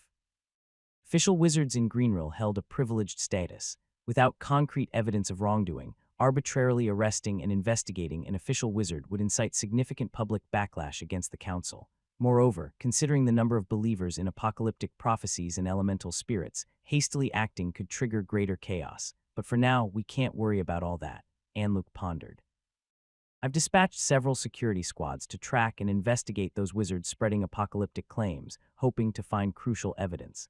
Lin nodded. The complexity of the situation exceeded his expectations. Mishandling this could spark citywide turmoil in Greenrill. This is all the information I have for now. The situation is far from over. Be vigilant these days, preferably avoiding solo ventures, Anluk cautioned solemnly. He left a few security squad wizards to reinforce the estate's defenses, then hastily bid farewell with the 2 attackers' bodies, returning to the Skyrealm, ready to search for new leads. Your name prominently featured on the wall of gratitude, the power to vote on which novel I should translate next. If you decide to pledge 10, you'll get all the perks from the 5-tier, plus you get to suggest a novel Chinese or Korean for me to translate. It may take some time for me to do it, but it will be done as soon as possible. Your name prominently featured on the wall of gratitude in gold. and if you're feeling generous with a 20 pledge, you'll unlock all the perks from the 5-tier and 10-tier. Plus, you get to recommend a novel Chinese or Korean, and I will immediately start translating it. You get to recommend an abandoned novel Chinese or Korean, and I will immediately start translating it. Your name featured at the top of the wall of gratitude. Don't let this amazing opportunity slip through your fingers. Professor Lin, what should we do now? Once the security team had withdrawn, Pierce, Darren, and the rest wore expressions of deep concern. Even though Lin had handled the attackers, no one knew if another assault would follow, nor could they be sure they wouldn't become the next targets. How about we hop on an airship and head back to Ieda Harbor? Lydia suggested, raising her hand high. The suggestion seemed to brighten everyone's spirits. Fleeing was undoubtedly a viable option. Surely they wouldn't all be pursued if they returned to Ieda. However, Philip, Kevin, and Orlando shook their heads. Lin had only recently been honored and swiftly became a prominent figure in the magical world after being appointed as a Magic Council member. If they were to flee in fear after an attack during such a critical time in Greenrill, it would be a severe blow to Lin's reputation. Being a Magic Council member didn't just represent authority, but also came with corresponding responsibilities. Perhaps we could strike first and eliminate those doomsday cult wizards, Alok suggested enthusiastically. Compared to Philip and the others, Alok was full of vigor, believing in tit-for-tat retaliation. Yet the most crucial aspect was his long study of magic without any chance to showcase his skills. No, we do nothing. Strengthen the estate's defenses and leave the rest to the council's investigation. Lin shook his head, vetoing their suggestions. The sole restraint found in the attackers' minds indicated that this matter likely involved a powerful wizard, one Lin couldn't presently contend with. However, as Philip and the others thought, leaving now would mean abandoning most of the progress made in the recently published universal gravitational theory. Lin reassured the others, and then, along with the remaining professors, strategically placed trigger-based magic around the estate to prevent further intrusions. While the attackers weren't particularly formidable, their ability to evade visual magic was unsettling. Once their deception was uncovered, they weren't much more challenging to deal with than regular wizards. The consecutive attacks on council members hinted that complacency had settled in the wizarding world, leaving them defenseless and vulnerable. Regarding the dagger capable of dispelling the mage's shield, Lin claimed it as a spoil of war. Simultaneously, the idea of developing a heat-sensitive magic piqued his interest. While using magical wave echoes for location identification was a viable method, Lin couldn't constantly release this magic. In the following days, while Lin pondered how to unravel visual magic, completely engrossed in the arcane sea, unaware of the attacks in Greenrill, Tyke and others had successfully solved all 15 arcane math questions. The challenges ranged from testing computational ability to pure logical deductions, but mostly involved deducing formulas based on mathematical deductions. Contrary to Lin's estimation, these wizards managed to solve all the questions in less than 3 days. Lin then handed over the corresponding ring of secrets as promised. Finally done, inside a small hut in Greenrill City, Tyke pushed the torn introduction to arcane mathematics and advanced arcane mathematics aside, gazing contentedly at a parchment that elegantly detailed the answers to the 15 arcane math questions. To derive these values, he dedicated a relentless 3.5 days to the task, deeply immersed in the exploration of the unknown. He was equally astounded by the immense logical aspect of arcane mathematics. Tyke felt he had touched upon something called arcane mathematical thinking, searching for corresponding patterns, summarizing them into arcane formulas, and ultimately solving problems. It resembled the research and development process of magic. For the first question, he spent 10 hours, 5 for the second, and merely 4 for the third. Once the thought process was triggered, seemingly intricate problems became significantly simpler with a different perspective. However, despite having all the answers, Tyke remained full of questions. He was impatient to have a proper exchange with a true master of arcane mathematics. He was even more curious about the kind of challenge that could perplex a master of arcane mathematics. Tyke neatly collected the papers on his table, disregarding any grooming, quickly cast a dust-cleaning spell, meditated for an hour to replenish some energy, and hurried towards Lin's estate. To his surprise, the one receiving him was Elemental Studies Professor Philip from Ieda Academy. After inspecting Tyke's papers and confirming the accuracy of the answers, Philip handed over a ring of secrets. Tyke accepted it, feigning indifference, and casually inquired, "I wonder how many people solved it before me." 75 hours for 15 questions. Tyke felt his speed was unparalleled, owing to his early exposure to arcane mathematics compared to everyone else. However, Philip hesitated, seemingly unsure how to respond. Finally, he gently replied, "Sir Tyke, this is the 12th ring of secrets I've distributed." The 12th, Tyke's lips twitched involuntarily. Did that mean he was the last one? How was that possible? Tyke was at a loss. Lin had been clear that the Association of Arcane Mathematics sought formal wizards to research a challenging arcane math problem, likely for computational assistance, ensuring the eventual recognition of their research findings. It was unlikely that the self-proclaimed Grand Wizards would deign to participate. The remaining formal wizards specializing in calculations, whom Tyke knew somewhat, like Ellison, who had calculated pi to the ninth digit, or Alva, deeply immersed in alchemical geometry. Their talents were undeniable, but there was no reason they should have been faster than himself, who had ventured into arcane math earlier. After pondering, Tyke concluded that perhaps his extended meditation for energy restoration had consumed too much time, causing the delay. Your name prominently featured on the Wall of Gratitude, the power to vote on which novel I should translate next. If you decide to pledge 10, you'll get all the perks from the 5-tier, plus you get to suggest a novel Chinese or Korean for me to translate. It may take some time for me to do it, but it will be done as soon as possible. Your name prominently featured on the Wall of Gratitude in gold. And if you're feeling generous with a 20 pledge, you'll unlock all the perks from the 5-tier and 10-tier. Plus, you get to recommend a novel Chinese or Korean, and I will immediately start translating it. You get to recommend an abandoned novel Chinese or Korean, and I will immediately start translating it.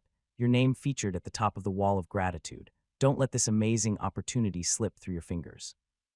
Tyke, with a stern expression, slid the ring of mystic arts onto his index finger, and without looking back walked straight to the front hall, finding a seat. It was a peculiar sensation. His perspective seemed split in two. In front of him lay a spacious exhibition hall, lined with shelves like a complex maze, all constructed purely from magical energy. Tyke quickly realized this was a domain composed entirely of magic. What surprised him, though, was the vividness of everything here. The oxygen he breathed, the gentle breeze, and the pristine white marble bricks beneath his feet, it all felt so real that, if he didn't know he was currently a blend of magic and spiritual power, he might doubt if he were still in the real world. Tyke, in amazement, approached a bookshelf, running his fingers over the neatly stacked books. Even the texture of the pages could be perfectly simulated. He casually picked up a book, Fundamentals and Studies of Arcana.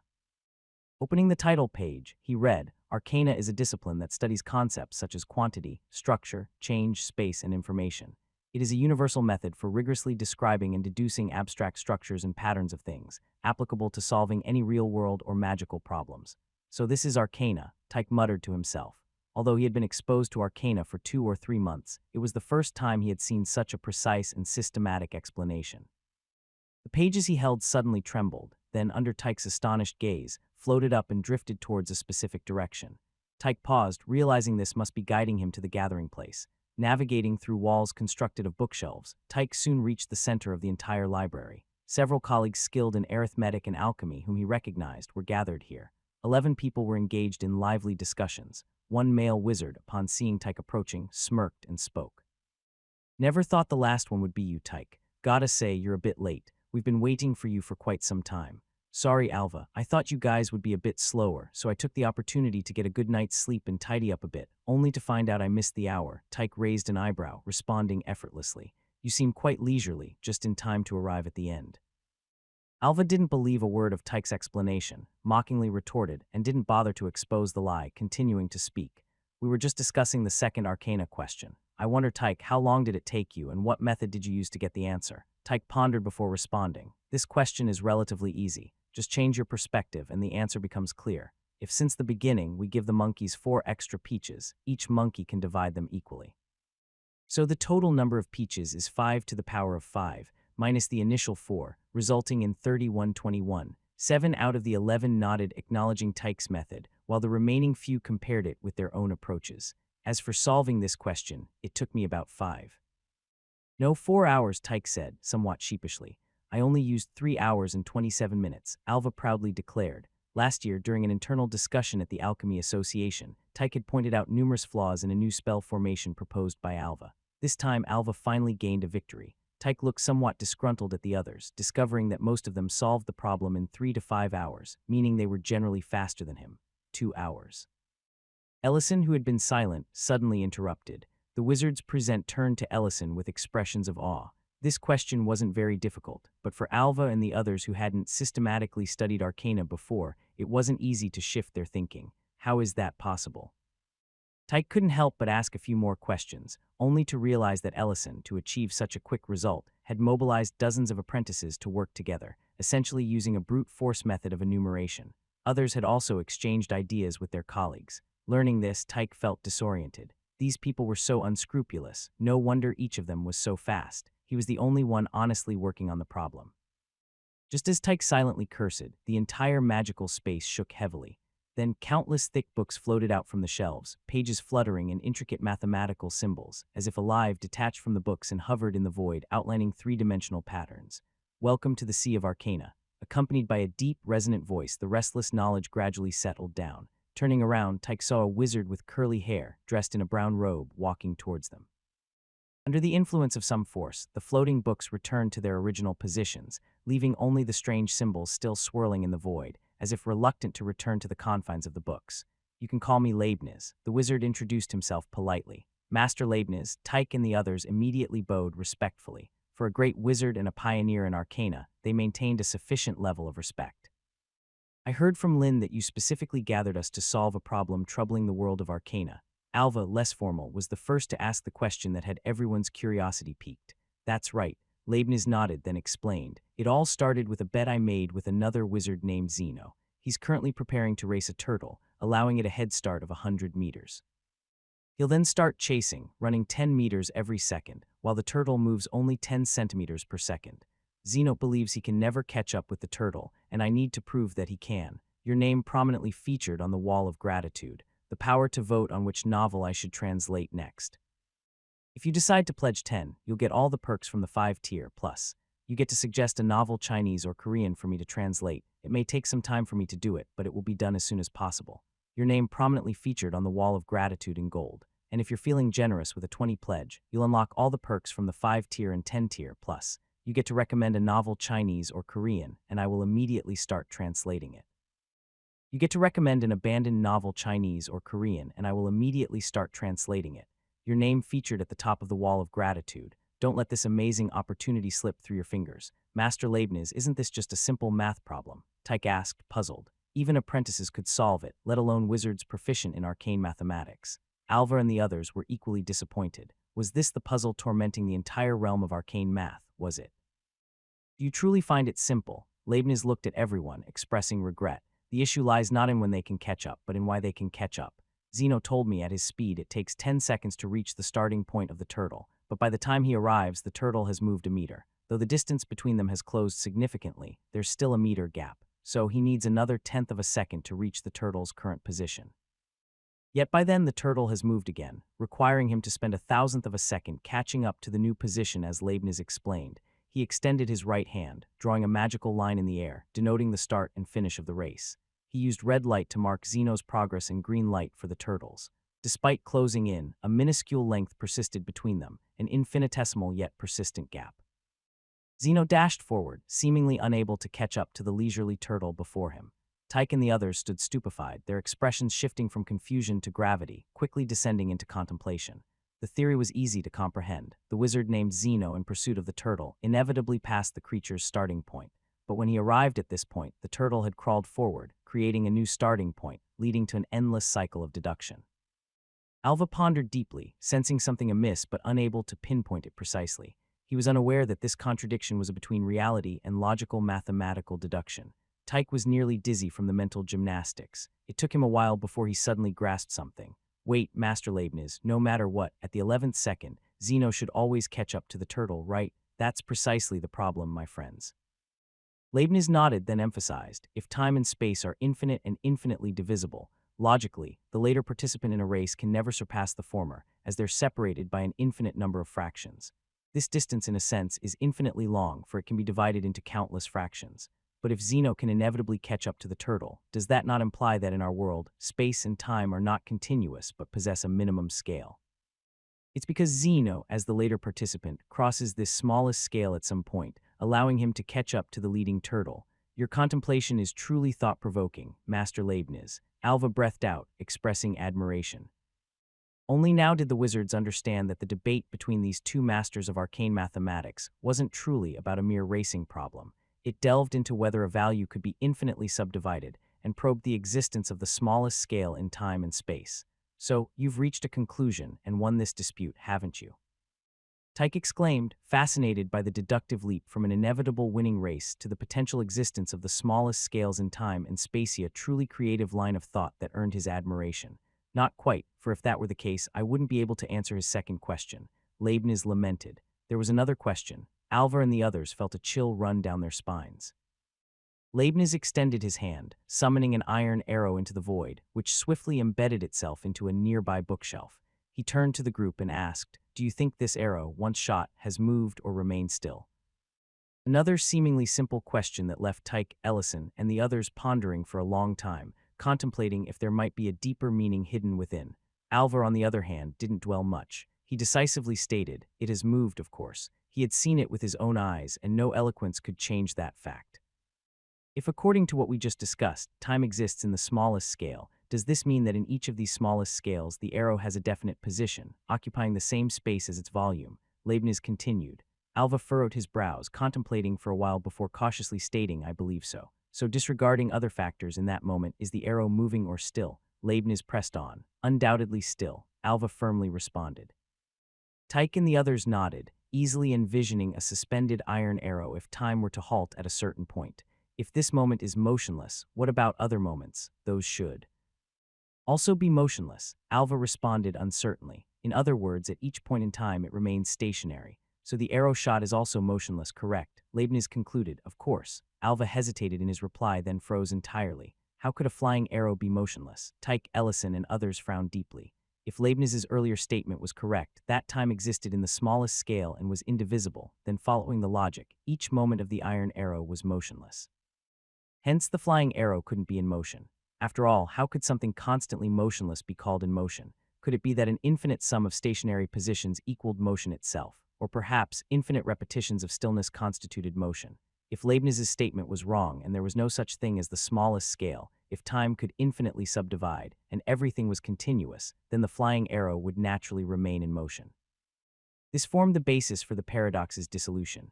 But if that were true, would Zeno never surpass the turtle? The assembled individuals suddenly felt themselves swirling in a colossal vortex, teetering between the motion and stillness of the iron arrow, Zeno's potential catch-up with the turtle, their minds on the verge of collapse.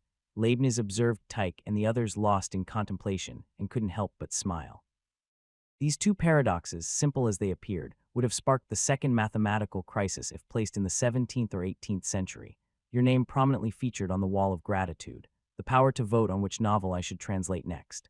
If you decide to pledge 10, you'll get all the perks from the 5-tier. Plus, you get to suggest a novel Chinese or Korean for me to translate. It may take some time for me to do it, but it will be done as soon as possible. Your name prominently featured on the wall of gratitude in gold. And if you're feeling generous with a 20 pledge, you'll unlock all the perks from the 5-tier and 10-tier. Plus, you get to recommend a novel Chinese or Korean, and I will immediately start translating it. You get to recommend an abandoned novel Chinese or Korean, and I will immediately start translating it. Your name featured at the top of the wall of gratitude. Don't let this amazing opportunity slip through your fingers. Tyke stood in place, pondering for a full 3 hours, his mind spinning at super speed, contemplating the resolution of these two paradoxes. Yet he found no leads, finally turning to Leibniz with a helpless expression. "Please forgive me, Master Leibniz. This question is too profound. I fear I can't provide you with any answer in the short term." Alva, Ellison, and the others felt some reluctance but had to admit the same. These two paradoxes truly befuddled the entire realm of magical mathematics. Based on the most common motion of objects, they were simple and straightforward, yet profoundly thought-provoking. Leibniz didn't respond verbally but secretly communicated with the intellect. His prior speculation was incredibly accurate. Under the rapid thinking and the brain's rapid rotation, the intellect's decryption of spiritual power frequencies was almost 10 times its usual speed. The assembled formal wizards felt uneasy at Leibniz's silent response, mostly resigned to the situation. Even these mathematical masters couldn't provide precise answers to such paradoxes. Hoping they could solve it might have been asking too much. Leibniz, of course, didn't expect them to crack it. Once confirming his speculation, he immediately put on a more amiable expression. "In fact, regarding the resolution of these two paradoxes, I've gained some insight." Tyke and the others immediately breathed a sigh of relief, then looked to Leibniz, intensely curious about his methods to resolve these paradoxes. The key to these two questions lies in whether values can be infinitely subdivided, whether two values infinitely close are equal, and how we should calculate them. This problem has confounded every discipline in the past. Thus, I believe magical mathematics needs a revolution to redefine this world. Leibniz solemnly proclaimed, "I'll name it calculus." Tyke felt a surge of spirit. They hadn't expected that, for the sake of a gamble's outcome, this master of magical mathematics would prepare to establish a new branch within their field, and they never anticipated they would have the chance to be a part of it, becoming one of the founders of this field. At night, after spending a full 10 hours in the magical realm, Tyke finally emerged from the ocean of thoughts, rubbing his throbbing forehead, with only one thought left in his mind. Difficult, it's so darn difficult. Compared to calculus, Tyke felt that all the magical math he had encountered before was child's play. His mind was dizzy from concepts like tangents, functions, and limits, to the extent that upon seeing some approximate curves, one thought surfaced in his mind: can this thing even be integrated? What surprised Tyke even more was that his magical power had actually grown and improved to a certain extent. Ever since Ieda Harbor, he had heard that many apprentices could enhance their magical and spiritual growth by studying magical mathematics, even better than the effects of meditation. However, for a formal wizard like him, the effect was minimal. Initially, Tyke had some regrets, only now realizing it wasn't that this method wasn't useful for them, but those magical math problems they'd encountered before were just too easy for them to exercise their computational abilities. Not only Tyke, but also Alva and others were pleasantly surprised. Most of these third circle wizards were not young anymore. For most, the growth of their magical powers had long stagnated, with slim chances of further advancement. Now, research and exploration into the field of calculus had brought new hope to Alva and the rest. Despite losing a few hundred hairs in just half a day, faced with the dual temptation of increased magical power and becoming a foundational member of a new school of thought, nobody would retreat due to these slight difficulties. While Tyke and others were immersed in their studies and research of calculus, oblivious to the outside world, the situation within the Magic Council was different. In recent days, the Apocalypse sect had become increasingly active. Some city guards assigned to monitor and track certain sect followers had inexplicably disappeared, causing a mixture of anger and fear among the council members. We can't tolerate this any longer. I suggest taking action immediately and clearing out the entire Apocalypse sect.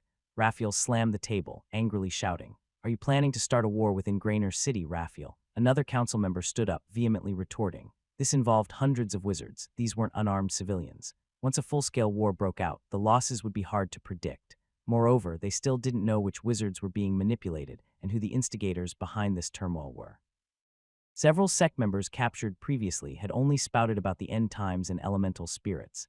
They couldn't extract any useful information, leaving them unable to confirm the link between the recent attacks on council members and this peculiar sect. Otherwise, are we just going to sit here and watch things get out of control? Raphael roared. Regardless, we must investigate thoroughly first. We can't recklessly attack so many wizards without cause, the council member insisted.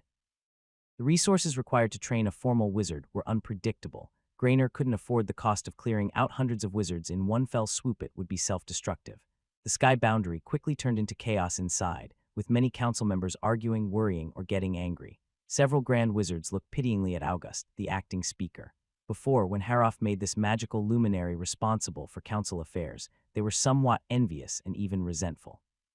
But now it was just relief because this was a complete mess, and who wanted to take over and bear the consequences. Your name prominently featured on the wall of gratitude, the power to vote on which novel I should translate next. If you decide to pledge 10, you'll get all the perks from the 5-tier, plus, you get to suggest a novel Chinese or Korean for me to translate. It may take some time for me to do it, but it will be done as soon as possible. Your name prominently featured on the wall of gratitude in gold, and if you're feeling generous with a 20 pledge, you'll unlock all the perks from the 5-tier and 10-tier, plus, you get to recommend a novel Chinese or Korean and I will immediately start translating it. You get to recommend an abandoned novel Chinese or Korean, and I will immediately start translating it. Your name featured at the top of the wall of gratitude. Don't let this amazing opportunity slip through your fingers. Within the Sky Realm, tensions and debates intensified, nearing the point of rolling up sleeves and engaging in physical altercations. Just then, August, who had been silent all along, interjected. "Everyone, please quiet down a bit. We should focus on how to handle the current crisis rather than shifting blame and squabbling," August said, his tone slow and plain but carrying a certain intimidating power. Amidst the clamor, the previously boisterous meeting room fell silent, all eyes on this acting chairman. However, there were dissenting voices, mocking and discontent. "It seems our acting chairman has thought of foolproof strategies." August didn't respond but turned to Roral, saying, "Why don't you speak instead?" Roral nodded, solemnly passing around a stack of parchment. "This is recent intelligence from the security team regarding the apocalyptic sect. Have a look," he suggested. The assembly of lawmakers took the parchments, swiftly scanning through them. Lin also grabbed a copy. Aside from recording the names and backgrounds of some apocalyptic sect members, the pages held many peculiar theories about magic. What caught Lin's eye was the depiction of elements. The wizards of the apocalyptic sect seemed to have some understanding of the microcosm. However, their path of research deviated. They believed all elements might be part of a collective consciousness, naming this consciousness the spirit of elements. The wizards' relentless and uncontrolled manipulation of elements would lead orderly elements into chaos, an irreversible process, and the reason for the impending apocalypse. Absurd. Raphael shook his head, unable to withhold his rebuttal after merely skimming the first part. Elemental studies were fundamental to almost every wizard, convincing them to abandon centuries of research and instead pray to some ambiguous spirit of elements seemed like sheer madness. Don't you find these magical theories somewhat familiar? August unexpectedly asked. The faces of the counselors changed collectively. When the apocalyptic sect initially proposed the concept of the spirit of elements, some had realized it might stem from the legendary wizard Altok's elemental theories. The information Roral collected undeniably supported this notion. Are you suspecting a connection between this matter and Altok? Raphael exclaimed in disbelief. The other wizards also stared in shock at August. Though they had suspicions before, nobody dared point fingers at a legendary wizard. This is impossible. Counselor proficient in elemental studies exclaimed vehemently. August nodded, stating, of course personally, I believe this matter has no connection to Altok. However, despite his words, the counselors still harbored doubts. After all, only an entity of similar stature could have attacked and severely wounded a legendary wizard. Moreover, according to rumors, the elemental controller Altok had gone mad while exploring the microcosm. Nobody knew what such an individual could do. Lin, not well versed in the legendary wizard of elemental studies, listened silently, organizing the intel without drawing any conclusions. Furthermore, the security team has received intel that in 3 days' time, these apocalyptic sect wizards will hold a large gathering. This might be the best opportunity to capture their ringleaders, August solemnly declared. However, the security team is severely understaffed. Ensuring the success of this operation will require your assistance. Raphael and others understood the importance of this operation. Capturing the leaders of the apocalyptic sect would resolve numerous problems and troubles. But shouldn't we wait for Chancellor Heroff's return before dealing with these people? A witch hesitantly questioned. If this matter were related to the elemental controller Altok, it might not be within their ability to resolve. Chancellor Heroff has been in the magic stone mine for several days now, without any messages. He might have encountered some trouble. August shook his head, continuing with a serious tone. I suspect the spatial disturbances previously seen in the magic stone mine were not natural. Someone might be trying to divert the attention of several chancellors. Consequently, these apocalyptic sect wizards might not give us much time. Lin nodded, finding August's thoughts akin to his own. The chaos in the city of Greenrill coinciding with Heroff's departure was unlikely to be a coincidence. Under the magical prodigy's insistence, the discussion regarding the details of the capture operation quickly passed through the agenda, garnering the agreement of the majority. Delaying this matter might spark greater chaos. Although the council lacked legendary wizards, it housed a considerable number of powerful ones. While some leaders of the academic factions returned to their territories after the seminar, 7 prominent wizards stayed behind. They were capable of handling most situations, even cooperating against a legendary wizard if needed. Discussions on the operation details persisted until 10 p.m., with the worried-looking counselors leaving the chamber. After organizing the distributed documents, Roral breathed a sigh of relief. As one of August's assistants, he had been incredibly busy these days, sometimes even skipping meals. Fortunately, these hectic days were nearing an end. Once they dealt with these misguided apocalyptic sect members, he'd have a few leisurely days, and perhaps Teacher August would firmly secure his position as acting chairman thanks to their achievements. Who knows, they might even earn a Morning Star medal for this feat. Lost in these thoughts, Roral gathered his papers to leave but was halted midway by Lin. Please wait a moment, Mr. Roral. I have something important to discuss with you alone, Lin requested.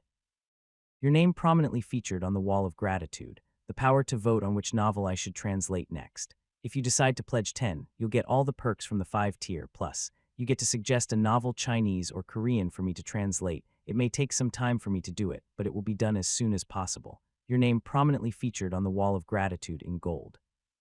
And if you're feeling generous with a 20 pledge, you'll unlock all the perks from the 5-tier and 10-tier, plus you get to recommend a novel Chinese or Korean and I will immediately start translating it. You get to recommend an abandoned novel Chinese or Korean and I will immediately start translating it.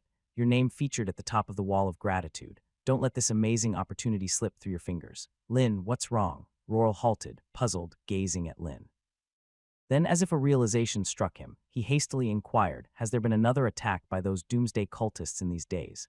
"No, not at all." Lin shook his head. Since dispatching 2 intruders during the last encounter, his estate had been peaceful with no further invasions.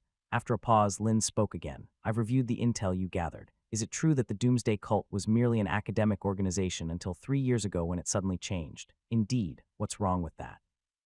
Roral furrowed his brow. "I have a sudden idea. Please investigate individuals who, like me, arrived from the Misty Sea to the Wizard's domain in the last 5 years and what they've done here. Also, details about the spiritualists from several years ago, if possible," Lin said earnestly. "Do you mean?" Roral's expression turned grave. "Don't you find the timing of these events too close?" Lin reminded. Apart from the collapse of the spiritualists and the sudden shift of the Doomsday Cult, there was one crucial factor Lin hadn't mentioned: his mentor, Kalu, who had gone mad 4 years ago, abandoning a comfortable life in the Wizard's domain, seeking the future of spiritual magic in the Sekka's empire.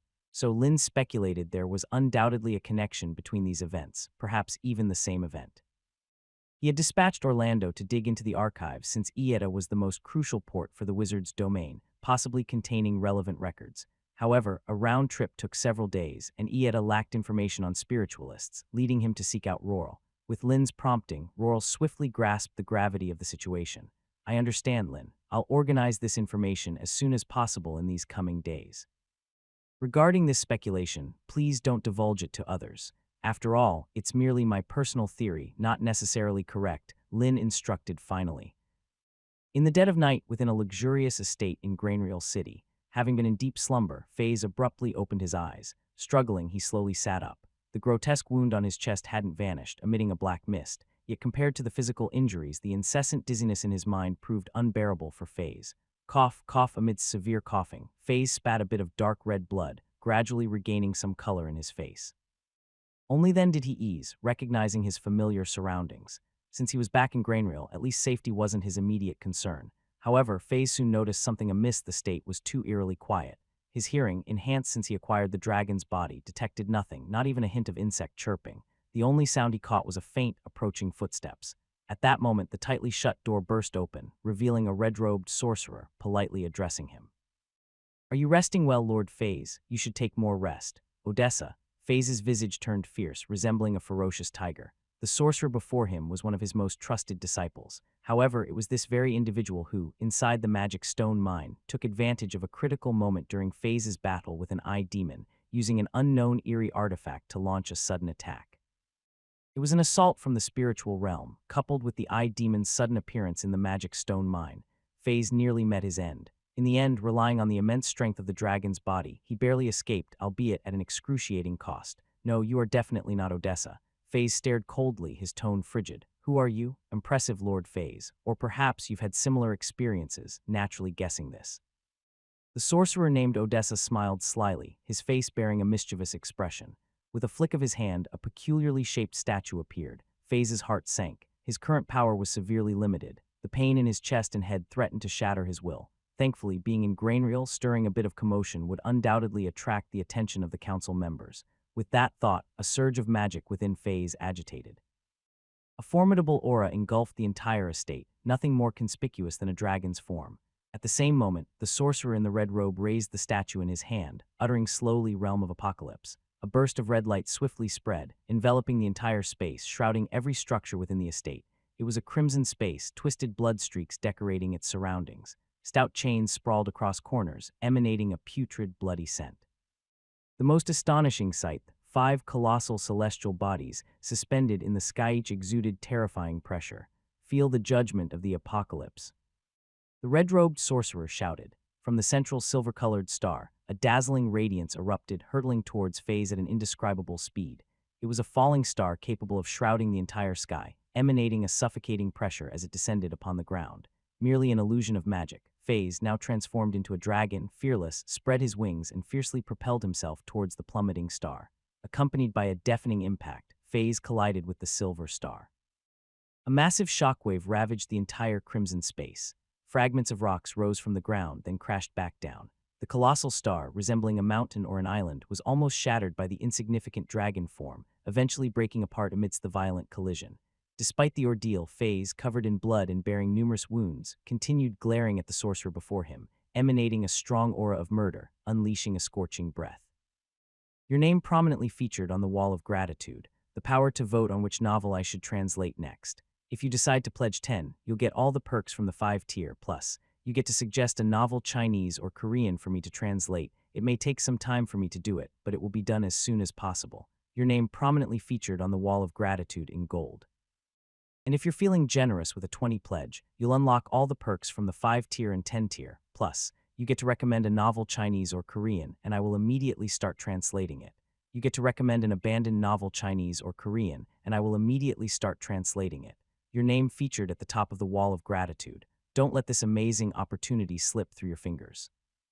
The searing breath of the dragon spread instantly, extending hundreds of meters, siphoning the elements within the domain of doom, creating a terrifying sea of fire that stretched for a kilometer.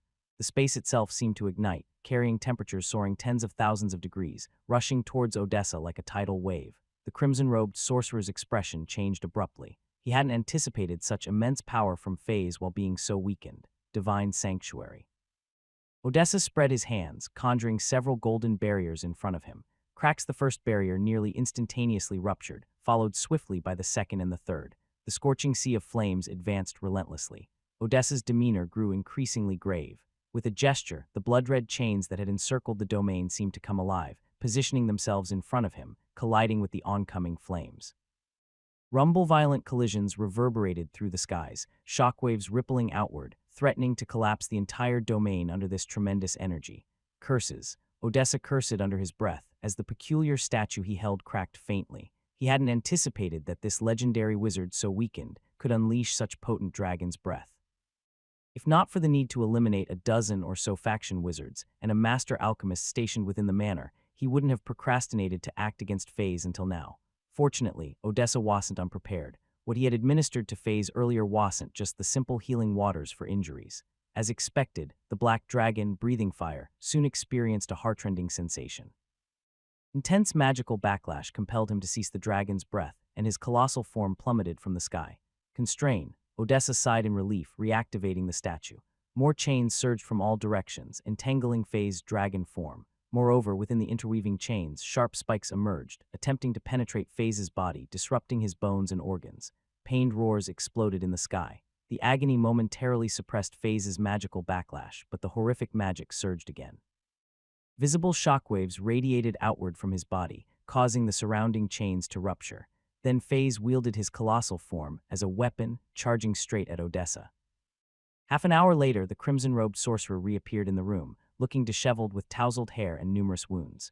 The peculiar statue he held bore cracks, yet his blood-red eyes seemed eerier, his mouth moving as if chewing on something. "You were too hasty. I should have told you, a legend isn't easily dealt with," a familiar voice echoed through the silent manor. The crimson-robed sorcerer turned, bowing respectfully. "Sometimes, risks are still meaningful, aren't they, Lord Merc?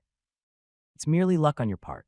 If Phase had retained consciousness upon reaching Graynor, all our preparations would have been futile." Merc, a sorcerer, pushed open the door, walking in, shaking his head, speaking coldly. The crimson-robed sorcerer remained silent, accepting the reprimand. "Is your new identity settling in?" Merc continued. "This body's integration is only about 70%, but it's sufficient for now," the crimson-robed sorcerer replied casually. "Good. After this matter concludes, I'll find you a more suitable body," Merc reassured. "As for these days, refrain from acting on your own, engaging in meaningless endeavors, understood? I will comply, Lord Merc." The crimson-robed sorcerer nodded slightly. "Clean up everything here. I don't want any unfavorable rumors these days. According to the plan, Phase should perish at the hands of that person," Merc instructed. "As you wish." The crimson-robed sorcerer bowed, outwardly deferential, yet their eyes betrayed an icy indifference. Mindcore Initiate Overload Mode. Connect to the magical network, utilizing everyone's computing power except Harof's. 2 days later at dusk, within Ietta's temporary headquarters, in an enclosed training ground, Lin silently called out in his mind. Instantly, Lin felt an unparalleled clarity in his mind. His mental prowess was rapidly expanding, and the world appeared different, indescribably a sense of perceiving things that were previously invisible. Control over magic increased manifold. As if the space around him had turned incredibly fragile, a mere punch could shatter it. But Lin didn't let this inflate his ego. He knew it was all illusory, and these sudden surges of power were borrowed. After becoming an official wizard, the overload mode from the Mindcore wasn't as effective for him. However, the emergence of the field of magic nicely compensated for it. He named this ability to connect minds, utilizing others' computing power, the magic network. It was like a network constructed from magic and mental energy, where these wizards were akin to his puppets, computers remotely controlled by hackers, aiding him in the computational aspects of crafting spells. Although it had been only a few days, thanks to Tyke and others tirelessly staying within the magical field, learning what he provided calculus from basics to Barial's Mindcore's progress in breaking the mental frequency had surpassed 10%. Of course, the deeper they delved, the more they touched upon the core, the longer it would take to break. Thankfully, for Lin, this was sufficient. Drawing too much computing power wasn't beneficial. Surpassing the limits would become a burden, affecting Tyke and others more severely.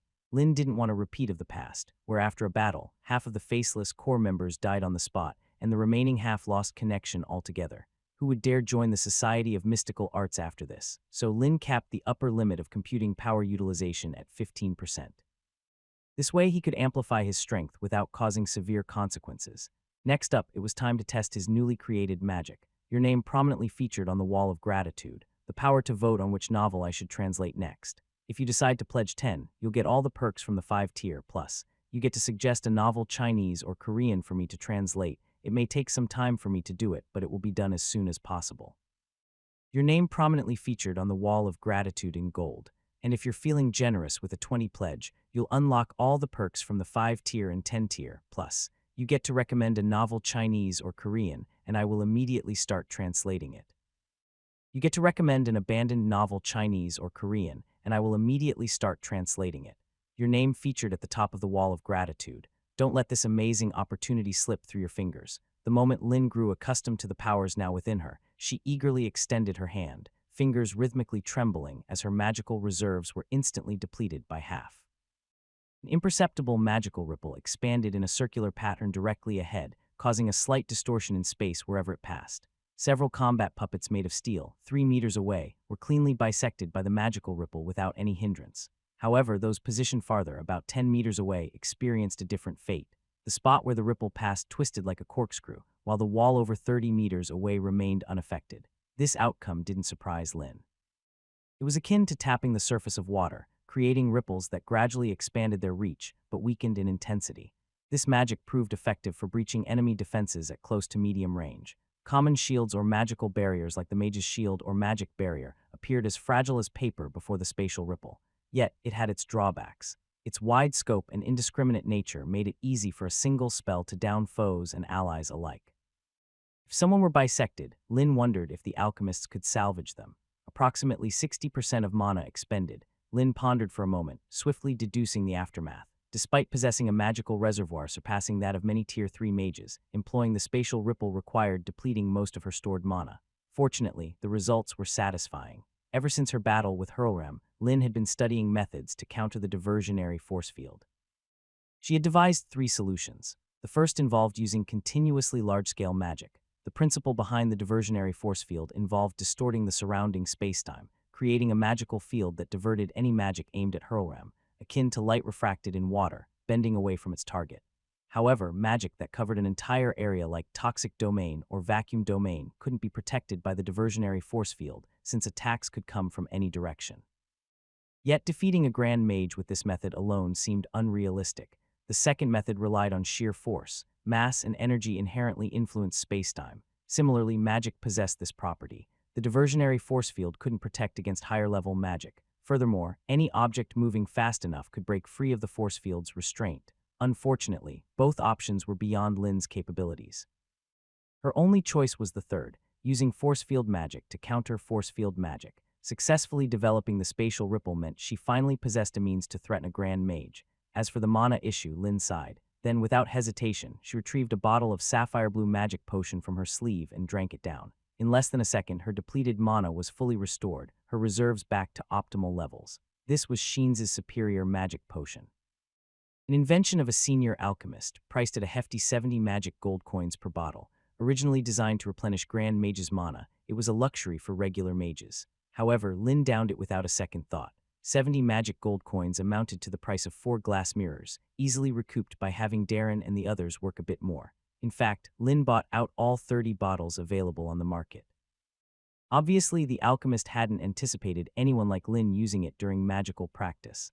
After a brief break, Lin repositioned a batch of combat dummies, preparing to test if material composition affected the spatial ripple's strength. Time was of the essence. Tomorrow marked the Council's operation for capture. She had to swiftly familiarize herself with this new magic. Just as Lin prepared to cast her spell, her body involuntarily paused. A cold sweat trickled down her forehead. She suddenly sensed a slight variance in space curvature about 5 meters to her right, different from elsewhere.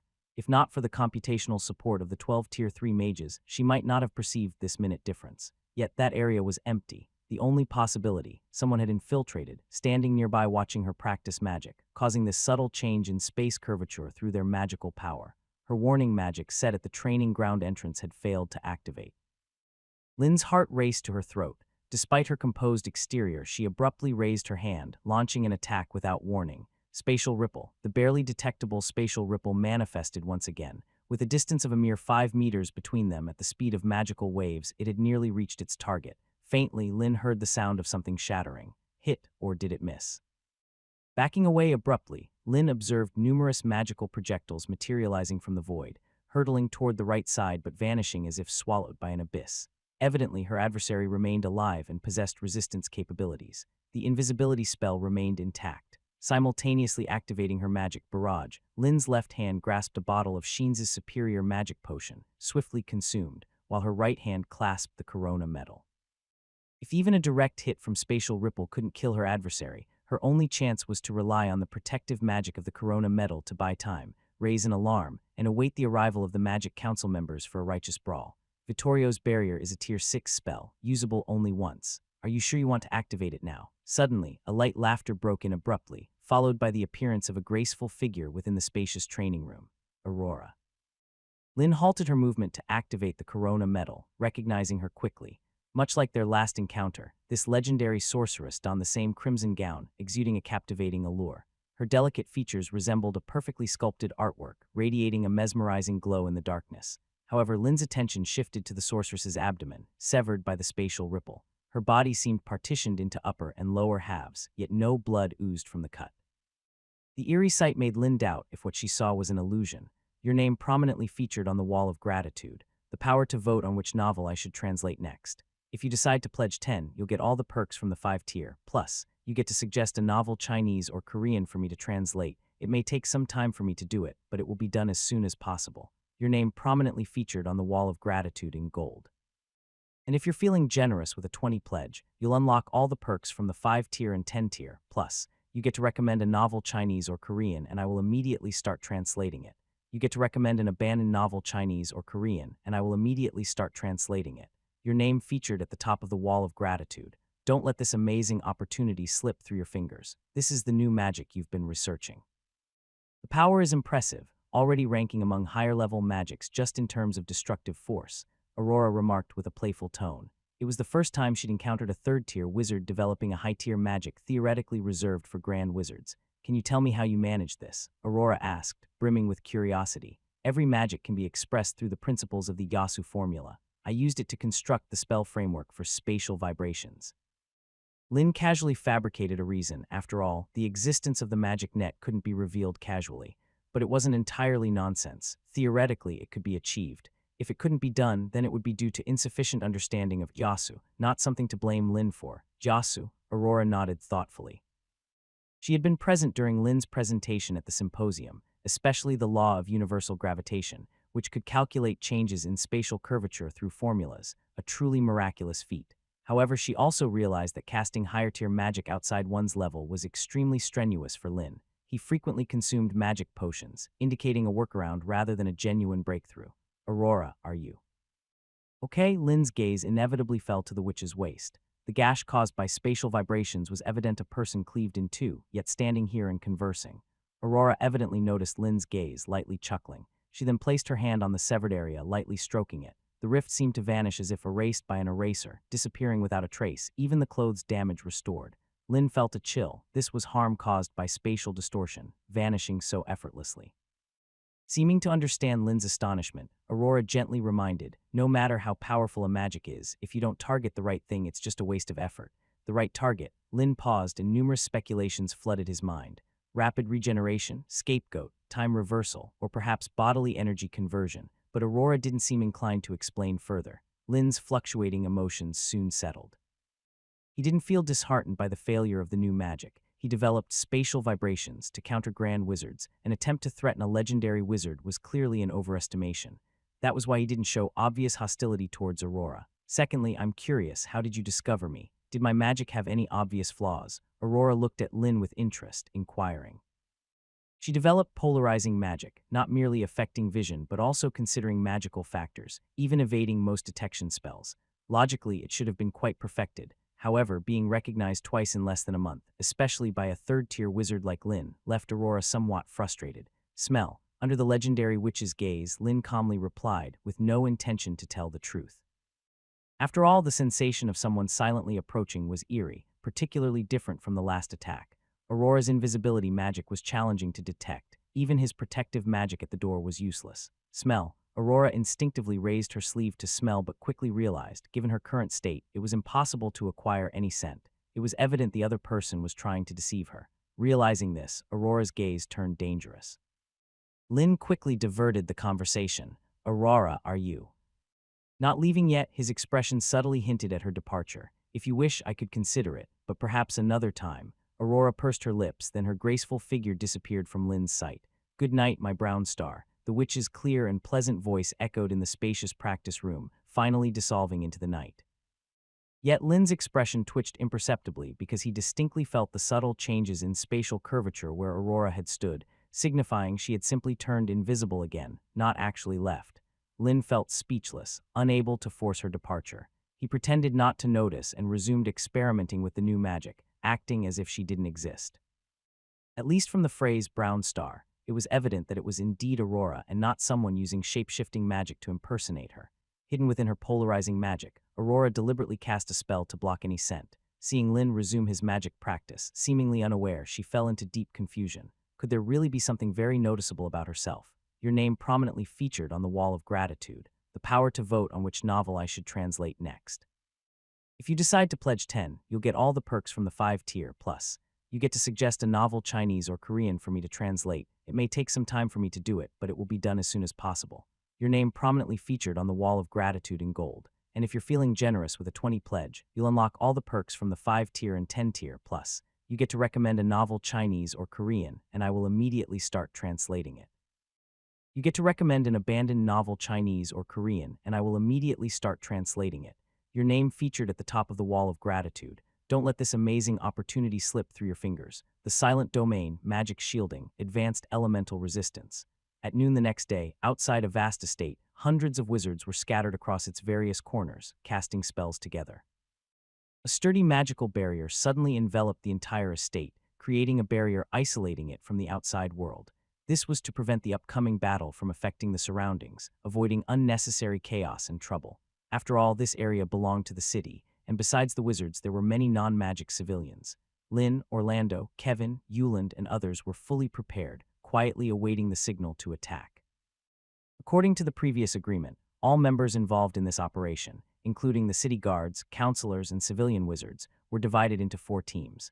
The first team, led by August and 3 high-level wizards, would launch a frontal attack, swiftly breaking in to capture the core members of the Doomsday cult. The second and third teams would attack from the other 2 entrances of the estate, completely blocking any possibility of the Doomsday cultists escaping in those directions. As for the last team staying outside, they were to prevent any sudden situations and were responsible for apprehending the incapacitated cultists, clearing the remnants, and tending to the injured. Lin was part of the third team, a total of 19 members led by his old acquaintance, the Grand Wizard Raphael. Not a large number, but all were second- or third-tier wizards, no weaklings among them. Facing such a grand setup, some young civilian wizards showed no hint of fear but rather seemed eager. The upcoming battle, you all better be vigilant. According to the city guard's report, these doomsday cultists are beyond madness. They won't show any mercy. Any carelessness can be fatal, Raphael said sternly, then turned to Lin to continue. Lin, theoretical magic and practical combat sometimes don't match. During the fight, prioritize your safety. Don't let your guard down. In Raphael's eyes, theoretical wizards like Lin usually had slightly weaker combat abilities. After all, human energy was limited. Lin had exceptional knowledge of elements, arcane arts, and celestial bodies. It wasn't reasonable to expect him to possess extensive combat experience. Instances of powerful wizards being killed by minor spells due to negligence were plentiful. Kevin, Orlando, and the others nearby wore odd expressions at these words. These wizards from the Ieta school were well aware of Lin's background. He had come all the way from the Sekka's empire under the church's rule. According to Loud's account, before Lin crossed the sea to the land of wizards, he destroyed half a town, killing thousands of armored guards. With Raphael's reminder, Lin nodded in agreement.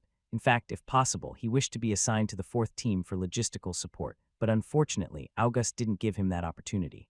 Also, Lin glanced sideways. In the mental link mode, he swept a glance toward 5 o'clock behind him. The legendary sorceress Aurora had followed him for a whole night and half a day, always staying within 10 meters, not even exempting him when he went to the restroom deliberately. As a result, a ridiculous idea vaguely surfaced in Lin's mind. Could it be that she had no way to leave him? Otherwise, who would idle around following someone all the time, not letting go even during meals, sleep, or bathroom breaks? Could this Aurora have some extremely unique personal preference? While pondering, a sudden explosion resounded from inside the estate. Everyone's expressions changed. That was the signal for action. "Let's go," Raphael shouted, leading everyone straight into the estate. Inside the estate now lay chaos, flames soaring, thick smoke billowing, explosions mingled with screams continually echoing. Scene was pure pandemonium. "What the hell is happening? Enemy attack. Quick, inform the ambassador." These continuous shouts reverberated within the estate. The first wave of attacks seemed incredibly smooth, and Lin's group hardly encountered any decent resistance as they charged into the front hall. Considering many doomsday cultists were bewitched wizards, they didn't show lethal intent, using imprisonment and unconsciousness spells to subdue individuals, leaving the rest to the logistical team. However, the chaotic scene didn't last long. As they advanced, the resistance they encountered became fiercer. The doomsday cultists, now realizing the situation, unleashed their madness to the fullest, displaying fearlessness in their actions. Flame burst multiple fireballs. Just as Lin and his group passed through a corridor, they were met with a barrage of scorching fireballs. "Let me handle this." Yulin stepped forward quickly, extending her hand. Blizzard storm. In the void, the constantly moving water molecules seemed to be summoned, gathering and condensing into sharp ice pieces, rushing forward like a whirlpool. A frost storm instantly covered the entire corridor, extinguishing the fireballs before they could approach. Raphael, who had been observing without intervening, believed this operation against the doomsday cultists was an excellent opportunity for the formally trained wizards lacking combat experience, his responsibility being their safety. However, just as this thought flashed in his mind, Raphael felt an ominous warning. After the ice and flames dissipated, the scene in the hall appeared before them. 10 or so doomsday cultist wizards had a fanatical look. In front of them was a menacing advanced magic crystal cannon, substantial magical energy condensing at its half-meter-wide muzzle. Were these people insane? Raphael gasped. Using a magic crystal cannon in such a confined space was courting death. In that moment, the brief charging had been completed. A dazzling blue light burst forth, aiming directly at Lin and his group.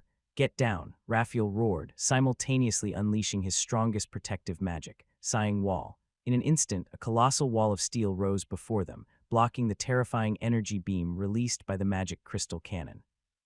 The sturdy Sighing Wall, however, was torn apart like soft mud in front of the charging magic crystal cannon, and then the blue light exploded violently. Amidst the earth-shattering roar, the entire estate trembled. A terrifying shockwave spread, sweeping up billows of dust. Except for Raphael, everyone present was sent flying by the intense shockwave. Your name prominently featured on the wall of gratitude, the power to vote on which novel I should translate next. If you decide to pledge 10, you'll get all the perks from the 5-tier plus. You get to suggest a novel, Chinese or Korean, for me to translate. It may take some time for me to do it, but it will be done as soon as possible. Your name prominently featured on the wall of gratitude in gold. And if you're feeling generous with a 20 pledge, you'll unlock all the perks from the 5-tier and 10-tier plus. You get to recommend a novel, Chinese or Korean, and I will immediately start translating it. You get to recommend an abandoned novel, Chinese or Korean, and I will immediately start translating it.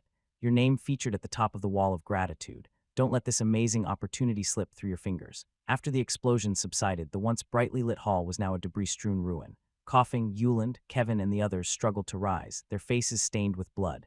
Even Raphael, though a bit paler, had his runic bracelet split into two. Dodging the crystal cannon shot wasn't hard, but he chose to shield Yuland and the rest, bracing himself for impact. Lin was in a slightly better state. The Psywall and Raphael had absorbed most of the impact. Still, the lingering shockwaves took their toll on his body. Keep firing, kill them. The doomsday cultists not far off staggered from the shock. However, their leading wizard disregarded it, bellowing furiously. The high-level crystal cannon lit up almost instantly. Its blue energy beam surged again, the people present bracing for the worst. Raphael was prepared to intercept the second attack, but the terrifying energy beam vanished after a flicker. Damn it, the lead wizard furiously kicked the cannon. It had failed at a critical moment. Lin immediately glanced towards the obscured spot where Aurora hid, the only one capable of manipulating things from the shadows. Raphael reacted swiftly, casting the 4-ring spell iron sandbind. Countless sharp iron sands condensed and shot out like lightning. Several cultists tried to raise shields but were instantly pierced. They crumpled, blood staining the ground crimson. The lead wizard suffered the brunt, riddled with dozens of iron sands, turning him into a sieve. The damaged item was the high-level crystal cannon, precisely Raphael's intended target. The remaining cultists panicked. One warlock, terrified, fled but collided head-on with a blood-red whip, disintegrating in a spray of blood. Bunch of waste. A middle-aged wizard in a red robe emerged from the shadows, observing the chaos in the ruined cannon, his eyes chillingly sharp. Lord Emissary. The cultists immediately rallied around the wizard in the red robe. Raphael's expression turned to shock. Odessa, never thought it'd be you. Seems the attack on Lord Faze wasn't merely an accident. Odessa's presence made Raphael tense. The council had confirmed that 3 wizards, including Odessa, had followed Faze into the magic stone mine, but only Faze had returned. Raphael had assumed they'd all perished inside, but here was Odessa, appearing before him as the so-called Doomsday Emissary. If you miss Faze so much, I can arrange a reunion. Odessa's tone turned icy. Without waiting for Raphael's response, he produced an odd figurine, activating the Doomsday Realm. In an instant, the ruined hall vanished, replaced by a blood-red space reeking of slaughter and blood. Colossal pillars spanned the void, and cracks resembling abysses scarred the ground. What place is this? Yulin fought nausea, asking in fear. This is the imminent apocalypse, the future of the wizard's domain. It'll be their graveyard, Odessa said dispassionately. Dream on, Raphael roared angrily. Elemental forces surged in the vast space. It was the 5-ring spell magic torrent. Step back. Raphael warned loudly before casting the spell. Even before Raphael spoke, Lin and the others had fled dozens of meters away, avoiding getting caught in the battle of the 2 grand wizards. Elements clashed, creating a tidal wave of powerful energy that annihilated everything in its path. Try this, dragon's breath. Odessa smirked, creating a fierce dragon breath, clashing with the magic torrent. The storm even affected Lin and the others from a distance. What do we do now? A trembling witch spoke up. She had thought this operation against the Doomsday sect would be a mere formality, perhaps a chance to take down a few enemies to boast about later, but it had escalated. As long as we hold on till Master August arrives, we'll be safe, Philip encouraged, but he was deeply anxious. Why hadn't August and the team responsible for the frontal assault arrived yet? Instead, they'd encountered the leader of the Doomsday cultists, and they had no idea how to leave this eerie space. 3 o'clock direction, Yuland, get down. Lin, who hadn't spoken until then, suddenly yelled at the outermost Yuland, abruptly shouting directions. What? Yuland hesitated, clueless about Lin's clock direction method, completely unaware of his right side as a hidden dagger lurked in the shadows, aiming for his neck. But Lin was quicker, kicking Yuland's lower leg, forcing him to kneel. Flame touch. Lin raised his hand, a scorching blaze streaking over Yuland's head towards the assailant's position. Infuriated by the inexplicable kick and nearly singeing his hair, Yuland was about to retort when a piercing scream beside him halted his words.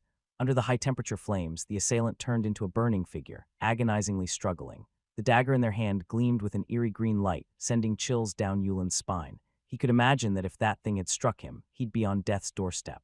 Thank you for the help, Sir Lin. Yuland swiftly retreated into the group, expressing deep gratitude. Lin nodded, his gaze scanning the surroundings. Through his heat vision, a dozen or so sources were rapidly approaching them. Your name prominently featured on the wall of gratitude. The power to vote on which novel I should translate next. If you decide to pledge 10, you'll get all the perks from the 5-tier, plus you get to suggest a novel Chinese or Korean for me to translate. It may take some time for me to do it, but it will be done as soon as possible. Your name prominently featured on the wall of gratitude in gold. And if you're feeling generous with a 20 pledge, you'll unlock all the perks from the 5-tier and 10-tier, plus you get to recommend a novel Chinese or Korean, and I will immediately start translating it. You get to recommend an abandoned novel Chinese or Korean, and I will immediately start translating it. Your name featured at the top of the wall of gratitude. Don't let this amazing opportunity slip through your fingers. Sensing their exposed presence, the disciples of the Doomsday cult, walking in the shadows, ceased their persistent close-range attacks, instead tactically casting spells together. Dozens of ice blades, fireballs, acid, and even crossbow arrows suddenly rained down from various directions.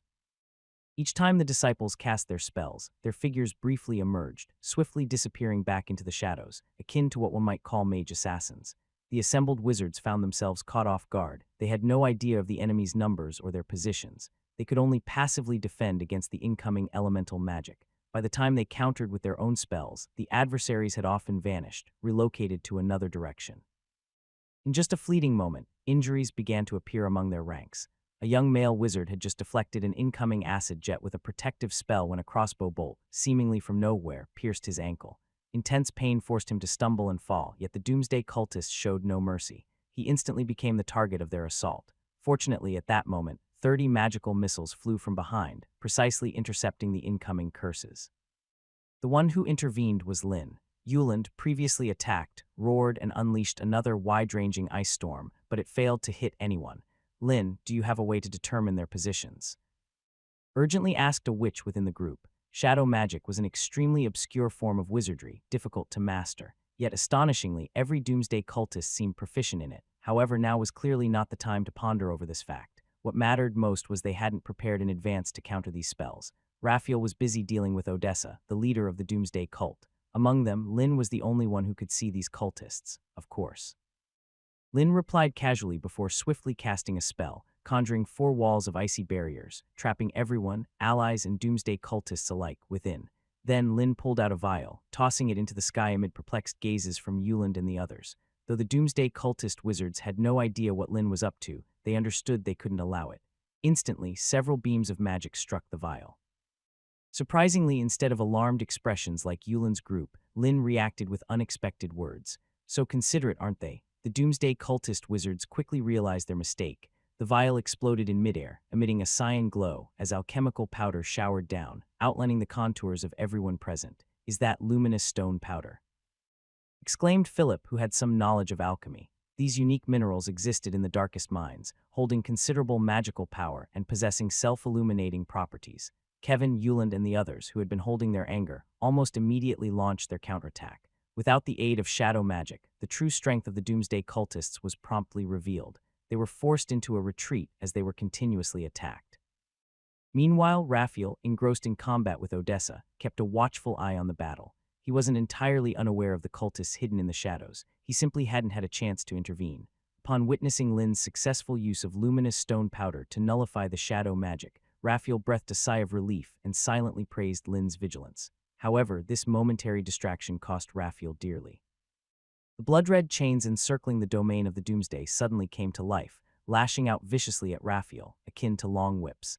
An invisible magical barrier materialized around him, but it shattered in the next moment.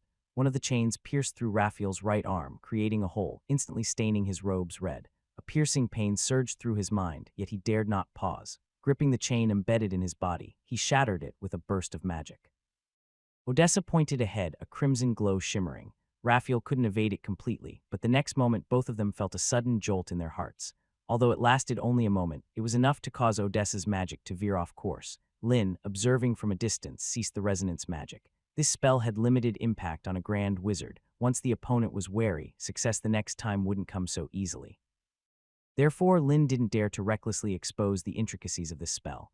As Odessa, unexpectedly ambushed, fortified himself with several layers of protection, he glared coldly at Raphael. Since the cultists had lost their usefulness, there was no need for him to hold back anymore. Judgment of Doom. Odessa gripped the figurine tightly, shouting loudly. The blood-red sky seemed to darken, a sense of oppression enveloping everyone. Yuland raised her head in astonishment, then witnessed a breathtaking sight. The suspended silver moon in the sky appeared to be drawn by some force, carrying an air of imminent destruction, hurtling downward. A celestial body several kilometers in diameter obscured the entire sky, casting darkness down. A wave of fear and helplessness surged through everyone. The remaining doomsday cultists below prostrated themselves, devoutly praying, seeking forgiveness from the great spirits of the elements.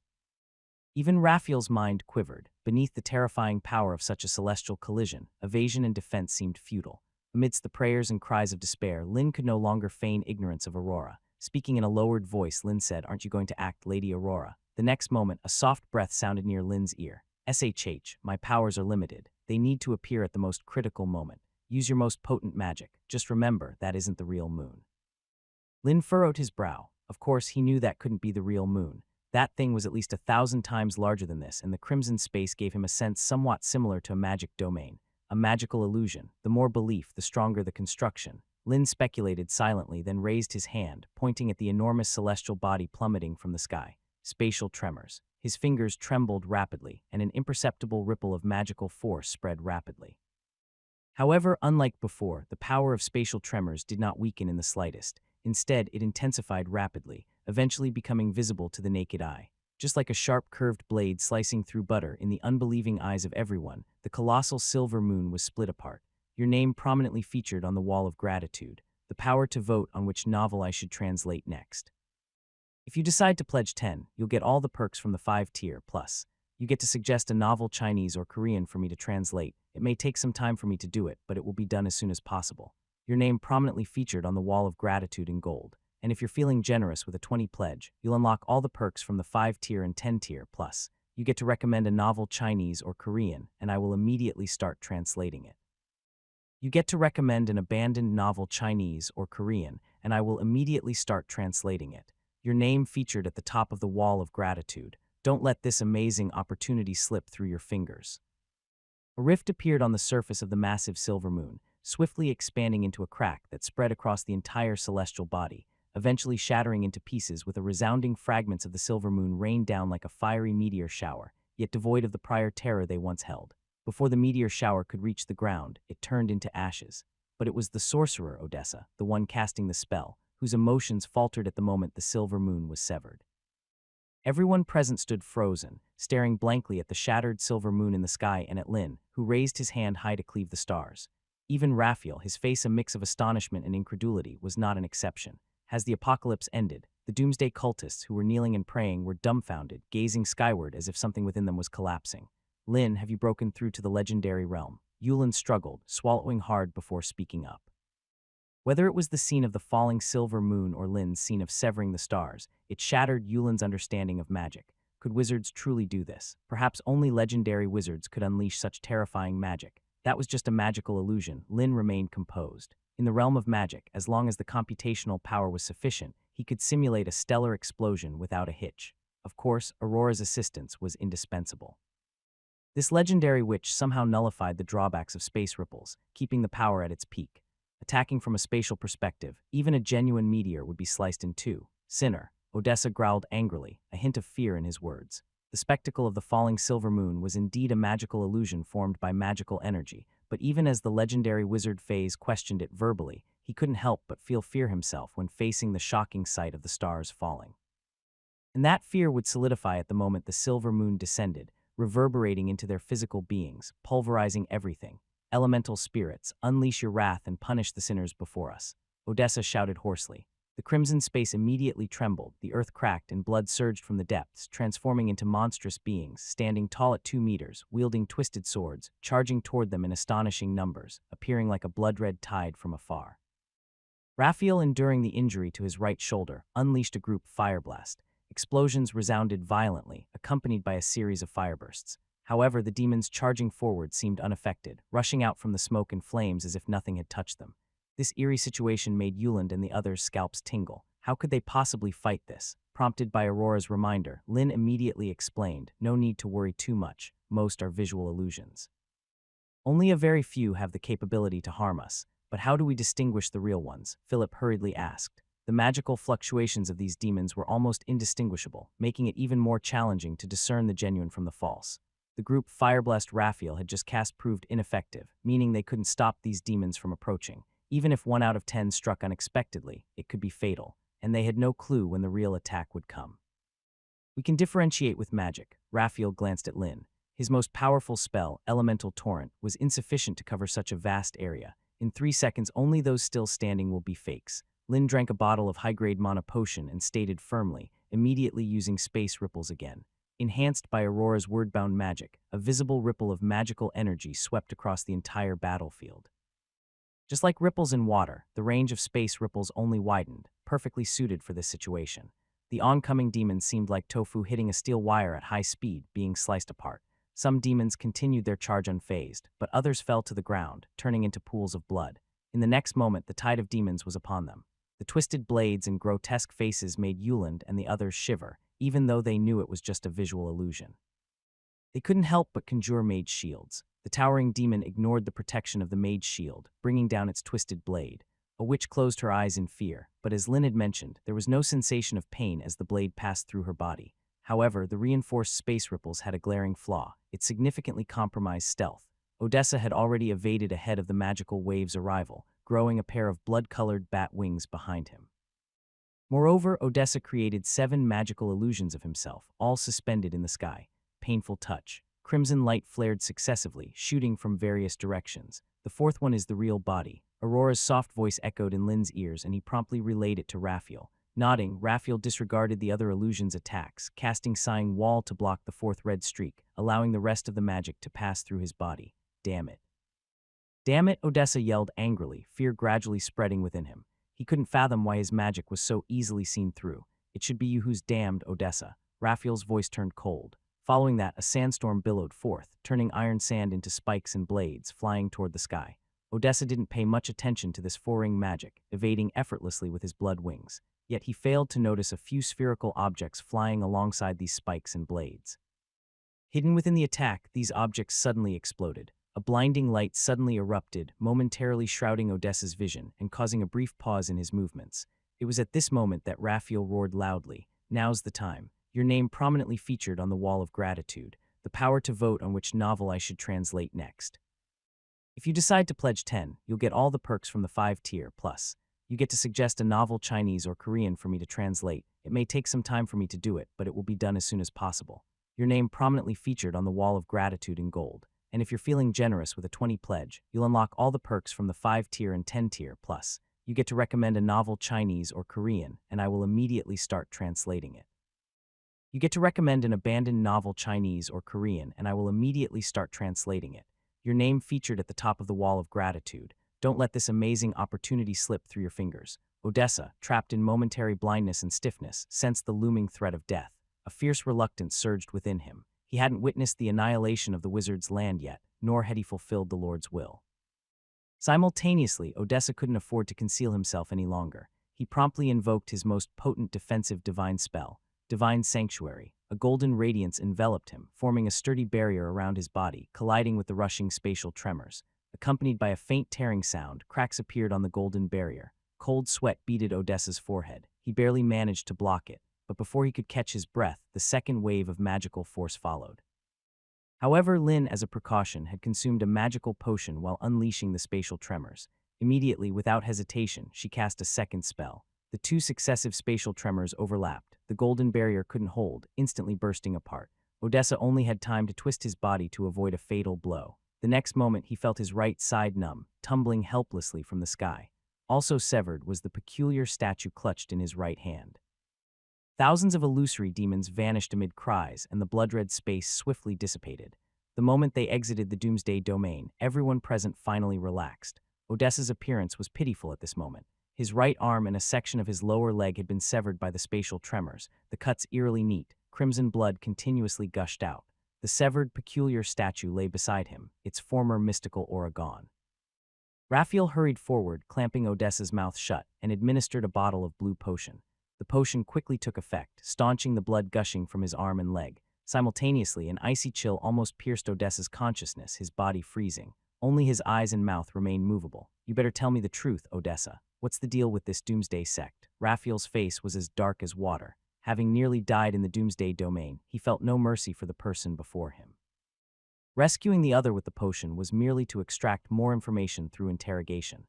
Facing Raphael's inquiry, Odessa remained silent, gazing coldly at the two, showing no intention to answer. You just used some divine magic, right? Lin suddenly interjected. Having witnessed Odessa utilize subtle divine power, breaching the norm with a 4th-tier magic divine barrier, Odessa's previous defense against the first spatial tremors must have been an upgraded version of that, divine magic. As someone born in the wizard's land and never exposed to the outside world, divine magic was a very unfamiliar existence to Raphael, so much so that he didn't recognize it immediately. However, this didn't imply Raphael didn't grasp the seriousness of the situation. The reason they wizards remained in their land was primarily due to the church's blockade. I have quite a few tricks up my sleeve. There's always one to make you gape, Raphael sneered. Meanwhile, Lin glanced at the bisected peculiar statue, using Mage Hand to retrieve it. Yet she dared not touch it directly. This thing exuded malice, possibly tampered with. Aurora's voice soon sounded in Lin's ear. This is an idol of an evil deity. What you're holding is merely an instrument of power. It seems the person isn't here. While Lin and Raphael were concerned, the other wizards were more focused on something else. Do you know when Lord Lin was promoted to Grand Wizard? Yulin looked at Philip, quietly inquiring. even though Lin had clarified that the severed star was merely a magical illusion. Defeating the envoy of the Doomsday sect alongside Master Raphael required at least being a grand wizard. I'm not quite sure. Philip, equally perplexed, hadn't been informed by Lin about this matter, feeling a bit resentful. Just as the group chatted, a powerful surge of magic suddenly emanated from a distance. All turned their heads through the shattered walls, gazing toward the towering Sun Crown Tower. Oh, their real target should be the core of the Sun Crown Tower. Aurora's slightly panicked voice echoed in Lin's ear. Odessa, who had been silent, also looked at the towering tower, unable to suppress his laughter. He knew no one could resist that temptation. 20 minutes ago, in the data room of the Sun Crown Tower, Roral, who remained at the council, had arranged the personnel and brought out the collected information. He was highly intrigued by Lin's previous speculation, but had left the task of gathering intelligence to a few colleagues due to the recent rush. Only 37 people had entered the wizard's land through the Misty Sea in the past decade, and even fewer stayed for long. Roral patiently reviewed each profile. Soon, a familiar name caught his eye: Kashimo.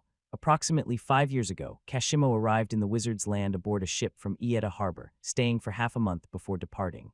Later, for unknown reasons, they joined the School of Psionics, becoming the trusted right-hand person of the Dark Mage Merc.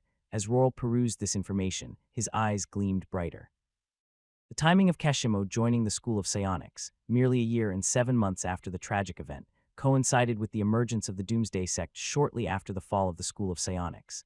Kashimo was undoubtedly the key figure. Roral couldn't contain his excitement, but quickly remembered that Kashimo had been eliminated by his mentor, August, 2 months ago, dousing his enthusiasm like a bucket of cold water. Unfortunately, this lead had run dry. With a tinge of regret, Roral took out the relevant information, preparing to discuss it with Lin to see if they could find clues elsewhere. However, if this operation went smoothly, perhaps there wouldn't be a need for that. Roral pondered as he walked out, the wind carrying a faint scent of blood. Having undergone numerous battles in recent days, Roral immediately grew alert. His brow furrowed, hastening towards the source of the bloody odor. Anxiousness gripped him. This was the Sun Crown Tower, the core of the Wizard Council, fortified with magical barriers. Could it be that the fanatical Doomsday cultists had breached it? Your name prominently featured on the Wall of Gratitude. The power to vote on which novel I should translate next. If you decide to pledge 10, you'll get all the perks from the 5-tier, plus you get to suggest a novel Chinese or Korean for me to translate. It may take some time for me to do it, but it will be done as soon as possible. Your name prominently featured on the Wall of Gratitude in gold, and if you're feeling generous with a 20 pledge, you'll unlock all the perks from the 5-tier and 10-tier, plus you get to recommend a novel Chinese or Korean, and I will immediately start translating it. You get to recommend an abandoned novel Chinese or Korean, and I will immediately start translating it. Your name featured at the top of the Wall of Gratitude. Don't let this amazing opportunity slip through your fingers. Roral dashed downward, the scent of blood growing stronger. Along the way, he had encountered several bodies, their deaths peculiar, as if life had been snatched away by magic without any chance to react. Curses, what in the world is happening? Has the council been infiltrated? Roral cursed loudly. The defenses within the Crown of Sun Tower had utterly failed. Undoubtedly, there was a traitor within the council, leaking information about their operation. Then, taking advantage of the vulnerability in the tower's defenses, they infiltrated the core of the Mage Council. Roral was extremely anxious, but encountered a group of familiar figuresque ones led by August, who had gone to besiege the Doomsday sect. Teacher, Roral exclaimed in surprise, instantly relieved. If August was here, then the situation on the other side should be resolved. But he didn't have time to inquire further. Teacher, your return is timely. Enemies have breached the Mage Council. The guards I arranged were attacked, and the protective enchantments failed. There might be a traitor inside, and there's the Doomsday sect. It's likely connected to Kashimo, the one you killed 2 months ago. I investigated his records. He was the right-hand man of the Dark Mage Merc 5 years ago. I suspect recent events are all related to him. Roral rapidly conveyed his speculations. August remained calm, patiently listening to Roral's account while heading deeper into the Crown of Sun Tower. Then with interest he inquired, are these your own deductions? No, it's Lord Lin's speculation, but I believe it's highly accurate, Roral asserted firmly. He seems clever. August praised generously but then shook his head after glancing at Roral. But compared to him, you lack a bit. Roral hesitated, a hint of embarrassment on his face. Naturally, he couldn't compare to Lord Lin. Teacher, where are we going? Roral followed August, puzzled. Shouldn't they be gathering forces to search for the traitors and intruders? The control chamber, August replied casually. Soon they arrived at the door of the control chamber, a bronze door adorned with intricate alchemical patterns, notably featuring a central device resembling a roulette wheel. There were no signs of damage, indicating no one had breached this place. Roral wasn't surprised. The door to the control chamber was fortified with profound magic, accessible only by the counselors. Do you know, Roral, sometimes magic can be deceived, like mistaking you for someone else just like this. August placed his hand on the center of the wheel. With a violent tremor, the pointer on the wheel shifted to the imprint representing the phased dragon. Click, accompanied by a faint sound, the wheel began rotating slowly, soon sinking in, and the heavy bronze door opened slowly, revealing a spacious area beyond. No, perhaps describing it as an ocean of elements was more fitting, a vast hall storing all the elements known to wizards. They floated in the void, mimicking forms with magical luminescence, emitting enchanting radiance. This itself was a powerful magic, the second layer of defense within the control chamber. However, as a council member, August naturally remained unharmed. Teacher, did Lord Faze instruct you to come here? What are we doing here? Roral sensed something amiss but was reluctant to believe his suspicions. We're here to take something, August said leisurely, and then asked, do you know why the council restricts the study of psychic magic? To prevent the emergence of evil psychic wizards like Merc, Roral tentatively answered. No, you're mistaken. Those legendary wizards did so to prevent the discovery of a secret. August's expression turned somber, his voice becoming icy. Psychic magic is the foundation. There's no real difference between so-called gods and wizards, or rather, the pinnacle of magic is theology. The pinnacle of magic is theology. Hearing August's words, Roral felt a chill creeping up from his feet. The so-called Lord of Stars, the goddess of the moon, Elash, was the first to transcend the limits of wizards, August patiently explained, akin to his previous lectures on magic to Roral. That's why the council prohibits anyone from delving deeply into psychic arts, and they vie for the limited resources of the wizarding domain. Although harnessing the collective power of the entire wizarding domain can only foster one new magical deity, yet here we have 5 legendary wizards. They distrust, guard against, fear, and covet each other. None dare to take that step forward, preferring to confine themselves to this small wizarding domain, vehemently preventing new wizards from ascending to legendary status. But it's time for a change now. August's tone grew sharper, hinting at fervor. From today onwards, all of Grinriel will transform into a divine realm, and I will surpass all wizards, becoming the second god. Roral gazed at the familiar yet unfamiliar face before him, stepping backward continuously until he stumbled and fell clumsily to the ground. You are not my teacher, August. Who are you? Roral's trembling lips shouted out. Perhaps the other party had used shape-shifting magic to assume this appearance. If you mean that teacher, the one who broke through to the mage's star within 4 years, that indeed was me, August spoke nonchalantly. His original body had aged, necessitating a search for a perfect, naturally gifted body. He had chosen the young prodigy August, already renowned within the wizarding domain. After faking his death and escaping, he had taken over August's body, effortlessly breaking through to the mage's star again, becoming Grinriel's highly sought-after magical star, and even smoothly entering the council. Of course, you can also call me Spirit of Elements or the new god of magic, Merc. August declared, word by word. Your name prominently featured on the wall of gratitude, the power to vote on which novel I should translate next. If you decide to pledge 10, you'll get all the perks from the 5-tier. Plus, you get to suggest a novel Chinese or Korean for me to translate. It may take some time for me to do it, but it will be done as soon as possible. Your name prominently featured on the wall of gratitude in gold. And if you're feeling generous with a 20 pledge, you'll unlock all the perks from the 5-tier and 10-tier. Plus, you get to recommend a novel Chinese or Korean, and I will immediately start translating it. You get to recommend an abandoned novel Chinese or Korean, and I will immediately start translating it. Your name featured at the top of the wall of gratitude. Don't let this amazing opportunity slip through your fingers. Who I am doesn't matter, does it, Roral? What matters is the reputation of the Star of Magic. All the honor and status you've enjoyed, they've been bestowed upon you by me, declared August beguilingly, merely a change in titles. You can still serve as an assistant, or perhaps Bishop suits better, August suggested, undeterred as he continued to inhabit this body. He found it easy to navigate and handle matters efficiently during this time. He didn't mind the extra effort in words. But Roral gaped, utterly shocked, murmuring incessantly to himself, this can't be. Roral couldn't accept that everything he knew was false. The Star of Magic, the knowledgeable mentor August, was merely an illusion. Observing Roral's stunned expression, August shook his head. It seemed he had overestimated the other's willpower and capacity for acceptance. Restraint, August pointed towards Roral.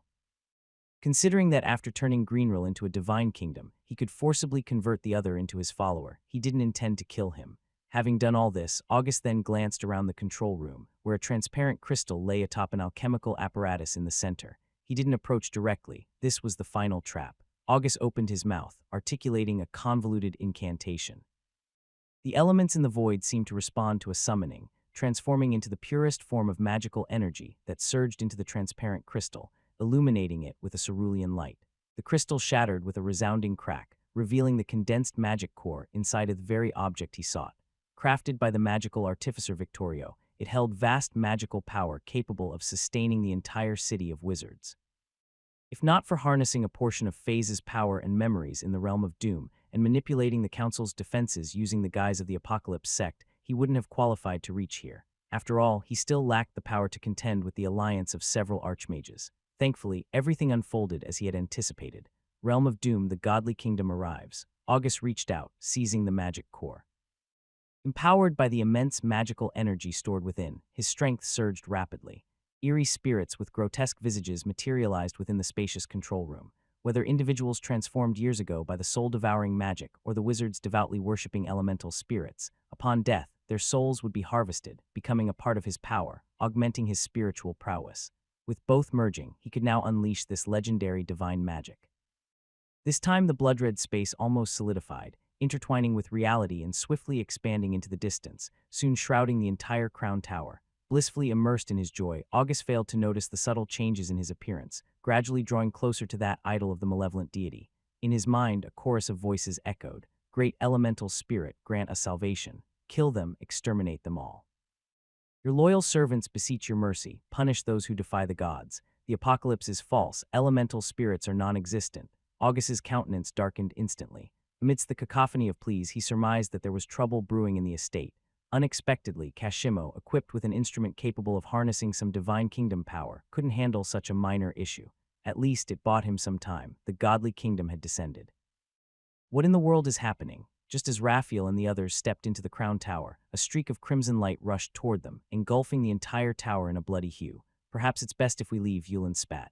His encounter within the realm of doom had left him jittery. "It's too late. It's not just this tower that's affected." Lynn shook her head, peering through the wide-open window at the rapidly spreading crimson glow outside. Clearly different from earlier events, they weren't simply drawn into a confined space. It remained uncertain if his realm of magic could manifest itself in the real world in such a way. "Whoever's responsible, once we take them down, it'll all end." The one speaking was a polymorphist wizard, also one of the leaders in the assault on the Apocalypse sect. But compared to Lin and the others, they had only apprehended some scattered sect members fleeing in all directions. "You still enjoy spouting unrealistic nonsense, Sanchez." Within the crown tower, a disinterested voice chimed in. Subsequently, a figure bathed in radiant light emerged from the void, addressing the assembled people. "Welcome to my godly kingdom, August." Despite the slight alteration in appearance, Sanchez recognized him instantly, his surprise palpable. Not having seen him at the estate, Sanchez had harbored some ill predictions, but the revelation that the entire Apocalypse sect was August's creation was beyond belief. "Have you lost your mind, August?" Raphael, equally incredulous, exclaimed. As the star of magic, the most prodigious wizard in all of Greenrill, August possessed all glory and a promising future. Even Haroff, upon departing Greenrill, explicitly designated August as the acting speaker. It was evident, his ascension to becoming the sixth legendary speaker was merely a matter of time. No one would have ever thought such a person capable of betraying the council. Yuland and Philip, among others, even questioned if they were hallucinating. "I think I'm quite well, Raphael." August wore a smile on his face, as courteous as ever. "Better than ever. What exactly do you want?" Raphael demanded in a low voice. "As you see, I am preparing to turn Greenrill into a godly kingdom, and I shall ascend to the divine throne, becoming the second to transcend the limits of a wizard." August relished this moment of glory. As the godly kingdom expanded, so did his power, rapidly escalating. "Raphael Sanchez, if you're wise, I might consider accepting your faith and grant you positions as cardinals." Your name prominently featured on the wall of gratitude. The power to vote on which novel I should translate next. If you decide to pledge 10, you'll get all the perks from the 5-tier. Plus, you get to suggest a novel Chinese or Korean for me to translate. It may take some time for me to do it, but it will be done as soon as possible. Your name prominently featured on the wall of gratitude in gold. And if you're feeling generous with a 20 pledge, you'll unlock all the perks from the 5-tier and 10-tier. Plus, you get to recommend a novel Chinese or Korean, and I will immediately start translating it. You get to recommend an abandoned novel Chinese or Korean, and I will immediately start translating it. Your name featured at the top of the wall of gratitude. Don't let this amazing opportunity slip through your fingers. August's voice reverberated incessantly within the spacious crown tower. Yet the initial reaction of Raphael and the others was one of sheer absurdity. A wizard talking about ascending to godhood, expecting others to believe in him. Was he completely mad? Lynn seemed to sense something immediately, her expression growing intensely serious. "Keep dreaming in hell," Sanchez sneered. In a burst of roaring fury, he transformed into a colossal monster, towering 5 meters tall. Flames engulfed him, 3 robust horns protruded from either side of his forehead, his fair skin turned verdant, and sharp claws crackled with tons of force, hurtling straight toward August. He'd been irritated by the other's presence for a while now. What was this star of magic? At most, it was a recently ascended grand wizard. What right did he have to claim the acting speaker's position? Almost as tall as a person, the monster's sharp claws, carrying a fierce gust, descended rapidly. But August had no intention of dodging. Instead, a trace of contempt flickered across his face.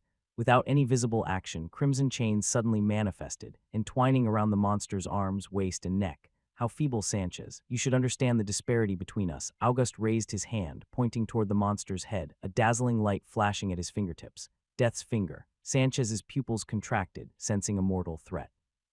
Despite his struggles, the crimson chains remained unmoved, forcing him to watch death approach. Torrent of mana. Raphael intervened at this moment. Elements surged around him, converging into massive magical beams aimed at August.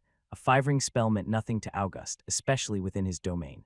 With a thought, the air thickened like syrup, impeding the colossal magical beams, weakening them layer by layer until they dissipated into the void.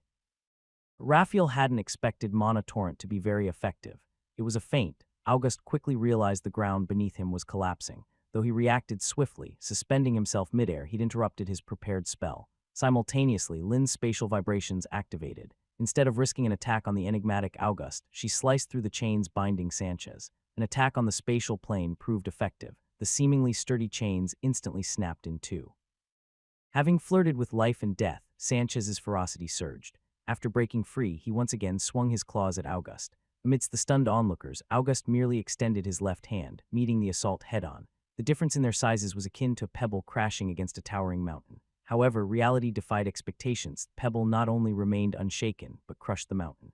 Sanchez's right arm snapped at the elbow, blood gushing out. August ruthlessly kicked him in the chest, causing it to cave in. His massive form flew, crashing into the ground, carving a huge crater, reverting to human shape in a sorry state. August's speed was unimaginable. Everything occurred in an instant. Raphael couldn't intervene in time. Sanchez lay on the ground, his fate uncertain. A grand wizard of the 5th ring, utterly defenseless before August Raphael's heart sank. Perhaps today all of them would perish here.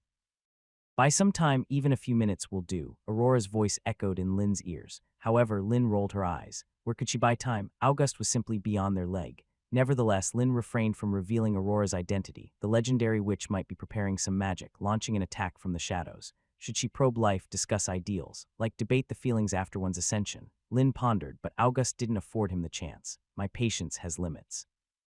If you persist in your delusion and defiance, your souls will join the godly realm as its inhabitants. August's tone was icy. In the void, ghastly souls, twisted and menacing, appeared. These were souls consigned to the godly realm, mostly ordinary spirits devoid of magic, but among them were potent wizards, even those of grand wizard caliber. The only regret for August was Phase's soul's formidable strength, rendering it unusable. Yet it was enough. All shall fade into silence. Countless spirits emanated blood-red mist, shrieking as they charged toward Lin and the rest. The air turned bitterly cold. Furnishings and bricks along the way succumbed to an inexplicable force, with the fallen Sanchez appearing drained, his body withering swiftly before being engulfed. Lin and the others in the distance suddenly lost their ability to cast spells. Thousands of spirits launched a united soul scream, overpowering even grand wizards like Raphael.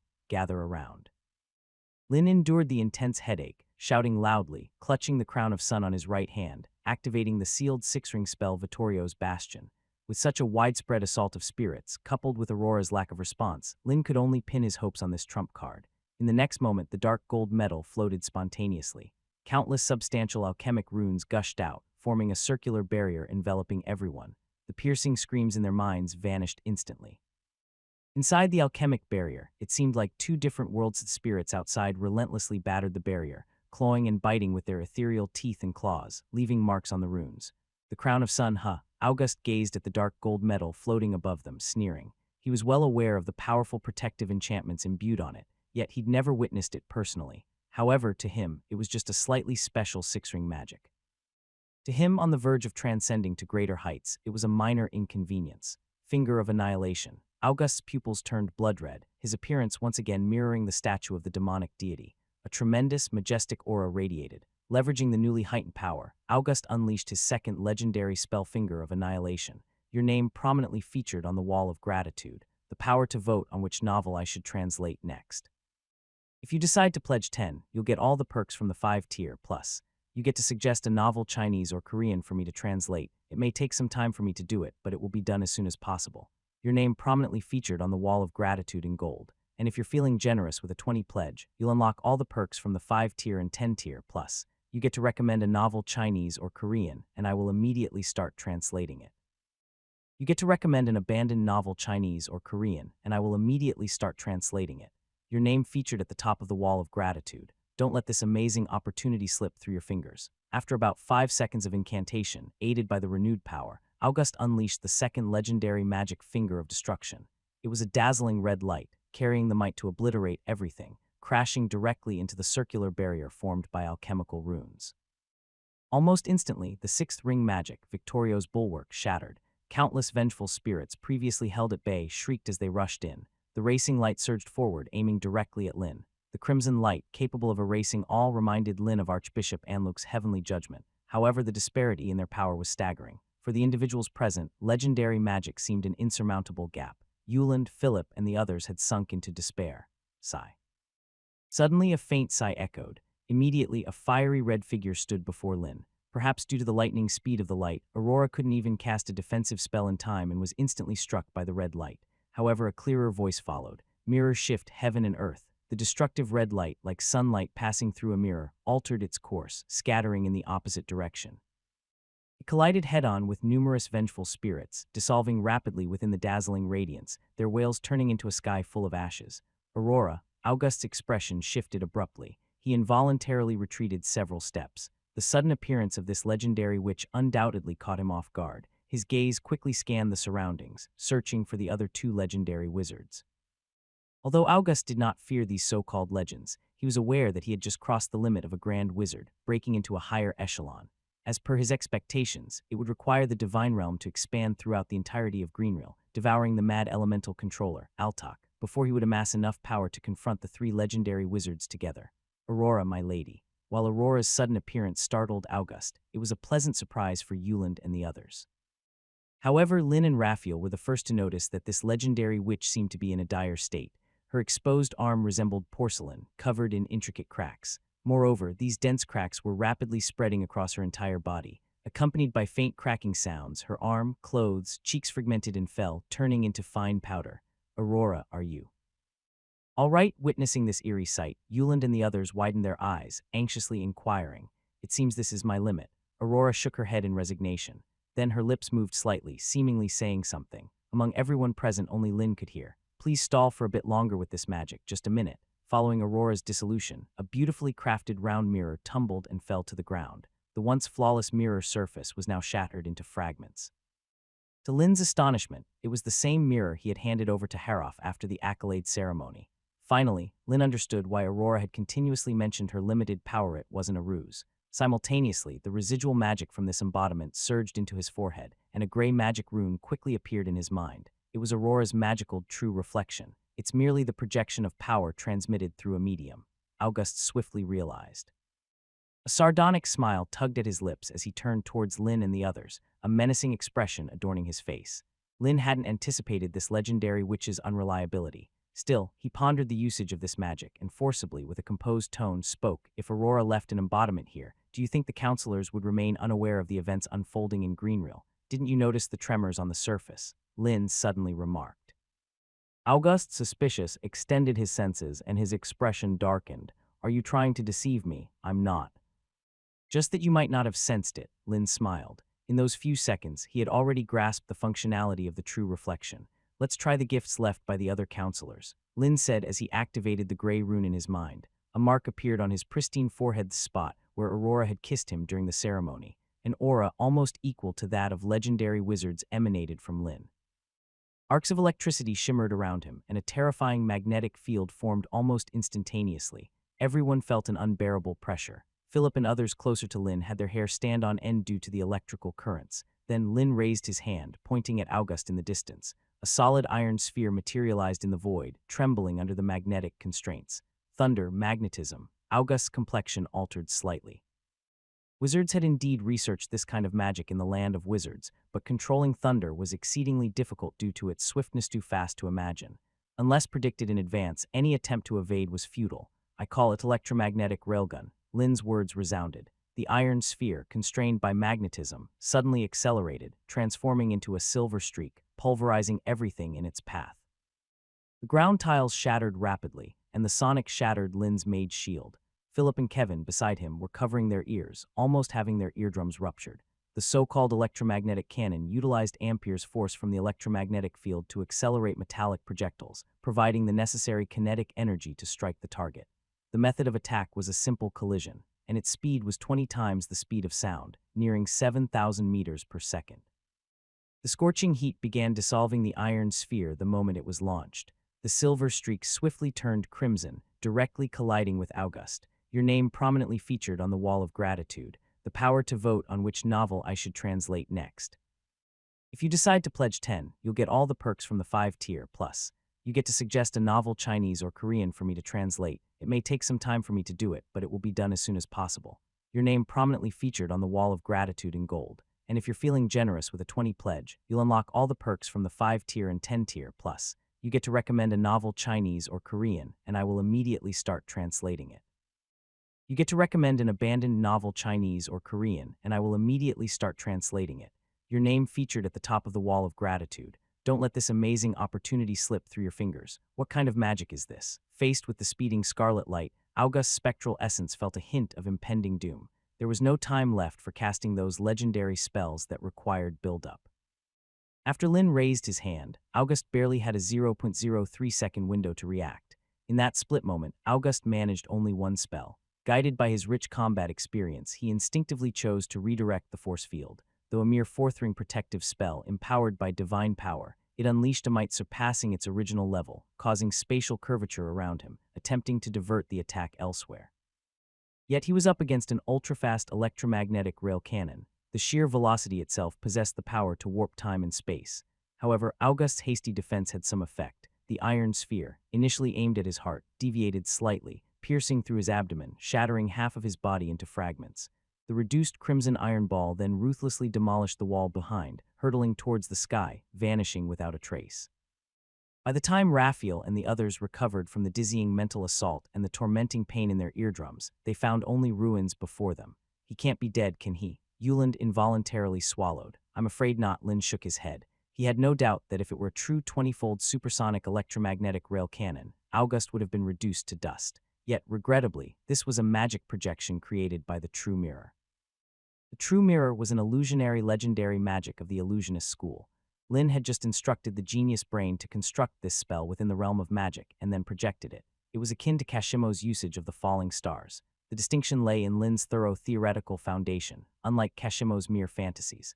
Moreover, the True Mirror, being a legendary magic, could exert about half the power of the original. However, killing August with this proved to be not so simple. Lin even suspected that even if he destroyed the physical body, the opponent could continue the fight in a spiritual form. As expected, after a brief silence, August's voice resounded once again. This is quite a nice gift. Simultaneously, massive rubble from the collapsed ground levitated, controlled by some force hurtling towards the group.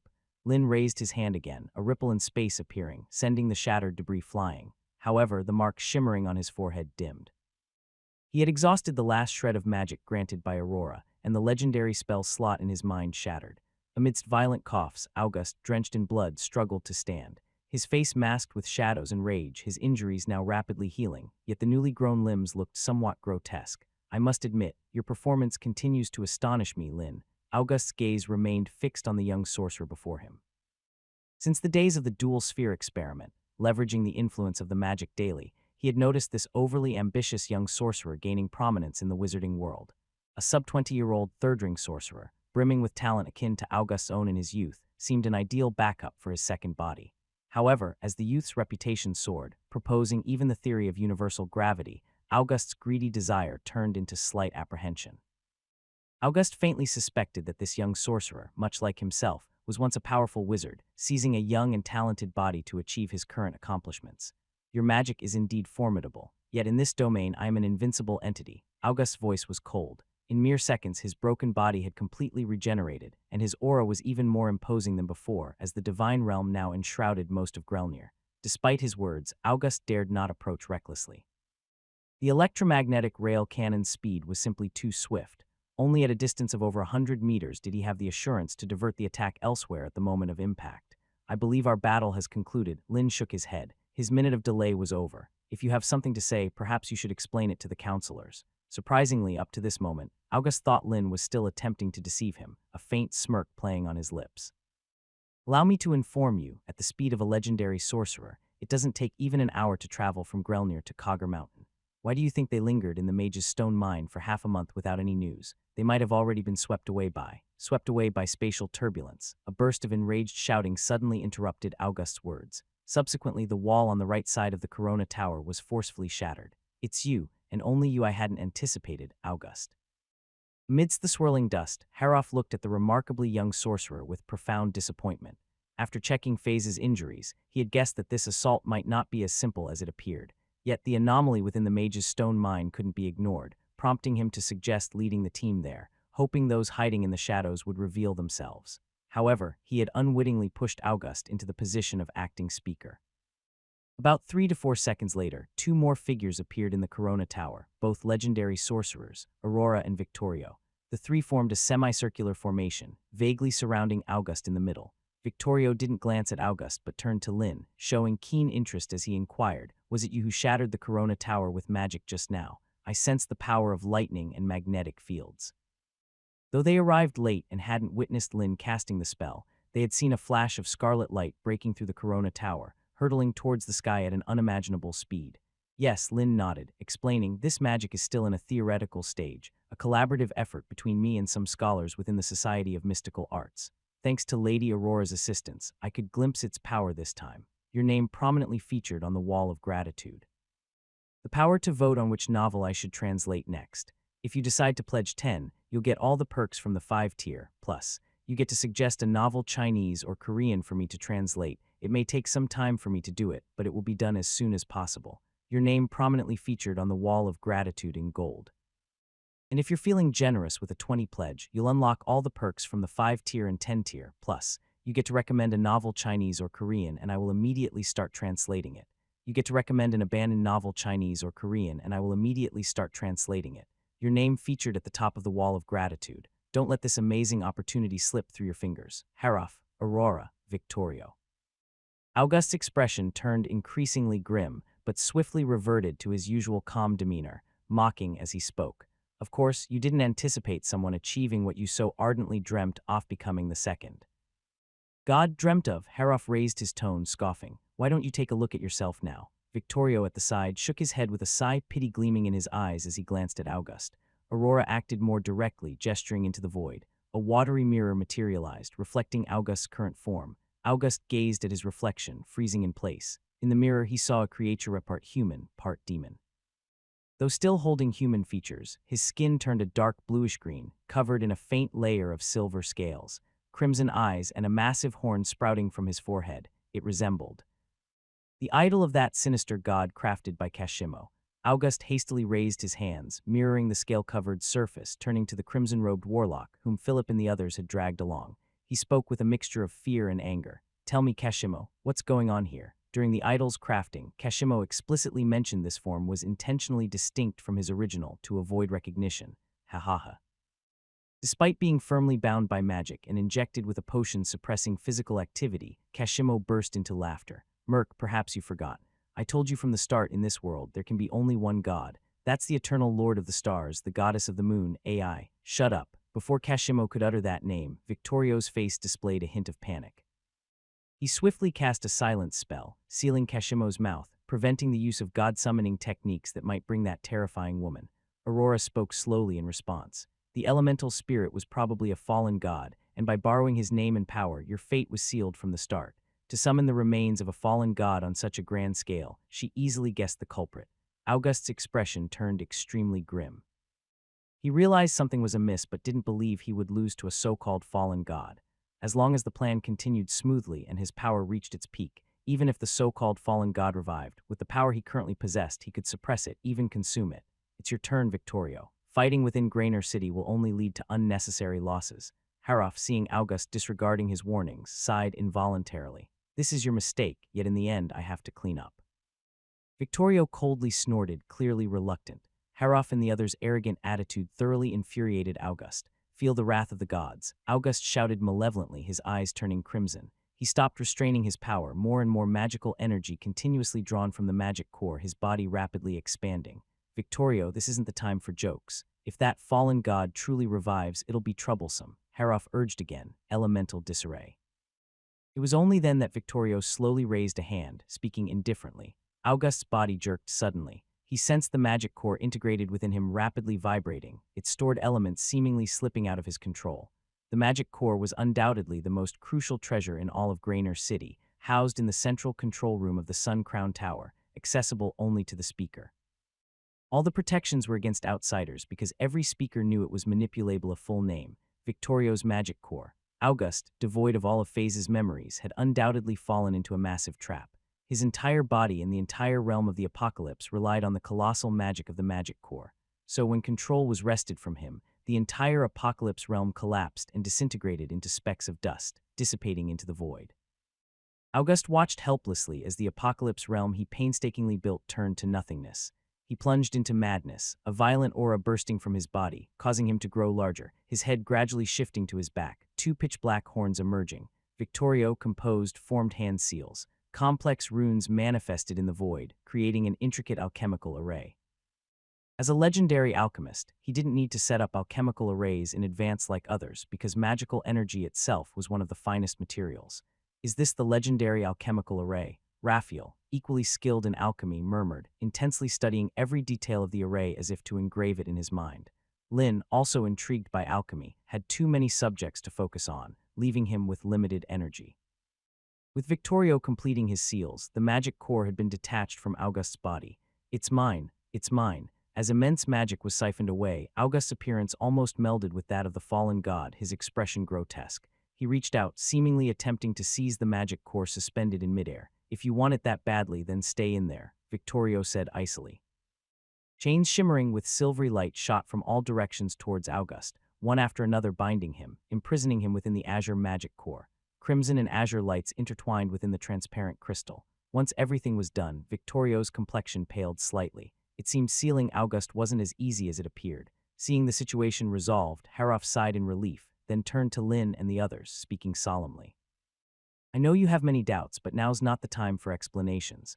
Organize a team and quell the chaos in Grainer City first. Your name prominently featured on the Wall of Gratitude. The power to vote on which novel I should translate next. If you decide to pledge 10, you'll get all the perks from the 5-tier, plus you get to suggest a novel Chinese or Korean for me to translate. It may take some time for me to do it, but it will be done as soon as possible. Your name prominently featured on the Wall of Gratitude in gold. And if you're feeling generous with a 20 pledge, you'll unlock all the perks from the 5-tier and 10-tier, plus you get to recommend a novel Chinese or Korean and I will immediately start translating it. You get to recommend an abandoned novel Chinese or Korean and I will immediately start translating it. Your name featured at the top of the Wall of Gratitude. Don't let this amazing opportunity slip through your fingers. The chaos within the walls of Grainer City persisted for a solid 3 days before finally subsiding. The scope of the apocalyptic domain Divine Land's descent was just too extensive. Though it hadn't reached its maximum yet, it had already enveloped nearly half of Grainer City. Add to that the shocking news of the legendary wizard Phase's demise, and the entire wizard city was thrown into turmoil. Fortunately, the return of Haroff and his allies stabilized the situation. The instigator, August, had been locked away in the magic core, preventing the situation from worsening. On the third night within the dilapidated Sun Crown Tower, a meeting was once again convened in the celestial realm. When Lin arrived, the meeting room was already packed. He was surprised to find Roral present. However, Roral seemed somewhat dazed, sitting silently in a corner with magical restraints around his wrists. As August's disciple, Roral had evaded a portion of the turmoil, untouched by the conflicts within the Sun Crown Tower. However, his awkward position led to his immediate incarceration upon rescue. After enduring 3 days of interrogation and memory probing, Roral's spirit had clearly reached its limit. But compared to this, the revelation of August's true identity dealt a far deadlier blow. While Lin and others privy to the inside story, more members of the council were still clueless. As they entered, the room erupted with urgent inquiries. Chairman Haroff, what's going on? Did Master Phase really get assassinated? I refuse to believe this was Master August's doing. It must be a mistake. How could the Star Mage commit such an act? The entire chamber buzzed with noise. The news of the legendary wizard's death and the looming threat of the apocalyptic domain challenged everyone's capacity to bear it. Moreover, the revelation that the mastermind behind everything was supposedly August, the so-called Star Mage, was simply unbelievable. Everyone, please, some quiet. Harroff's grave voice resonated through the chamber. This situation is far more intricate than you imagine, a result of my grave negligence. According to Roral, the current Star Mage August might not be the person you all think he is. Harroff's statement left the council members perplexed. What do you mean, Chairman? Instead of continuing to explain, Harroff turned to Roral. Coming directly from August's disciple, Roral's account held more credibility. Under the mocking and bewildered gazes, Roral slowly began his explanation. He divulged every detail, from the information he found to the conversation with August in the central control room. His memories laid bare, leaving no room for concealment. Master August turned out to be the rogue sorcerer Merc. Tyke was speechless, unable to fathom how August, the Star Mage highly regarded in the wizard city, could also be the merciless Merc, responsible for the slaughter of thousands using psychic magic. But didn't Merc die a long time ago? A council member asked, puzzled. Initially, the Parliament dispatched 3 powerful wizards to eliminate members of the psychic sect, a mission that involved over 100 people. Many witnessed Merc's demise. That was a scheme meticulously planned by the teacher. No, Merc, it was a feigned death and escape, Roral explained. Merc's goal was to amass enough souls and assume a more suitable identity within the council. The assembly of council members was immersed in this shocking revelation. Lin wasn't surprised. After encountering both Kashimo and Merc, he had already pieced together the general sequence of events. The ease with which Hurlrem obtained psychic sect information was likely orchestrated by Merc. No wonder after receiving Tyke's communication, the Star Mage actively volunteered to come to Ieta Harbor. Undoubtedly, it was to reclaim the sect's research findings. What about Odessa? Wasn't he Master Phase's disciple? But I heard Merc calling him Kashimo. What's their relationship? Raphael was utterly perplexed. Roral hesitated before shaking his head. He had no information about this. Odessa, as you've seen, is Merc's right-hand man, Kashimo. It seems they played a similar game, Harroff sighed. He had instructed August to deploy more personnel to protect Phase, but it seemingly backfired. Harroff felt immense guilt for the death of his old friend. Had he given more attention to the Apocalypse sect, perhaps the situation wouldn't have escalated to this extent. After a pause, Harroff continued, his expression grave. If I'm not mistaken, Kashimo is likely affiliated with the church. The church, Raphael and others were momentarily stunned. For these wizards, the church was both familiar and foreign. Apart from Lin, none of the council members had interacted with the church. Yet they were acutely aware that the existence of the wizard city was to resist the church's aggression. Like a flock of trembling sheep barricaded within a fence to ward off external predators, they sought a fleeting sense of security. This could only be described as humiliating. Previously, they had harbored similar sentiments, subtly resenting the council's timidity. However, this Apocalypse sect incident was their first tangible encounter with the threat posed by the church.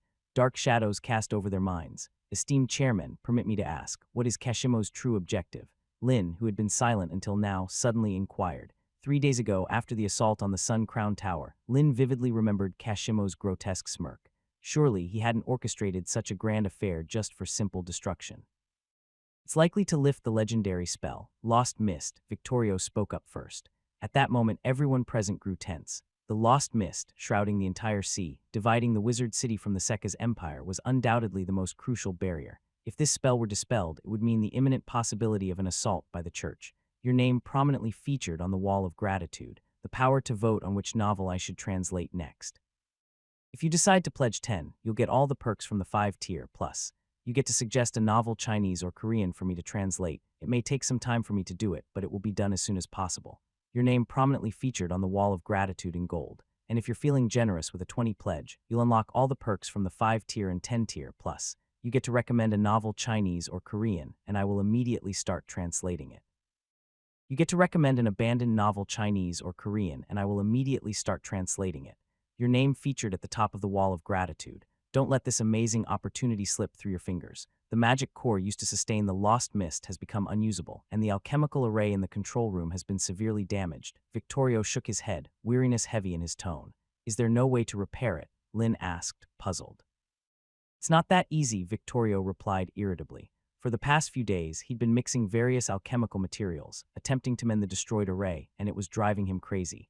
The Lost Mist wasn't an ordinary legendary spell. Its range was astonishing, spanning over tens of thousands of square kilometers. It had taken a full 9 months to lay down this array, and the resources consumed were incalculable. Finding replacements for the materials and rearranging a legendary magical array was no simple task. However, Victorio had taken some remedial measures in these past days. The white mist still hung over the sea, albeit now stripped of its ability to block mental detection and disorient people. Coupled with the wandering eye of death and the previous reputation of the Misty Sea, perhaps they could deceive for a while, buying time until the repair work was completed. Haroff didn't hold much hope for this. The church had gone to great lengths, smuggling in a statue of a dark god. It was evident that they were prepared to take action against them. She sacrificed a lot, being at least a cardinal, maybe even the soul of a saint, sighed Aurora. Those capable of executing this mission were undoubtedly the most devout believers. Otherwise, delving into magic was akin to breaking one's faith. After all, the source of a wizard's power lay in understanding and applying the laws of existence. The more one understood, the more inevitable the doubts about the creation recorded in the scriptures, especially upon learning that the goddess they worshipped was actually an evil wizard. Few could maintain their faith. In any case, we have to consider the worst possibility, a war, Haroff said gravely. The meeting about the war went on for a long time, revolving around preparations before the specifics of time and place were known. A few frightened members proposed dispatching hundreds of alchemical ships to patrol the Misty Sea, sinking any vessels daring to enter. But that idea was quickly debunked. Firstly, the Misty Sea was vast. A few hundred ships wouldn't suffice, and they also had to guard against attacks from the Eye of Death. Secondly, how would they prevent someone from sailing away secretly, or worse, revealing the failure of the Misty Sea's protection due to their activities? Senator Lin, how long does it take to make an airship? Haroff turned to Lin for an inquiry. With sufficient materials, it'd take about a month, give or take, with 10 skilled woodworkers. Having mages would speed things up. Lin pondered and responded. Haroff nodded. It was easier than he had imagined. When he had ridden the airship before, he sensed its tremendous value in war. Flight itself was an advantage, not to mention its ability to soar thousands of meters high, carrying substantial payloads. It could bombard from above. However, countering the Griffin Knights organized by the church remained the biggest challenge. Hence, further alchemical modifications were needed. Considering this, Haroff didn't rush to buy too many. He cautiously asked Lin to make 50 airships as a trial. Lin offered a friendly price of 1,000 magic gold coins per ship. Once delivered, the principles would soon be understood, and the relatively low cost would likely be analyzed. Thus, even with knowledge premiums and development costs, Lin didn't want to set an exorbitant price. Haroff readily agreed. 50,000 magic gold coins were nothing for the council. Alchemists like Raphael immediately became active, presenting various design modification proposals. Some even brought detailed blueprints. Judging by the depth of detail, Lin doubted these were drawn up in just these 2 days. Clearly, they had been meticulously planned for a long time. After the meeting ended, Lin didn't hurry to leave but instead turned to several counselors. Lord Haroff, I have another question. What exactly is the Dark God? Lin was curious. Within the borders of the Sekka's empire, there were many rumors about the Dark God. According to church propaganda, wizards were followers of dark gods and demons, influenced and ensnared by them. Initially, Lin thought this was just church propaganda to suppress wizards. Now it seemed otherwise. Rather than directly explaining, Haroff countered, "How much do you know about spiritual energy?" Lin shook their head, indicating limited knowledge. It appears the legendary wizards of the Secret Magic Society haven't told you about this. Victorio, as the eldest in the wizard community, took the lead and began explaining. Originally, all wizards were spiritual energy users, influencing the material world with exceptional mental strength. Calling it the origin of magic wouldn't be an exaggeration. During the incomplete development of the magic system, only such innate practitioners could become wizards. The situation back then was far more chaotic than now. The wizards' research was described as having no taboos, but the current magic schools and the methods of ascension had been developed by these primal mages in their quest to understand the world. Subsequently, an unknown spiritual energy wizard discovered a secret, the ability to augment one's mental strength by consuming spirits. This method of unnaturally boosting mental strength became the mainstream for the wizards. I suppose it had some kind of flaw, right? Lin pondered. Correct, Victorio nodded. Amplifying memories and powers of tens or hundreds of spirits might hold, but expanding it to thousands or tens of thousands would overwhelm even the greatest wizards. Many lost their sanity or underwent drastic personality changes. This state was termed soul contamination and was extremely lethal for wizards because spellcasting relied on having a clear mind. Of course, this method hadn't been entirely abandoned. Countless power-hungry wizards were devoted to researching spiritual magic, seeking a way to purify soul contamination. However, it proved futile, but some wizards improved upon it, and Ella was one of the best among them. According to her, devout faith was the key to connecting one's spirits to each other. Your name prominently featured on the wall of gratitude, the power to vote on which novel I should translate next. If you decide to pledge 10, you'll get all the perks from the 5-tier, plus you get to suggest a novel Chinese or Korean for me to translate. It may take some time for me to do it, but it will be done as soon as possible. Your name prominently featured on the wall of gratitude in gold. And if you're feeling generous with a 20 pledge, you'll unlock all the perks from the 5-tier and 10-tier, plus you get to recommend a novel Chinese or Korean, and I will immediately start translating it. You get to recommend an abandoned novel Chinese or Korean, and I will immediately start translating it. Your name featured at the top of the wall of gratitude. Don't let this amazing opportunity slip through your fingers. As Vittorio spoke, a tinge of reminiscence graced his features. He had limited knowledge of this ancient history. The continent had witnessed an enduring war, all for the sake of acquiring more belief. Eventually, the church unquestionably triumphed, ending the chaos among the myriad nations, unifying 11 kingdoms and dozens of duchies into one colossal empire. So those dark gods are powerful sorcerers who failed to vie for belief, Lin speculated. He began to comprehend why the church relentlessly suppressed and purged sorcerers. Firstly, every potent sorcerer posed a potential threat as a contender for belief. Secondly, if another method outside belief could grant immense power, the church's influence would undoubtedly diminish. As for those with considerable talents, they could be assimilated into the theological system through belief, serving as bishops or cardinals. That's one way to put it. However, from what I know, many of those dark gods hail from a presence beyond this continent. Vittorio's expression turned grave, swiftly continuing his explanation. In essence, spirit magic was a shortcut to power, but it was akin to honey laced with poison. It ensnared individuals in the rapid surge of power. Even this belief system was not flawless. Those dark gods sought to leverage the connection of belief and harvest devout souls to augment their power, inevitably undergoing an influence in the process. Its horror lay in its subtle influence on the objects of belief, since the believers worshipped what they perceived as divine. As of now, Vittorio had not heard of any method capable of completely eradicating this soul contamination. Personality alteration. Lin shuddered involuntarily. In other words, the price for rapid empowerment was the loss of oneself. The fate of the Dark Mage, Merc, was the perfect demonstration. As his power grew, his likeness drew closer to that of an elemental spirit, and his temperament underwent a drastic change. Even the one revered by the church. Lin intended to mention Ella, but recalled Vittorio's caution to Kashimo about not revealing the full name, quickly changing his words. That individual, too. Perhaps Vittorio shook his head. She has delved deeper into this path than anyone else. After winning the War of Belief, hundreds of years have passed. No one knows her current state, but one can only imagine that her power has grown to terrifying levels. On the sidelines, Haroff affirmed, even she might not have entirely resolved this issue. Otherwise, the land of sorcerers would have been obliterated. This prompted the Magic Council to impose strict requirements on the study of spirit magic, reaching its peak after the catastrophes caused by the Spirit School. It proved that wizards, limited by their talent's inability to ascend, were capable of anything. What about the source of magic? I've heard that wizards in Grenville break their limits using this magical potion, enhancing their mental strength.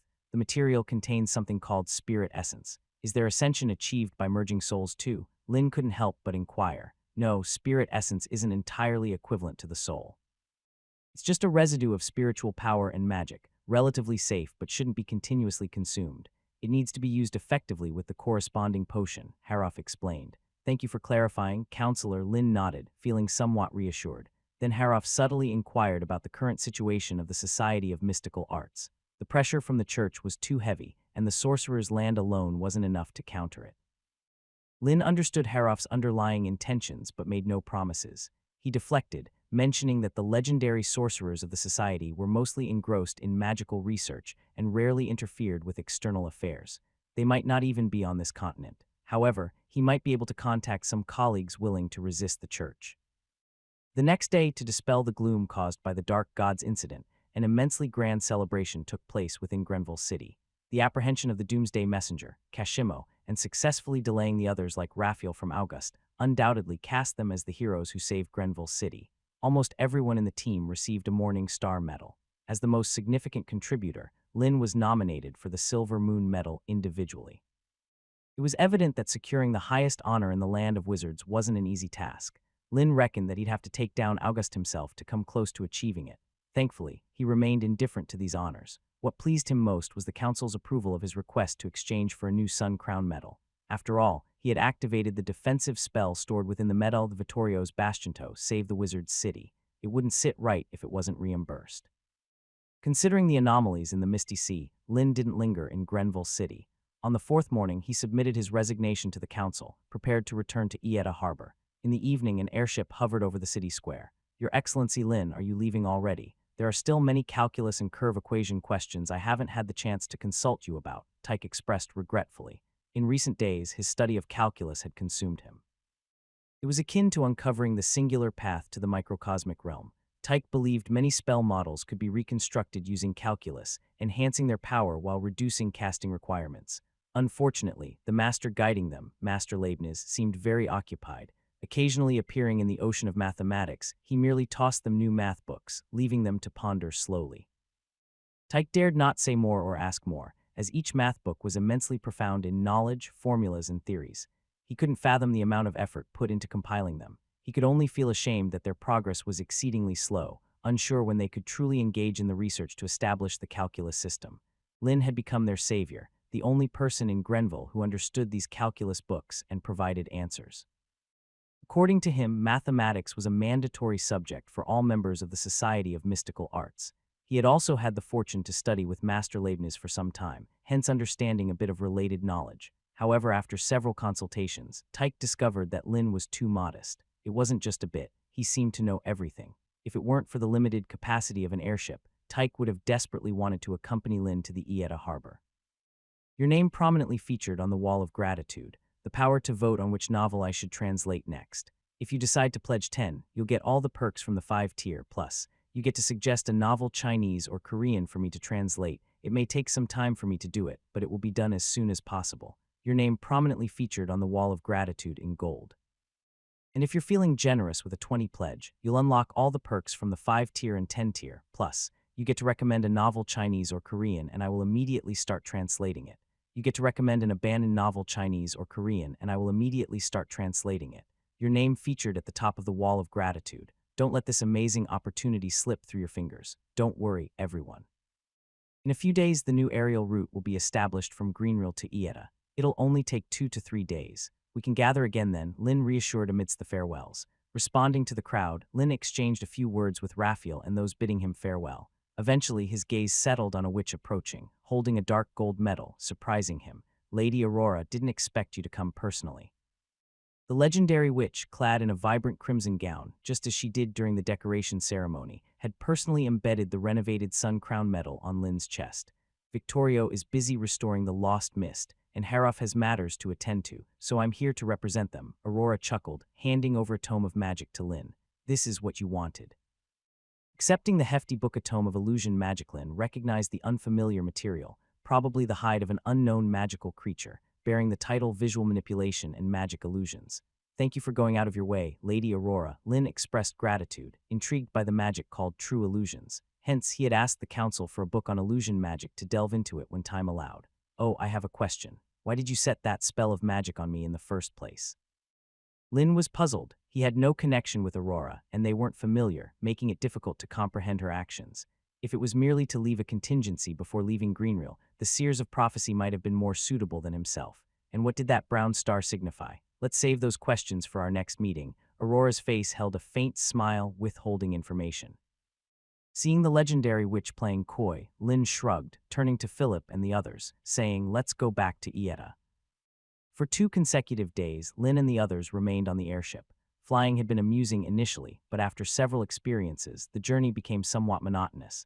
Except for occasionally using magic to ward off attracted storm birds, they only spotted sparse clouds in the sky. However, not every day went smoothly. Midway through the flight, dense dark clouds loomed ahead, fierce winds whistled, and raindrops trickled into the cockpit. "This is a storm warning." Philip's expression turned grave. They were now at an altitude of over 1,000 meters, and being struck by lightning, leading to the airship's downfall, was no joke.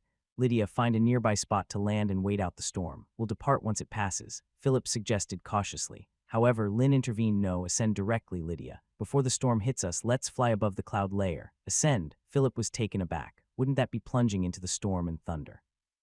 Before he could protest, Lydia was already at work, channeling magical energy through the modified alchemy array.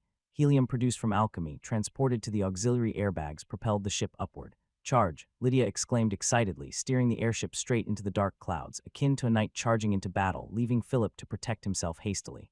This madcap, Philip cursed, unsure of the safety in this endeavor. Yet, with Lynn's insistence, he had no choice.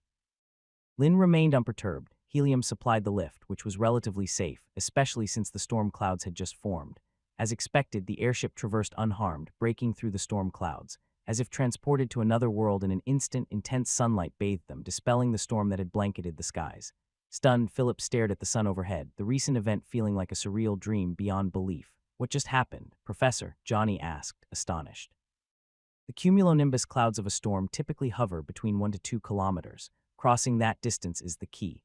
To be extra safe from lightning, flying higher is better, Lynn explained with a smile. Everyone present was astounded. They had never imagined reaching above the clouds could evade a storm.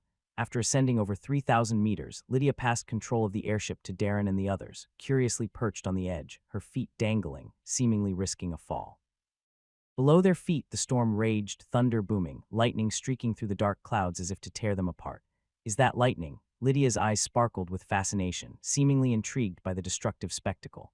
Philip and the other wizard apprentices were equally spellbound. They had never thought they would one day hover above the clouds, witnessing lightning traverse the skies. It felt incredibly surreal. Professor Lynn, was the magic you used in the Sun Crown Tower related to thunder? Philip suddenly recalled. The magic Lynn had used, the electromagnetic railgun, had nearly deafened him. In terms of speed and destructive force, it was the most potent magic Philip had ever witnessed, seemingly harnessing the power of thunder.